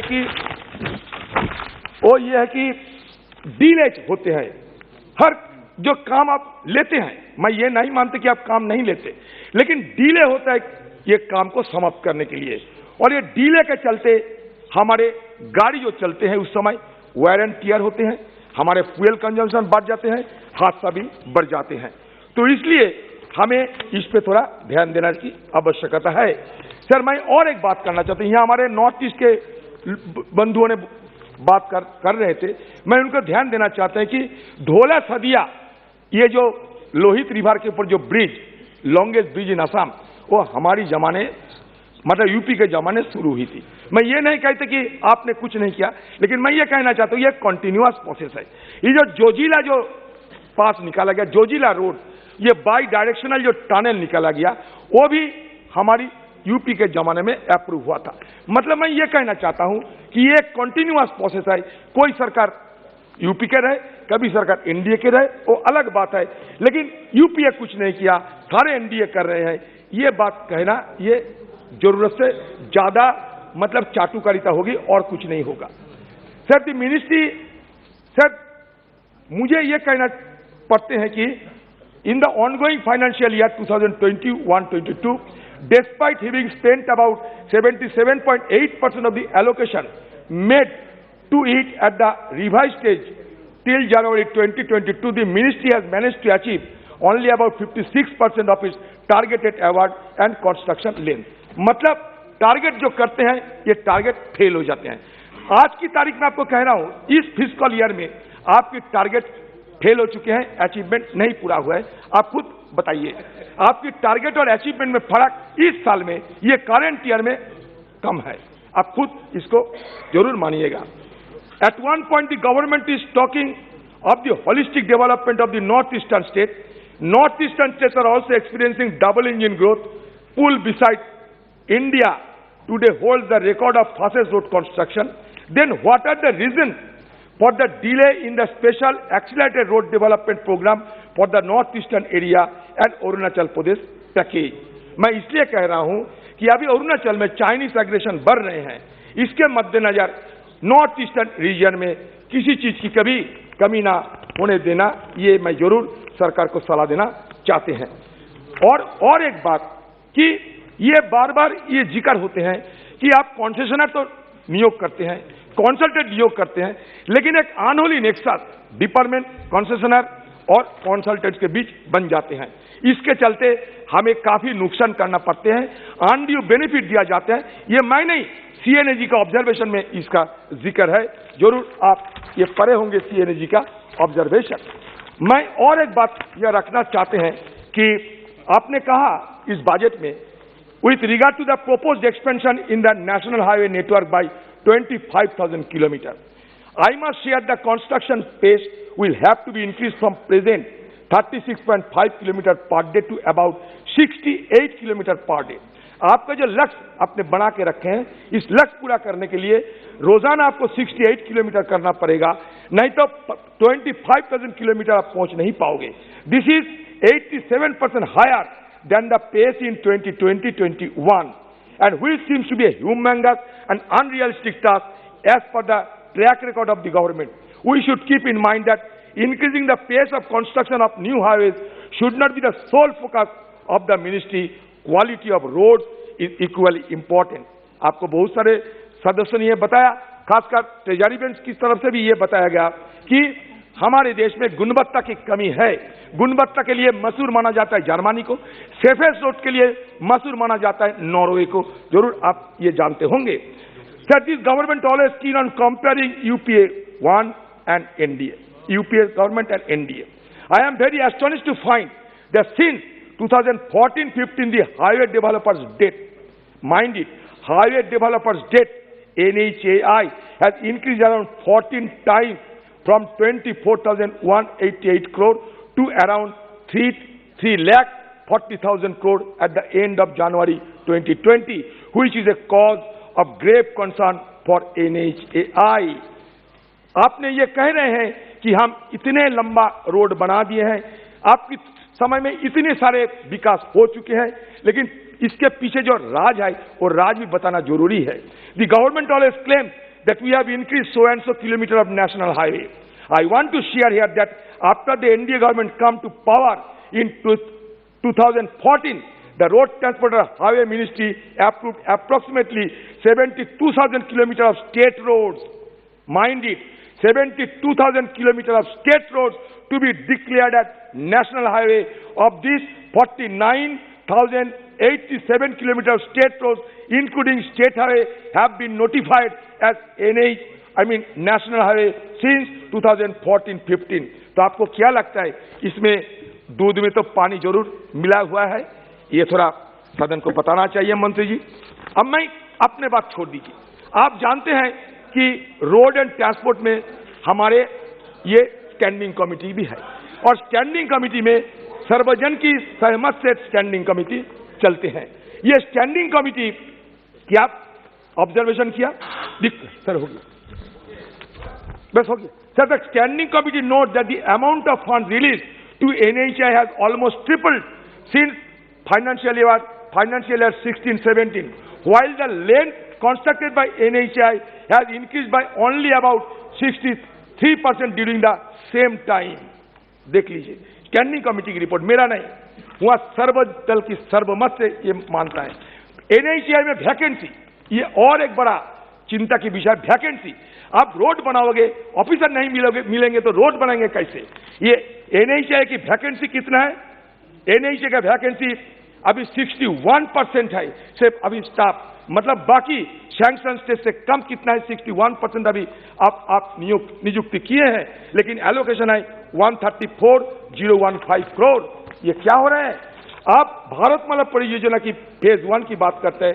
the committee is deeply concern to note that though the original timeline for Bharatmala phase 1 targeted its completion by 21-22, only 20,062 kilometers, that means 59.28% of total has been awarded, while only 7,375 kilometers, that means 21.19% of total has been constructed by December 2022 out of the overall target of 34,800 kilometers. This has led to the targeted timeline for completion now being estimated at financial year 2017, while the estimated cost of BMP phase 1 has almost doubled. ये देख लीजिए, cost बढ़ जाते हैं। Cost overrun क्या होते हैं? Bharatmala phase 1 की कॉस्ट ओवररन 5.35 लाख करोड़ से बढ़कर अभी 10.63 लाख करोड़ हो जाता है, मतलब डबल हो जाता है। इधर डबल इंजन, उधर समय डबल, उधर खर्चा डबल। यही आप थोड़ा देखिए मंत्री जी, मेंटेनेंस। और दूसरी बात है मेंटेनेंस। मैं तो एक बात कहा कि मतलब टाइम रेस्पॉन्स, मोबाइल नेटवर्क नहीं है सारे रोड पे। कहाँ मोबाइल नेटवर्क है? मान लीजिए कहीं हादसा हुई है, आपको मोबाइल नेटवर्क मिलेगा? जाइए तो लॉन्ग स्टेज पे कहीं मोबाइल नेटवर्क नहीं जाए, अब पता कर लीजिए कहाँ मोबाइल नेटवर्क है। अगर हादसा होगा तो कोई ट्रॉमा सेंटर नहीं है, मोबाइल नेटवर्क नहीं है, हॉस्पिटल नहीं है, अब बचाओगे कैसे? मेंटेनेंस पे सारे बजट का 1.24% दिया जाता है मेंटेनेंस पे। क्यों? हमारे देश में मेंटेनेंस पे और ज्यादा पैसा देना चाहिए। आप सिर्फ मेंटेनेंस की विषय पे ज्यादा ध्यान देना चाहिए। साइनेज में कमी है, आपको वहां सीएनई जी सारे बात ये उल्लेख किए हैं सर। इसलिए मैं ये सरकार को ये गुहार लगाना चाहते हैं कि जान बचाना, गति तो जरूरत है, गति की जरूरत के साथ साथ जान बचाना ये भी हमें देखना पड़ेगा, क्योंकि हमारा देश में जो रोड यूजर ये रोड यूजर को हम शिक्षित करना, ये भी जरूरत है, ये भी मैं मानता हूं। आपको कंस्ट्रक्शन मटेरियल की कमी है, ये भी मैं मानता हूं।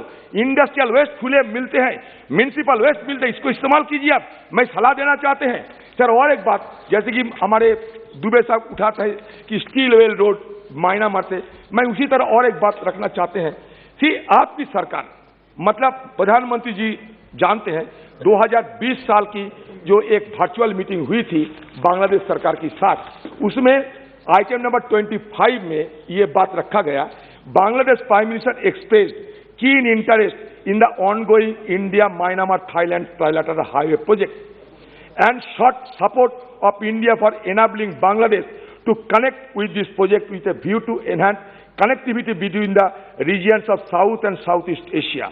In the same spirit, the Indian side requested Bangladesh to allow connectivity from West Bengal Hilly to Meghalaya Mahendraganj via Bangladesh. Sir, Meghalaya की महेंद्रगंज गाईबांधा ब्रह्मपुत्र रिवर क्रॉस करके गाईबांधा पलासपारा आ गया, हिली आ गया, बालूरघाट नेशनल हाईवे के साथ जोड़ लग जाएगी। तो इसमें एक बड़ा स्ट्रैटेजिक रोड बनेगी। हमारा फॉर्मर आर्मी चीफ है, स्ट्रैटेजी के बारे में उनको ज्यादा जानकारी है। सर, BBIN मतलब भूटान, बांग्लादेश, इंडिया, नेपाल, जो MB मतलब मोटर व्हीकल जो एग्रीमेंट किए हैं आप लोग, अभी तक पता नहीं कि भूटान इसमें रेटिफाई किया है या नहीं, लेकिन इसका क्या स्टेटस है ये भी हमें मालूमात कराना चाहिए। और बाकी अब अगर ये चाहे कि कौन सी जमाने में क्या हुई, तो मैं ये ब्यौरा देना जानते हैं कि 7 गुना ज्यादा विलेज कनेक्टिविटी हुई थी यूपीए जमाने में। इन्वेस्टमेंट में there was a 10-fold increase in investment in road construction in rural area. तो मैं ये तर्क यह नहीं करना चाहते कि किसने क्या किया है या नहीं, लेकिन मंत्री जी खुद जानते हैं ये कंटिन्यूअस प्रोसेस है और ये कंटिन्यूअस प्रोसेस को मान्यता देते हुए पिछले सरकार जो किए हैं आगे इसको बढ़ाने का काम आपकी सरकार की जिम्मेदारी होते हैं। इसलिए अगर आपको नहीं पूछाएगा तो रूरल रोड पे आ जाइए। रूरल रोड पे यूपीए 1 में 1,47,237 किलोमीटर, यूपीए 2 में बस हो गया सर, यूपी में 2 में 1,85,698 किलोमीटर, एनडीए की जमाने में 168,975 किलोमीटर कंस्ट्रक्टेड बिटवीन 1415 to 1718। तो इसलिए हमें खुलेआम we should discuss in a dispassionate manner. Sir, मैंने गडकरी जी और हमारे जनरल साहब सबको मैं धन्यवाद देना चाहता हूं कि सब मिलकर जरूर आप मेहनत करते हैं, हम भी आपको सहयोग करेंगे क्योंकि देश की तरक्की सबकी तरक्की है। इसमें कोई छोटापन, कोई छोटा दिल की बात हम नहीं करना जानते। धन्यवाद। आप छोड़िए ना, आपका विषय ना इनका विषय रिकॉर्ड में आया है, यही चैनल में चलेगा सर। तो विदेश नीति पर आप विदेश नीति पर बोले हो क्या आप जी? आप तो डिमांड फॉर ग्रांट पे बोल रहे हो ना? उसके ऊपर जो मैंने बोला है इसका रिपरकशन बाहर काफी है सर, ये चैनल में चलेगा जो इन्होंने उठा दिया इस मुद्दे को सर। इनका रिकॉर्ड में नहीं है। नहीं रिकॉर्ड में है सर ना। आप अध्यक्ष फैसला कर रहे हैं, आप फैसला कर रहे हो। नहीं बाहर तो चला, वीडियो चल गया ना सर, रिकॉर्ड में नहीं है। आपको इजाजत नहीं है। डिमांड फॉर ग्रांट जो है road and transport and highway, इस पे कल माननीय मंत्री जी प्रश्नकाल के बाद जवाब देंगे। अभी शून्यकाल और राजीव रंजन सिंह जी शून्यकाल। माननीय अध्यक्ष महोदय, आपका बेटे आज के बाद मत बोलना। अध्यक्ष महोदय, आपका आभार व्यक्त करता हूं कि आपने अवसर दिया। महोदय, मैं आपके माध्यम से एक बहुत महत्वपूर्ण विषय की ओर आप ध्यान आकृष्ट करना चाहता हूं सरकार का, और जो रोजगार से जुड़ा हुआ है और बेरोजगारों की समस्या के साथ जुड़ा हुआ है।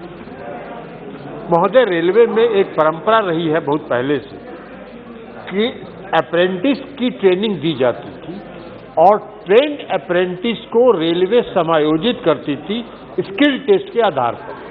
कई वर्षों से यह परंपरा बंद है और अलग अलग जोन में जो रेलवे के जोन हैं, वहाँ के जोनल मैनेजर्स अपनी मर्जी के मुताबिक कुछ लोगों को बहाल कर लेते हैं और कुछ लोगों को छोड़ देते हैं। आज की तारीख में लगभग लाखों की संख्या में लोग बेरोजगार बाहर हैं।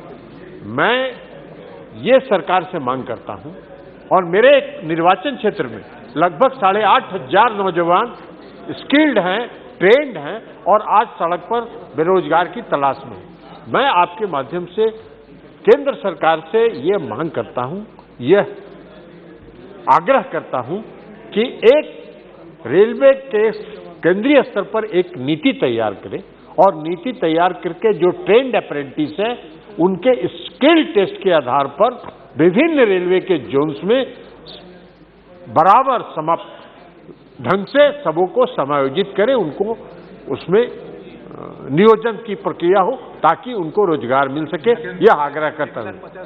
और वैकेंसी है लगभग 1.5 लाख और लाखों की संख्या में बेरोजगार हैं, तो इसलिए मैं सुदीप दा का धन्यवाद करता हूं कि उन्होंने दिया।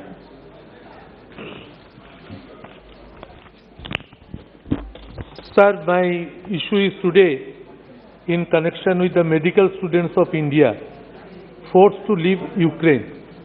I met Honorable Prime Minister today at his office and submitted a memorandum. Just I want a permission from you to read for 2 minutes. Our Chief Minister is writing to the Prime Minister that, respected Prime Minister, you are aware that due to sudden war between Russia and Ukraine, a large number of students were forced to leave Ukraine. Due to, sir, only proportion, due to imminent danger and threat to their lives, majority of these students were pursuing MBBS course at different years in Ukraine. Till date, 391 such students only from West Bengal and thousands from India have returned back. It is a very crucial issue, sir. Government of any state, including West Bengal, is highly sensitive to their problems, and all governments have ensured that all students belonging to their state return back safely to their homes. As medical education in the country is regulated by National Medical Commission, the following suggestions are being placed for kind urgent consideration. I have placed it to the Honorable Prime Minister also today. As per the current guidelines of NMC, students who are eligible for the internship will be allowed to undergo the internship in government medical colleges of the state, and they will be also paid to the stipend at par with the other candidates. For other students in different years of the studies, they may be allowed to get admitted at the equivalent level in the private medical colleges against the existing seats, and these medical colleges may be allowed to increase equivalent number of seats for accommodating these students. Sir, the private medical colleges of the state government should agree to accommodate these students as West Bengal has done it at state quota fees. Government of West Bengal has also decided to extend financial assistance to those students to meet the expenses on their course fees. Sir, this is an unprecedented war situation which calls for an extraordinary solution. Hence, I request you for your kind urgent intervention. I also request you that as the students who have returned to other states are facing similar problems, the steps that may be taken by National Medical Council be implemented for other states as well. Mamata Banerjee. Sir, Honorable Prime Minister replied me that this letter carries major importance, but he assured that he had a discussion with the Hungarian government, and if possible, all these students may be accommodated to Hungary.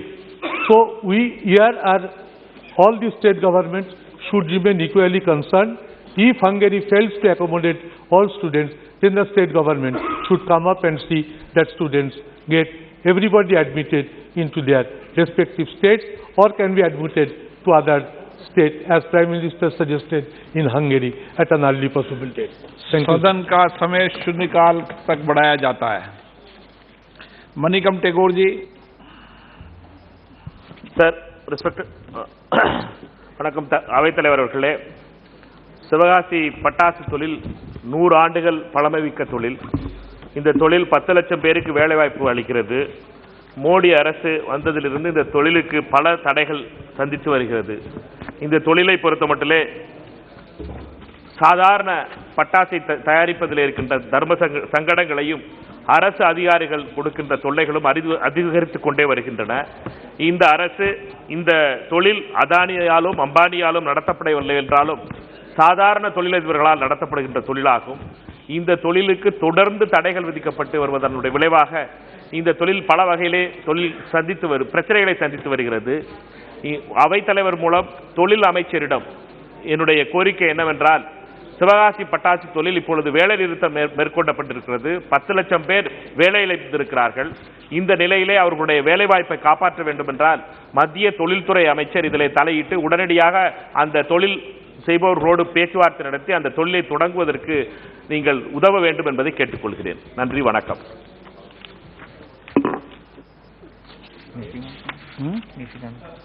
Nishikant Dubey ji. धन्यवाद अध्यक्ष महोदय। चर्चा के क्रम में जो बातचीत हुई, क्या है कि इसका रिपरकशन काफ़ी है सर। मैंने अपने भाषण के क्रम में ये कहा कि आज चाइना जो है हमारे मार्केट को कंट्रोल करने की कोशिश कर रहा है और हमारी पूरी जो डिफेंस मैकेनिज्म है वो उसी के बचाव में लगी हुई है और इसलिए ज़्यादा बजट का जो खर्चा है हम चाइना पर लगा रहे हैं। उसका कारण ये था कि अंग्रेजों ने सुगौली से लेके कई एक एग्रीमेंट किए, जिसमें कि नेपाल, भूटान और तिब्बत के साथ जो ऐसा एग्रीमेंट हुआ जिसमें वो बफर स्टेट थे और बफर स्टेट होने के कारण कोई भी बॉर्डर हमारा चाइना के साथ नहीं जुड़ता था।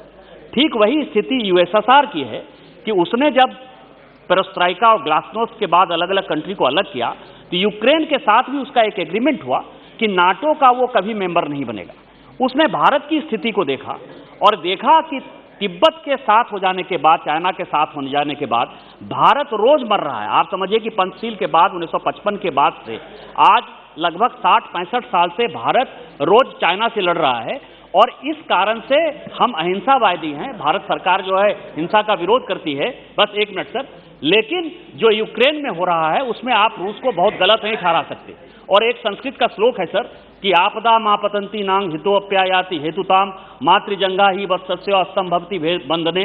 यदि विपत्ति आ रही हो और सब कुछ आपके खिलाफ जा रहा हो तो माता का जो गाय माता का जो जंगा है वही बछड़े का जो है प्रोटेक्शन हो जाता है। इसलिए जो कुछ भी हो रहा है, मैंने ये बातें कही थी, ये सेटल होना चाहिए और इसका मैसेज खराब नहीं जाना चाहिए, क्योंकि भारत के विदेश नीति का सवाल है सर। और मैंने व्यक्तिगत कैपेसिटी में ये बात कही थी, न कि भाजपा के प्रवक्ता के तौर पर ये बात कही थी। महाबली सिंह जी, सबको मौका मिलेगा, उनको मिलेगा। अध्यक्ष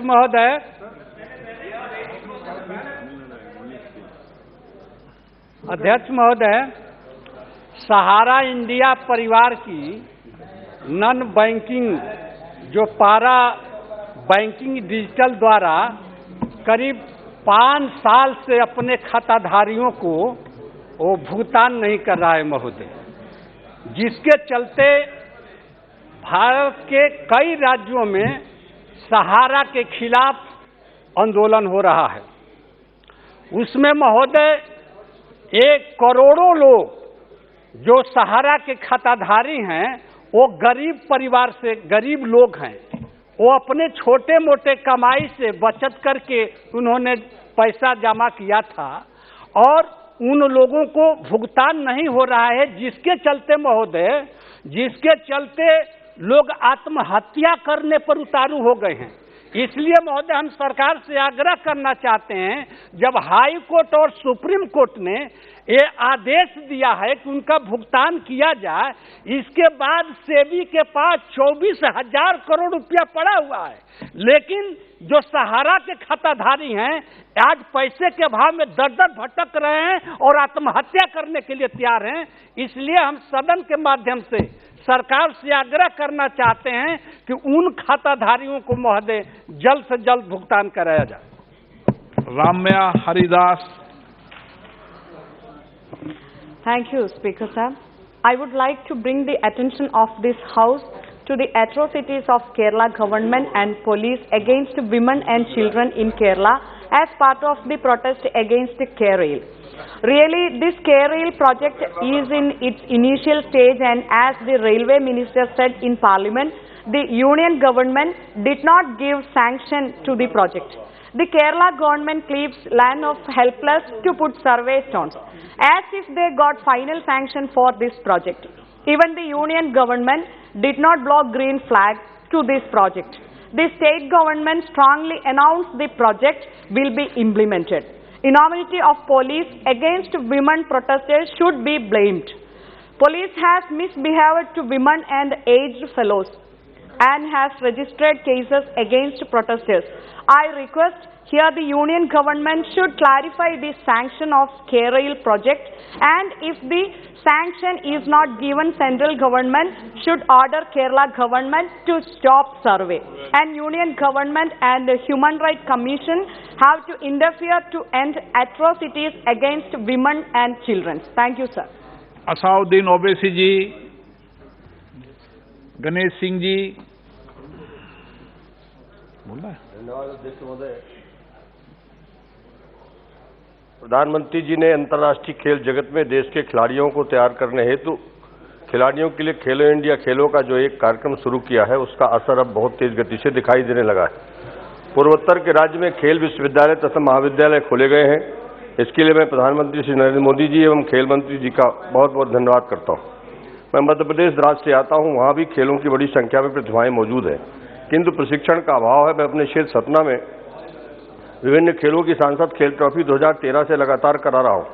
चालू वर्ष में अभी 12 फरवरी से 25 फरवरी 2022 के बीच 703 टीमों के cricket, kabaddi, football, volleyball, kho kho के 7,500 खिलाड़ियों ने अपने खेल का बेहतर प्रदर्शन किया था। उसमें कई प्रतिभावान खिलाड़ियों की पहचान भी की गई।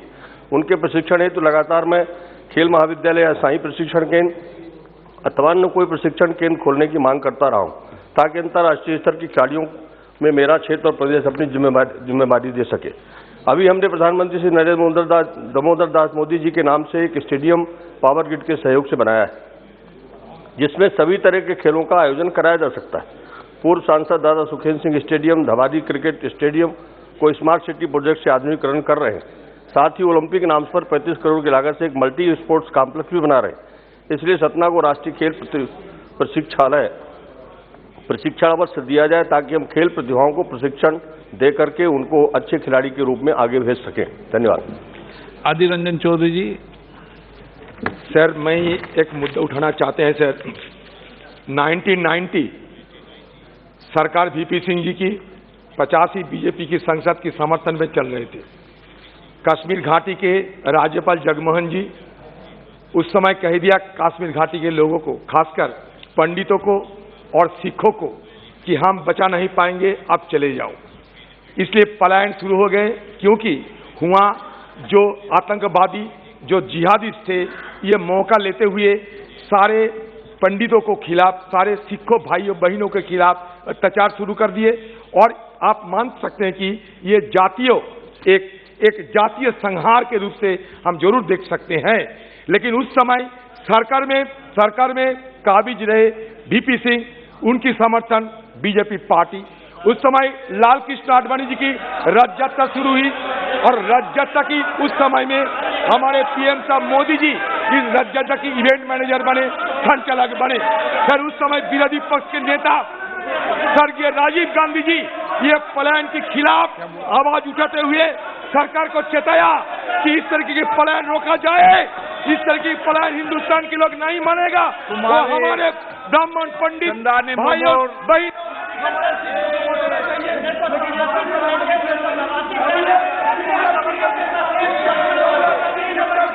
कुमर चंदानी ममूर,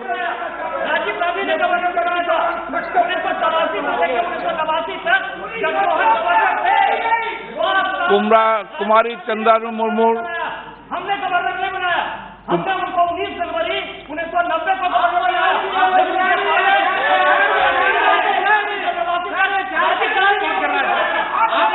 कुमारी Chandra Murmu no, Kumari Chandan Murmu, M Selvaraj, Sir, in my constituency, on Tirupati Agasthyambadi railway route is not operations. In this railway route, the government has identified many places to construct low underbridge. One Ramakrishnapuram, Naivilakku, Sandai Topu, Arkatuturai, Kollithivu, etc. and closed the roads for construction of low underbridge many months ago. But actually, the work has not been started. People of this area facing lot of this hardship in day-to-day life for easy movement for the local places. Hence, I request the government through you, sir, to initiate the immediate steps to run the railway in this route as well as complete the low underbridge quickly. Thank you, sir. Shri K. Gorantalla Madhav. Thank you, Speaker, sir. Through you, I am asking the Government of India. The Staff Selection Commission, General Duty SSC GD had notified 60,000 plus constable vacancies in the year 2018 for those aged 18-23 years. Till date, SSC GD 2018 appointment letters have not been issued to the selected candidates. The candidates who persisted through the endurance and long-drawn process are now being forced to protest at Jantar Mantar. It is expensive for both the candidates and recruiting agencies to drag the recruitment process. It is high time the government acts on this issue with an immediate effect and make sure all the recruitment agencies work timely and complete process of recruitment on regular basis in similar line with UPSC. This will help both the candidates and the agencies, sir. Thank you. Shri Kotagiri Sridharji.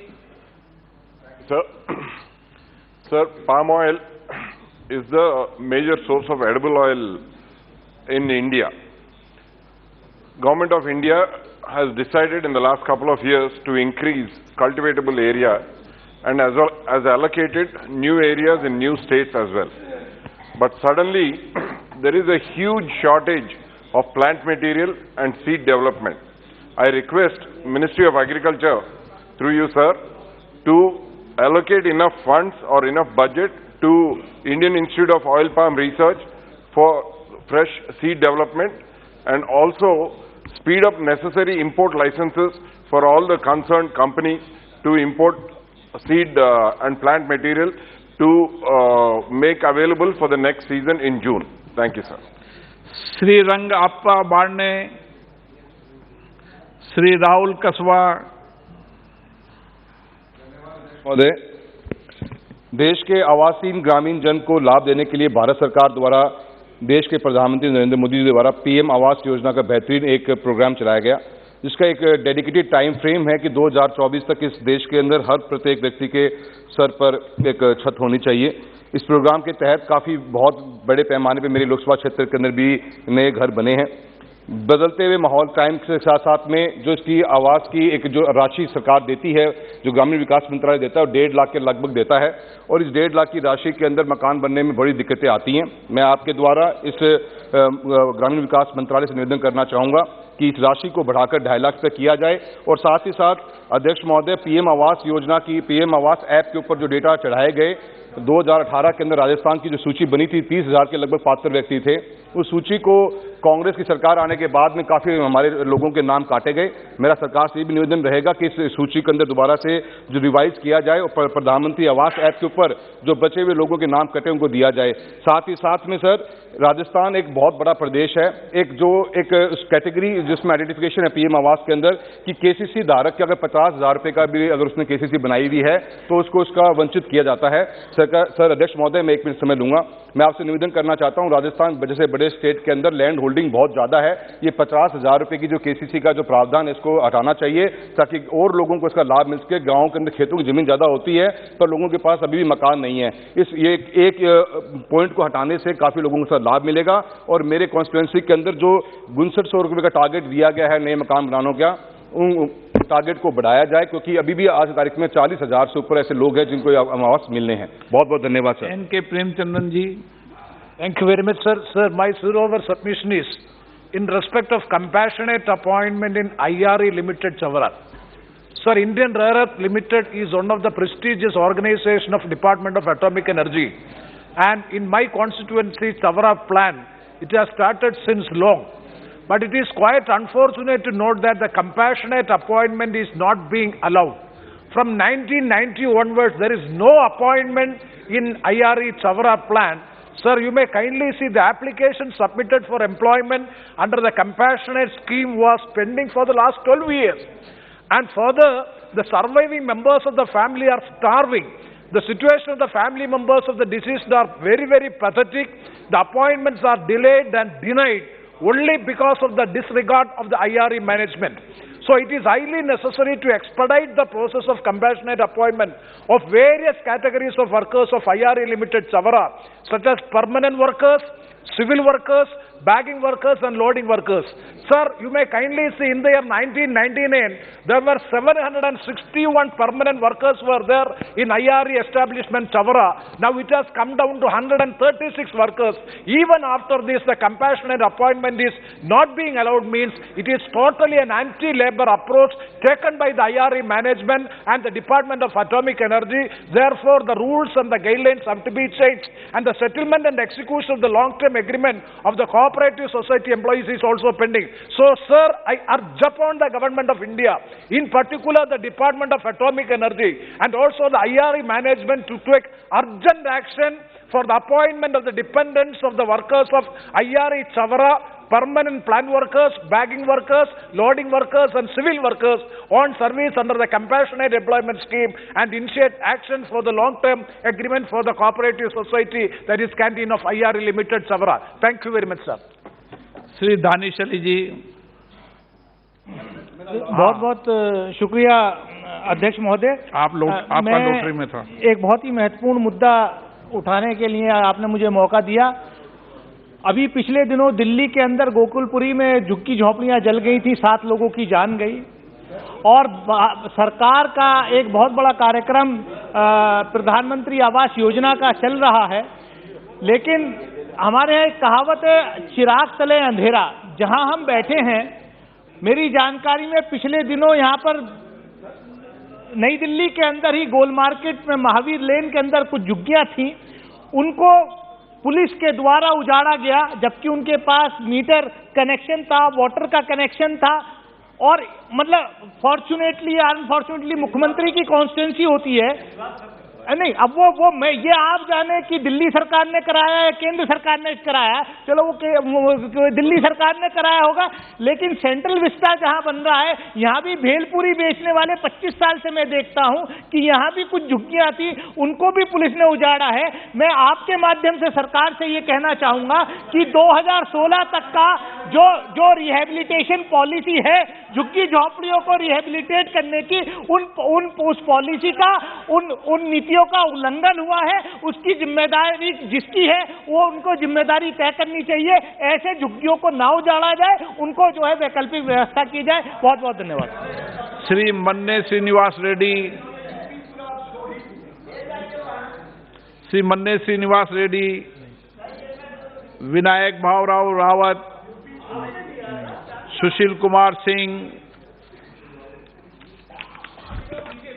धन्यवाद अध्यक्ष जी। मैं इस सदन के माध्यम से और आपके माध्यम से देश हित में भारत सरकार से एक सुझाव देते हुए मांग रखना चाहता हूं।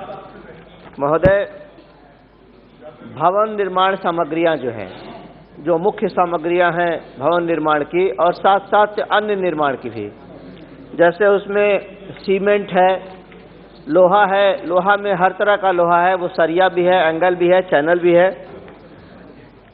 बालू है, सैंड है, गिट्टी यानी स्टोन चिप्स है, और ईंट। इन सारी चीज़ों की कीमत तय करने के लिए अभी तक कोई रेगुलेटरी अथॉरिटी नहीं है। इस देश में कृषि उत्पाद का मूल्य तय करने के लिए कृषि मूल्य आयोग है। इस देश के अंदर टेलीफोन का दर तय करने के लिए TRAI है। इस देश के अंदर बिजली की दरों को भी तय करने के लिए नियामक है, लेकिन भवन निर्माण सामग्रियों के कीमत को तय करने के लिए कोई नियामक, कोई अथॉरिटी नहीं है। महोदय, इसका सीधा सीधा असर प्रधानमंत्री आवास योजना जो गरीबों के लिए है, बेघरों के लिए आवास की योजना है, साथ साथ हमारी सरकार, हमारे प्रधानमंत्री जी ने गरीबों के लिए सस्ते मकान की योजना शुरू की है। इसके अतिरिक्त अभी अभी चल रहा था भूतल परिवहन मंत्रालय के अनुदान मांग पर बहस। तो जो सड़कें हैं, कंक्रीट सड़कें हों या बाकी भी सड़कें हों, पुलों के निर्माण पर इन चीज़ों की कीमत नियंत्रित नहीं होने के कारण बेतहाशा इसमें मनमाने तरीके से वृद्धि होती है, तो देश के खजाने को भी नुकसान होता है। साथ साथ जो देश के गरीब हैं, जिनके लिए भारत सरकार ने प्रधानमंत्री आवास योजना शुरू की है, और अभी एक सदस्य कह रहे थे 1.5 लाख रुपए से इसको बढ़ाना चाहिए। कारण यही है महोदय कि 1.5 लाख रुपए में इतना महंगा ये सामग्रियां हैं कि उनका घर अच्छे तरीके से नहीं बन पाता। इसलिए मैं आपके माध्यम से भारत सरकार से ये मांग करना चाहता हूं, और ये मांग मैंने एक बार पहले भी 28 मार्च 2017 को भी इस सदन में रखा था कि इन सामग्रियों, भवन निर्माण सामग्रियों के कीमत को तय करने के लिए एक रेगुलेटरी अथॉरिटी होना चाहिए इस देश के अंदर, ताकि देश के खजाने को की भी बचत हो सके और देश के गरीबों को इसका लाभ मिल सके। एक गणेश मूर्ति। நன்றி சார். 2010ஆம் ஆண்டு முதல் மத்திய உயிரியல் பூங்கா சென்ட்ரல் ஜூ அத்தாரிட்டி வழங்கிய வழிகாட்டு நெறிமுறைகளின்படி மருந்துகள் தயாரிப்பதற்கு உதிர்ந்த மான்கொம்புகளை வழங்குவதை வனத்துறை நிறுத்திவிட்டது. இவ்வாறு வீணாகும் உதிர்ந்த மான்கொம்புகளை மனித உயிர்களை பாதுகாக்கும் மருந்துகள் தயாரித்திட தங்களுக்கு வழங்குமாறு பல்வேறு இந்திய துறை மருந்து தயாரிப்பு நிறுவனங்கள் அரசுக்கு கோரிக்கை விடுத்துள்ளன. தற்பொழுது மத்திய அரசு வன உயிர் பாதுகாப்பு சட்டம் 1972 சில திருத்தங்களை மேற்கொள்ள வரைவு மசோதா தயாரித்து அது பாராளுமன்ற சுற்றுச்சூழல், காடுகள் மற்றும் பருவநிலைத்துறைக்கான நிலைக்குழுவிற்கு அனுப்பியுள்ளதாக அறிகிறேன். இந்த திருத்த மசோதாவில் பாம்பு விஷம் மற்றும் மயில் தொகை பயன்பாடு மற்றும் சில விஷயங்கள் குறித்து அரசு சில திருத்தங்களை கொண்டு வந்ததாக அறிகிறேன். அதே சமயம் மனித உயிரை காக்கும் மருந்துகளை தயாரித்திட உதவும் தானாக உதிர்ந்த மான்கொம்புகளை மருந்து தயாரிப்பிற்கு வழங்குவதற்கு குறித்த எவ்வித உத்தேச திருத்தம் அரசால் நிலைக்குழுவிற்கு பரிந்துரைக்கப்படவில்லை என்று அறிகிறேன். எனவே இயற்கையாக மற்றும் தானாகவே விழுந்து வீணாக போகும் மான்கொம்பினை மனித உயிர்களை காத்திடும் உயிராக்கும் மருந்துகளை தயாரித்திட வன உயிரினங்கள் பாதுகாப்பு சட்டம் 1972 உத்தேசிக்கப்பட்டுள்ள திருத்தங்களில் கீழ்கண்ட திருத்தலை நிலைக்குழுவின் பரிசீலனைக்கு அரசு பரிந்துரைக்க வேண்டும் என்று மாண்புமிகு நாடாளுமன்ற சபாநாயகராக உங்களின் வழியே சுற்றுச்சூழல், காடுகள் மற்றும் பருவநிலை துறைக்கான அமைச்சர் அவர்களை வேண்டி கேட்டுக்கொள்கிறேன். Please insert in section 12 of the Wildlife Protection Act 1972 as follows: E. Shedded deer antler from zoo for manufacturing of saving drugs, life saving drugs. இதன் மூலம் உயிர்காக்கும் மருந்துகளை தயாரித்து அதன் வழியே லட்சக்கணக்கான மக்களின் உயிர்களை காத்திட உதவும் நிலையை அரசு உருவாக்கிட வேண்டும் என்று தாழ்மையுடன் தங்கள் மூலம் கேட்டுக்கொள்கிறேன். நன்றி.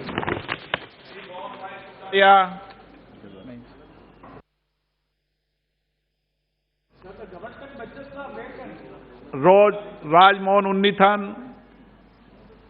Thank you very much, Speaker sir. My constituency Kasaragod has been languishing for the last few years from the disastrous effect of endosulfan pesticides.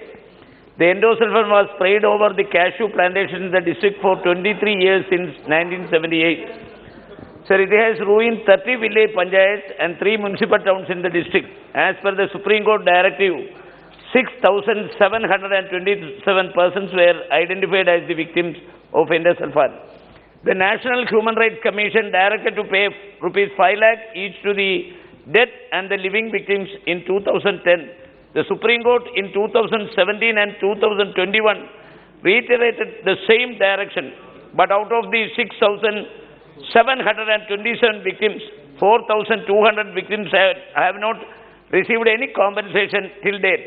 There are no adequate medical facilities in the district to treat these hapless people. There are special schools called bud schools for catering the needs of the children who mentally retarded due to endosulfan. but these schools are handicapped by inadequacy of infrastructure and teachers. There is no any comprehensive plan for the rehabilitation of endosulfan victims. Sir, hence I request the government of India to look into the grievances of the endosulfan victims to find out an expeditious solution and give direction to the government of Kerala to obey the verdict of the Supreme Court. Thank you very much, sir. Sunil Babu Rao.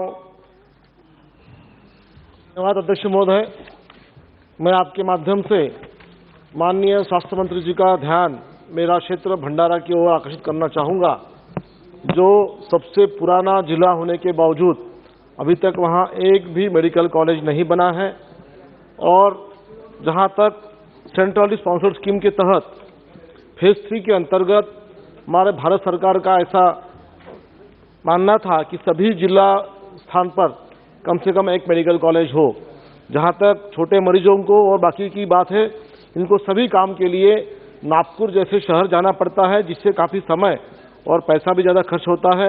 मैं आपके माध्यम से केंद्र सरकार को ये निर्देश देने के लिए कहूँगा कि महाराष्ट्र सरकार को भंडारा जिले के लिए मेडिकल कॉलेज के लिए जल्द से जल्द डीपीआर बनाने का निर्देश दे, जिससे कि आगे की कार्रवाई हो सके और जिससे कि तहत भंडारा जिले में मेडिकल कॉलेज हो सके।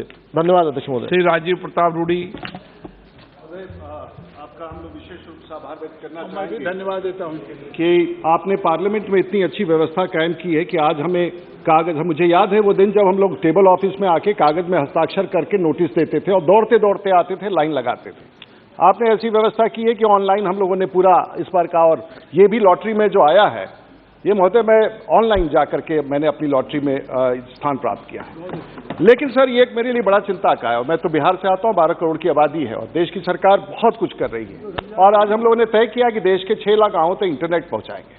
और जो ये अवकाश के पीरियड में मैं अपने गाँव पर था, मूलतः मैं अपने गाँव पर ही रहता हूँ, और वहाँ से मैंने कोशिश किया, मैं गांव पर ही रहता हूं अध्यक्ष जी, आप भी जानते हैं मैं गांव पर रहता हूं। मैं पूरे इस दौरान अध्यक्ष जी, ये मैं सिर्फ अपने लिए नहीं कह रहा हूं, अमनौर में आप भी गए हैं और अध्यक्ष भी गए हैं अमनौर, और सारण जिला का है, मैं वहां पर था। और मेरी इच्छा होती है कि जब मैं गांव पे रहूं कि जो दिल्ली के कनॉट प्लेस में जो लोगों को मिलता है वो मेरे गांव में मिलेगा, मेरे गांव में मिलेगा तो मेरे जिला में मिलेगा, देश में मिलेगा। और साहब आप विश्वास नहीं करेंगे, मैं 15 दिन में 10 दिन वहां था, और 10 दिन लगातार, और मैं आपको रिकॉर्ड भी पेश करूंगा कि मैंने इंटरनेट सुविधा के लिए वहां से आवेदन डाला, और मैं प्रत्येक दिन इंटरनेट जो गिरा रहता था, वाईफाई जो चौपाल सीएससी गिरा डाउन रहता था, उसका मैं स्नैपशॉट लेकर के मैंने भारत सरकार में भेजा। और आप विश्वास नहीं करेंगे, नहीं उसमें गड़बड़ी कहाँ हुई है अध्यक्ष महोदय, और मैं आपसे संरक्षण सिर्फ एक बात नहीं, एक भारत सरकार में अगर बीएसएनएल है तो उसको डांट करके हम बुलाते हैं, उससे बात करते हैं, उस सरकार के कर्मचारी है। बीबीएनएल है तो उसको बुला करके हम लोग डांट करके बात करते हैं कि भैया ये तार क्यों नहीं काम कर रहा, वो सरकार का है, हमारी सिंपैथी, हम लोग उसको मदद करते हैं। 2006 में भारत की सरकार ने एक नया चीज बना दिया जो हम लोगों को समझ में नहीं आया, और आज हम लोगों के लिए वो जख्म बना हुआ है, और वो है सीएससी। और ये सीएससी एक ऐसी संस्था है जो स्पेशल पर्पस व्हीकल भारत सरकार में क्यों बनाया गया, जब बीएसएनएल था, बीबीएनएल था, सीएससी क्यों बनाया गया, और सीएससी को फिर बाद में स्पेशल अरेंजमेंट के तहत उसे पूरे भारतवर्ष में लास्ट माइल कनेक्टिविटी की जिम्मेवारी दे दी गई।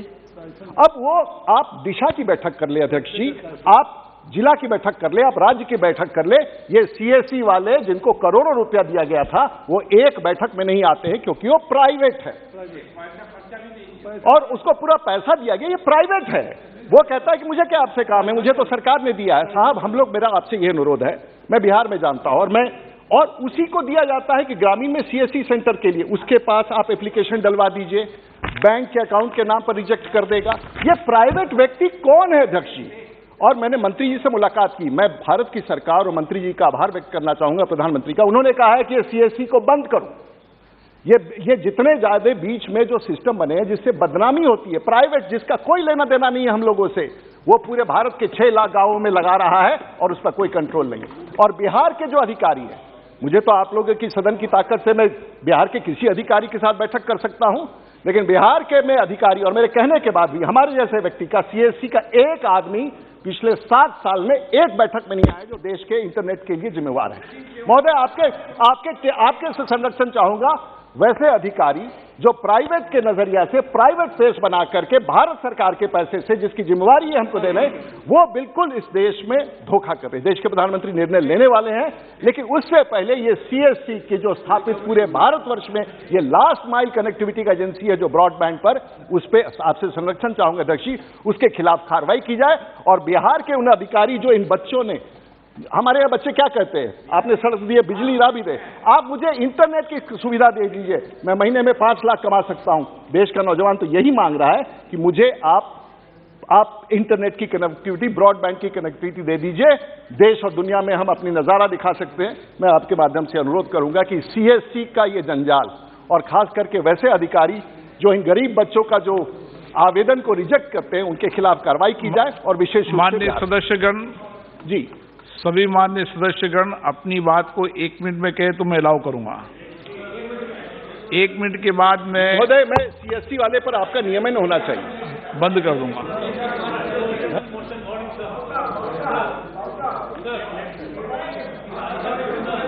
Only 1 minute, 1 minute please. Shrimati Kavita Singh,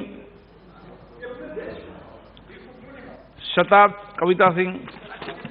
धन्यवाद अध्यक्ष महोदय। मेरे संसदीय क्षेत्र सिवान की ओर माननीय मंत्री जी का ध्यान आकृष्ट कराना चाहती हूँ। महोदय, बिहार और पूर्वी उत्तर प्रदेश को जोड़ने वाली मेहरौना माझी राज्य मार्ग पर अनेकों गाड़ियों का आवागमन होता है, जिस जाम की समस्या बनी रहती है और यात्रियों को कठिनाइयों का सामना करना पड़ता है।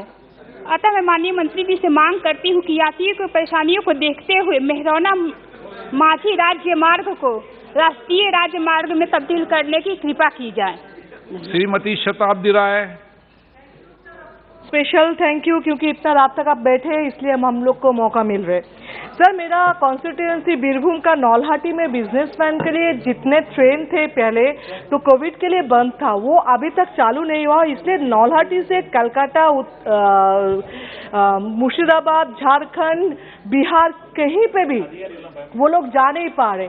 इसलिए इतना साल से जितना 2 साल से जितना नुकसान हुआ, इसमें और भी नुकसान हो रहे। इसलिए मैं रिक्वेस्ट करूंगी जो हावड़ा जयनगर, हावड़ा राजगीर, वाराणसी, शियालदह, बर्धमान, मालदा, नौलहाटी, आजिमगंज, रामपुरहाट, हावड़ा, ये सब ट्रेन को स्टॉपेज देने के लिए जिसमें लोग जा सकते आ सकते। कोई 2 ट्रेन है जिसमें आप में है, डाउन में नहीं, उत्तर बंगो एक्सप्रेस और गौड़ एक्सप्रेस। लेकिन सर, ये अगर चालू नहीं होगा तो बिजनेस में का जितना नुकसान हो रहे वो सरकार को देखना चाहिए। और मेरा एक रिक्वेस्ट है, 2-3 ट्रेन ऐसा भी है जिसमें मैं भी ट्रैवल करती हूँ, उसको जितना टाइम बार है उससे बहुत कम टाइम लगते, इसलिए क्योंकि बार बार वो लोग बीच में रुक जाते हैं क्योंकि एडवांस पहुंच गए। मुझे लगता है मिनिस्ट्री को और 2-4 बार देखना पड़ेगा टाइमिंग कितना है, वो टाइमिंग कम कर सकते हैं कि नहीं। अगर करें तो हम सबका ये अच्छा होगा। Thank you. श्रीमती संगीता आजाद। धन्यवाद अध्यक्ष जी। अध्यक्ष जी, मैं आपका ध्यान अपने राज्य के लोगों के बीच जो पुरानी पेंशन योजना के पुनरुद्धार की बढ़ती मांग को लेकर दिलाना चाहती हूं। सबसे पहले मैं अपने राज्य उत्तर प्रदेश में चुनाव जीतने के लिए भारतीय जनता पार्टी के लोगों को बधाई देती हूं। लेकिन जब अब चुनाव खत्म हो गए हैं, मैं सरकार का ध्यान लंबे समय से चली आ रही इस मांग को पूरा करने पर आकृष्ट कराना चाहती हूं।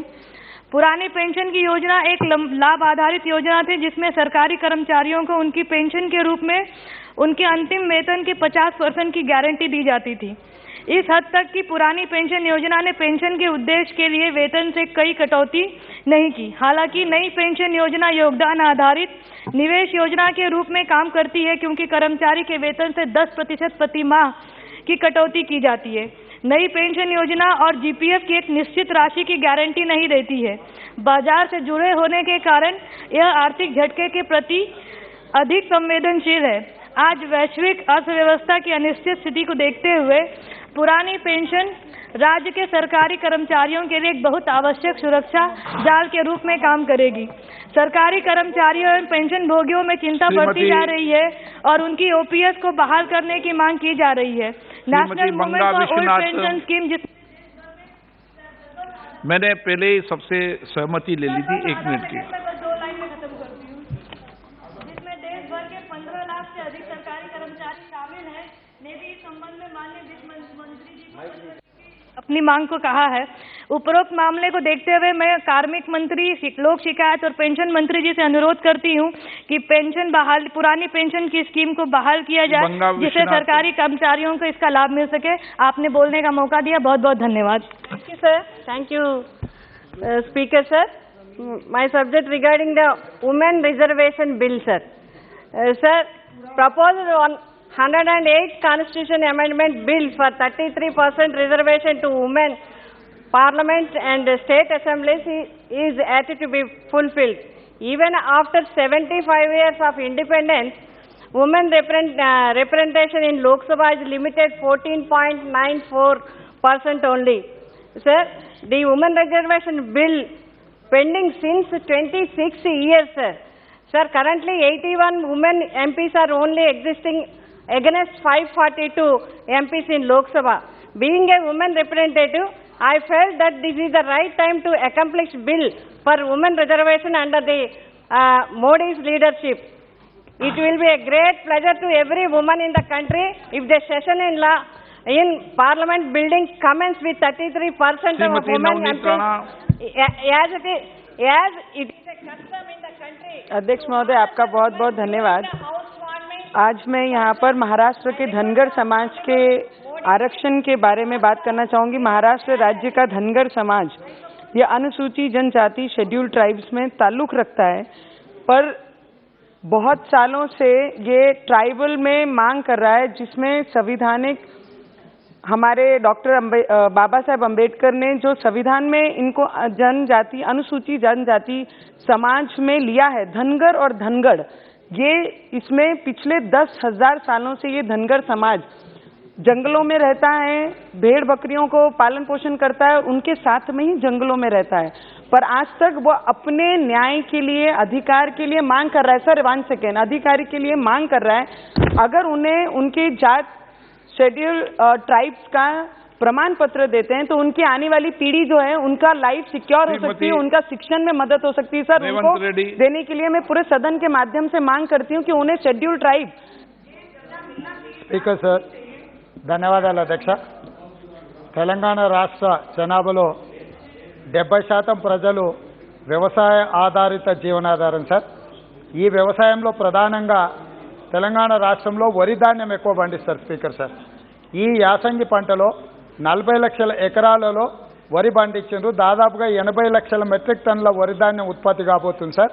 ఈ వరి ధాన్యాన్ని కొనడానికి అవసరమైన ఏర్పాట్లు రాష్ట్ర ప్రభుత్వం చేయకపోవడం వల్ల, కొనుగోలు కేంద్రాలు ఏర్పాటు చేయకపోవడము, రవాణా సౌకర్యాలు ఏర్పాటు చేయకపోవడము, గోనె బస్తాలు కొనకపోవడము, ఎఫ్సిఐతో ఒప్పందాలు చేసుకోకపోవడం వల్ల రైతులు ఆందోళనతో ఉన్నారు సార్.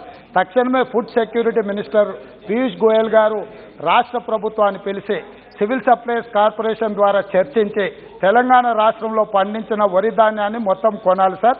అక్కడ రాష్ట్రము కేంద్రం ఒకరి మీద ఒకరు ఆరోపణలు చేసుకొని రైతులకు పండించిన పంటను కొనకుండా కష్టపెడుతున్నారు.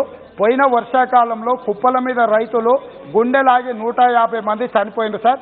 ఈసారి యాసంగిలో ఇలా జరగకుండా చూడాలంటే కేంద్ర ప్రభుత్వం తక్షణమే धन्यवाद अध्यक्ष महोदय, मैं आपका आभार प्रकट करना चाहता हूं कि राजस्थान और मेरे संसदीय क्षेत्र में चित्तौड़गढ़ में बेमौसम ओलावृष्टि और बारिश के कारण फसलों की बर्बादी हो गई। किसान सोच रहा था कि ये अच्छी फसल है, इस बार बिना मोटर चलाई इंद्रदेव की ऐसी कृपा थी कि अच्छी बारिश से फसलें अच्छी हो रही थी, लेकिन चना, गेहूं, सरसों, इसबगोल और अफीम ऐसी फसलें बर्बाद हो गई। मैं स्वयं खेतों पर जाकर इनकी सारी फसलों का निरीक्षण किया।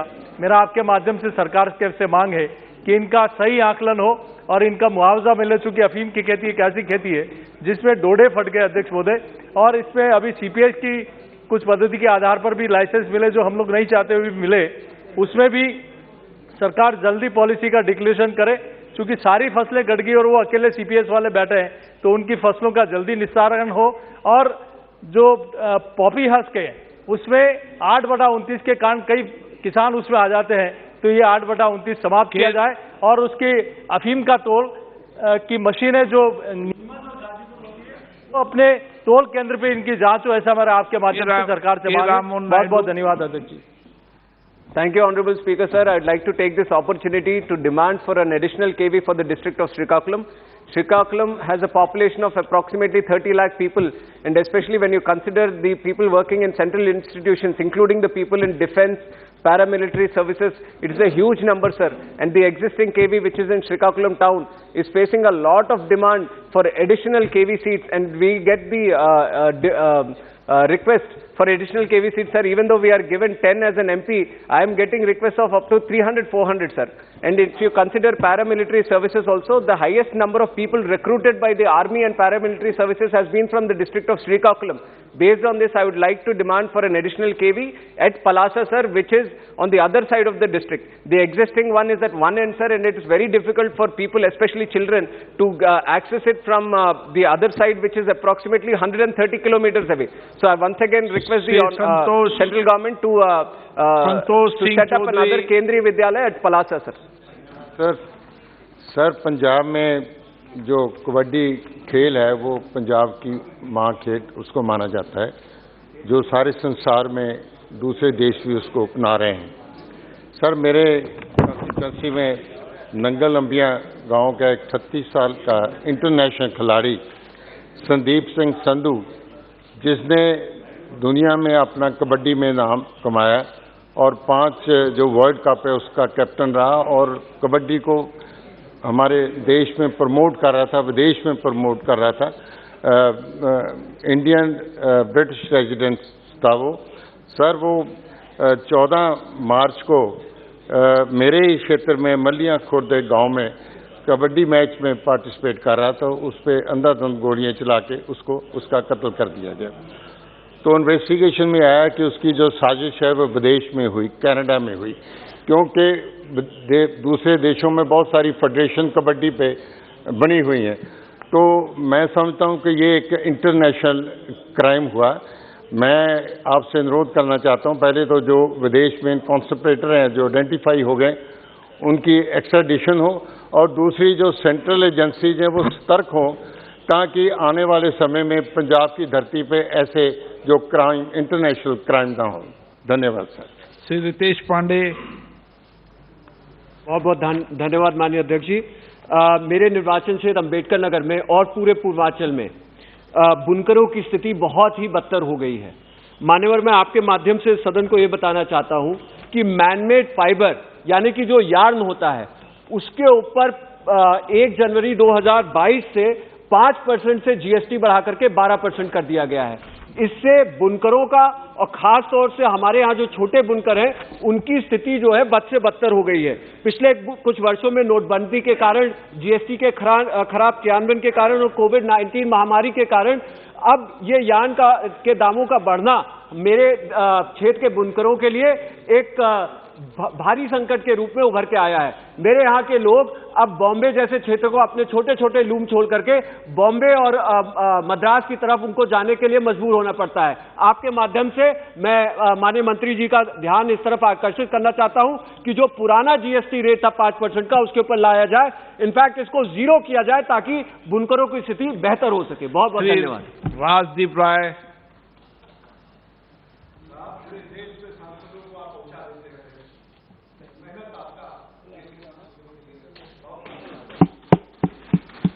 राजदीप राय महोदय नमस्ते, और मेरे को 0 आवर में एक निवेदन रखने के लिए आपको बहुत बहुत धन्यवाद। मेरे इलाका में इंटरनेशनल बॉर्डर है, सिर्फ असम का साथ बांग्लादेश का बॉर्डर है ऐसा नहीं है, मेघालय का साथ भी बांग्लादेश का बॉर्डर है, और उस जगह पे काफी सारे इलीगल एंटी नेशनल सेडेशियस एक्टिविटीज होते रहते हैं और स्मगलिंग भी काफी सारा पैमाने पे स्मगलिंग भी हो रहा है। मेरे आपके माध्यम से भारतवर्ष की गृह मंत्री अमित शाह जी से निवेदन है कि एक वहां पे इंटेलिजेंस ब्यूरो की एक ऑफिस जो एक आईपीएस ऑफिसर के अधीन में हो, एक पूरी की पूरी ऑफिस, पूरी की पूरी व्यवस्था वहां पे कायम हो, ताकि वहां पे जो इलीगल एक्टिविटी, जो स्मगलिंग हो रहा है, जो बाकी जो सेडेशियस एक्टिविटीज हो रहा है, उस पर ध्यान रखा जाए, उस पर थोड़ा कब्जा भी किया जाए, क्योंकि वहां का काफी सारे लोग, एक विशेष संप्रदाय की देखा जाता है कि 5 साल 7 साल से वो लोग मिसिंग है। अचानक वो लोग आते हैं और सारे ये सब एंटी सोशल काम पे लिप्त हो जाते, तो उस पर थोड़ा ध्यान भारत सरकार की रहेगा। मेरे जैसे कि वेस्टर्न फ्रंट में है, आपके माध्यम से गृह मंत्री जी का पास ये निवेदन है। धन्यवाद। श्री संतोष पांडे। सम्माननीय अध्यक्ष महोदय, आपने अवसर दिया। मैं बहुत ही महत्वपूर्ण प्रश्न छत्तीसगढ़ के विषय में, महोदय, छत्तीसगढ़ वनों से आच्छादित क्षेत्र है और मेरा क्षेत्र भी वनों से आच्छादित है। महोदय, आज छत्तीसगढ़ में वनों की अंधाधुंध कटाई हो रही है। आज जितना तस्करी, चाहे वो बीजा हो, साल हो, सागौन हो, शीशम हो, चारों तरफ छत्तीसगढ़ में केवल ठूठ ही ठूठ दिखाई दे रहा है। महोदय, मैं आपको बताना चाहूंगा कि फॉरेस्ट सर्वे ऑफ इंडिया की रिपोर्ट के अनुसार निरंतर जंगल कम होते जा रहे हैं छत्तीसगढ़ में। कवर्धा और कबीरधाम जिले में प्रतिवर्ष 38 वर्ग किलोमीटर का जंगल कम हुआ है। जिले के पंडरिया क्षेत्र ही गत 3 वर्षों में 1585 वर्ग किलोमीटर से घटकर इस वर्ग 1547 वर्ग मीटर हो चुका है।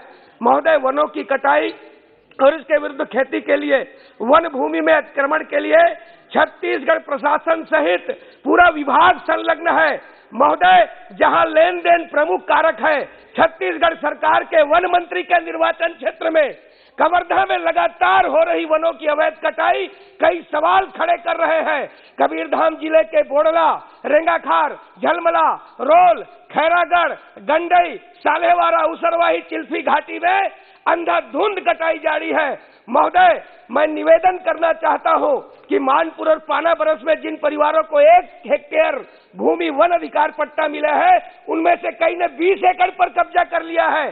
सड़क निर्माण हेतु मुरुम के लिए अवैध कटाई व तस्करी, इसकी जांच के लिए एनजीटी की निगरानी समिति में जांच अपरिहार्य है। मैं आपसे निवेदन करता हूं कि दोनों जिले में एनजीटी की टीम जांच करे, यही आपसे प्रार्थना है महोदय, और वनों को बचाया जाए, छत्तीसगढ़ को बचाया जाए। Rabindranath. Thank you, Speaker, sir.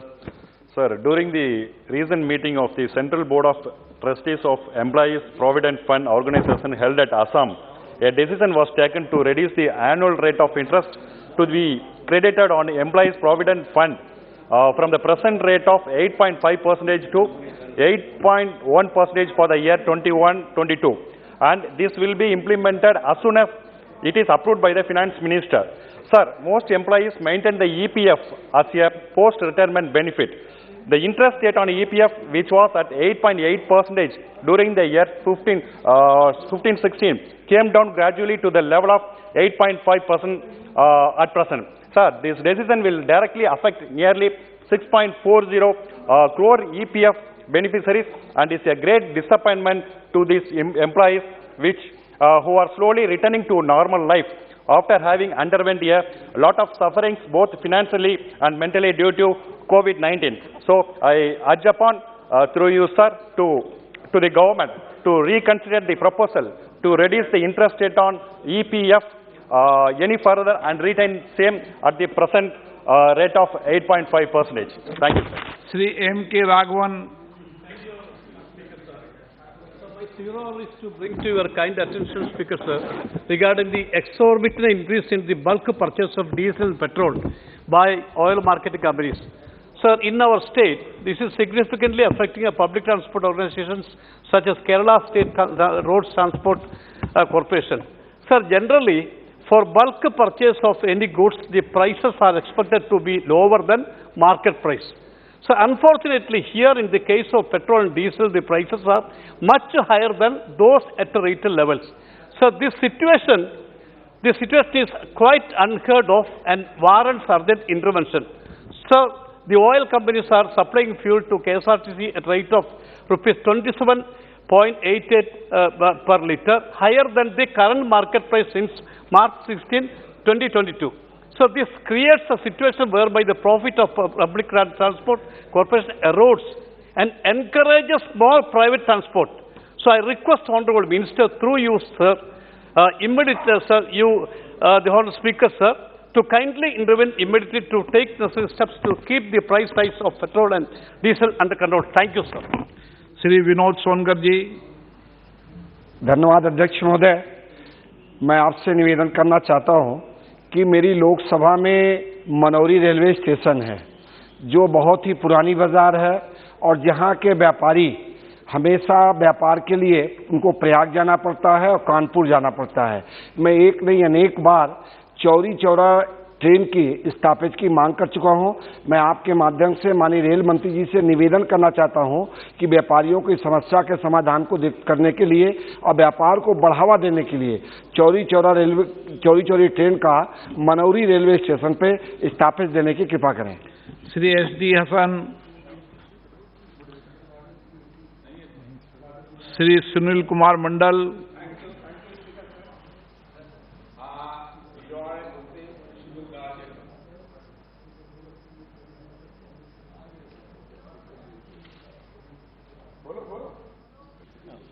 R zero আওয়ারে বলতে সুযোগ দেওয়ার জন্য। স্যার, আজকের রোডসের ডিমান্ডস অ্যান্ড গ্যারান্টসের উপরেই আমার এই প্রশ্নটা, যেখানে বলতে পারা যায়নি ডিমান্ডস অ্যান্ড গ্যারান্টসের উপরে।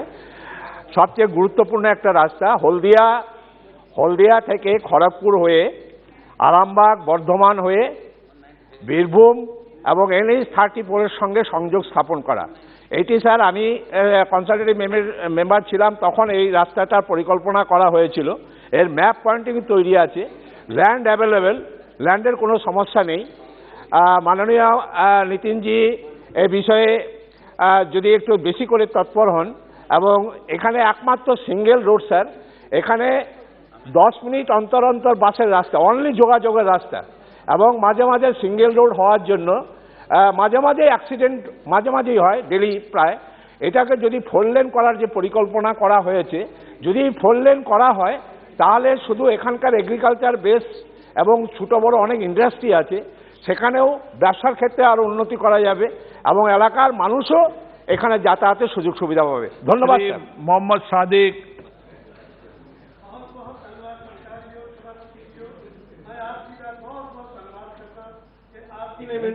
बोलने का मौका दिता। सर, मैं पार्लीमेंट हल्का फरीदकोट तो चुन के आया हाँ। मेरे हल्के दे विच पार्लीमेंट हल्के दे विच 4 जिले आउंदे ने। पहला एक फरीदकोट, दूजा मोगा, तीजा बठिंडा ते चौथा श्री मुक्तसर साहब। सर, मेरे इलाके का पीण वाला पानी इन्ना ज़्यादा प्रदूषित हो चुका है, उसनूं पीण वाले ਇੰਨੀਆਂ ਖਤਰਨਾਕ ਬਿਮਾਰੀਆਂ ਦੇ ਵਿੱਚ, ਇੰਨੀ ਨਾਮਰਾਦ ਬਿਮਾਰੀਆਂ ਦੇ ਵਿੱਚ ਮੁਬਤਲਾ ਹੋ ਗਏ ਨੇ ਕਿ ਮੈਂ ਉਹਨਾਂ ਦਾ ਬਿਆਨ ਨਹੀਂ ਕਰ ਸਕਦਾ। ਸਰ, ਮੈਂ ਆਪ ਜੀ ਦੀ ਮਾਰਫਤ ਜੋ ਕਿ ਜਲ ਸ਼ਕਤੀ ਮੰਤਰੀ ਜੀ ਨੇ, ਉਹਨਾਂ ਨੂੰ ਬੇਨਤੀ ਕਰਦਾ ਹਾਂ ਕਿ ਮੇਰੇ ਹਲਕਾ ਫਰੀਦਕੋਟ ਦੇ ਵਿੱਚ ਸਭ ਤੋਂ ਖਤਰਨਾਕ ਜਿਹੜੀ ਕੈਂਸਰ ਦੀ ਬਿਮਾਰੀ ਹੈ, ਉਹਦੇ ਇਲਾਜ ਵਾਸਤੇ ਇੱਕ ਤਾਂ ਨੇੜੇ ਤੇੜੇ ਕੋਈ ਹਸਪੀਟਲ ਨਹੀਂ ਹੈ, ਦੂਜੇ ਇਹ ਬਿਮਾਰੀ ਤੇ ਪੈਸਾ ਬਹੁਤ ਜ਼ਿਆਦਾ ਲੱਗਦਾ ਹੈ। ਕੈਂਸਰ ਦੀ ਬਿਮਾਰੀ ਨਾਲ ਬਹੁਤ ਸਾਰੀਆਂ ਜਾਨਾਂ ਨੁਕਸਾਨੀਆਂ ਜਾ ਰਹੀਆਂ ਨੇ। ਸਰ, ਮੈਂ ਆਪ ਜੀ ਨੂੰ ਬੇਨਤੀ ਕਰਦਾ ਹਾਂ ਕਿ ਮੇਰੇ ਹਲਕੇ ਦੇ ਵਿੱਚ ਡੂੰਘੇ ਟਿਊਬਵੈੱਲ ਲਵਾ ਕੇ ਅਤੇ ਉਹਨਾਂ ਦਾ ਜਿਹੜਾ ਪਾਣੀ ਹੈ ਉਹਨੂੰ ਮਸ਼ੀਨਾਂ ਦੇ ਨਾਲ ਸਾਫ਼ ਕਰਕੇ, ਸਵੱਛ ਕਰਕੇ ਪੀਣ ਵਾਲਾ ਪਾਣੀ ਬਣਾ ਕੇ ਮਿਹਰਬਾਨੀ ਕੀਤੀ ਜਾਵੇ, ਤਾਂ ਕਿ ਜਿਹੜੇ ਮੇਰੇ ਹਲਕੇ ਦੇ ਲੋਕ ਨੇ ਉਹਨਾਂ ਦੀ ਜਿਹੜੀ ਸਿਹਤ ਹੈ ਉਹ ਠੀਕ ਰਹੇ, ਬੱਚੇ ਤੰਦਰੁਸਤ ਰਹਿਣ, ਪਰਿਵਾਰ ਖੁਸ਼ ਰਹਿਣ, ਤਾਂ ਕਿ ਬਿਮਾਰੀਆਂ ਤੋਂ ਬਚੇ ਰਹਿਣ। मैं आप जी का बहुत बहुत धन्यवाद करदा, आप जी ने बोलने का मौका दिता। धन्यवाद। श्री राजेंद्र अग्रवाल जी। धन्यवाद आदरणीय अध्यक्ष जी। तो चुनाव के पश्चात ईवीएम की मशीनों को रखने के लिए और मतगणना के लिए व्यवस्था की जाती है। सामान्यतः किसी कृषि मंडी में एक टेम्परेरी व्यवस्था उसकी की जाती है। उसके कारण से तो जो व्यापारी हैं, दुकानदार हैं, वो डिस्प्लेस हो जाते हैं महीने भर के लिए। दूसरे, सुरक्षित व्यवस्था होने के कारण से अनेक बार छोटे मोटे विवाद भी उसके अंदर होते हैं।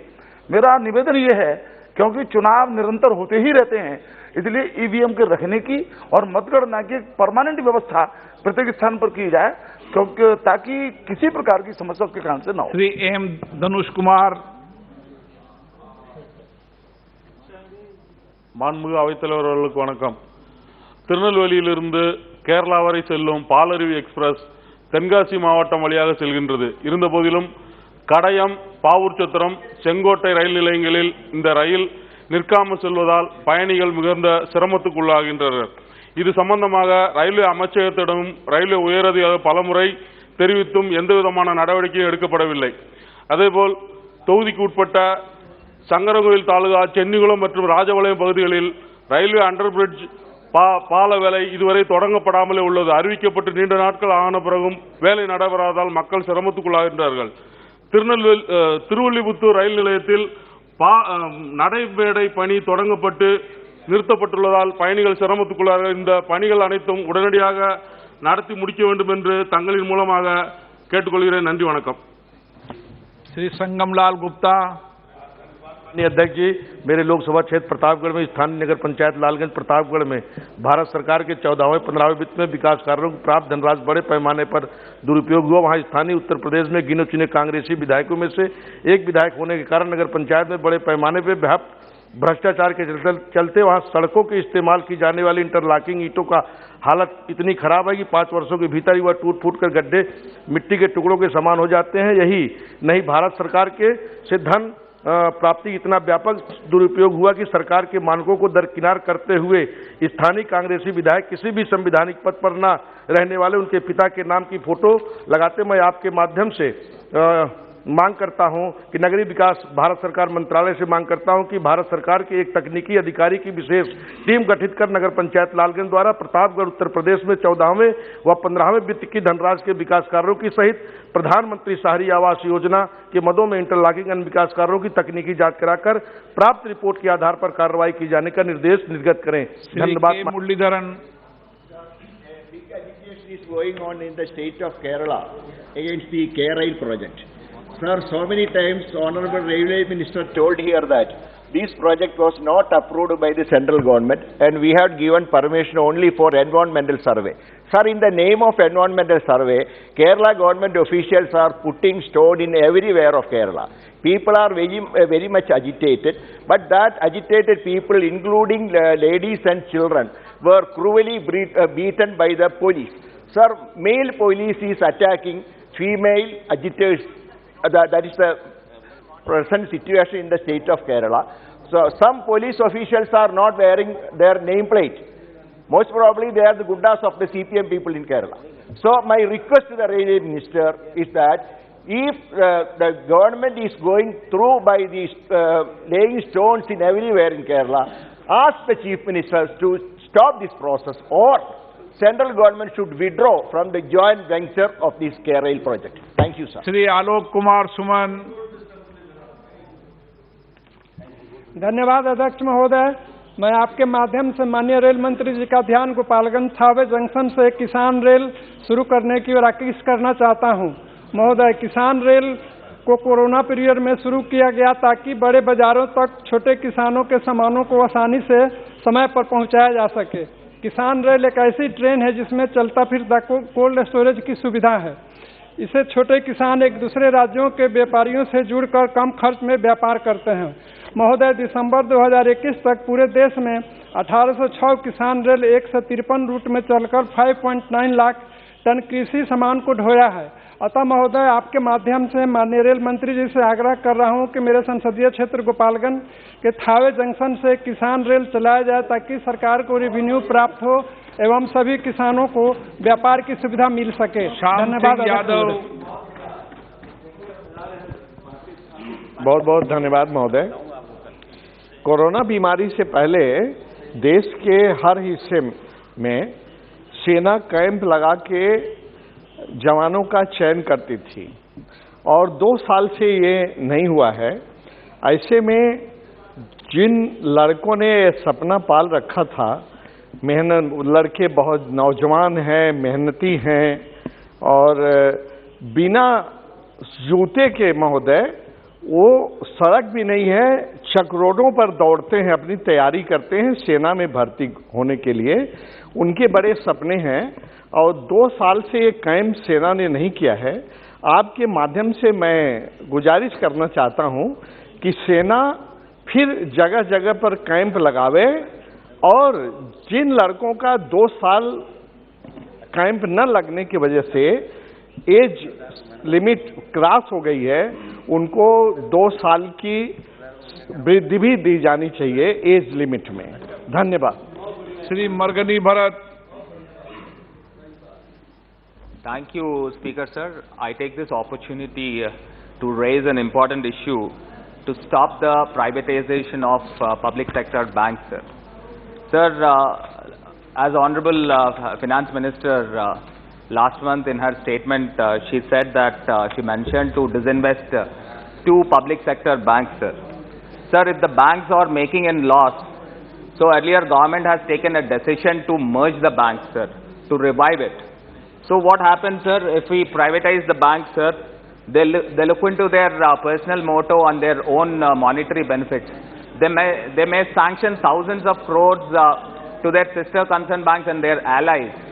Sir, what if the loans are being given to some companies if they bankrupt, and what is the guarantee for the depositors, sir?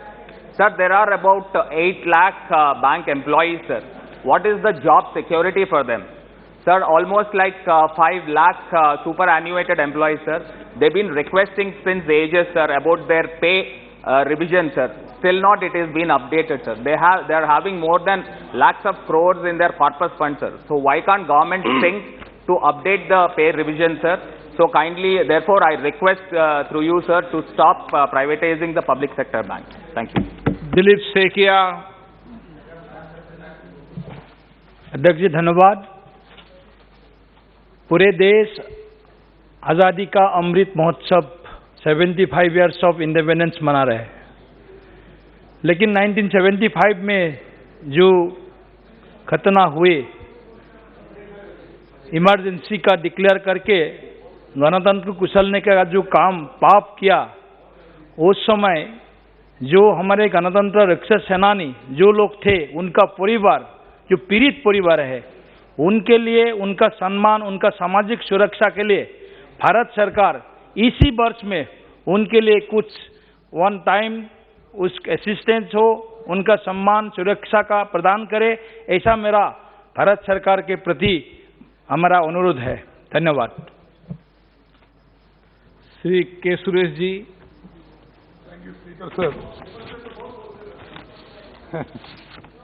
Sir, the defunctioning of National Commission for Scheduled Tribes for the last 4 years is a deliberate denial of justice for scheduled tribes and calculated weakening of the constitutionally mandated body as many cases and complaint file remain unresolved.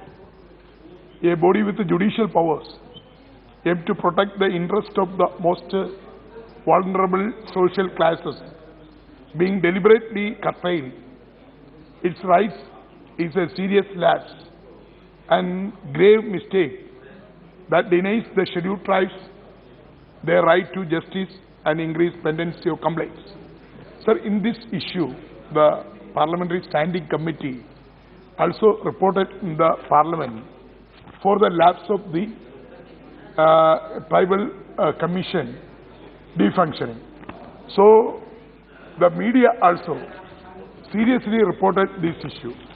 This government is always saying that we are for welfare of the scheduled tribes and scheduled castes and scheduled tribes. But what is the situation in National Commission for Scheduled Tribes? Even the commission chairman and members also not appointed. Last 4 years, these posts is lying vacant. So, Honorable Parliamentary Affairs Minister of State, Sri Arjun Meghwal ji, is also very champion of the scheduled caste scheduled tribe rights. So, why government is not filling up the chairman and members of the scheduled tribe commission? No. So, parliamentary, the standing committee also reported in the parliament. So, I would like to request honorable government through you, sir. So, immediately step has been taken in this matter. Thank you. Okay, Sunil Kumar Singh. माननीय अध्यक्ष जी, मैं आपके माध्यम से ये मांग करता हूं भारत सरकार से कि कश्मीर के हिंदू विस्थापितों के साथ 80 और 90 के दशक में जो हुआ है, उसकी जांच कर जो दोषी हैं उनको सजा दी जाए, और खास करके 84 से 89 के बीच जब देश में प्रधानमंत्री राजीव गांधी जी थे, उन्होंने जब वहाँ जगमोहन को बनाया, और उस बीच जो 87 का चुनाव हुआ, जिस 87 के चुनाव को जम्मू कश्मीर में रिग किया गया, जिसके चलते वहाँ अराजकता फैली और मास स्केल पर कश्मीर में हिंदुओं के साथ अत्याचार हुआ और जेनोसाइड हुआ, जिसमें सिखों का भी जेनोसाइड हुआ। और साथ ही साथ मैं आपके माध्यम से भारत सरकार से ये भी मांग करता हूं कि 1989 में जम्मू कश्मीर के अंदर किसके आदेश से 70 आतंकवादियों को छोड़ा गया, जिनकी भूमिका लगातार जेनोसाइड में थी। इसलिए ये पूरा देश ये जानना चाहता है कि आज जो भांति भांति के अनेकों पत्र और पत्रिकाओं में बहुत सारे लेटर आ रहे हैं, उनकी सत्यता क्या है और किसकी क्या भूमिका रही है, ये देश को जानने का हक है। मैं आपके माध्यम से भारत सरकार से ये मांग करता हूं कि कश्मीर के विस्थापितों को, खास करके कश्मीरी हिंदू और सिखों का जो जेनोसाइड हुआ है, उस पर फिर से कार्रवाई करें और दोषियों को कड़ी से कड़ी सजा दें, ताकि लोगों का भारत के संविधान और लोकतंत्र में विश्वास बन सके। बहुत बहुत धन्यवाद। प्रीत मंडल। माननीय अध्यक्ष जी, आपने 0 आवर में बोलने का मौका दिया, बहुत बहुत धन्यवाद आपको महोदय। महोदय, मेरा क्षेत्र झंझारपुर जो मधुबनी जिला के अंदर आता है महोदय, और झंझारपुर और मधुबनी मिलाकर के 2 संसदीय क्षेत्र है महोदय। महोदय, वो झंझारपुर जो है आपको नेपाल के बॉर्डर पर अवस्थित है महोदय। वहाँ एसएसबी, सीआरपी, बहुत सारे सेंट्रल का जो है सर फोर्सेस हैं, लेकिन महोदय वहाँ केंद्रीय विद्यालय हम लोगों के पास नहीं है। बहुत बार मैंने सवाल को उठा चुका हूँ महोदय आपके माध्यम से, और महोदय वहाँ जो है बच्चे वहाँ के 100-150 किलोमीटर पढ़ने के लिए दरभंगा जिला जाते हैं महोदय। तो आपके माध्यम से आपसे अनुरोध होगा महोदय कि कम से कम शिक्षा मंत्री जी को कि हम लोगों के क्षेत्र में कम से कम एक स्कूल हो जाए महोदय। 75 साल हम आज़ादी का महोत्सव मनाने जा रहे हैं महोदय। धन्यवाद। और हम लोग का जो कूपन, 1 मिनट महोदय, कूपन जो है 10 ठो महोदय, वो बंद कर दिया जाए या बढ़ा दिया जाए महोदय। धन्यवाद महोदय। Vanakkam Speaker sir, regarding the extension of National Child Labour Project, the Union Labour Ministry has written to all states, union territories that NCLP project will not be extended beyond 31st March 22, and it will subsume under Samagra Shiksha Abhiyan, which is implemented by the School Education Department. This letter is really a shock, as in times of pandemic which pushed more children into labor. It is worrying it is subsumed under SSA. The NCLP will lose the targeted focus, which was one of the reasons for its effective implementation. Taking the case of Tamil Nadu, nearly more than 1 lakh children had been benefited since the program began in the year 1986. My district Dharmapuri is known for its effective implementation of the scheme, as little more than 15,000 children have been mainstreamed into regular school, and 129 former NCLP children are doing higher studies like MBBS, BTech, BE, etc. There are a lot of success stories in Tamil Nadu in general and Dharmapuri in particular regarding the NCLP project. NCLP under a separate head is focusing on specific target ideas, identifying the victim, withdrawing them from hazardous work environments and rehabilitating them. According to that, the staff or volunteers of NCLP have to spread awareness and persuade the parents to bring children to join the special training centers. Sir, hence I request this government to extend the NCLP project under the Labour Ministry and kindly expedite the payment without any delays. Thank you, sir.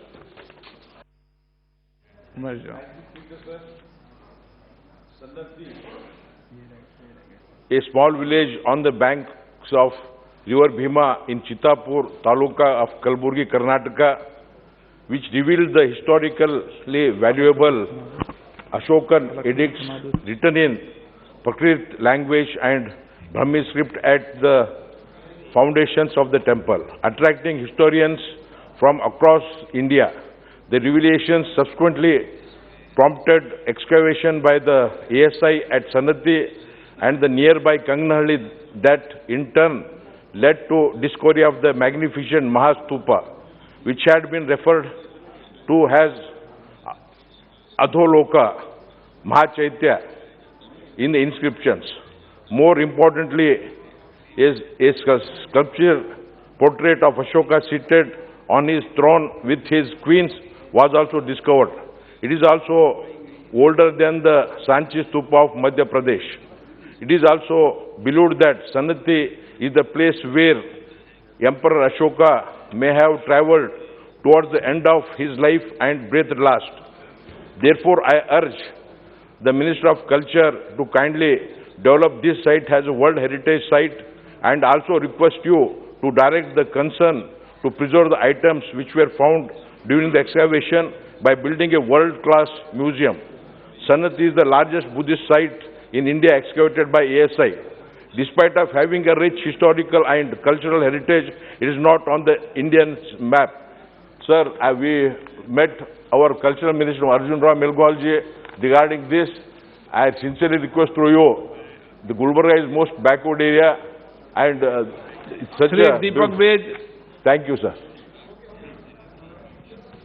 माननीय अध्यक्ष महोदय, मेरे लोकसभा क्षेत्र बस्तर जो कि रायपुर राजधानी से 300 kilometre अधिक दूरी पर स्थित है और लगभग 85 किलोमीटर रायपुर टू धमतरी 4 लेन बन रही है और 250 किलोमीटर आगे बस्तर तक जोड़ने की आवश्यकता है माननीय अध्यक्ष महोदय। इसलिए मैं हमारी क्षेत्र की जनता लगातार केंद्र सरकार से मांग कर रही है कि 4 लेन जोड़ा जाए। वहीं 85 किलोमीटर जो 4 लेन बन रही है बहुत धीमी गति से बन रही है, उसको और तेज गति उसको बढ़ाने की आवश्यकता है ताकि वो 50 किलोमीटर जल्द अज जल्द पूरा हो जाए। धन्यवाद। Haji Fazlur Rahman. Thank you speaker महोदय। जैसा कि हम सब लोग जानते हैं कि रशिया और यूक्रेन के अंदर के बीच जो युद्ध चला जा रहा है वो लंबा होता चला जा रहा है, जिसकी वजह से हमारे 18,000 स्टूडेंट्स जो कि यूक्रेन में एजुकेशन हासिल कर रहे थे और उसमें 87 स्टूडेंट मेरे ज़िला सहारनपुर के हैं, उनका भविष्य अंधकार की तरफ जा रहा है। तो पेरेंट्स चिंतित है, स्टूडेंट्स भी चिंतित हैं कि आखिर उनके कोर्सेज पूरे हो पाएंगे या नहीं हो पाएंगे। तो मेरा भारत सरकार से मांग है कि स्टूडेंट और उनके पेरेंट्स को आश्वासन दिया जाए कि उनके कोर्सेज और उनके एजुकेशन को पूरी कराने का प्रबंध किया जाएगा। और इसके साथ साथ मैं ये भी मांग करता हूँ कि भारत सरकार अब एजुकेशन पॉलिसी ऐसी बनाए, ख़ास तौर से MBBS के बच्चों के लिए, कि हमारे यहाँ के बच्चे भारत से बाहर ना जा पाए, उनका MBBS के कोर्सेज यहीं पर मुकम्मल हो जाए। धन्यवाद। श्रीमती जी Madhavi. Thank you, Speaker, sir. Sir, I would like to bring to the notice of this August House that Paderu agency area falls under my parliamentary constituency of Araku. Sir, in my parliamentary constituency, coffee is grown in an extent of 1,58,000 acres, sir. Sir, annual worth is 180 to 200 crores. Sir, in this regards, a new coffee project, coffee shade programs have been taken up in convergence with MGNRGS in ITDA Paderu in my parliamentary constituency of Araku, sir. I would like to bring to the notice of this house, only the waste component is met from NRGS funds and no material component is earmarked in the Manrega funds. The material component is met from the Tricor funds of AP state government.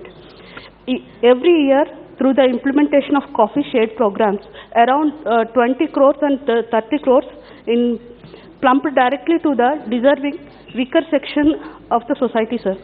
In this regard, I would like to request the central government to lead and helping hand to the tribal community in the Andhra Pradesh by providing financial support under MGNRGS to the ongoing coffee project in the Paderu agency, sir.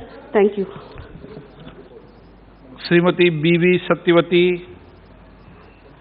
Thank you, Speaker, sir. The latest National Family Health Survey, NFHS, has indicated an increase in anemia among children and women. NFHS 5 2018-19 data shows that more than half of women in 13 out of 22 states are anemic, and anemia among pregnant women has increased in half of the states and union territories compared to NFHS 4.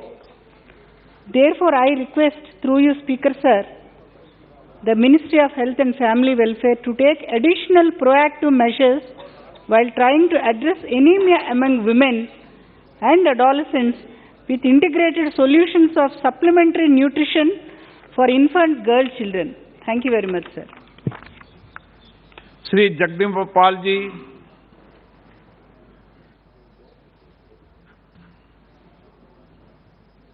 अध्यक्ष जी, ये मेरा सौभाग्य कि इस समय आप आसन पे हैं। आप स्वयं सिद्धार्थनगर के कपिल वस्तु महोत्सव में आप गए थे और आज उस कपिल वस्तु में जो बुद्धिस्ट सर्किट के सारनाथ, कुशीनगर, कपिल वस्तु और श्रावस्ती का महत्वपूर्ण स्थान है और गौतम बुद्ध की जन्मस्थली है। पूरे विश्व से जो गौतम बुद्ध में आस्था रखते हैं, कौशाम्बी को भी जोड़ देता हूं, और उसमें आस्था रखते हैं, आज वो लाखों और करोड़ों के पर्यटक आते हैं। और Calcutta university department of archaeology ने जो खुदाई किया और जो पिपरहवा कपिल वस्तु से गौतम बुद्ध के पिता राजा शुद्धोधन की राजधानी में जो चीज़ें मिली थी, उसमें जो अस्थि कलश मिला वो यहाँ के राष्ट्रीय संग्रहालय दिल्ली में रखा हुआ। भारत सरकार ने एक राष्ट्रीय संग्रहालय भी सिद्धार्थनगर के उस कपिल वस्तु में स्थापित कर दिया, जिससे आपको भी जानकारी है। मैं आपके माध्यम से, हमारे संसदीय कार्य मंत्री जी बैठे हैं, कि जब आज एक बुद्धिस्ट सर्किट, हमारे प्रधानमंत्री श्री नरेंद्र मोदी जी ने पूरी दुनिया को ये संदेश दिया कि दुनिया ने युद्ध दिया लेकिन हमने गौतम बुद्ध को दिया। बुद्ध का तात्पर्य है शांति, करुणा, ममता, अहिंसा, और आज उसके प्रतीक उस गौतम बुद्ध की जन्मस्थली पे उस राष्ट्रीय संग्रहालय में जो 2 अस्थि कलश, उसमें से एक अस्थि कलश अगर वहाँ रखा जाए तो जो बुद्ध सर्किट पे आने वाले लाखों पर्यटक हैं, सारनाथ, कुशीनगर, कपिल वस्तु, कौशाम्बी और श्रावस्ती के, उनको वहाँ उनके लिए दर्शन करने का स्थान मिलेगा। ये मैं आपके माध्यम से मांग करता हूँ। धन्यवाद। श्री के Kumar.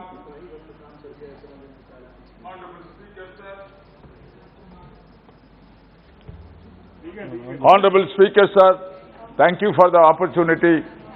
I raise to bring the attention of the Civil Aviation Minister regarding the inconvenience faced by the airlines passengers, particularly in the southern sectors. For example, if a flight starts from Chennai to Madurai, the cabin language used is either Hindi or English. 80% of the passengers are Tamil understanding, and 80% of the passengers don't understand what announcement is made. Therefore, I register here that the announcement made inside the flight is only a formality and it is not really intended or meant to understand by the passengers. This is unfair, unethical, and such practices should not be allowed in a democratic country where we have a multicultural facilities. Therefore, I request you sincerely to guide the Civil Aviation Ministry to use the local language, vernacular language in the cabin of the aircrafts. Thank you. Shri Vijay Kumar. अध्यक्ष महोदय, आपके माध्यम से भारत सरकार के मंत्री श्री ज्योति राज सिंधिया जी से मांग करना चाहता हूं कि गया से मुंबई के लिए और गया से चेन्नई के लिए हवाई जहाज शुरू किया जाए। साथ ही साथ गया से दिल्ली के लिए जो हवाई जहाज चल रही हो प्रतिदिन किया जाए। हमारे यहाँ गया में बौद्ध धर्मावलंबी के लोग आते जाते रहते हैं देश विदेश से, और वहाँ पे पिंडदान के लिए देश के कोने कोने से और विदेश से भी लोग आते हैं। आपसे आग्रह करना चाहता हूँ कि वहाँ पर प्रतिदिन जहाज उपलब्ध कराया। धन्यवाद। श्री राम शिरोमणि। माननीय अध्यक्ष महोदय, मैं आपके माध्यम से शिक्षा मंत्री से निवेदन करता हूं कि केंद्रीय विद्यालय में एडमिशन में हम सांसदों को 10 बच्चों के स्थान पर 50 बच्चों की पढ़ाई की स्वीकृति दी जाए। साथ साथ केंद्रीय विद्यालय में बच्चों के रहने के लिए भी हॉस्टल की व्यवस्था दी जाए। और माननीय अध्यक्ष महोदय, हमारे देश में नवोदय विद्यालय भी केंद्र की व्यवस्था है। केंद्रीय नवोदय विद्यालय में भी हम सांसदों को कम से कम 50 बच्चों के एडमिशन की स्वीकृति दी जाए। साथ साथ शिक्षा के क्षेत्र में जिससे बढ़ावा मिल सके, और हम सभी लोगों को, क्योंकि हमारा लोकसभा क्षेत्र श्रावस्ती अनुसूचित जात अनुसूचित जनजाति के क्षेत्र में आता है। बहुत बहुत धन्यवाद। நன்றி மாண்புமிகு மக்களவை தலைவர் அவர்களே, என்னுடைய பாராளுமன்ற தொகுதி ராமநாதபுரம் மாவட்டத்தில் கர்ப்பிணி பெண்கள் அதிகமாக இரத்த சோகை நோயினால் பாதிக்கப்படுகிறார்கள். இவர்களை கண்டறிந்து விரைந்து சிகிச்சை அளிப்பதற்கு மாவட்ட அளவில் மருத்துவ குழு ஏற்படுத்த வேண்டும் என்று கேட்டுக்கொள்கின்றேன். பரமக்குடி அரசு மருத்துவமனையை மாவட்ட மருத்துவமனையாக தரம் உயர்த்தக்கூடிய வகையில் கூடுதல் பணியாளர்களை நியமிப்பதற்கு நேஷனல் ஹெல்த் மிஷன் திட்டத்திலே ஒன்றிய அரசு கூடுதல் நிதி ஒதுக்க வேண்டும் என்று கேட்டுக்கொள்கின்றேன். ராமேஸ்வரம் அரசு மருத்துவமனை 100 ஆண்டு கால பழைய கட்டிடங்கள் மற்றும் 60 ஆண்டு கால பழைய கட்டிடங்கள் செயல்பட்டு வருகின்றது. இதன் மூலம் பல்வேறு ஆபத்துகளும் ஏற்படக்கூடிய நிலையிலே இருக்கின்றது. எனவே பழைய கட்டிடங்களை அகற்றிவிட்டு நேஷனல் ஹெல்த் மிஷன் திட்டத்திலிருந்து புதிய கட்டிடங்களில் 60 படுக்கைகள் கொண்ட கட்டிடங்கள் கட்டுவதற்கு நிதி ஒதுக்க வேண்டும் என்று கேட்டுக்கொள்கின்றேன். நன்றி. श्री नायब सैनी जी। माननीय अध्यक्ष जी, आपने मुझे 0 ओवर में मेरे लोकसभा क्षेत्र कुरुक्षेत्र की अति लोक महत्व की समस्या को उठाने का अवसर दिया। माननीय अध्यक्ष जी, कोरोना महामारी से पहले जगाधरी व अम्बाला के बीच चलने वाली सवारी गाड़ी 015-1 व 015-2 तथा 045-22 व 045-23 का सरस्वती नगर, बराड़ा व अन्य लोकल स्टेशनों पर ठहराव था, जो लॉकडाउन के समय में बंद कर दिया गया, जबकि अब सभी दफ्तर, स्कूल, कॉलेज 100% मैन पावर से खुले हुए हैं। मेरा आपके माध्यम से माननीय रेल मंत्री से निवेदन है कि इन जो कोरोना के समय में ट्रेन रुक गई थी उनको दोबारा चालू किया जाए। और माननीय अध्यक्ष जी, एक और चंडीगढ़ से रोहतक के लिए भिवानी एक एकता एक्सप्रेस चलती थी, उसको भी दोबारा चालू किया जाए ताकि कर्मचारियों को और लोगों को उसका लाभ मिल सके। बहुत बहुत धन्यवाद। Shri Anubhav Mohanty ji. Sir, thank you so much sir. Sir, आखिरी बार जब हमारे देश में सीजीएचएस का रेट स्लैब का रिवीजन हुआ था, वो था सर वर्ष 2014। और सर उस साल रिवीजन के वक्त में, रिवीजन के बाद सर फॉर इंडोर कंसल्टेशन 300 रुपये हुए थे मंजूर, और फॉर आउटडोर कंसल्टेशन 150 रुपये सर। लेकिन sir not just for the consultations but also for the rates of popular procedures, ये भी बहुत ही कम सर, वेरी वेरी लो है sir. For a normal delivery, एक बच्चे की जब डिलीवरी होती है सर, तब सर सिर्फ 9,200 रुपये दिए जाते हैं to national accreditation board for hospitals and health care providers under CGHS, which includes all the services of the hospitals as well. This is a very sharp contrast with the ₹50,000 plus being charged currently in tier 1 cities from private patients. Similarly, sir जब एक chest की x ray होती है sir, उसमें भी sir 65 रुपये बस CGHS के अंडर में रेट स्लैब में आता है, जबकि इंस्टीट्यूशंस ये कहती हैं कि एक्सरे के लिए जो फिल्म जरूरत है, जो रॉ मटेरियल्स, वो भी इससे ज्यादा भाव में मिलती है। Sir even doctors from all over India ये लोग भी कब से डिमांड कर रहे हैं कि नहीं इसका रिवीजन हो CGHS के अंडर में जो भी रेट स्लैब्स है। And sir with due respect to all those doctors, there are few more doctors, few other doctors also, especially few super specialists, with due respect to them, have been refusing to provide services under CGHS due to low rates. This makes it further difficult for hospitals to keep confirming to provide services towards patients because the services are getting hampered. So delay in release of money, of funds from the central government under the CGHS scheme, ये बहुत ही ज़्यादा दिक्कत कर रहा है, क्योंकि sir private hospitals CGHS card holders beneficiaries को entertain करने के लिए तैयार ही नहीं है। पेशेंट सर एक अस्पताल से दूसरा अस्पताल दौड़ता रहता है, उसकी बीमारी इतनी बुरी हालत में वो होते हुए भी वो अस्पताल से अस्पताल दौड़ता है क्योंकि उसको बेनिफिट्स लेने हैं। But unfortunately sir hospitals are denying, sir they are ignoring, rejecting appointments, or they are making excuses like unavailability of doctors to CGHS beneficiaries. In fact, CGHS beneficiary is seen with biased eye by them, like he or she is a beggar and can't be charged huge money. I hope with the increase in treatment rates, hospital will treat them without any disparity as well. It should be mandatory for all the hospitals, sir, in India. Sir, I'll finish, sir. It should be mandatory for all the hospitals in India to empanel themselves under CGHS, and I also suggest us to set up a dedicated 24/7 panel hospital complaint cell to look into the matters of dispute between the patients and the panel hospitals. This will help in strengthening the quality of the services of the paid hospitals, sir. Sir, air India के जो staff है sir, जब अभी तो privatise हो गया, पर इससे पहले जो एयर इंडिया के जो स्टाफ थे, जो रिटायर्ड स्टाफ, सर उनको भी CGHS के अंडर में इंक्लूड नहीं किया गया है। ऐसे कई instructors, I request you to kindly look in this matter as early as possible. Thank you, sir, for giving a chance to speak in the 0 hour, sir. The central government started so many central universities, technical institutions in various states and union territories. These universities are specialized in so many areas. Even recently, our central government started the Central Technical University in Ladakh also. Pondicherry also having the Central University.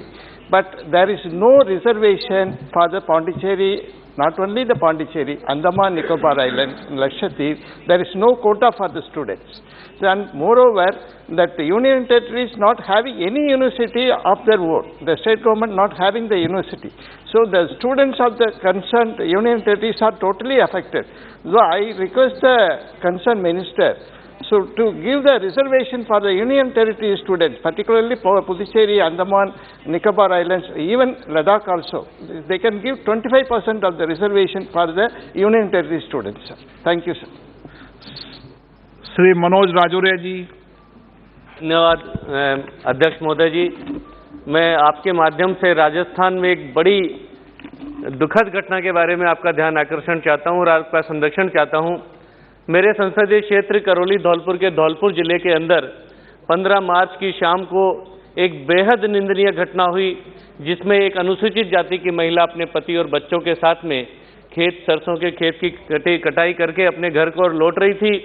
रास्ते में कुछ बदमाशों ने बंदूक की नोक पर उस महिला के पति को मारा, पीटा और उसके सामने, उसके बच्चों के सामने उसको निवस्त्र किया और उसके साथ में बलात्कार की घटना को अंजाम दिया।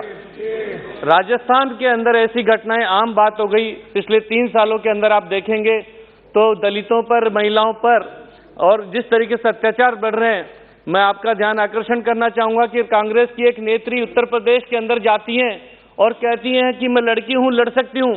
मैं उस नेत्री को भी ढूंढना चाहता हूं कि वह नेत्री राजस्थान की महिलाओं के ऊपर और विशेष तौर से अनुसूचित जाति की महिलाओं के लिए भी लड़ने के लिए कब राजस्थान पहुंचेगी और कब मेरे धौलपुर में आकर उन महिलाओं की रक्षा के लिए आगे खड़ी होगी, या उत्तर प्रदेश में सिर्फ भाषण देने के लिए ऐसी। मैं आपसे आग्रह करना चाहता हूं कि जिस तरीके से राजस्थान बलात्कार की घटना के अंदर पूरे देश के अंदर नंबर 1 पर आज काबिज है और अपराधों की घटना राजस्थान में बहुत तीव्र गति से बढ़ रही है, मैं आपके माध्यम से माननीय गृह मंत्री जी से आपसे संरक्षण चाहता हूं कि एक विशेष उच्च स्तरीय कमेटी बनाई जाए जो राजस्थान में पिछले 3 वर्षों के दौरान जो ऐसी बलात्कार की और अपराधों की घटना हुई है उसकी उच्च स्तरीय जांच करे और आपके सामने सदन के पटल पर रखकर ऐसे अपराधियों पर सख्त से सख्त कार्रवाई करे। धन्यवाद। गोस्वामी। धन्यवाद अध्यक्ष महोदय। आपके माध्यम से मैं एक बहुत ही महत्वपूर्ण विषय सदन में रखना चाहता हूं। अध्यक्ष महोदय, रेलवे लाइन में पुराने काल में संपार फाटक हुआ करता था जिससे आवागमन चलते थे और रेल आती थी तो उसको बंद कर दिया जाता था। बाद में विकास के क्रम में जहां अधिक गाड़ियां चलती है वहां पर आरओबी बनाया जा रहा है और ग्रामीण क्षेत्र में आरयू भी बनाया जाता है जो रेलवे ट्रैक के नीचे से। अध्यक्ष महोदय, मैं ये कहना चाहता हूं कि आरयूबी का कॉन्सेप्ट जहां पर सुखार वाला एरिया वहां तो ठीक है, हम लोग जिस क्षेत्र में रहते हैं, जिस रेल डिवीजन मेरा है, मेरा जोन है, वहां पर आरयूबी या तो फ्लड आने से आरयूबी में पानी घुस जाता है, वर्षा होने से आरयूबी में पानी चला जाता है और साल के 6 महीना 7 महीना आरयूबी में 3 फीट 4 फीट पानी रहता है। सर, एक आरयूबी बनाने में 75 लाख से लेकर के 1 करोड़ 20 लाख 25 लाख तक खर्चा होता है और हजारों आरयूबी फेलियर है। मेरे जिला में तो जितना बना है सब फेलियर है। इसीलिए आपके माध्यम से माननीय रेल मंत्री जी से मैं मांग करता हूं कि इस पर एक्सपर्ट से जांच कराइए और ये फेलियर आरयूबी के चलते लोगों का कम्युनिकेशन बंद है तो इस पर जांच करा करके इसको एक आधुनिक टेक्निक से कुछ बनाया जाए और जो लोग गलत कंसेप्ट दिया सरकार को फ्लड इफेक्टर और बरसात के एरिया में, ऐसे लोगों पर कार्रवाई भी होनी चाहिए। धन्यवाद। Annadurai. Thank you, Honorable Speaker, sir. I used to draw kind attention of Honorable Minister of Communication towards weak BSNL network in Tiruvannamalai and Tirupattur districts of Tamil Nadu causing lot of inconvenience. There is an immediate need for setting up adequate number of mobile towers of higher capacity by BSNL or by any other private parties on priority basis, Honorable Minister is requested to arrange for laying of mobile network with 4G facilities in Javadi Hills, Pudurnadu Hills and Yelagiri Hills, which are inhabited by tribal people. Furthermore, there is urgent need for conversion of existing 2G, 3G mobile network into 4G and capacity enhancement of existing mobile net towers to enable smooth communication. Thank you, sir. Shri Maluk नागर जी। सब बहुत बहुत धन्यवाद, आपने बोलने का मौका दिया और खास करके पूरे देश के और पश्चिमी उत्तर प्रदेश के किसान जो तीनों बिल वापस लिए उससे तो खुश हैं, पर कोरोना कार्यकाल के समय में जो उनको उनकी सर्वे कराकर नुकसान की भरपाई नहीं हुई उससे, और जो गन्ने की पेमेंट आजकल रुक गई है उससे, और सब बस आधी मिनट में खत्म कर रहा हूँ, और जो गन्ना खेतों में खड़ा हुआ है, मील उनकी पर्चियां भेज नहीं रहे हैं, उस गन्ने को खरीद नहीं रहे हैं, वो लोकल मार्केट में बहुत मंदा बेचना पड़ेगा, यह खड़ा खड़ा सड़ जाएगा। तो मैं आपके माध्यम से सरकार से कहना चाहता हूं उनकी तुरंत रुकी हुई पेमेंट दिलवाएं और जो गन्ने खेतों में खड़े हैं उनको मील के जो रेट हैं उस पर बिकवाने की व्यवस्था करें। धन्यवाद साहब। श्री जसवीर सिंह। धन्यवाद स्पीकर सर। सर, मैं आपके माध्यम से सरकार का ध्यान जो खाने पीने के तेल है उसकी बढ़ती कीमतों के तरफ दिलाना चाहता हूं सर। सर, पिछले 2 साल में कुछ कारणों करके अनेक कारण है उसमें, जिसमें लगभग 2 गुना उसकी कीमत बढ़ गई है सर। सर, मेरी आपके माध्यम से सरकार को गुजारिश है कि इस बार इसको कीमत, क्योंकि ये ज्यादा तेल बाहर से आता है और हमारा कीमती फॉरेन जो एक्सचेंज है, जो रिजर्व्स है, वो इसमें चले जाते हैं। मेरी गुजारिश है आपके माध्यम से सरकार को कि पंजाब में सरसों का बहुत बढ़िया खेती होती है और सूरजमुखी की बहुत बढ़िया खेती होती है। कृपा करके इसकी जो MSP है वो 5,000 रुपये प्रति क्विंटल की जाए, सरसों और की? सरकारी खरीद जो इसकी सरसों का भाव है अभी 7,000 7,500 सर, सॉरी करेक्शन कर देता हूँ। तो उसकी सर सरकारी खरीद करवाई जाए ताजो जो है वो ताजो लोगों को जो तकलीफ ना होए। धन्यवाद सर। श्रीमती चिंता Anuradha. Thank you, Speaker, sir. Since COVID-19 was specially notified as a disaster under India's Disaster Management Act, victims were guaranteed the right to compensation. Part 4 of the Constitution ensures socio-economic justice to the people and establishes India as a welfare state, sir. The ex gratia payment of 50,000 each to the relatives of every COVID-19 patient is a welfare gesture essential to a welfare state. The central government announced payment of compensation of rupees 50,000 to relatives of patients who died due to COVID-19, sir. There has been execution discrepancies in the process. Not just this, claims are rejected as victims were tested negative at the time of their death. As only time can heal the wounds of such a family's government ex gratia gesture can help people gain confidence in the welfare state, sir. As families were devastated by the deaths of loved ones, bread earners due to COVID-19, the government must increase the amount of compensation and must record reasons for claim rejection, and the government should boost the compensation process, sir. Thank you, sir. Shri G. Selvam ji. Thank you, sir. Sir, Sansad Adas Gram Yojana. முன்மாதிரி கிராம திட்டத்தின் மூலம் ஒரு கிராமத்தை தேர்ந்தெடுத்து அடிப்படை தேவைகளை நிறைவேற்றக்கூடிய மருத்துவம், பொது சுகாதாரம், அனைத்து இணையதள வசதியும் கூடிய கல்விக்கூடங்கள், விவசாயம், கைத்தொழில், இந்த திட்டங்களை நிறைவேற்றக்கூடிய ஒரு நல்ல திட்டமாகும். ஆனால் இந்த திட்ட வடிவிலே இருக்கின்றது. இதற்கு முக்கிய காரணம் போதிய நிதி வசதி இல்லாத காரணத்தினால் ஒரு கிராமத்தை தேர்ந்தெடுக்கின்ற பொழுது அந்த கிராம மக்கள் மிகுந்த ஆர்வத்தோடும் எதிர்பார்ப்போடு இருக்கின்றார்கள். ஆனால் எதிர்பார்ப்பை நிறைவேற்ற முடியாத சூழ்நிலையில் நாடாளுமன்ற உறுப்பினர்கள் சிரமத்திற்கு உள்ளாக்கப்படுகின்றோம். ஆகையால் ஒன்றிய அரசு இந்த திட்டத்திற்கென்று ஒரு தனி நிதியை ஒதுக்கீடு செய்து இந்த திட்டத்தை வெற்றிகரமாக நிறைவேற்ற வேண்டும் என்று இந்த அவையில் பதிவு செய்து விடைபெறுகின்றேன். நன்றி, வணக்கம். श्री अब्दुल खलीक जी। देने के लिए धन्यवाद। आपके आभार व्यक्त करता हूँ। देर रात तक सबके साथ मुझे भी मौका मिला। अध्यक्ष महोदय, मेरा जिला बरपेटा में द्वितीय विश्व युद्ध के टाइम में, वर्ल्ड वॉर 2 के टाइम में सरवहक में एक एयरपोर्ट, एक हवाई घाटी था, एक हवाई अड्डे था। जो स्वतंत्रता का संग्राम चला, स्वतंत्रता संग्राम के दौरान आजादी के सेनानी वो ब्रजनाथ शर्मा जी के नेतृत्व में वो हवाई अड्डे के कुछ नुकसान पहुंचाया।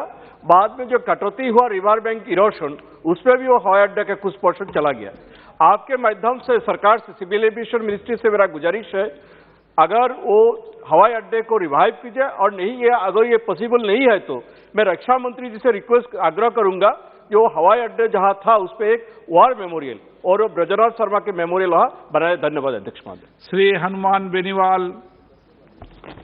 अध्यक्ष महोदय, मैं आपके माध्यम से मेरे संसदीय क्षेत्र नागौर के नावा क्षेत्र में रेलवे द्वारा विशेष रेलवे ट्रैक के लिए जमीन अवाप्ति हेतु अवार्ड जारी करने से उत्पन्न स्थिति संबंध में ध्यान आकर्षित करते हुए ये बताना चाहता हूं कि नावा में नमक के लघु उद्योग लगे हुए हैं और यहाँ के नमक की गुणवत्ता विश्व प्रसिद्ध है और देश की कई राज्यों में यहाँ से नमक की सप्लाई होती है। अध्यक्ष महोदय, रेलवे के अधिकारियों ने मौका स्थिति देखे बिना ही नमक उद्योगों के क्षेत्र के मध्य विशेष रेलवे ट्रैक हेतु जमीन अवाप्ति के लिए अवार्ड जारी कर दिया।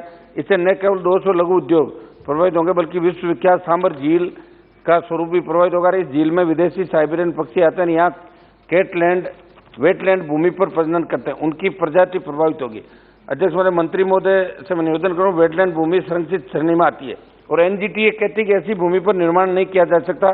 ऐसे में रेलवे के किन जिम्मेदारों ने इस प्रकार के जमीन अवाप्ति का कोई अवार्ड जारी कर दिया, ये जांच का विषय। मेरा आपके माध्यम से मांग है कि रेल मंत्रालय कमेटी का गठन करके मौके पर भेजे और वहाँ के नमक उद्यमियों के साथ बैठक कर वस्तुस्थिति को समझे। सैकड़ों लघु नमक के उद्योग जो है उनको बचाने के समुचित कदम उठाए। कमेटी की रिपोर्ट जब तक नहीं आए तब तक अध्यक्ष महोदय रेलवे को पाबंद किया जाए कि वहाँ की किसी प्रकार की तोड़फोड़ नहीं की जाए और प्रोजेक्ट को रिव्यू किया जाए तथा वहाँ कार्य कर नमक उद्योग जुड़े लोगों को मंशा का अनुरूप ही कार्य किया जाए। यदि वो नमक उद्योग से जुड़े लोग मुआवजे सहित अन्य मांगों को कमेटी के समक्ष रखते हैं तो उस पर भी सकारात्मक विचार सरकार करे। आप ये निर्देशित सरकार को करें। धन्यवाद। सभा की कार्रवाई मंगलवार 22 मार्च 2022 को प्रातः 11 बजे तक के लिए स्थगित की जाती है।